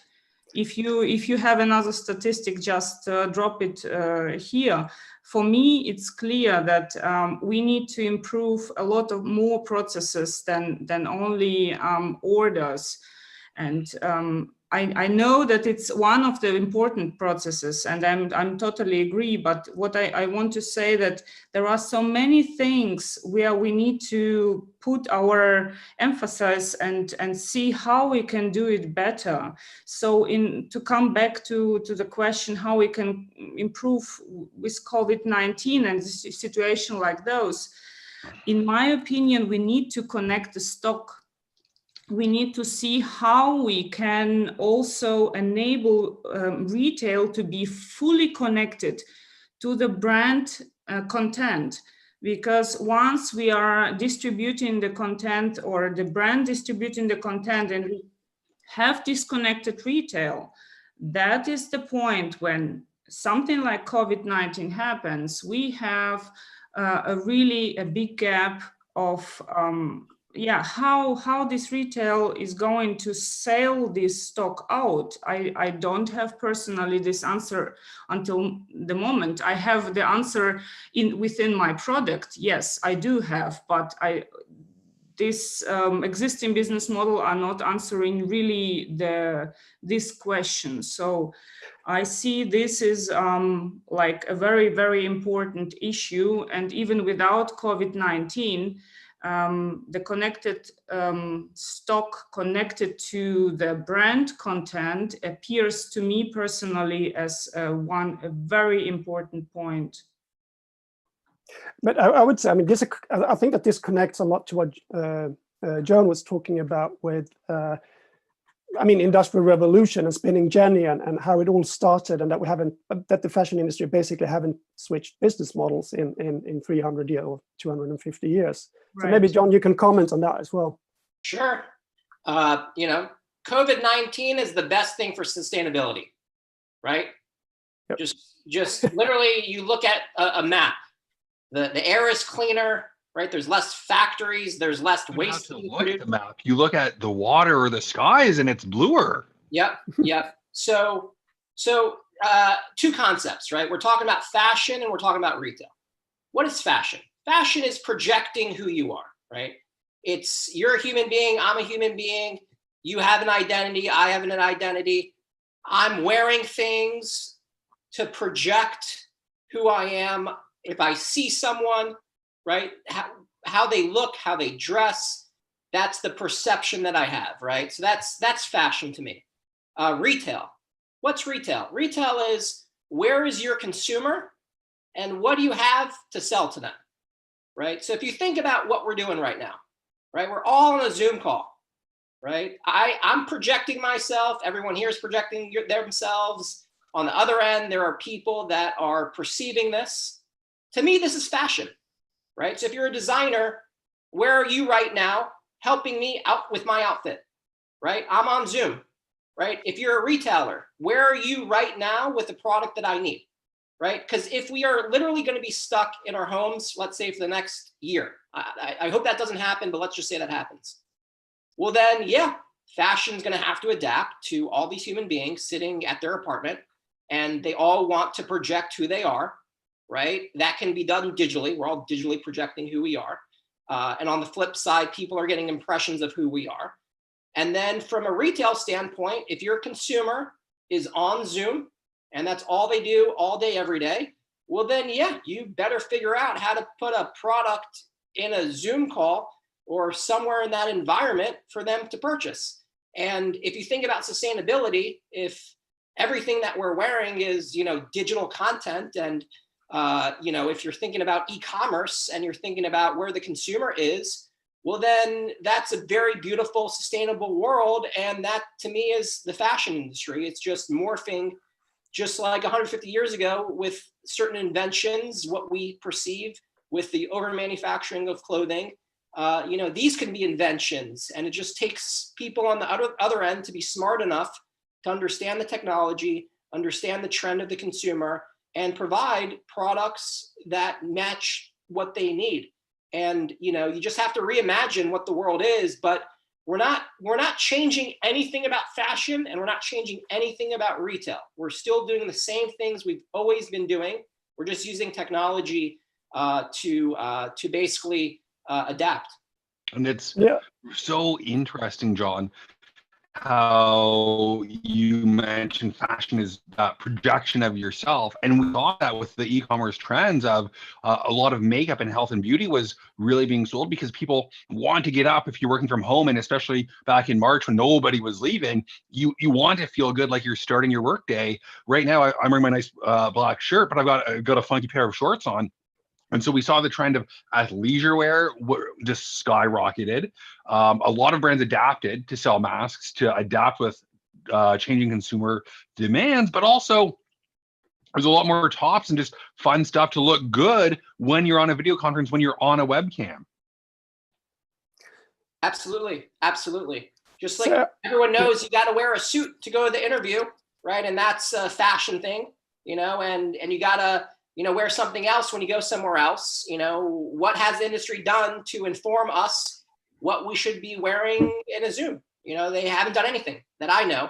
I think they should. You're talking about millions and millions and millions of consumers spending tons and tons and tons of time, and no one has a clue. And it just provides it's, you know, there needs to just be leadership at some brand to really focus on this and really understand that this is the future, and then make an impact and really provide the actual services and the actual products that, you know, that we need. So I will steer a question toward Matthias, and I will paint up another scenario. What happens if we start putting technology into clothes, like NFC tags or 5G connectivity, and also if the fashion industry start collaborating with other industries, such as the telecom industry, gaming industry, and entertainment industry? I mean, for example, what happens if Netflix releases a subscription service where you can rent Sabrina the Teenage Witch dress immediately, and you have emotionally connected audience, and you already have all the users? Is that a threat for the fashion industry? I mean, brands that really know digitalization, coming from the digital, knowing how to approach, know content, and can approach the consumer from a completely different direction through the content. Matthias. So it's funny that you mentioned two things that I believe can have very separate effects. About NFC and 5G connectivity, Internet of Things is actually starting to be tested in the fashion environment. I think that it can have an extremely positive effect. We've seen already Levi's doing some testing with Google on actual jackets that they have that they're actually connecting to their software, to your phone, which is amazing because what that will do is that it will move people away from fast fashion because you have to do a setup around it. There is some work that you need to do, and which means that, like your phone, it's going to have a longer life cycle, right? So you're talking about one type of technology that can really benefit and change the industry. I think because we're always going back to how technology, sustainability, and fashion, how those three words are going together. It can really play in the industry and in the planet. You mentioned something about alliances that are happening with things that are now rotating a lot faster, such as content. What you mentioned, ASOS, some years back, they did a test of actually, well, ASOS started like that. It started as seen on screen. So they actually started selling some of those things, and they started doing a lot of alliances in terms of garments that you could get straight from there. That actually has an opposite effect. It's something that because you see it very fast, you want to wear it, you wear it, and because the next thing comes around 2 days later in another season of something that either Amazon Prime or Netflix might bring out, what it creates is more rotation and hence fast fashion benefits from it. So the biggest takeaway for me is technology right now, Internet of Things, NFC, 5G, and agreements with platforms are things that can be very positive or be very negative. And I'm not trying to play the safeguard here. I hope that I was very much against technology going into fashion as NFC, for example, and your phone being connected to your jacket. But the more I thought through and the more I've seen it progress over the past year, I think that it can really benefit the industry as a whole, and it will push us towards having better quality products, to be honest. Yeah, I think, I mean, one last question, and then we have a question from the audience as well. And I will, Lucas, I was thinking also that me myself, I'm setting up a project right now with Ericsson, for example. And Ericsson is, of course, not a fashion company. And we're connecting that to the fashion industry with a couple of brands and also the gaming industry. And just in that small project, as a test pilot project, we can see potentially huge revenue streams. And also sustainability, of course. This is, I mean, if you're looking into different types of subscription services and other types of business models. What do you think about this collaboration between industries for the fashion industry? Yeah, I mean, I hate to say it, but I think it's a threat more than anything, because think about who you would have to be to launch a brand before, like Cindy Crawford or a big name. Now you can be a YouTuber, go launch a Shopify store and sell your own merchandise and apparel, or even your own fashion designs, which really is, you're competing for that both share of wallet, but also share of closet, where if people buy a lot to support their favorite artists, or let's say Tiger King blows up on Netflix and now everyone buys a Joe Exotic shirt, I think it's really interesting because now any fashion brand is competing against Joe Exotic. And that's totally happened. There is a joeexoticofficialstore.com. And so I think it brings more players in, which is both good for consumers, but for the fashion industry, who knows? But because of that speed, it makes it easy for those collaborations to happen, but also for the fashion industry to find those new trends, as well as possibly even new products that they might not have even thought. Lucas, as you were talking, I don't know if a Joe Exotic shirt is the most brilliant idea because of all the users, or it's the most horrific idea. But I think it's a mix of both. You can get pro and anti Joe Exotic shirts, but if you saw a shirt that said Joe Exotic 2016 for president, it's pretty tempting. And Frederick, I hear what you're saying about Ericsson. You mentioned something I don't think is 100% right. You said they're not a fashion company, and every company is a fashion company, right? Lucas, yeah, that's correct. That's correct. Lucas is wearing a Toronto Blue Jays baseball cap, right? The Toronto Blue Jays is a professional baseball team. You know what? They're a fashion company. And great example, because for years they probably thought, no, we just want ticket money at the gate. And now merchandise is a huge revenue stream for them. No, but I need to add, there is a big difference, because they don't consider themselves a fashion company. And that makes a big difference. Yep. Actually, that's a huge difference. But a New York Yankees cap, that's absolutely an iconic piece of fashion. I agree. I mean, and I agree with John that they are, but they don't define themselves as that. And that's where they need to change their minds. And that's why And that's why they've got you, but yeah. Exactly. And I have one question from the audience, and we have 5 minutes left. So any of you can take this question. And it's, what's the right action that young brands need to take to move forward in fashion and buying industry after the lockdown? That's an easy question. No, that's a very hard question. I'll just give a thought. The last time we went through anything like this was 2008.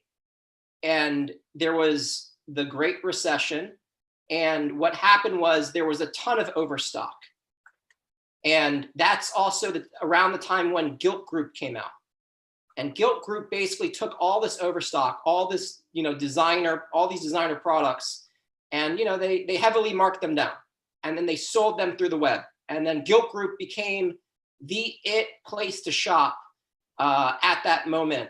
And so, I could see something like that, taking form again, because obviously there is a ton of overstock. You just have to look for the opportunities, right? There's always going to be opportunities, especially when there's times like this where people are doing things and then the world, presents a new picture, and then, there's gaps, and then you just have to take advantage, and you have to find those gaps, and then you have to create new ways of engaging the consumer in a way that, I don't necessarily think anything needs to be reinvented is the point. It's just looking for opportunities given the sense that everything's been shifted in different ways that no one expected them to be shifted. So you just have to look at the landscape and look for the opportunity.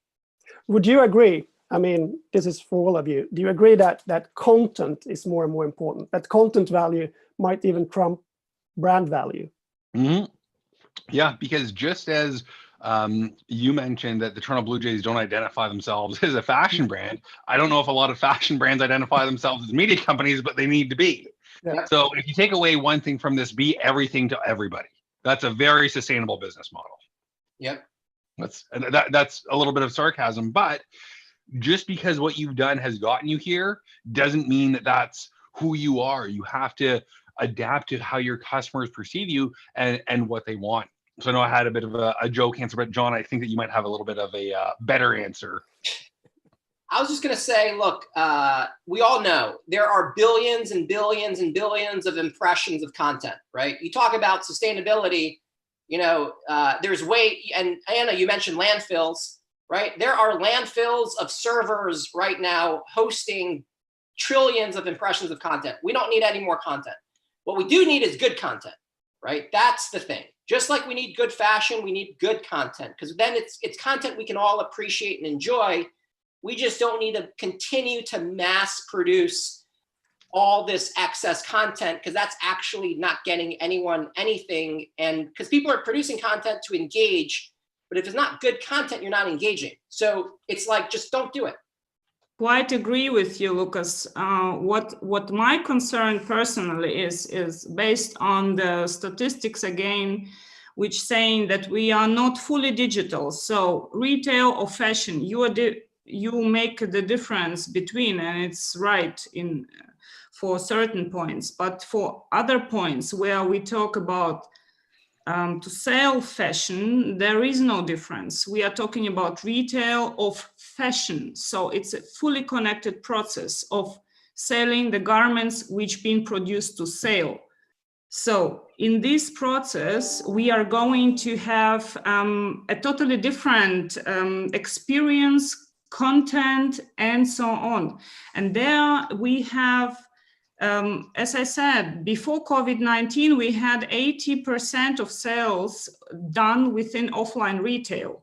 So we cannot just impose everything we know from digital and apply it for offline retail. We still have a huge gap in digitization happening still within the offline retail and brick and mortar, and where we cannot really connect in that way how we do and how we know and how we experience it done in online or through all the media which we have available, and where brands really great presented. Many have absolutely amazing content, and I agree with you all, but still there is a huge gap which is still unclosed and is still within the situation like COVID-19. We experience that there is a default of this stock, which is caused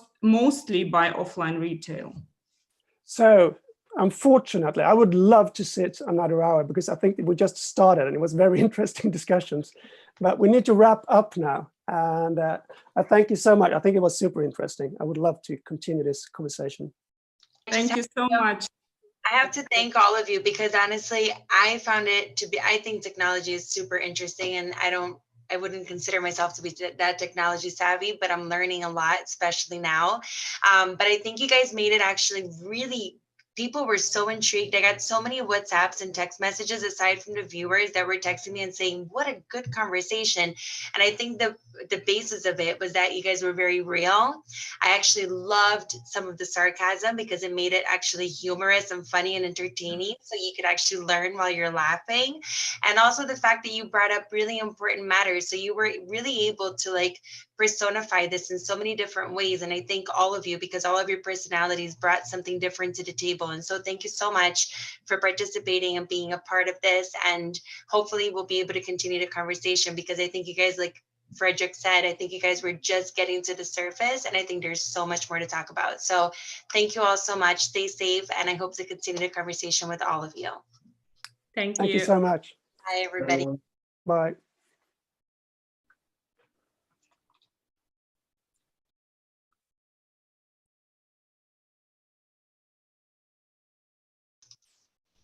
So that was really interesting, and my mind is full of information that, I mean, can't even begin to talk about, because I think there's so much implementation that needs to be done to business models in order to adapt to everything that's happening.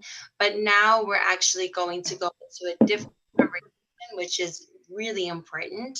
The title is Fashion and Sustainability and Artisanal Brands via Ethical Practices. It is being moderated by Barak Kakmak, Dean of Fashion at Parsons School of Design, who we adore, and we've worked with him in the past. He's just so smart and and then the speakers, we have Ruth DeGolia, founder and executive director of Mercado Global, who does such amazing and important work. Theodore Hamales, director of Thread Apparel, who's really bringing and shaping sustainability in Australia in a lot of different ways. Cole Criselius is the co-founder and CEO of Known Supply, who's a fashion innovator, and he's just incredible with the work that he does. Rebecca Van Bergen, founder and executive director of Nest, who just encompasses a lot of these incredible brands that we're going to be speaking about, and super excited. So here we go. I'll let you take it over. Thank you, Jordana. Hello, everybody. It's a pleasure to be here again. I was part of the last conversation as well. I'm quite excited to be with a different group of panelists this time. And we are basically spanning the world. So we have participants from the west coast of US to middle of US, East Coast, Europe, all the way to Australia at the moment. So thank you, everybody, for making the time from Pleasure. your morning to evening. And I want to give a chance for our attendees to even learn about your companies and businesses a little bit. Our topic is around artisanal businesses and ethical practices, and what does sustainability mean for that. And it's great to have a range of businesses that are touching many parts of the world, and at a moment like this, engaging with a lot of communities around the world. Would love to hear a little bit about your story, what your business is about, what is your core mission. So Ruth, do you want to get started? Absolutely. Thank you. My name is Ruth DeGolia, and I'm Executive Director and founder of Mercado Global. We are a nonprofit that works with Indigenous women artisans in rural Guatemala, and we help them build community businesses that they own, and then we help them export to big fashion retailers internationally.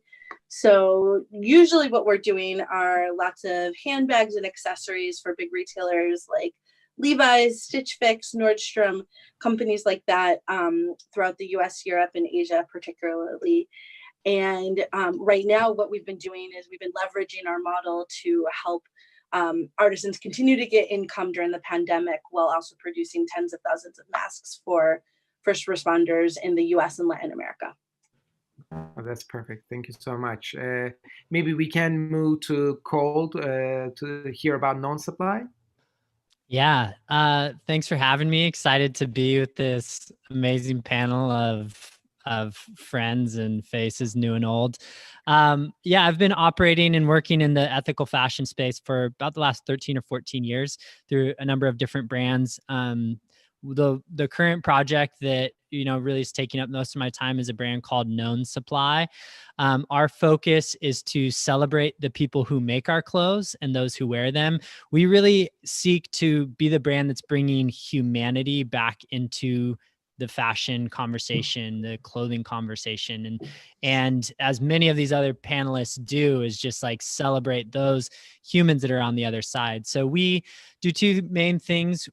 Every person who owns one of our products or, shops one of our partners can go onto our website and look up the specific person who made their product, because every item is signed by that person.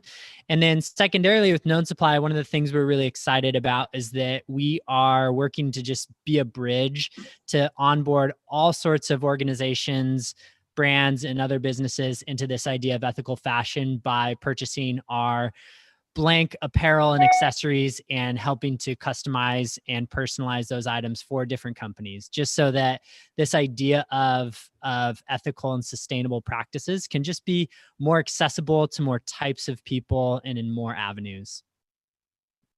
That's amazing. Thank you for that. And we can move to Nest. Rebecca, would you like to talk about Nest as well? Sure. Thanks, Barak. So I'm the founder of an organization called Nest. We work with artisan and craft and maker businesses in the United States and globally. And as a nonprofit, our mission is to really support those maker businesses in their expansion and their growth and their scalability. And we do that by raising philanthropy and investing directly in our partners, but then also we support corporate partners, a huge range from, Target to Hermes on how they work with artisan supply chains and how we can better enhance the use of artisan in supply chains. And so some of our core programs, we run an ethical handcraft program, so helping bring transparency to the artisan sector, which is often home-based and or in small unregulated workshops. And so ensuring that there's visibility and fair wages in that space. And then we also have a program in the US called Makers United, which is working with cities and city and multilateral partners and ensuring that the kind of booming makers economy is egalitarian and inclusive. And so really making sure that we're supporting and recruiting makers into this space of all walks of life, of all colors, of all income levels, of all ability and disability. And so really to ensure that our future and the makers economy is vibrant. And so we work with some of the people on the panel. We're excited, super excited to be here. That's perfect. Thank you so much, Rebecca. And lastly, Theodore, would love to hear from you as well. Hi, everyone. Good morning from Australia. Now, our company is fairly complicated, but I own a company called Thread Apparel, which is one part of our larger business.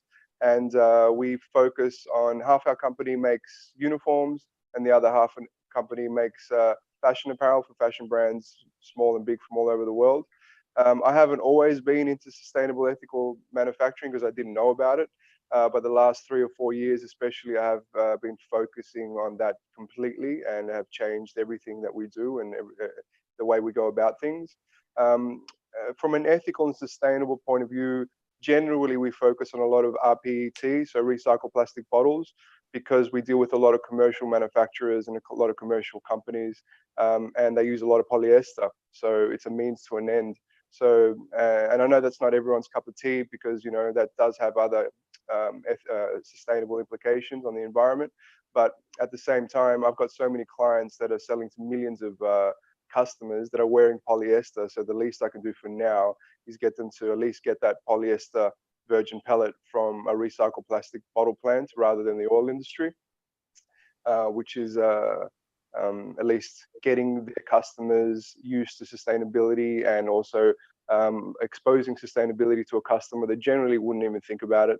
And the other thing that we try to do is, as well as beautiful it is for all of us to keep working together because we're all sustainably minded, which is an amazing thing. My staff and myself really try to get into companies that really don't want to get into sustainability and have no interest, and money is the bottom line. So generally what we've done now is we've created a beautiful streamline where I can go to a very commercial fast fashion brand and show them how to go green without changing their bottom line. It's not costing them any money and they're starting to pay a little bit more attention. So yeah, they're just a means to win it. And sometimes it's a lot easier to talk to someone that's on the same wavelength as you, but if they're not and you want to get through to them and, make a change, then you have to speak their language, which is what we've learned to do. That's amazing. Yes. And you don't have to necessarily be in the same wavelength. We are all here to make a change. So I'm glad you're taking the steps. So, I mean, it's great to hear all of the ways you study your business, how you engage with both the customers, brands, even B2B models, all the way to artisans. I'm really curious with everything that has been happening because of the pandemic in the past several months. Would you be able to share if you had to pivot your activities? Have you taken action to support relief efforts? Did you have to change the type of product you're producing, or did you have to stop or look at alternatives? I'm just opening up to the group. Please feel free to jump in. Yeah. Well, I'm happy to share what we've done. For us, we started preparing contingency plans in late February, and as the situation evolved, started switching by mid-March into really, in many ways, redesigning and rebuilding how we worked and what we do.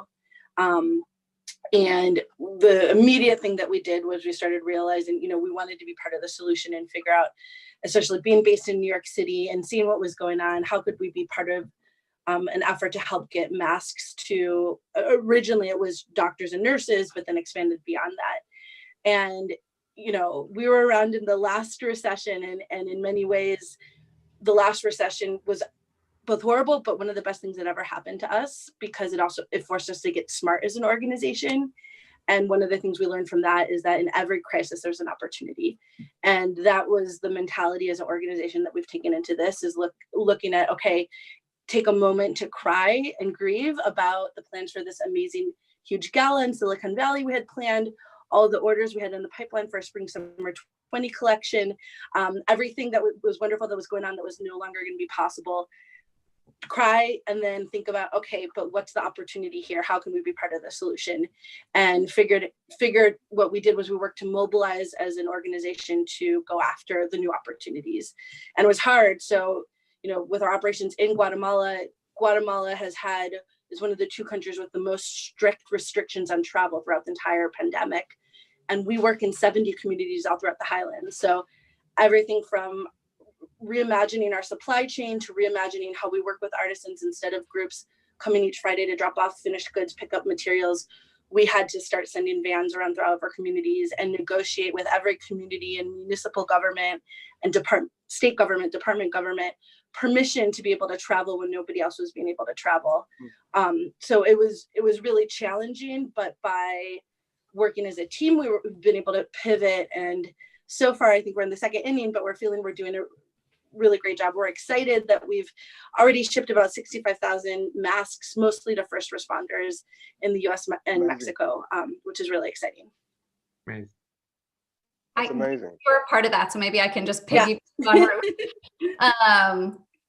So at Nest, we work with Mercado Global, and then we have a network of about 1,000 artisan and maker businesses globally, and obviously in the U.S. and abroad. Those are micro and small businesses who are at the front lines of the economic and health impacts of the crisis. And so we did several kind of Zoom calls right away with our partners to hear what people were doing, and then developed this kind of 4-pronged strategy that we've been rolling out. One being that so many of our partners like Ruth and Mercado Global were already transitioning to PPE, but they were being asked, which I still find totally baffling, to do all of this volunteer, invest all of their own human resources, material cost, all of it for the good of the world, which is great. And everyone wanted to, but they don't have the margins. They just don't have they're on razor thin margins as it is. So that just wasn't feasible. And so the very first thing we did was mobilize a bunch of our corporate partners. So MasterCard, QVC and HSN, Amazon, Target, a whole bunch of companies got behind the initiative, and we started purchasing, quote unquote, purchasing the PPE that was being donated to frontline workers. So we funded in 18 countries and 4,000 workers, and have made up to 200,000, I think, and counting masks, thanks to people like Ruth. So we did that, which has been super exciting, and delivering masks in local economies. So if you're in Cameroon making masks, it's going to Cameroon hospitals and nursing homes, and then also working with New York City Public Housing Authority and USPS, the United States Postal Service, to get masks to them. But then we realized a lot of our artisan network are not textile producers. And so switching to PPE wasn't going to be feasible. So we launched an in-kind grants program where we're funding artisan businesses to have direct-to-consumer websites if they weren't already selling direct-to-consumer and they were relying on wholesale orders, which we've learned from our partners. Over 85% of wholesale orders have been canceled or indefinitely delayed, leading to massive layoffs and furloughed of artisan workers. So they can either apply for a website, marketing and sales strategy for a short period of time, or flat out financial relief where we're investing in canceled orders that brands chose not to continue on and fulfill their purchase order. So we don't want our artisan businesses sitting on unsold inventory. So we're in the process of rolling it out. We were super excited. We raised $1 million in a month for all of this, which was really great to see people come together. But again, like from Ruth, you don't want to have a tragedy to have to mobilize people. You want that to be kind of part of our day-to-day operation. So how we kind of make sure we're supporting people, but also really using this so that we don't have this kind of situation, and that we, as global citizens, as an industry, are better prepared. But what's incredible learning is to be able to operate during a pandemic globally in an international structure. Nobody has ever has experienced before. So you guys already did a great job there. Hey, Cole, Theodore, do you have any? Yeah, what I found is, I mean, when this first happens, and we sat down with all my staff and we're like, okay, half our business is dead, because half our business is uniforms for the medical industry, and that's fine. But then half our business died because it's fashion, and all my fashion customers were like canceling orders, going crazy, firing their staff, finding excuses to find their staff too when they didn't have to. They did it very, very early on, within days. So then we had to adapt. But the thing is, being in the fashion industry, or most industries anyway, we always have crises. So I don't see this as a complete, abnormal thing. It's just a matter of adapting, like we always do. And generally, if you've been working in the fashion industry for more than 5 or 10 years, you would have seen a crisis every 2 years, regardless, whether it be some sort of recession, or even just when tastes and mode and fashions changes and leave you behind. You have to adapt to catch up, right? So this is just one of those circumstances. What we've done now, again, so half our business now we've turned into PPE, where we're making surgical and isolation gowns. And so what we've done there is about 600 to 800 people in Victoria and Melbourne, which is the state that I live in Australia, lost their jobs because they didn't have any fashion clothing to make, So what we did is we've got 2 factories in China. One of the factories we changed over to make surgical gowns, which is a very easy change. So instead of using a normal sewing machine that has a needle and thread, we had to get ultrasonic machines, which look exactly the same, just that they've got a little roller at the bottom and they weld the fabric together so that they remain impervious. So then what we did is we sent a few of these machines over to Australia. We've donated them to the local factories here.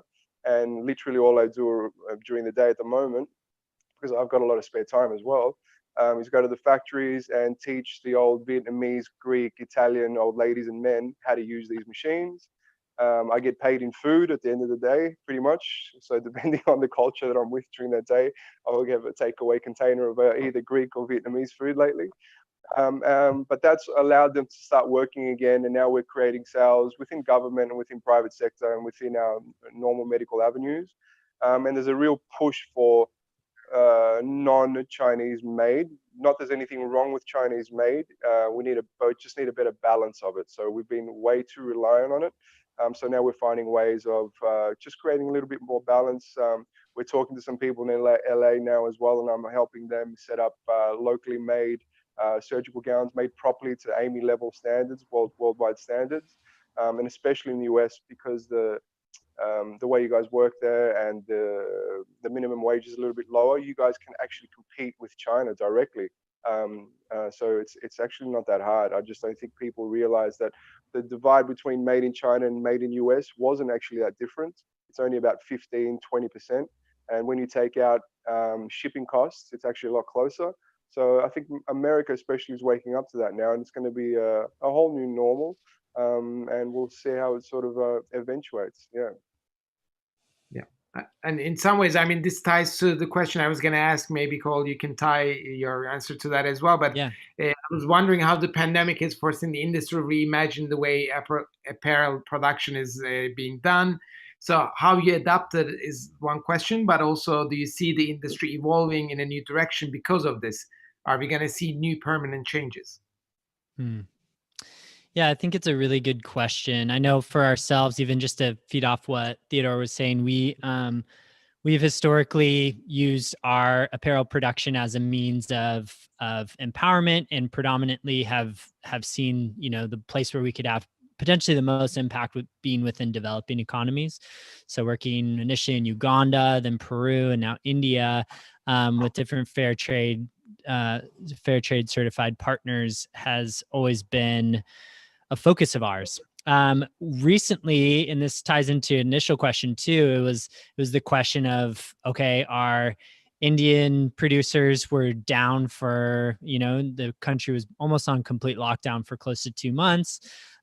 We did want to respond to and find ways to make an impact in the short term.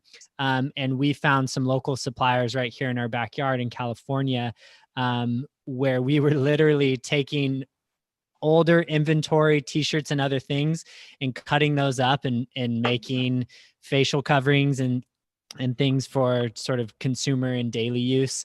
And so that was really interesting. I think it did spark us toward an understanding of local manufacturing that we hadn't really thought about before, or that it didn't feel as missional as it did in this moment. But moving forward, it's very interesting to take a look at what the long-term impacts will be. I think the other thing for us, as far as both our response and the ways that I think people will view their apparel moving forward, is just merchandise became an even more interesting play in the last 2 to 3 months as small businesses closed down or were struggling with revenues, and they were spinning up online stores similar to what Rebecca was talking about, whether that be your local pizza shop or local coffee or what have you. It's like everyone was like, we need an online store and we need merchandise to sell so that we can, keep the lights on and weather this storm. And so that is really interesting. It sort of plays into this idea of the hyper local support, and the role of merchandise shifting a little bit, I think, in some really interesting ways. I know for us, we sort of have inventory on hand, have blank inventory. So one of the things we were doing was reaching out to small businesses or having others nominate small businesses. And we were just giving free apparel away, free customized apparel to say, hey, we know your businesses are shuttering or hurting from this time. We have this resource. How can we deploy this quickly to maybe get some revenue happening, whether you're a dance studio that had to close down or, like I said, a coffee shop or something of that sort. So I think the role of apparel, I don't think it's that people are necessarily going to be buying less in the long term. My hope is that they're buying more thoughtfully, and in turn, the supply chain and the authenticity of these brands that are, putting product out into the world, and those brands that the customers choose to support, I feel like is in a moment of shifting. I hope for the better, and that's what I want to believe. Yeah, no, thank you for that insight. And honestly, I'm also questioning with exactly what you're saying, what's happening with the shifts, technological advancement, but also things that are suddenly localizing. I'm really curious about the future of the artisan sector as well.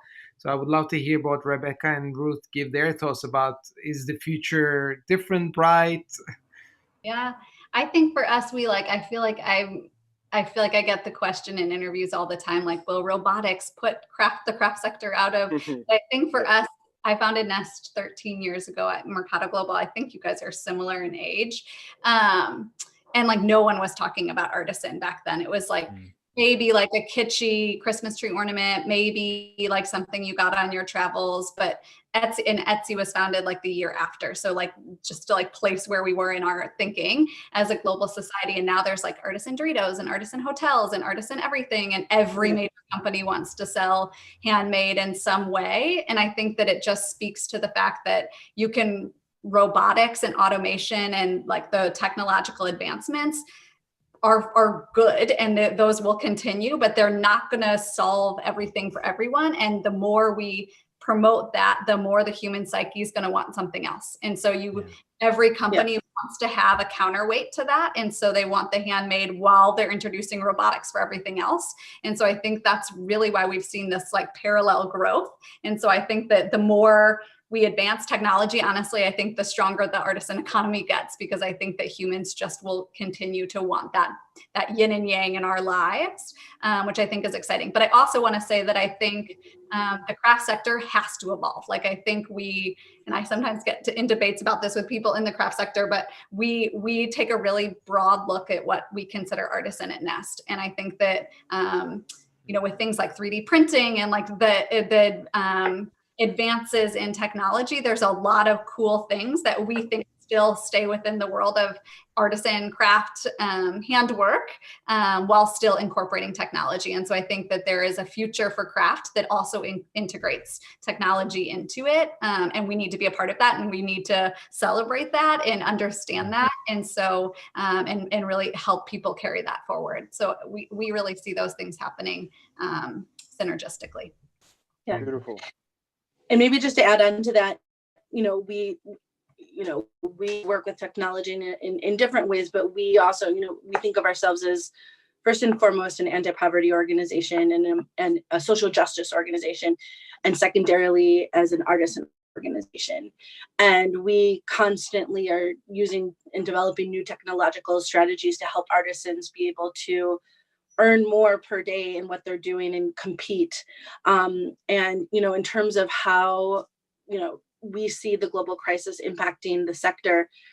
Again, and so Rebecca and Nest and Mercado Global were both made it through the last big economic crisis. And what we found then was that was the first time during the darkest days of the Great Recession, was the first time that we felt there was massive interest in consumers. They might not be able to buy much. Maybe they can only buy one necklace or one bag this year instead of many, but they desperately wanted to buy something that had meaning. And I think right now people are starving, they're craving for meaning, and they're craving for connection. And I think running social justice organizations, socially responsible businesses, and artisan, made products, we have this opportunity to help provide that connection between the maker and the wearer, and women across the Americas, people across the Americas. And, for us, obviously there were other factors going on here, but April was by far, we had about 4 times more sales online. Our online business is a small part of our business, but we sold about 4 times more in April than any other month in the history of the organization. We did launch our masks in the last week of April, which was part of it. But, I think it was fascinating to see how many people wanted to come and support us and help us in that way. And so I think there's insight into, there's a crisis, there are a lot of challenges, but there are also a lot of opportunities for the sector going forward. Yeah.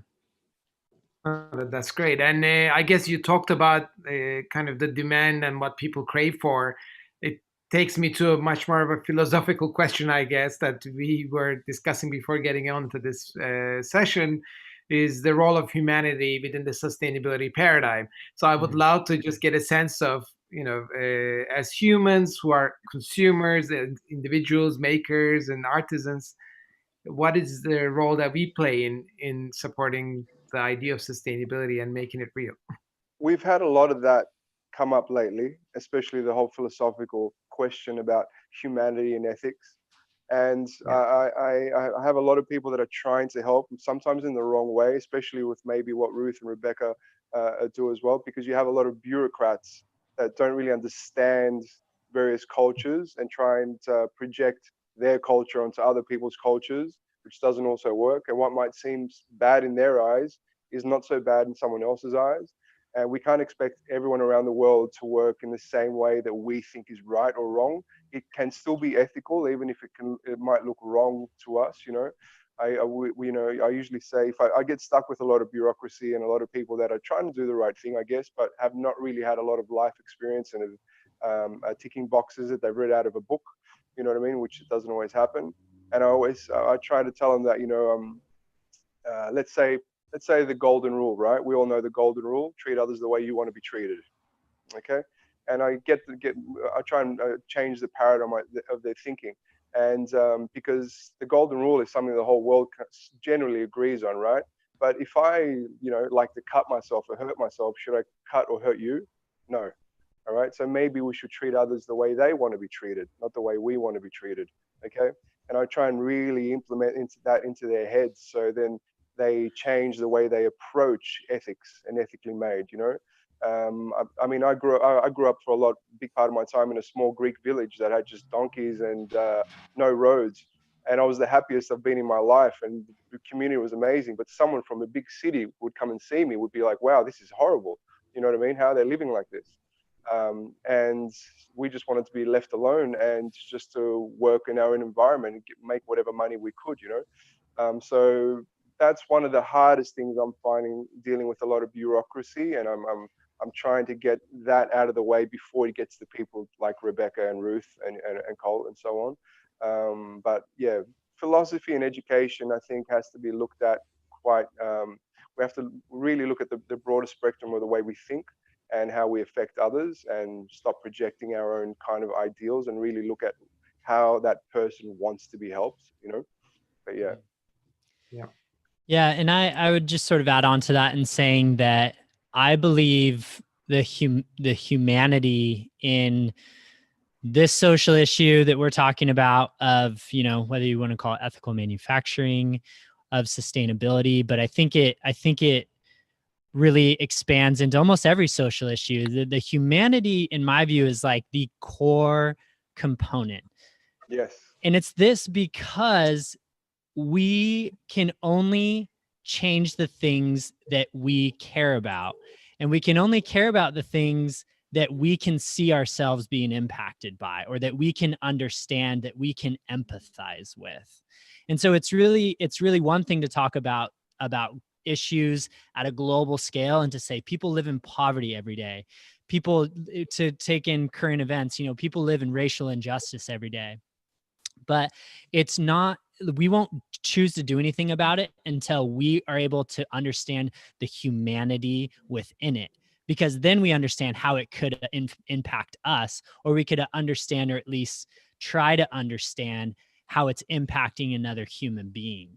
And that's, for me, the key to the broader conversation. And I think what everybody in this panel, from the work that I know and have known for a long time, for some of you, that I'm always so impressed by is that everyone holds that at such a high level, but then they're finding ways to create bridges and to help invite other people into that understanding of humanity. And I think it's incumbent upon any one of us who own businesses or organizations that are thinking in this way. But it's the same for, you, if ethical consumerism or fashion is something that you're passionate about, it's an incumbent upon you to help other people see the humanity in it in a way that they can wrap their head around and understand, and start to change some of their behaviors as a result.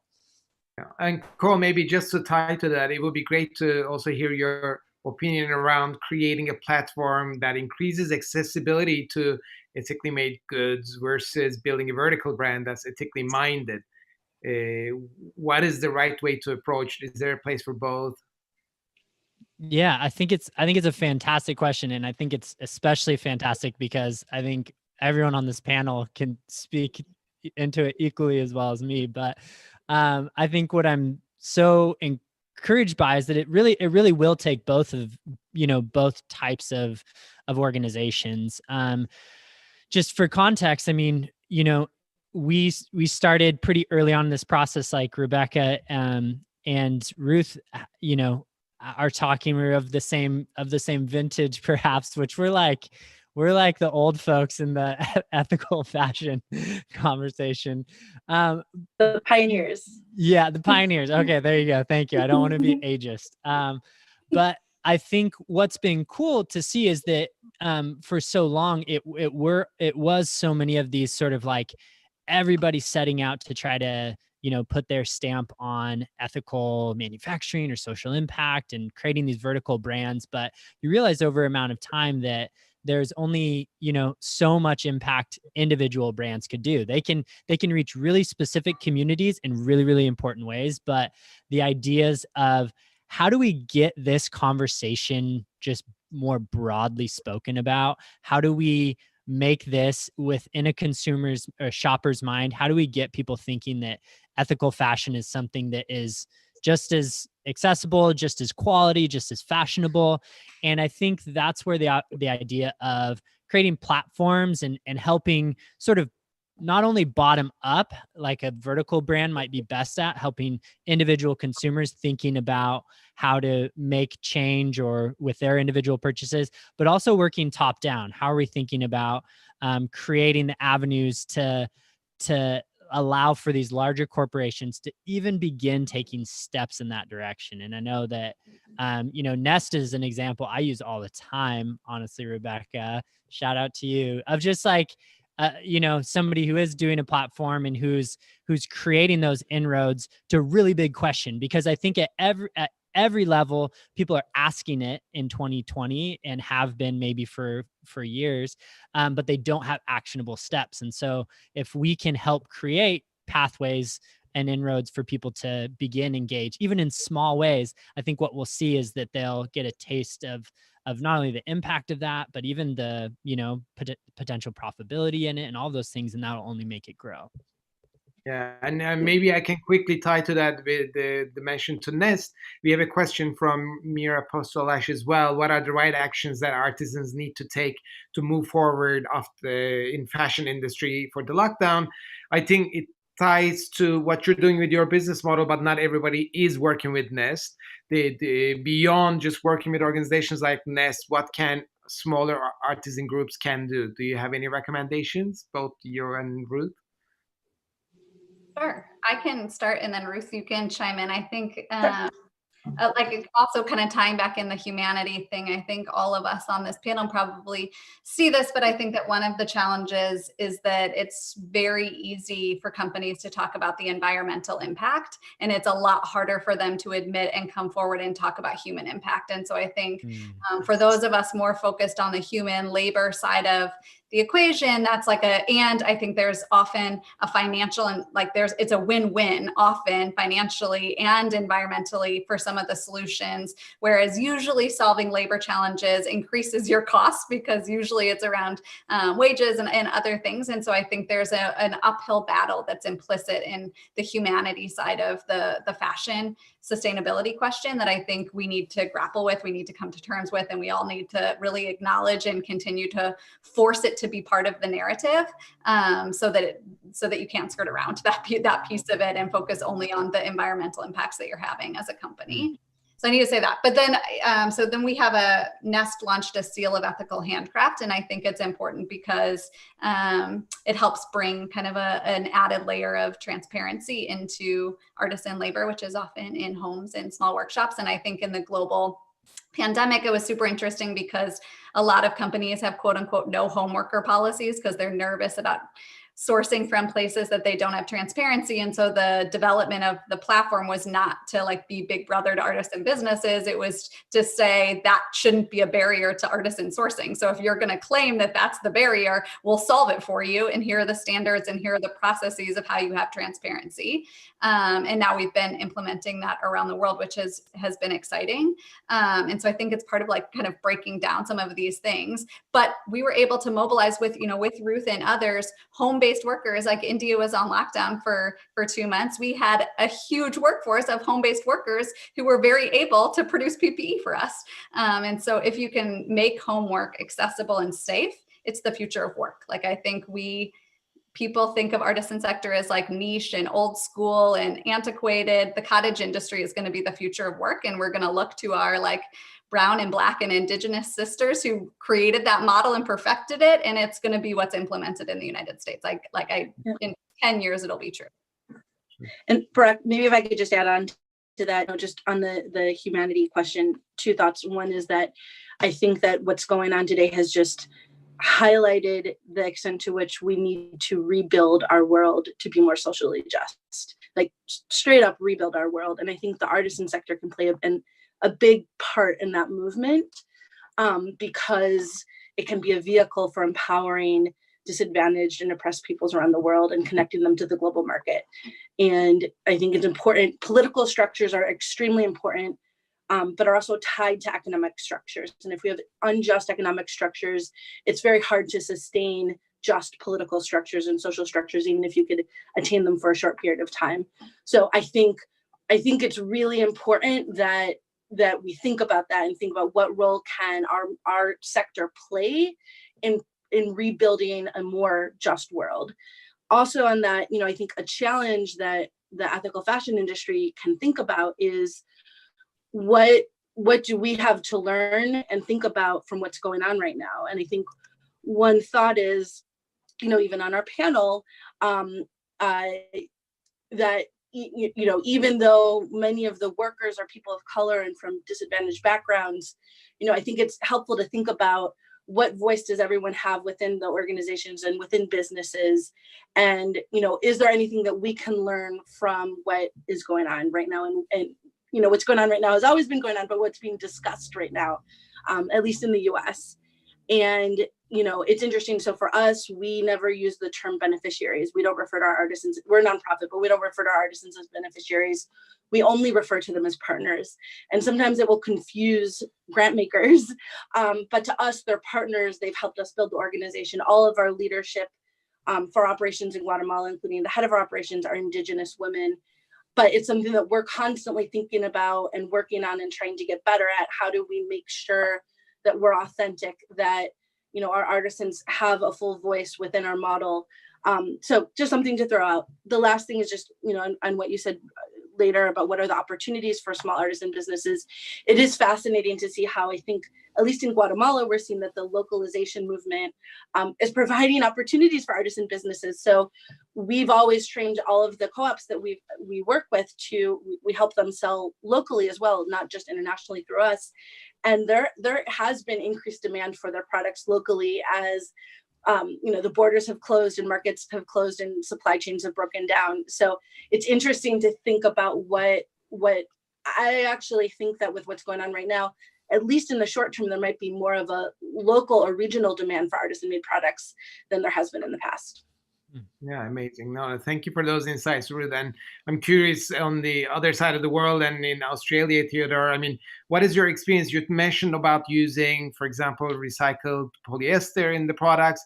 Is there also a demand for that being ethically made? How do you talk about the premium you're asking for the work you're doing to the brands? And are they doing it because they see it as a marketing opportunity, or because we are seeing a shift in even business owners' mindsets? There's generally a shift in people's mindset around the world and in Australia as well. But the bottom line does count a lot, especially with big business. If it's going to cost them money, a lot of times they don't want to know about it. So we're just finding ways of doing it where they're still making money. And a lot of the conversations I have with them, ethics and sustainability at the end of the conversation. At the start of the conversation is just changing the supply chain and the way they get things made, and then ethics and sustainability come at the end, because I've just learned not to scare anyone, because a lot of these companies have been badgered by people, or have had the wrong experience. It's like, even in fashion, generally when we talk about ethical manufacturing, you think of like old clothing or recycled clothing and all that, so we need to change that. We've got a new brand now that's coming out that's going to be all around the world, and it's a young, hot girls brand that young girls are going to love, hopefully. And sustainability and ethics is kind of in the background, you know what I mean? Because at the end of the day, it needs to be a very fashionable, hot brand to change the mentality of ethical, sustainably made. Sometimes can seem a little bit old-fashioned, which is wrong, you know what I mean? Whereas when it comes to RPET, what we're trying to do in Australia here, there's a company that you guys should look up called BlockTex, Block TEXX. And they're probably one of the first ones in the world that created this beautiful technology where we can take a RPET garment or any polyester garment or even polycotton garment, give it to them. 2 hours later, they've recycled it into virgin polyester pellets or cotton sludge, which gets used in toothpaste and whatever. And the only byproduct is water. So we're nearly at the level now where we're just locally, at least, and we'll try and implement this all over the world anyway. I can create a uniform, for instance, have that uniform go into nursing home for 2 years, get used, come back to me, go to BlockTex, create a virgin polyester pellet, and then make the uniform again. So it's perpetual recycling. And I know, again, it's plastics, and it's not the most amazing thing in the world to focus on, but they're out there and they're being used, and they're being used in the wrong way. So we might as well use something that exists and not have to make more of it. You know what I mean? So yeah, there's other companies other than Blocktext too doing some beautiful things, but we're just trying to find ways to really make it circular and perpetual. Like it's perpetual recycling, which we want to do. You know, so if a plastic bottle gets made, and that turns into something, we don't need to recreate it again. You know, we can just keep using that on and on again, because it's a 99.9% reuse rate on these recycling methods. So it's amazing. It can last forever. You know. Yeah, I mean, you already gave us a hint of what's to come in the near future with your business operations and how you're integrating innovation. I just wanted to wrap it up asking all the other panelists as well, is there anything new coming with your organization? What are your predictions for the short to medium term, having all of the unpredictability of what's to come in the next 12 to 24 months? Let me grab my crystal ball. I have it right here. It's a long time, Burak. That's a long time. Yeah, I think that overall, my sort of not necessarily prediction, but just what I'm seeing, and to also play off of what Theodore was saying, is just that, the business and their interaction with their merchandise, their uniforms, their apparel, I believe is starting to shift a little bit. That businesses, due to increased pressure from shoppers, from employees, from other stakeholders, they are starting to look at a more holistic view of their business, and they realize that it's, more and more of these companies are putting up value statements and saying, hey, we stand for these things. But they're not necessarily filtering through, do these ideals match up to the merchandise that you sell? Do they match up to the way you treat your employees? I mean, we see enough of that happening in the news, or sort of the negative sides of that, to realize that, like, people are being held to account at higher levels today. It feels like to me, and I think in a positive way. And so I am interested in and excited about and actively working toward, what does that look like for fashion? What does that look like for the merchandise, the clothing, the things the uniforms, things that people are wearing to put out their message into the world, or, are necessary aspects of employee retention and just business as usual. That gets me really excited, because it's more of, as opposed to like, strictly just numbers conversation, it's really lending itself toward and working toward a more holistic view of how a business can meet the values and the ideals that they put out in the world. And we all get to be a part of, like, helping them do that in a really productive way, I like to think, and not like a condescending way or a negative way. We're just saying, hey, we know we want to help you sort of deliver on the values that you've established, and we're here to, like, help you see those through. Exactly. Well, thank you so much. We are out of our time, but Rebecca and Ruth, do you have one sentence you want to finish up with? Oh, Cole did it great. I'm backing Cole. Yeah, I would say adapt, be creative and adapt, and really figure out how to effectively tell the message of the authenticity and connection to the maker behind the brands. I think those are the two big opportunities right now in the industry. Well, thank you, all of you. You already do amazing jobs with your businesses, so thank you for taking part. And Jordana, did you want to share anything? Yes, I wanted to say thank you all so much for your thoughts, for your genuinity, for your just transparency. But most of all, I love how there was so much crossover with all of you, but yet there was things that also differentiates each of you. And I think that's really beautiful in the realm of what you guys spoke about. So I really appreciate all of you, and continue doing the great work that all of you do. And thank you so much again. Thank you. Thank you. That's awesome. Thank you. Bye. Bye. Take care.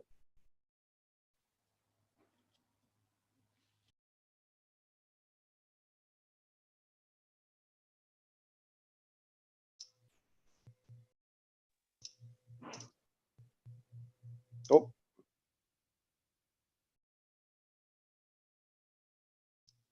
So that was incredible once again. You guys, this is the common theme of me saying how incredible everything is, because I just think that when you bring people from all over the world to share their thoughts on so many topics that really matter and shaping the industry to be a better place, but also the world, I think that's when magic happens and we all have to use our voices.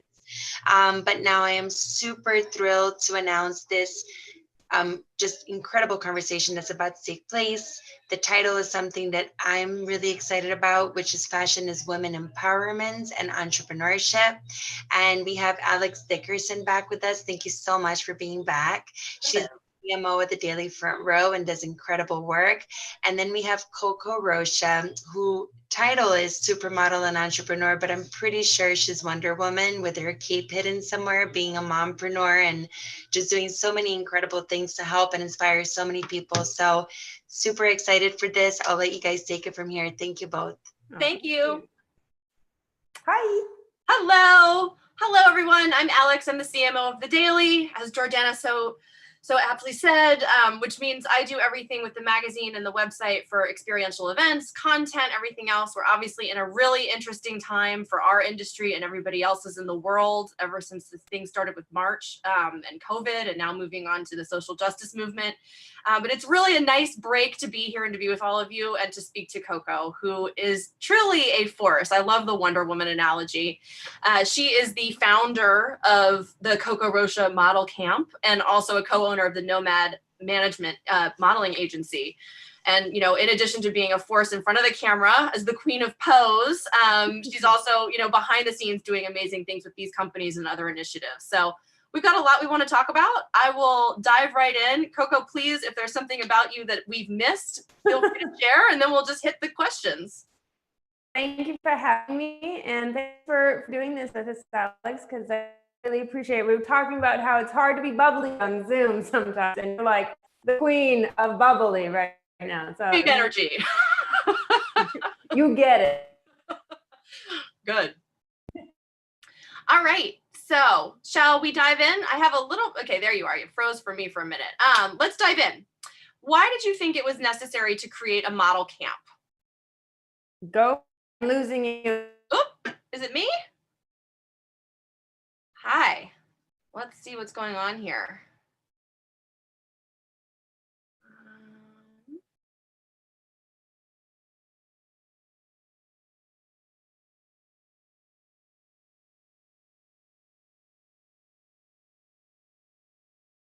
Hello. Hi. She's probably gonna drop, and there you go. Am I back in? She back in? Am I here? Were we all here? Yeah, you're here. I can hear you. You can hear me? Okay. Well, thank you, technology, for just reminding everybody that this is a process. Anyway.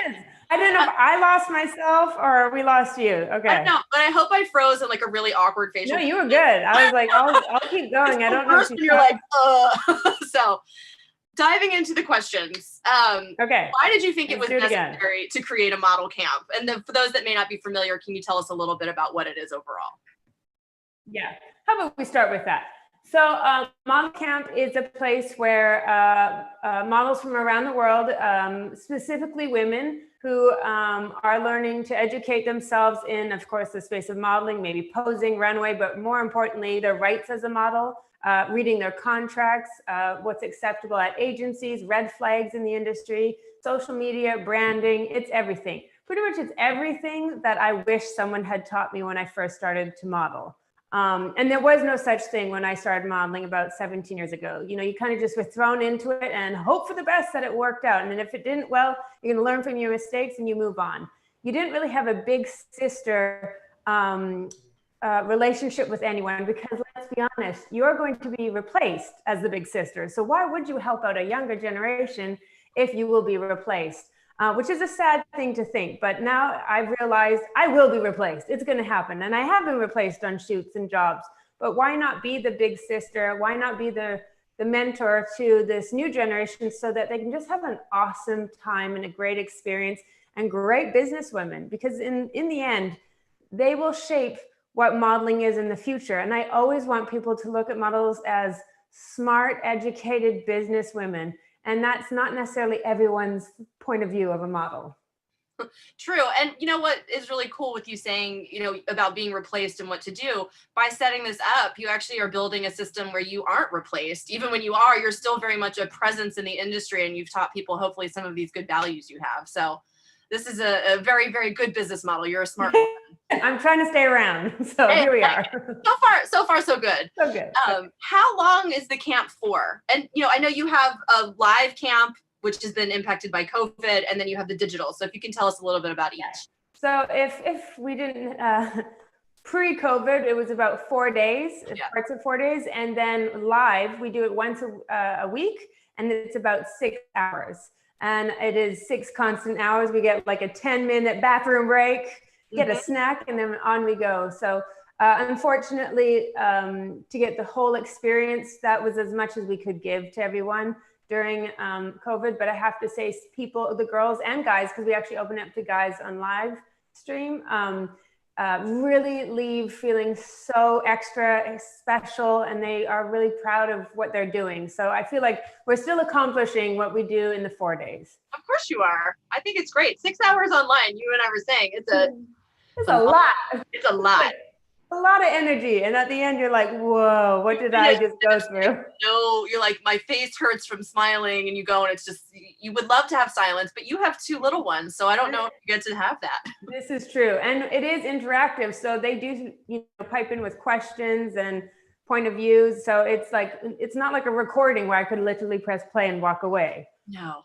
Well, speaking of, what's the most commonly asked question from the girls? Because I'm thinking about the live, but also from the guys. Yeah. Just pretty much red flags that they should be looking out for in agencies and when they read their contracts, and just in the industry. A lot of experiences are given to me, and my husband James is also part of the program and teaching. So sometimes when we sit down for our sit-down discussions in model camp in person, it is, some people are, it's like therapeutic, and all of a sudden they will dive into something that's happened to them. And although I'm not a doctor, I am not a psychiatrist, going through a lot of the same things early on in my career, I give my point of view. So we definitely dive also into the issues of diversity in the industry, predator behavior, and what these girls recognize is that they are not alone in this, that they've all kind of experienced similar things, and how we can, how we can help the industry and to protect ourselves, and also hopefully, your fellow sisters. When you see something wrong, to realize we have a voice, you have the right to use it, and to please use it, so that it won't be, the next girl doesn't have to use her voice. It will be fixed. I would love to think everything will be fixed one day. And this is my way also of hopefully educating our girls so that they will be able to fix the future. It's great. I mean, I think empowering people to not be silent is the root of change across all industries. I mean, I know right now we're talking about modeling and everything else, and we'll touch on some things later, but that's really, it's very cool of you. And I applaud you for teaching people that they're more than just this commodity in front of a camera, and to give them the tools to stand out. So and that's what seems to be like the issue. Most girls start off very young in this industry, and they assume they must always agree, accept, say yes in order to have a career. And my way of saying it, I want you to have a career, but you can have the career that you want. Right. And you do not have to give up your belief system, your moral values, your compass, just because they say, well, it won't work that way. Mm-hmm. That's good. Shake it up. So what has been your favorite moment from model camp so far? Well, first of all, we have girls from around the world coming, and they have all of their own stories. And it is just so crazy how most of them leave. Some of them come shy, quiet, nervous, anxious, and everyone leaves empowered. And I'm not saying like what I do, I'm just some crazy, amazing human being. But when you let them open up. I mean, I am an open book, and I tell them all my stories if they want to hear them. And then they open up to each other and realize, like I said earlier, that they're not alone in this, that they haven't experienced something by themselves. And it is such a positive place. This isn't like some TV show where we bash each other and gossip or anything. Like it is, we all come around wanting to learn and improve on our careers. So I'm always just so impressed how empowered they are.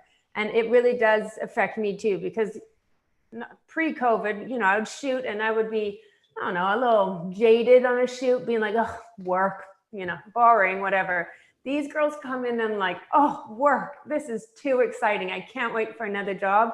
That also gets me. I'm like, you know what? I am lucky. I am proud of what I do and the way I do it. So they definitely help me too, if they don't know that. That's so nice. It's a nice circle there. And I mean, I know what you're talking about in fashion. When you do something day in and day out that seems like the coolest thing in the world, it just stops, it loses its luster sometimes. But then you see somebody come in with that fresh face and that enthusiasm, and it can bring you back to what it used to feel like. It's true. So I'd love to move on to talk a little bit about Nomad, as that, talks, it's more of what you're doing in the industry. You're such a good advocate. Tell me a bit about the company, what made you join as a model and an owner in 2016? Was that when it happened?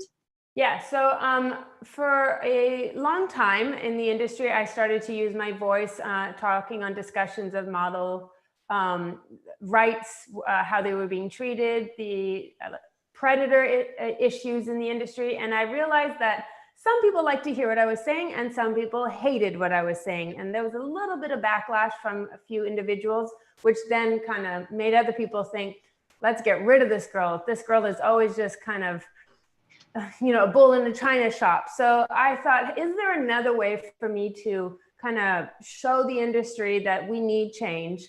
I love that there's a cat jumping around in your background. He had to get in here. And so I thought, how about instead of pointing to people or saying what's going on, how about I lead by example? And of course, not every time is leading by example, meaning it's going to always be perfect, but at least trying to show what is a good example. So by creating Nomad, I wanted good management, and I work with some amazing managers throughout my career that are part of Nomad. I wanted to make sure that the men and women that are the models, that they realize there's someone behind this that has gone through it, that will always listen. I will always take your side. And especially when some agencies will think of the model as not the client, but the actual client that is paying is the client to them. And that is dangerous because you're supposed to be protecting and taking care of ultimately the livelihood of these individuals, but you're not thinking of it that way. So I really wanted just to change that. And again, for them to have a voice. And I wanted them to learn how to be brands and strong men and women in this business, so that it's not around, you're not around for a season or two, you're around for 10, 15 years. Yeah. As long as you want a model, we will be there to help you. That's great. I know that the Nomad agency doesn't believe in a one size fits all approach, which you're talking about already, but what does that really mean? And do you have an example of how you might have tailored something, with a model or a client? Yeah, I mean, the idea that all models want the same jobs and they want the same careers, it's just not true. So the first thing you have to be doing when you sit down with your new model is, what do they want? What are the goals? What do they want to achieve? Are there do's and don'ts? Because everyone has a list, but shockingly, a lot of models don't realize they have the right, like I said, to have these lists. Right. And then from that point, it is then realizing what clients would work well with them. And you reaching out to these clients and saying, hey, I have this awesome new guy or a new girl that I really think would work well with you. It would mesh, it makes sense. But some agencies will just be waiting at the phone and they say, hey, we're looking for a model. And they just kind of give them 15, 20 names and hope for the best that you pick one of our models. And that's great for us because we still get the paycheck. Right. You're not thinking of the big picture, right? Because each model can work and each model can really benefit from really good management, which again, helps management teams, So it only helps everyone if we do it smartly and strong. And there's been so many conversations with models where you sit down with them and say, what do you want out of this? They're like, I'm actually surprised you're asking me that because I've never been asked that before. It's usually just like, all right, let's make some money. Let's get you famous and hope for the best here. Yeah. And I always say to anyone, even if you're not coming to Nomad, when you're talking to an agency, this is just a sideline for anyone who's watching, when someone promises you the world, meaning I can get that for you, I can do that for you, that's not a good thing.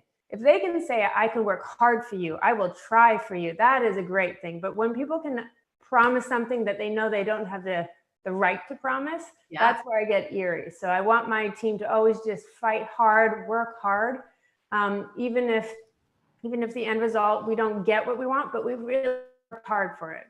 That's wonderful. And it's so strategic because that in that way, you're building much more meaningful relationships with your models, and the clients can trust coming to you that you've really thought about who could be good for them. And it's not just, oh, here, I'm throwing spaghetti against a wall and we see what sticks. So exactly. It's a great. We use that analogy at model camp. So. Do you? Okay. I'll look at my post. Like, you're already inspiring me. So somehow with all of this, with model camp and Nomad, you've also managed to have a family and to be a momtrepreneur. So just in thinking about that, how do you and your family and your husband work as a team? Well, husband and I work, you would be surprised, but he is also my manager. He is one of the managers at Nomad. And he's been my manager for 10 years. In a few days, it's our 10-year anniversary of marriage. No, we will be not doing anything that special because we're here. However, you would think that it would be very difficult. And yes, sometimes it is difficult to work with your partner, but I have heard some horror stories and no, it's not that difficult. We always have this compromise. If there's someone that really believes in something, if business, life, family, but if someone truly believes in something, the other one's kind of, let them have it. Like, let them have that, because there's going to be a moment where you are passionate about something, you believe this business opportunity is the right one. And we do think of this as a teamwork. So even though I'm the face of it, I know I popped up as James Conrad on my Zoom. We are a team.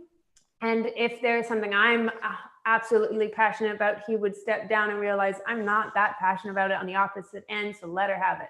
That always works for us. And as a family, well, we are obsessed with being parents. It is our favorite thing in the whole wide world. So, and the great thing about our job is we get to travel usually.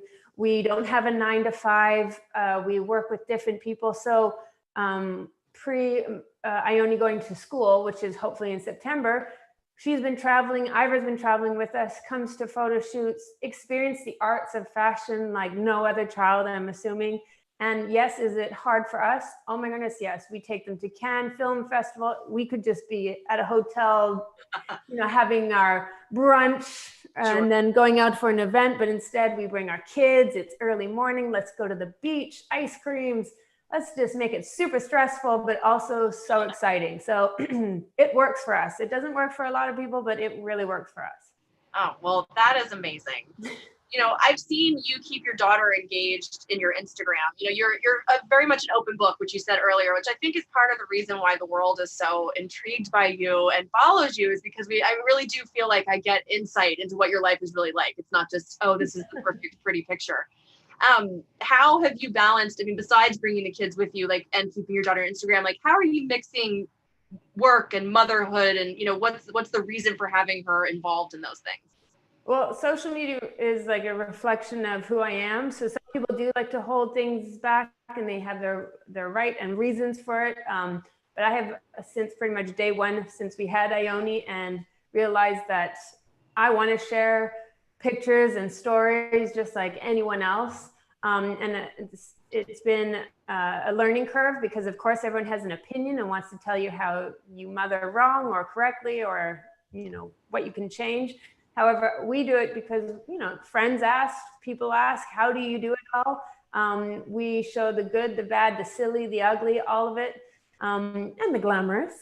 And I just love sharing. So it's not, I think it's because I grew up in social media from having nothing, having no voice as a model, no opinion, no personality.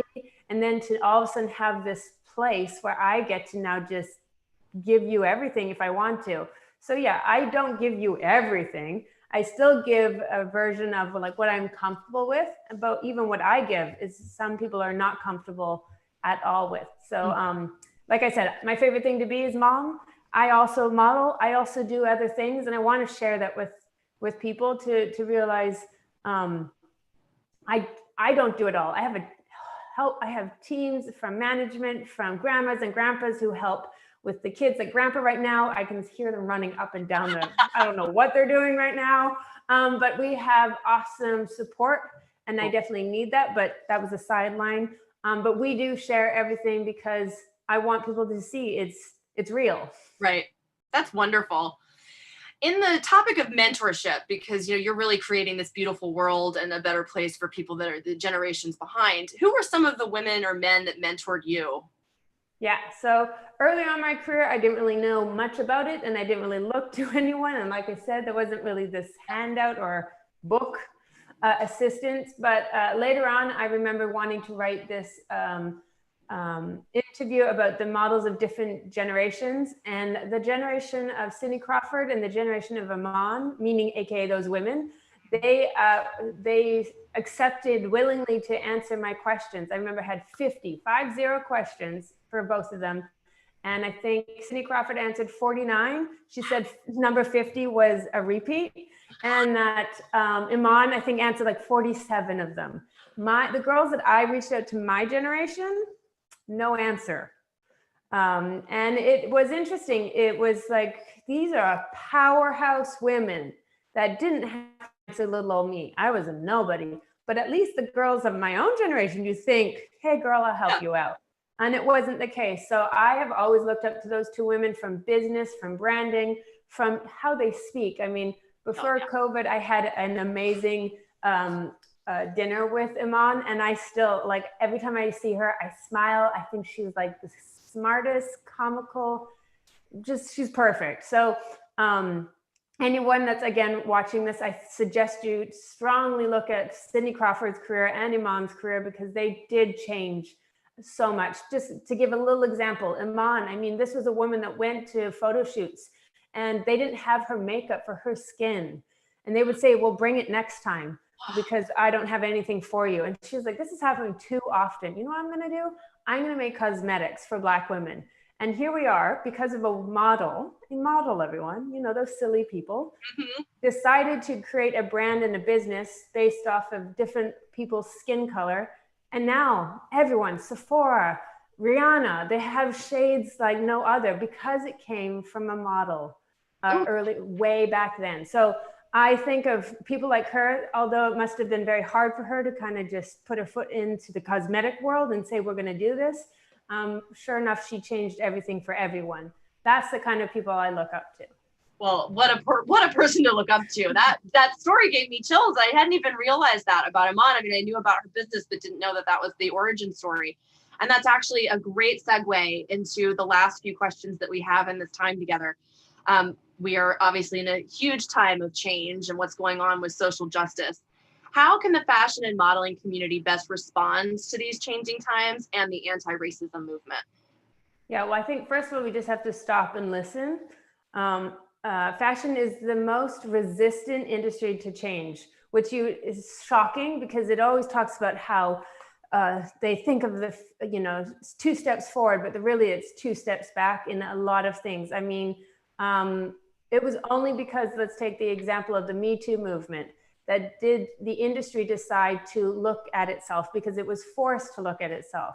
Women were talking about the subject years ago. I talked on the subject of sexual harassment, and I even talked about the subject of photographers like Terry Richardson 10 years ago. And I was told if I continued to do what I was doing, I would be banned, I would be punished. It was my fault. So then here, 2018, Me Too movement happens, and all of a sudden the industry is like, yes, we're good. We will definitely, we always have.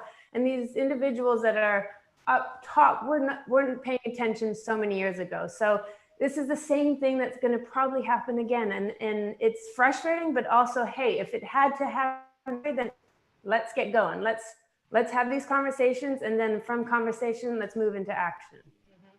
Do you have any things that you're excited to do to help support this, or any changes that you're planning to make? Well, I think, again, Model Camp is a reflection of what I think the industry should have been doing already. When you see these 25 models come together in one camp, what is so amazing, and I think that's what makes it so exciting, is 1, they come from around the world.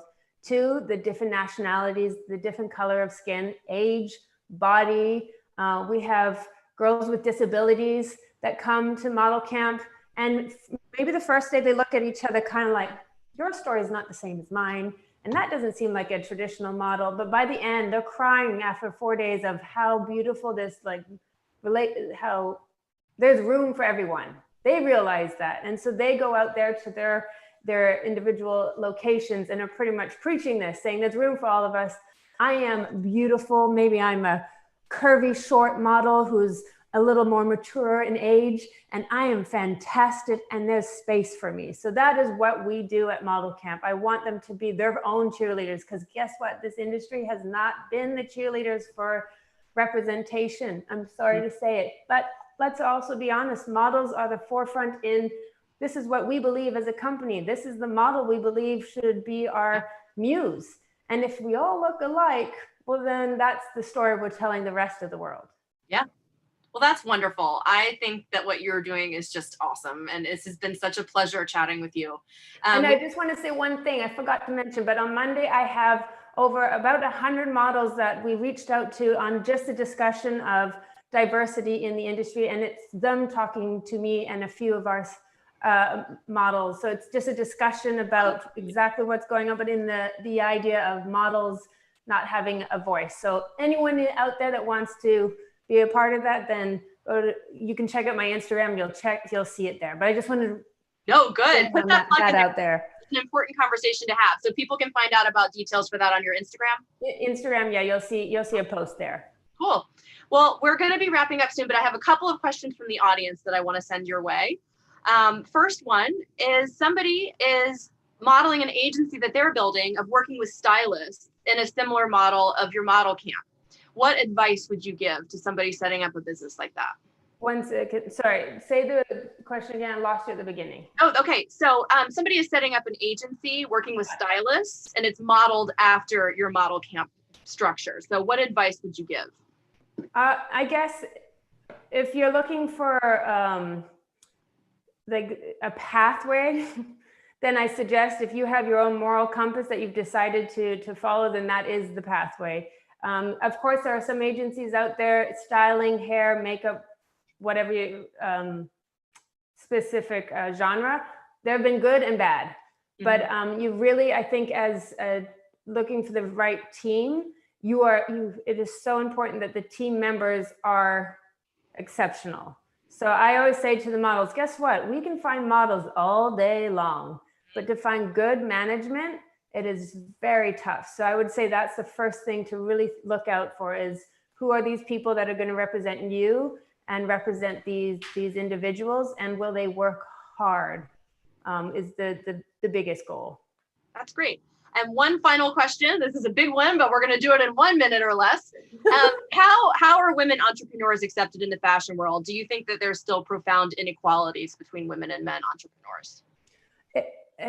Yeah, it's hard because I come from the model side, and models are paid, as women, we are paid 2 to 3 times more than men. It is one of the only industries where women are looked up to as, well, let's be honest, they're not really looking at us as a personalities and what our thinking ability is. It's just like beauty and what sells. So that is frustrating, because I come from a sort of a different side where already I have a little stand up, and some people do, is like, they get all excited, like, isn't that great? You get paid. I still want equal for everyone. So those male models, I want them to have that same sort of freedom, just like in any other industry. I want women having the same opportunities because you're good at it, not because of the color of your skin or the sex that you are, just because you're really good at it. So in this industry, there are individuals that see that, understand that right away. And then there's some other people, I say they're very old fashioned in fashion. And will we be able to train them or teach them? I don't think so. I think it's once they retire, they're pushed out, and there's new blood. Hopefully those individuals understand that good, like I said, good talent is better than anything in this industry. That's awesome. And you are doing all the right things to educate that next generation. So thank you for building a good world. And with that, we're going to wrap up. Jordana is back. back. Now, I want to thank you guys so much. I love the energy. I love the positivity. I love the realism. I love the transparency. I mean, everything that you guys stand for as women was exactly what we needed with this conversation. So thank you both so much, and keep doing the amazing work. And truthfully, you've inspired a lot of people today and gave a lot of great tips. So thank you guys so much, and stay safe and positive, and let's hope to all get out of this and be together soon, physically, hopefully the next time. But thank you both so much for being a part of this conversation. Thank you. And thank you, Alex. Thank you. It's good to see you. Enjoy your weekend. All right. Bye. Fun.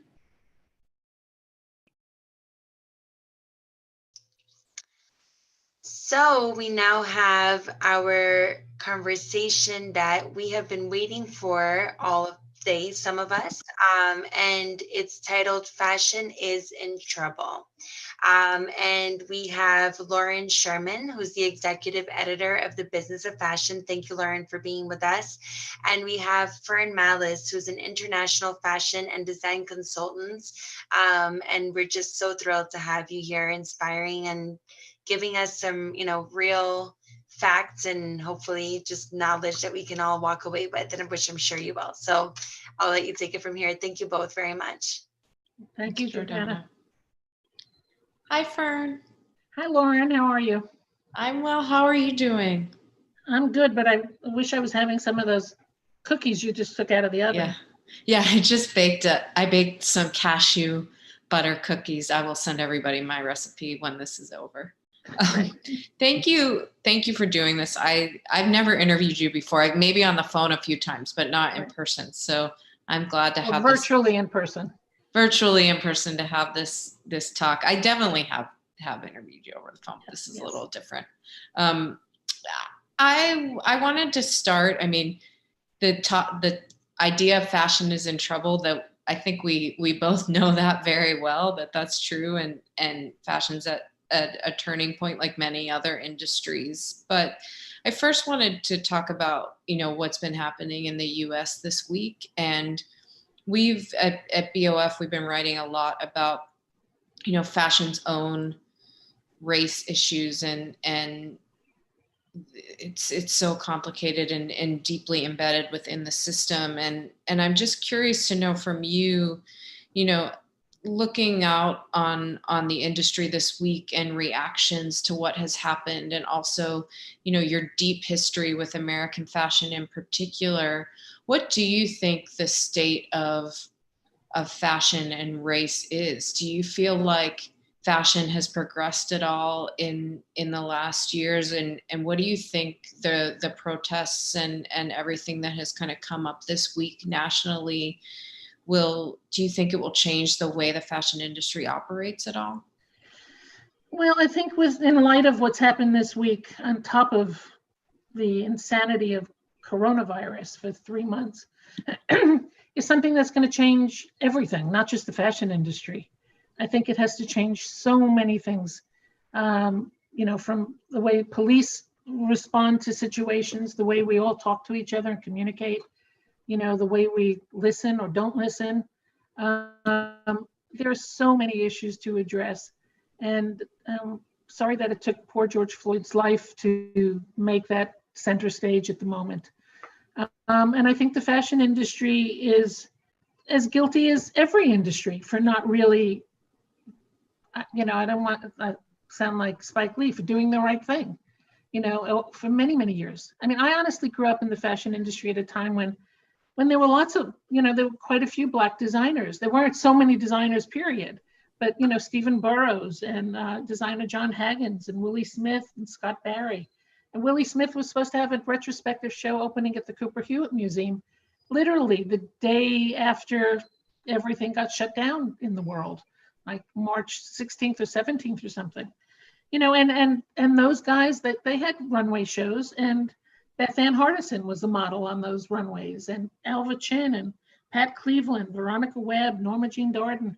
I mean, they were just fabulous Black models. And then it was also the era of Iman and Naomi Sims and Beverly Johnson. And, and that was, it just seemed so perfect and happy, and everybody loved each other and got along. But then years later, things moved, and we moved into an era in fashion of models that all were coming from the Ukraine or, the Eastern European girls. And then there was a moment of Brazilians and a few more voluptuous girls, the Giselle era, and then back to just plain milquetoast. And then recently, in the last few years, I have to say, thanks to people like Beth Ann and other coalitions, there was a lot of movement about getting more Black and diversity on the runway. So the runway became the pivot point for people to look at and think that meant that the Black community was represented in the fashion industry. They're not in the C-suite, they're not the CEOs, they're not the chairmen, they're not sitting on the boards of directors, and I think this country and our industry has an obligation to train these people properly so they can take those jobs and bring them up the ranks. I don't want people just blanketly now making statements and jumping on the bandwagon with policies and appointing Black people just because. You have to really work with the community and educate everybody and get smart people and the right people and start to make a difference. And I think, in retail and wholesale and production and in design, and I also think in the last couple of years, there's been an unbelievable amount of young, creative Black designers in the industry. Everybody from, Kirby Jean Raymond and Pyre Moss. I mean, he's really taken a leadership role in the fashion industry. Certainly Virgil Abloh's success, although he's just gotten some backlash for some stuff, which we'll get into. And Heron Preston and Carly Cushnie and Telfar and Kevin Hall forever in LA, Aurora James and her brothers Valley, Laquan Smith, Christopher John Rogers, Tracy Reese, B. Michael, Jeffrey Banks, Romeo Hunt, Frederick Anderson. It's not like there aren't Black designers, but they need, and I think they've been getting a lot of their due.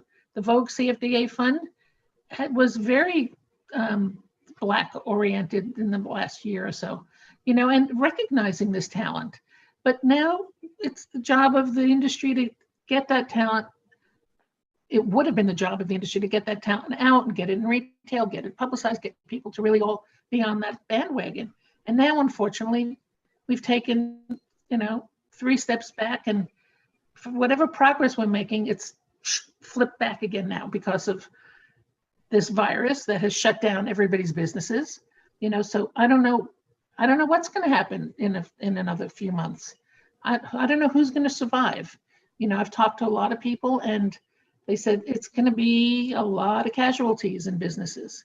With what's gone on, the big guys are going to survive, the big guns, and they're only going to get bigger and take more market share and make more money.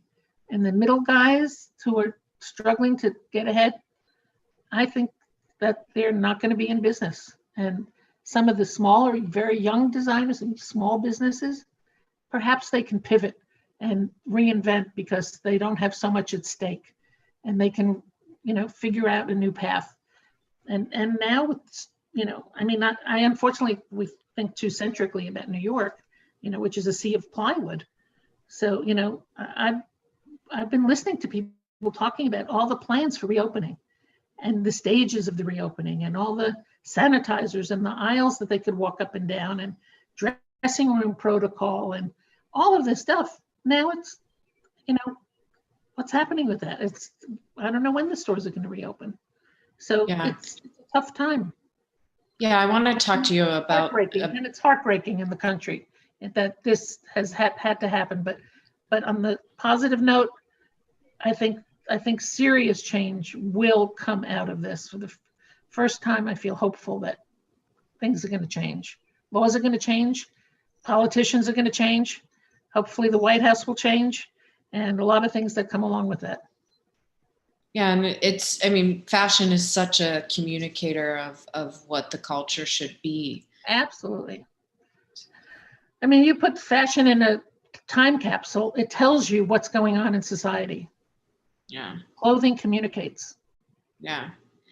You mentioned that the big guys are going to get bigger, and you know so much about global fashion, but obviously you played such a huge role in shaping the American fashion industry and what it looks like today. And I write a lot about the European luxury groups.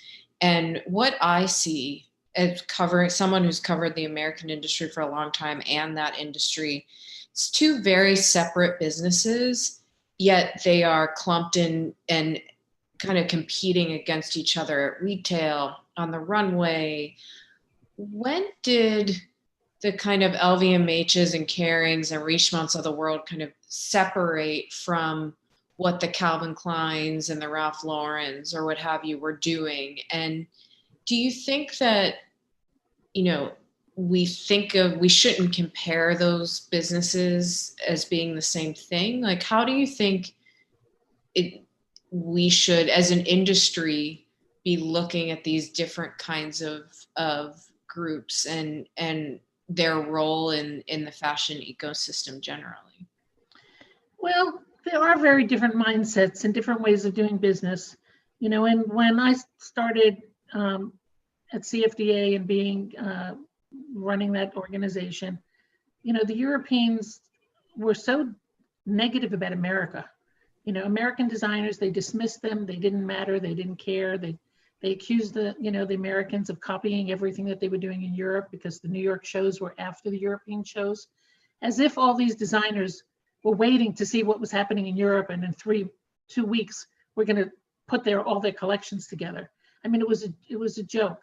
But then all of a sudden there was a tide change, and Marc Jacobs is hired at LVMH at Louis Vuitton. You know, LVMH buys Donna Karan's business. You know, Narciso Rodriguez was designing for Loewe. Michael Kors was designing for Celine.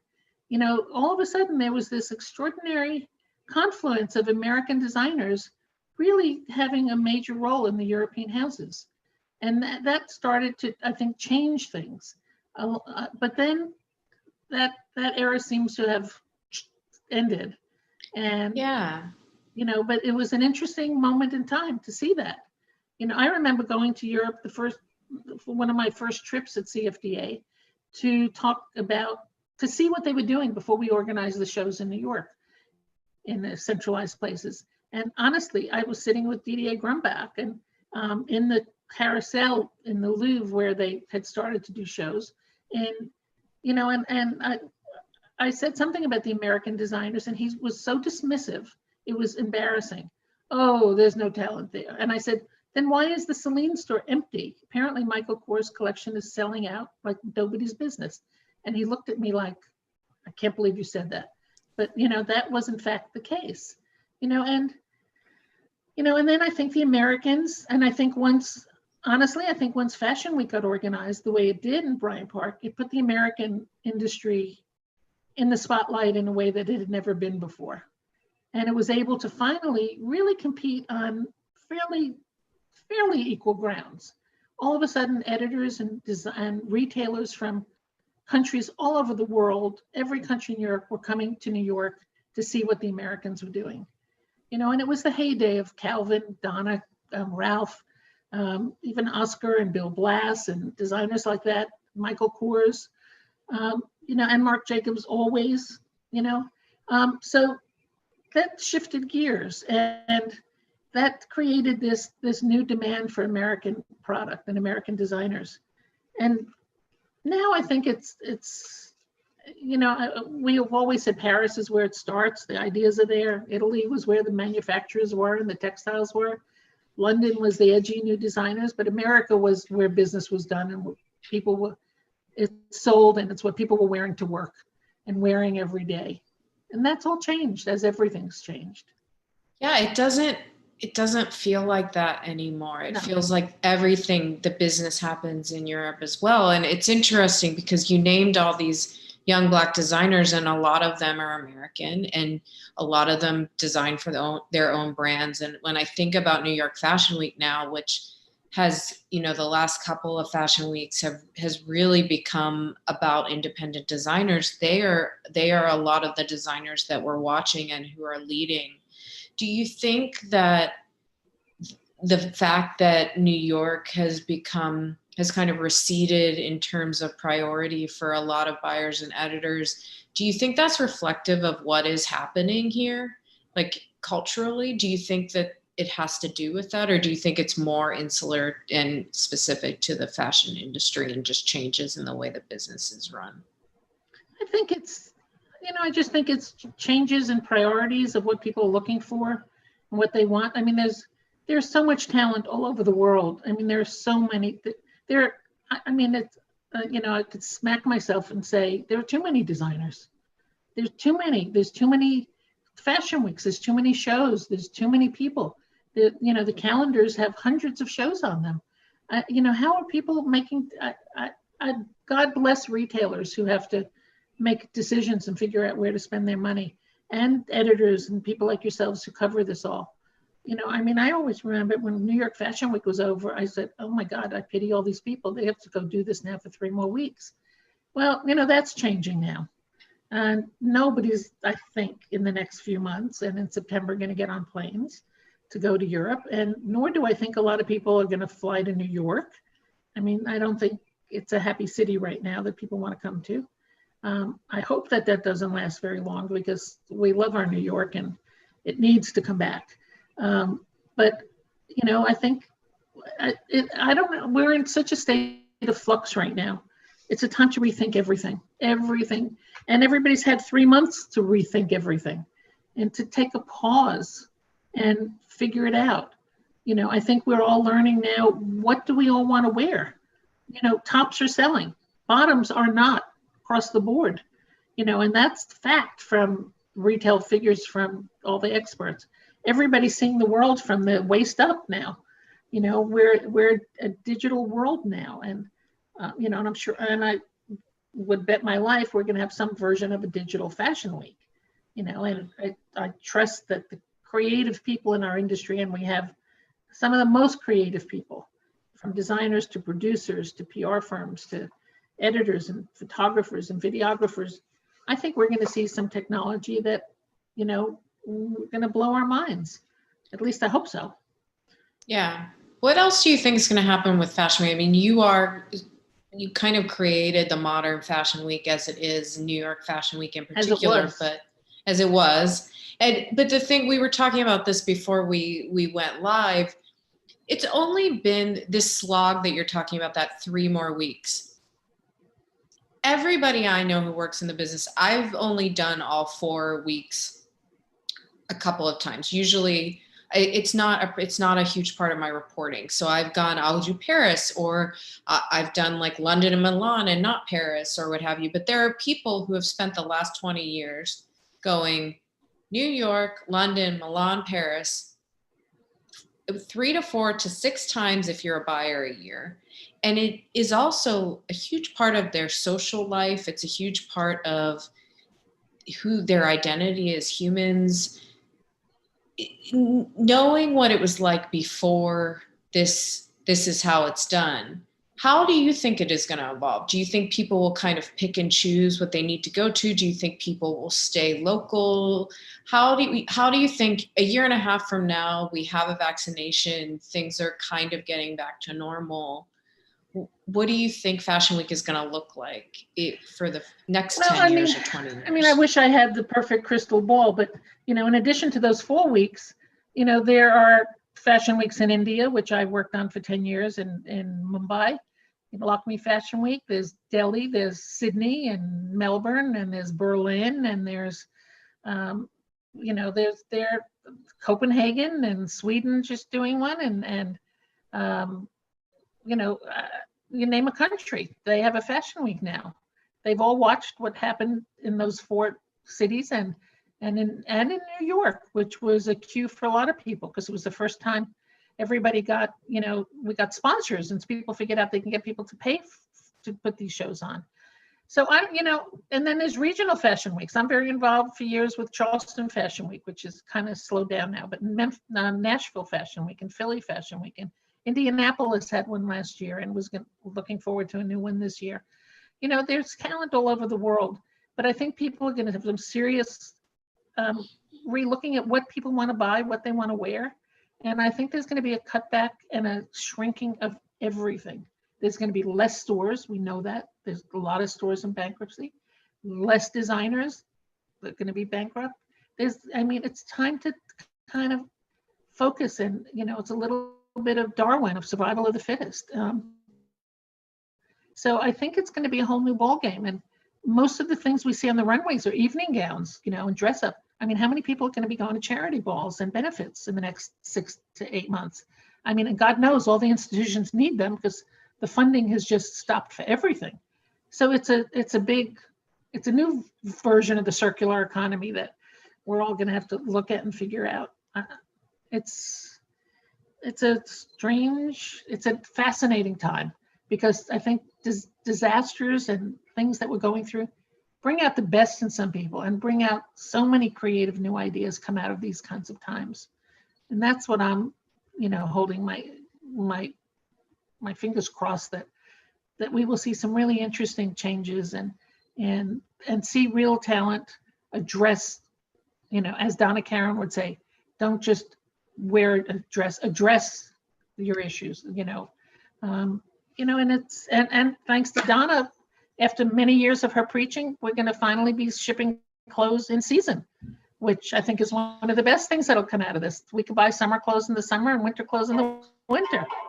It is crazy that she's been talking about that for so long. Yep. And for what, 10 or 15 years at least, maybe even longer? Longer than that. I'm out of CFD over 10 years. And, she was talking about it for 10 years when I was there. But that's important, and fewer collections. They don't need, and all those big resort shows talk about social life, going to Dubai and the Great Wall of China and Sicily and, excuse me. If you need to take that, you definitely can. Oh, you're back. What do you think? I mean, you mentioned the gala dressing, and I was actually talking to a banker about this the other day, and they were saying, a similar thing, like women are not, or whomever are not going to be buying fancy dresses for quite some time.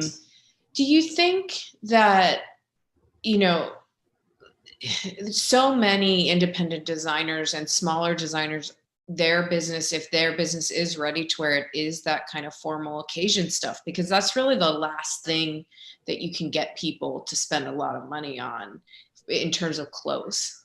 Mm-hmm. What do you think is going to happen there? Like, do you think that people are going to 2 years from now or next season, they're going to be so excited that they're going to run out and want to do that again? Or do you think that the pandemic is going to affect the way we live our lives so much that people are going to be like, no, I don't want to prioritize that sort of thing anymore? I do think that there's definitely a human instinct and need to get out and to dress up again and to buy again. And Asia is seeing that, in China and Hong Kong, luxury business is through the roof. It's going bonkers. People are very surprised.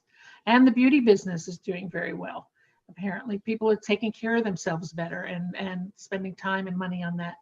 So I think people really have a pent-up need to go out and buy something and will want to dress up and buy something new. If nothing else, then to say, I survived. I'm celebrating with something new and fabulous, because that's what fashion is. It's aspirational and it's inspirational and it makes you feel better. And I think some of the rental businesses, I was working with Nova Octo, which was a great, resale rental evening gowns, high end. I think that those will come back again. And, and that's part of the sustainable too. You don't need to spend a ton of money. You can rent it and send it back. And, and that's the Runway has obviously done that brilliantly. And so I think that those new kinds of ways of doing business and dressing up will happen. And there will be the galas again, because people need that. As soon as we, as you say, can adjust to social distancing and, and having masks that match your gowns. I don't know. The mask business is the multi-million-dollar business right now. It's extraordinary. Yeah, we've been trying to find market research on PPE or market research on cotton masks or whatever to wear, and there isn't any right now. But a year from now, I can't even imagine. Oh, it's wild. It's a new fashion. It's a new staple in everybody's wardrobes. Yeah, it's amazing. The new sock. They're the new socks. Masks are the new socks. thinking about that and thinking about, I was just talking to a Washington, D.C. based mother-daughter design duo, and they were telling me about an event that they did in D.C. and they dress a lot of diplomats, and they did a local event, and they said that the fashion show itself, the runway, kind of transformed the way that community saw them, and it really picked up sales. And I think about this as someone who reports on the shows, and I started reporting on them around 2006 or 2007. And I would say from like 2008 to 2018, there was a huge change. Whereas back then, it still felt like you still need the media to kind of tell people what this fashion means, but now you don't need that. This is what tells you. Exactly. We live in an Instagram world now. I mean, everybody's a critic and a buyer and an authority on everything now. Do you think that, something like Chanel, they already do these kind of localized client-driven fashion shows, and now the last year, I mean, obviously it's been postponed. They're going to launch the replica shows, which they were already sort of doing, but doing a ton of them in different regions. Do you think that that's going to play a lot more into because the fashion show now is for the consumer. It is for, 5 or 10 editors who actually need to see the clothes in person, and for buyers can go to the showroom. Do you think that the fashion show exactly. Do you think that the fashion show itself is going to become maybe more of a localized thing for consumers, or an online extravaganza? Like, what do you think in terms of those? I think it's going to be a little bit of all of the above. I don't think fashion shows in theory will ever go away. It's a tried and true formula that works. I mean, seeing beautiful clothes on beautiful people, and beautiful people, whether they're size 0 or size 22, which is a part of the universe we're living in now, and whether they're on white girls, black girls, Asian girls, and men, that's the universe, and that's what has to happen. We need to see it all. We need to be a universe together. So fashion shows, I think that my gut tells me, I'm not in on the conversations, my gut tells me that September, they're not going to happen. Maybe somebody might venture out and do a presentation that you can keep models 6 feet apart and stagger people coming in, and just have the people that matter be invited. It's a little bit like what happened after 9/11 when we did shows in February following that. The shows got much smaller, much tighter, much more serious. They weren't quite as loud and extravaganzas, and everything was toned down to just say, okay, we just need to do this because it's our business, and it's the only way we know how to get the work out there to the world. But the world has changed, and like you said, it's a very consumer driven. I mean, I tried so hard when I was at CFDA and then at IMG to create a true consumer fashion week. Melbourne does a great one, all about consumers with clothes in season, when they're there, put them on the runways, sell tickets. At the end of the day, you're doing it for those people. That they're the ones putting their hand in their pocket and taking out their Amex card. So make that work for them. Yeah. Well, I'm sure you talked to just dozens and dozens of executives and designers over the last few months. What do you think, how are people feeling right now about starting to go back to, obviously New York hasn't opened, so we don't have as good of a sense, but what's the temperature? I know you said you felt like it's very Darwinian. The people who are prepping, what do you think is kind of the next steps for them? It's slow and steady. Yeah. And just very, I think they all have to be very thoughtful. And I think we're being told we have to wrap up or take questions. Yes. Yeah. Nervous about that. Yes, we have we could go on for another hour, but I guess that's not going to happen on this platform. Let's set. And there's even a 3D fashion show coming up next after us. So. Oh wow! Well, they would love to know.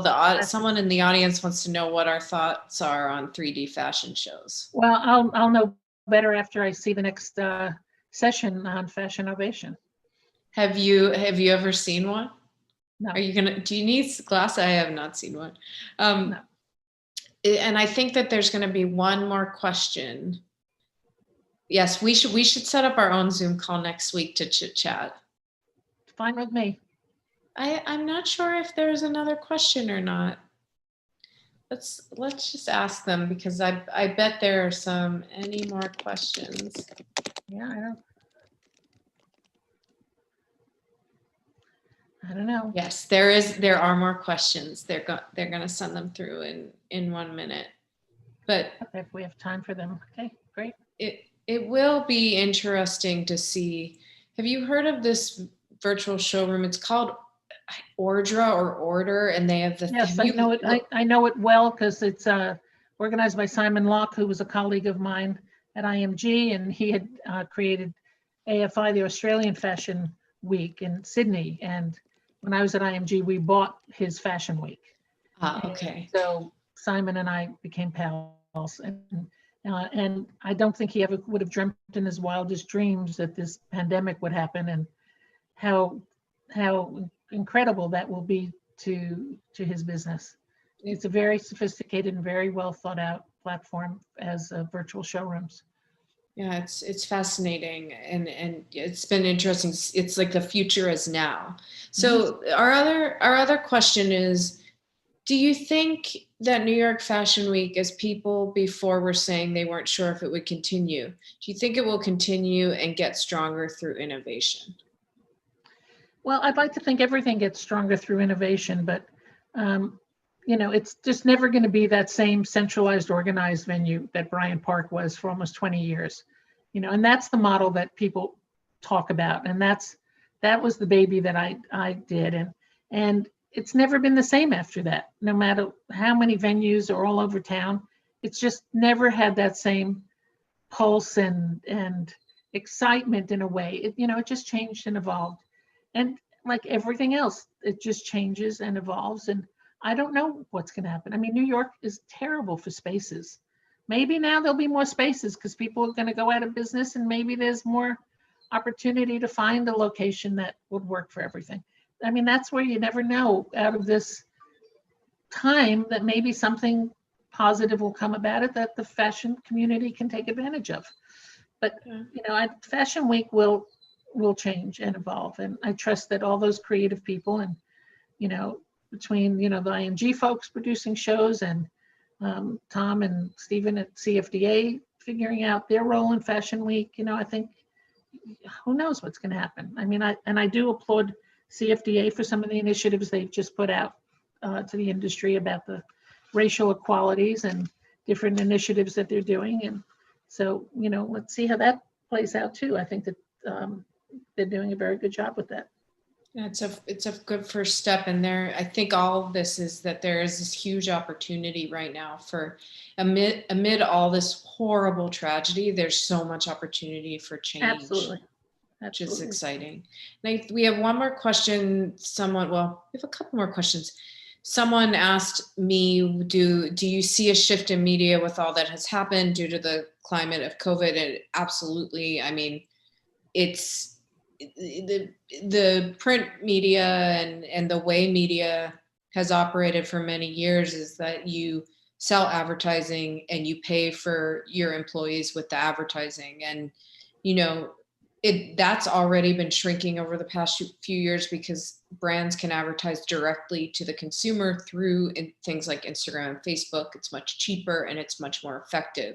So why would you advertise in a kind of middling print magazine when there's no value to it and people aren't reading it? And I think that this has just moved that forward, where there were a lot of relationships between advertisers and publishers that were kind of, you honored those relationships. I don't think that's going to be enough anymore. And I think there's always going to be a value for, fashion media, and to have a point of view and to have that association. I think we're going to see far fewer print magazines. Print magazines are going to be, it's going to operate more the way the indie publications do, like twice a year you have a nice book or what have you. I don't know, Fern, if you have any ideas. Well, and I also think that shift is depriving us of some of the expertise and knowledge of the really good fashion writers and critics and journalists, because I mean, there really was a role that they played where they knew the history, they knew what would happen, they knew why things were done the way they were done, and they could explain it in a way that, somebody doing, a Twitter feed and doing an Instagram picture of what they like is not there. I mean, you guys at BOF do a terrific job of trying to get the importance out. And, I desperately, search to always read what Robin Gavon has to say, and Vanessa Friedman, and that's it. I mean, tell me who else we're listening to. I think the only person we need to listen to is Robin and Vanessa. Robin is brilliant. I mean, she's right on the money every time. Yeah. I think there is an opportunity. We have to wrap up, but there's an opportunity for new voices, and it is about that education, and that takes a lot of work. So be inspired, all of you, to be the next person that Fern wants to read. Fern, thank you so much for taking the time to talk. And I look forward to chatting with you more. And thank you to Fashion Innovation. It was so fun. And I hope everyone has a wonderful weekend. I wish we had like another hour with you two, because I was learning so much and I wanted more. So I hope you guys do that Zoom next week. But that was phenomenal, and I hope you guys stick around for the 3D show. We're gonna see it for the first time too, so it's gonna be right after this. Yeah, amazing. So we sign off on this and sign up again, right? No, sign up. Just click on our website and you'll see it. So it'll be right there. All right, cool. All right, bye. Thank you. Bye, everybody. Bye.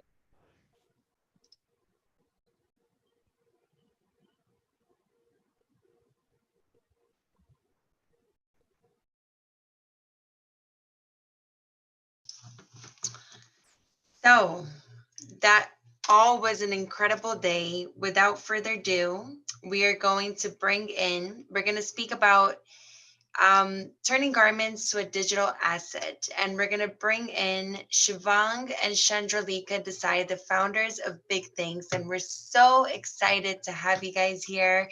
We are beyond thrilled to, in a few minutes, maybe 10 minutes, play this show that everybody's talking about. And first, thank you for being here. Absolutely. It's my pleasure. And thank you so much for having me. Of course, as soon as I found out about everything that you were doing, I just said, okay, at first I need to connect. And second, we need to do something together. And then when I spoke to you and Chandralika and I saw the passion and really doing this because you want to really change the world. And I saw that in you guys, aside from your being so genuine and transparent, it just made us fall in love with you guys just as people. And that always makes things better when you work together. So I just wanted to ask you, how did this all come about as far as, wanting to do this type of work? So if we were talking about fashion shows, we had absolutely no idea till about 1.5 months ago that we were going to be doing a fashion show. What we really do is that we're an AI company. Big Things does AI for the fashion and retail industry. It uses artificial intelligence to get human body data. So you use your mobile phone to take your pictures of your body. It gets all of your body measurements in the privacy of your own home with just your mobile phone. It also uses a selfie of your face to create a virtual avatar of you. And you can use this avatar to try on the digital clothing, which we also create. So since we had these three things lined up, which were body scans, digital avatars, and digital clothing, about 1.5 months ago, a client of ours came to us, asked us if we could put on a fashion show for them, because they had trouble reaching their buyers because they couldn't hold fashion weeks. Then this was in Paris. So they were showcasing at the Paris Fashion Week, which was due to be cancelled, and the buyers and wholesalers could not travel in any case. And that's how we tried, and we just used these avatars, and all the technology we already had to put together a show. And this became so popular, and that's, I think, how we ended up reaching you as well. And that's how this evolved, where we're putting on this show today. That's amazing. Oh, I just want to say something before I think he wants to maybe ask or say something, but I saw, Hanifa, she was the first to put together what we all think a 3D runway show would look like. And she did such an incredible job. And I thought it was such a beautiful show. And I was wondering, did you get a chance to watch that and what your thoughts were on it? I'm glad you asked that, because I have watched it.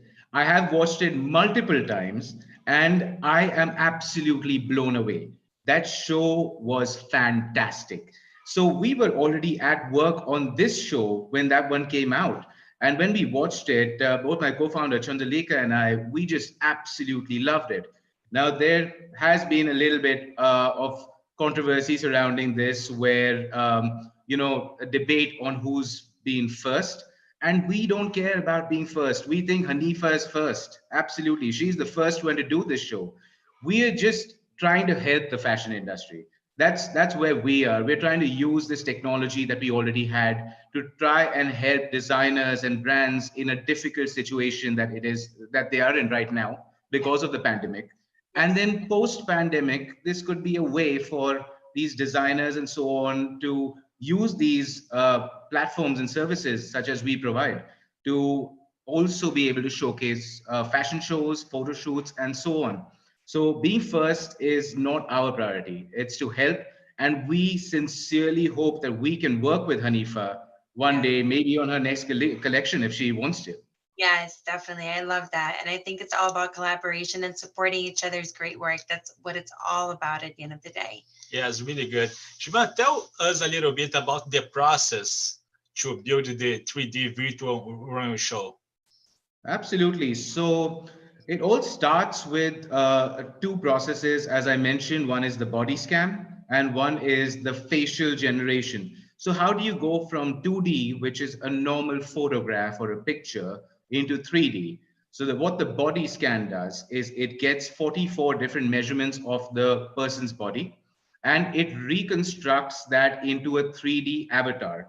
But this 3D avatar doesn't have the person's face yet. So what the selfie does, or a picture of the person's face does, is it extracts that person's face, it extrudes it, and creates a 3D head out of it, which has the person's features, their looks, their skin tone, and so on. So this completes the creation of the avatar. And then the second portion, which is the creation of the digital clothing, where at Big Things, we have an automated artificial intelligence pipeline, which identifies from any 2D picture what kind of clothing is in that picture. It extracts patterns, details, and so on, and recreates that in 3D. Now, in the case of fast fashion, this works brilliantly. We're still building this for luxury fashion because there's such a variety of styles that even the AI needs to be really, really smart to handle this. And when both of these parts are created, the avatar and the clothing, it's as simple as you putting on your clothes. It's draped on the avatar just the same way, and you see it in front of your own eyes. That's amazing. Do you think that 3D runway shows are going to replace live runway shows, or do you just think it's going to be a complementary thing?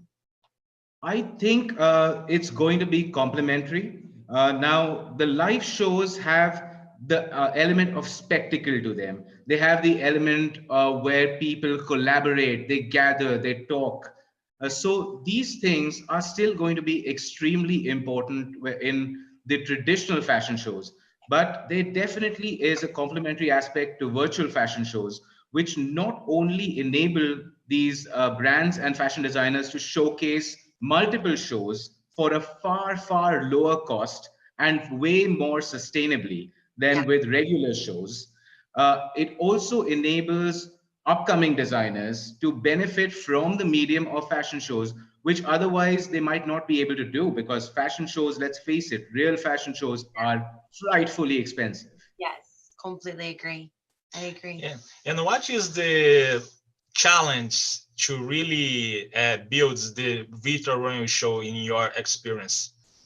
What has been the biggest challenge? So the biggest challenge to do this was a little bit about education. We have some amazing designers who've shared their pieces and we were digitizing these. But what we've seen in the fashion industry is the normal fashion shows have designers working almost till the very last minute, till the model walks out on the ramp, making small changes here and there, correcting the look, making sure it's perfect. With a digital fashion show, it's about getting all this material ready beforehand because it needs to be digitized, it needs to be choreographed, and it needs to be put on in a virtual show. So this is a little bit of an education process where we have discovered that we need to be really, really transparent with designers about how long it's going to take and what the process entails so that we can put on a fantastic show for them. That makes sense. Well, I feel like, unless there is something else that you want to share with us, I know people are waiting and excited and I cannot wait. But is there any last thoughts that you want to share with us just in regards to everything? Well, I do want to say one thing. It's about the women who are behind this and who all too often don't get recognized. So it's you, Jordana, who've been with us 24 hours, always available whenever we needed some guidance or we needed to ask you something. It's about women like Hanifa and Hanifa from Hanifa, who are doing their bit to push forward the fashion industry into the digital age. And of course, my co-founder, Chandalika, without whom I would be completely lost in all of this. So I want to shout out to all, not just you three, but all the women who work so hard and so tirelessly and many times just don't get the credit they're due. Aw, thank you. Hearts. She's good. No, but it takes a partner. It takes a partner. Again, this is all a collaborative effort. We could not have done any of this without each other. And so I think without further ado, we should show the people what we've put together, right? Absolutely, absolutely. All right.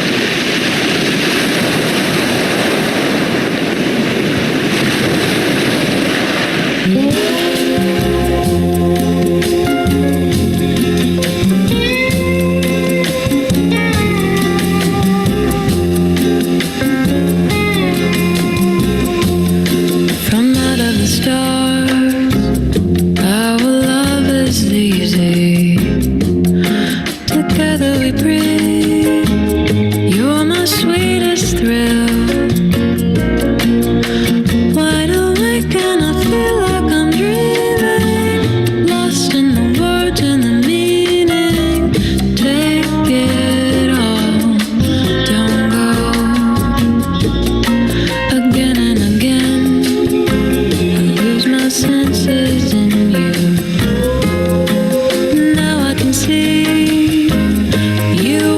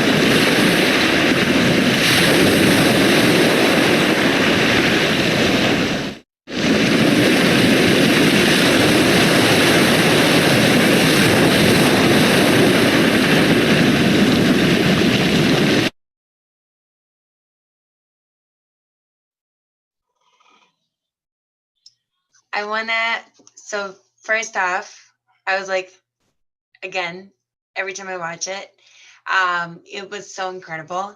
And I want to thank Hot Models. I want to thank Vinicius Monteiro for all the creative. I want to thank Alexia Bontempo for the beautiful Bossa Nova song that you all experienced throughout it. Of course, I want to thank you and Chandralika and your team for creating such an amazing and beautiful production. And I'm just, wow, I loved it. You jealous? Yes, really nice. Very excited. Congratulations, Shiba. Congratulations. And I know this is not easy. So you guys put all this running show less than 3 weeks, or probably 2 weeks, less than 2 weeks. So Thank you so much. I'd like to give a last big shout out to Arkea from Hop Models, who's provided all the models for the show, and she's been amazing. Amazing. Yeah. Well, so I feel we're really excited for the show, just 3D show in the end. So we just like to say thank you for all the brands that of course was part of this. Again, for Alexa Bontempo, that's floating away with the music that's the models was walking down. Brazilian American singer, so we are from Brazil, so we are so happy for this. And again, for you, and congratulations for all your entrepreneur energy as well, besides the technical aspects, and just yes. Thank you, and the same to you for putting this amazing event on. Thank you. We will continue it on Monday. So World Oceans Day, and this is another reason we had the oceans and everything flowing. I feel like I should be on a beach right now. But you know, it's the conversations are going to continue, and this is not the end of our relationship. I hope to do so much more with you, and I think the world literally is our canvas to be creative with and collaborate with and do all of the wonderful things. So thank you everybody for joining us today. Obviously, I just want to close this out thanking for the first day of what we feel was a success leading into the second day, but thank our team, our interns, our technology team, our PR team, our babies for putting up with us being parents that were working around the clock, our family, our friends, our audience, our speakers, everybody. Nothing can be done. You need everybody. You need collaboration is key. I say this all the time. And people, you know, being genuine and sharing the mission that you share. And so all those people that I just mentioned couldn't have done it without any of you. So thank you so much. Thank you so much, guys. And we connect again on Monday. Monday morning, 8 a.m. Bye.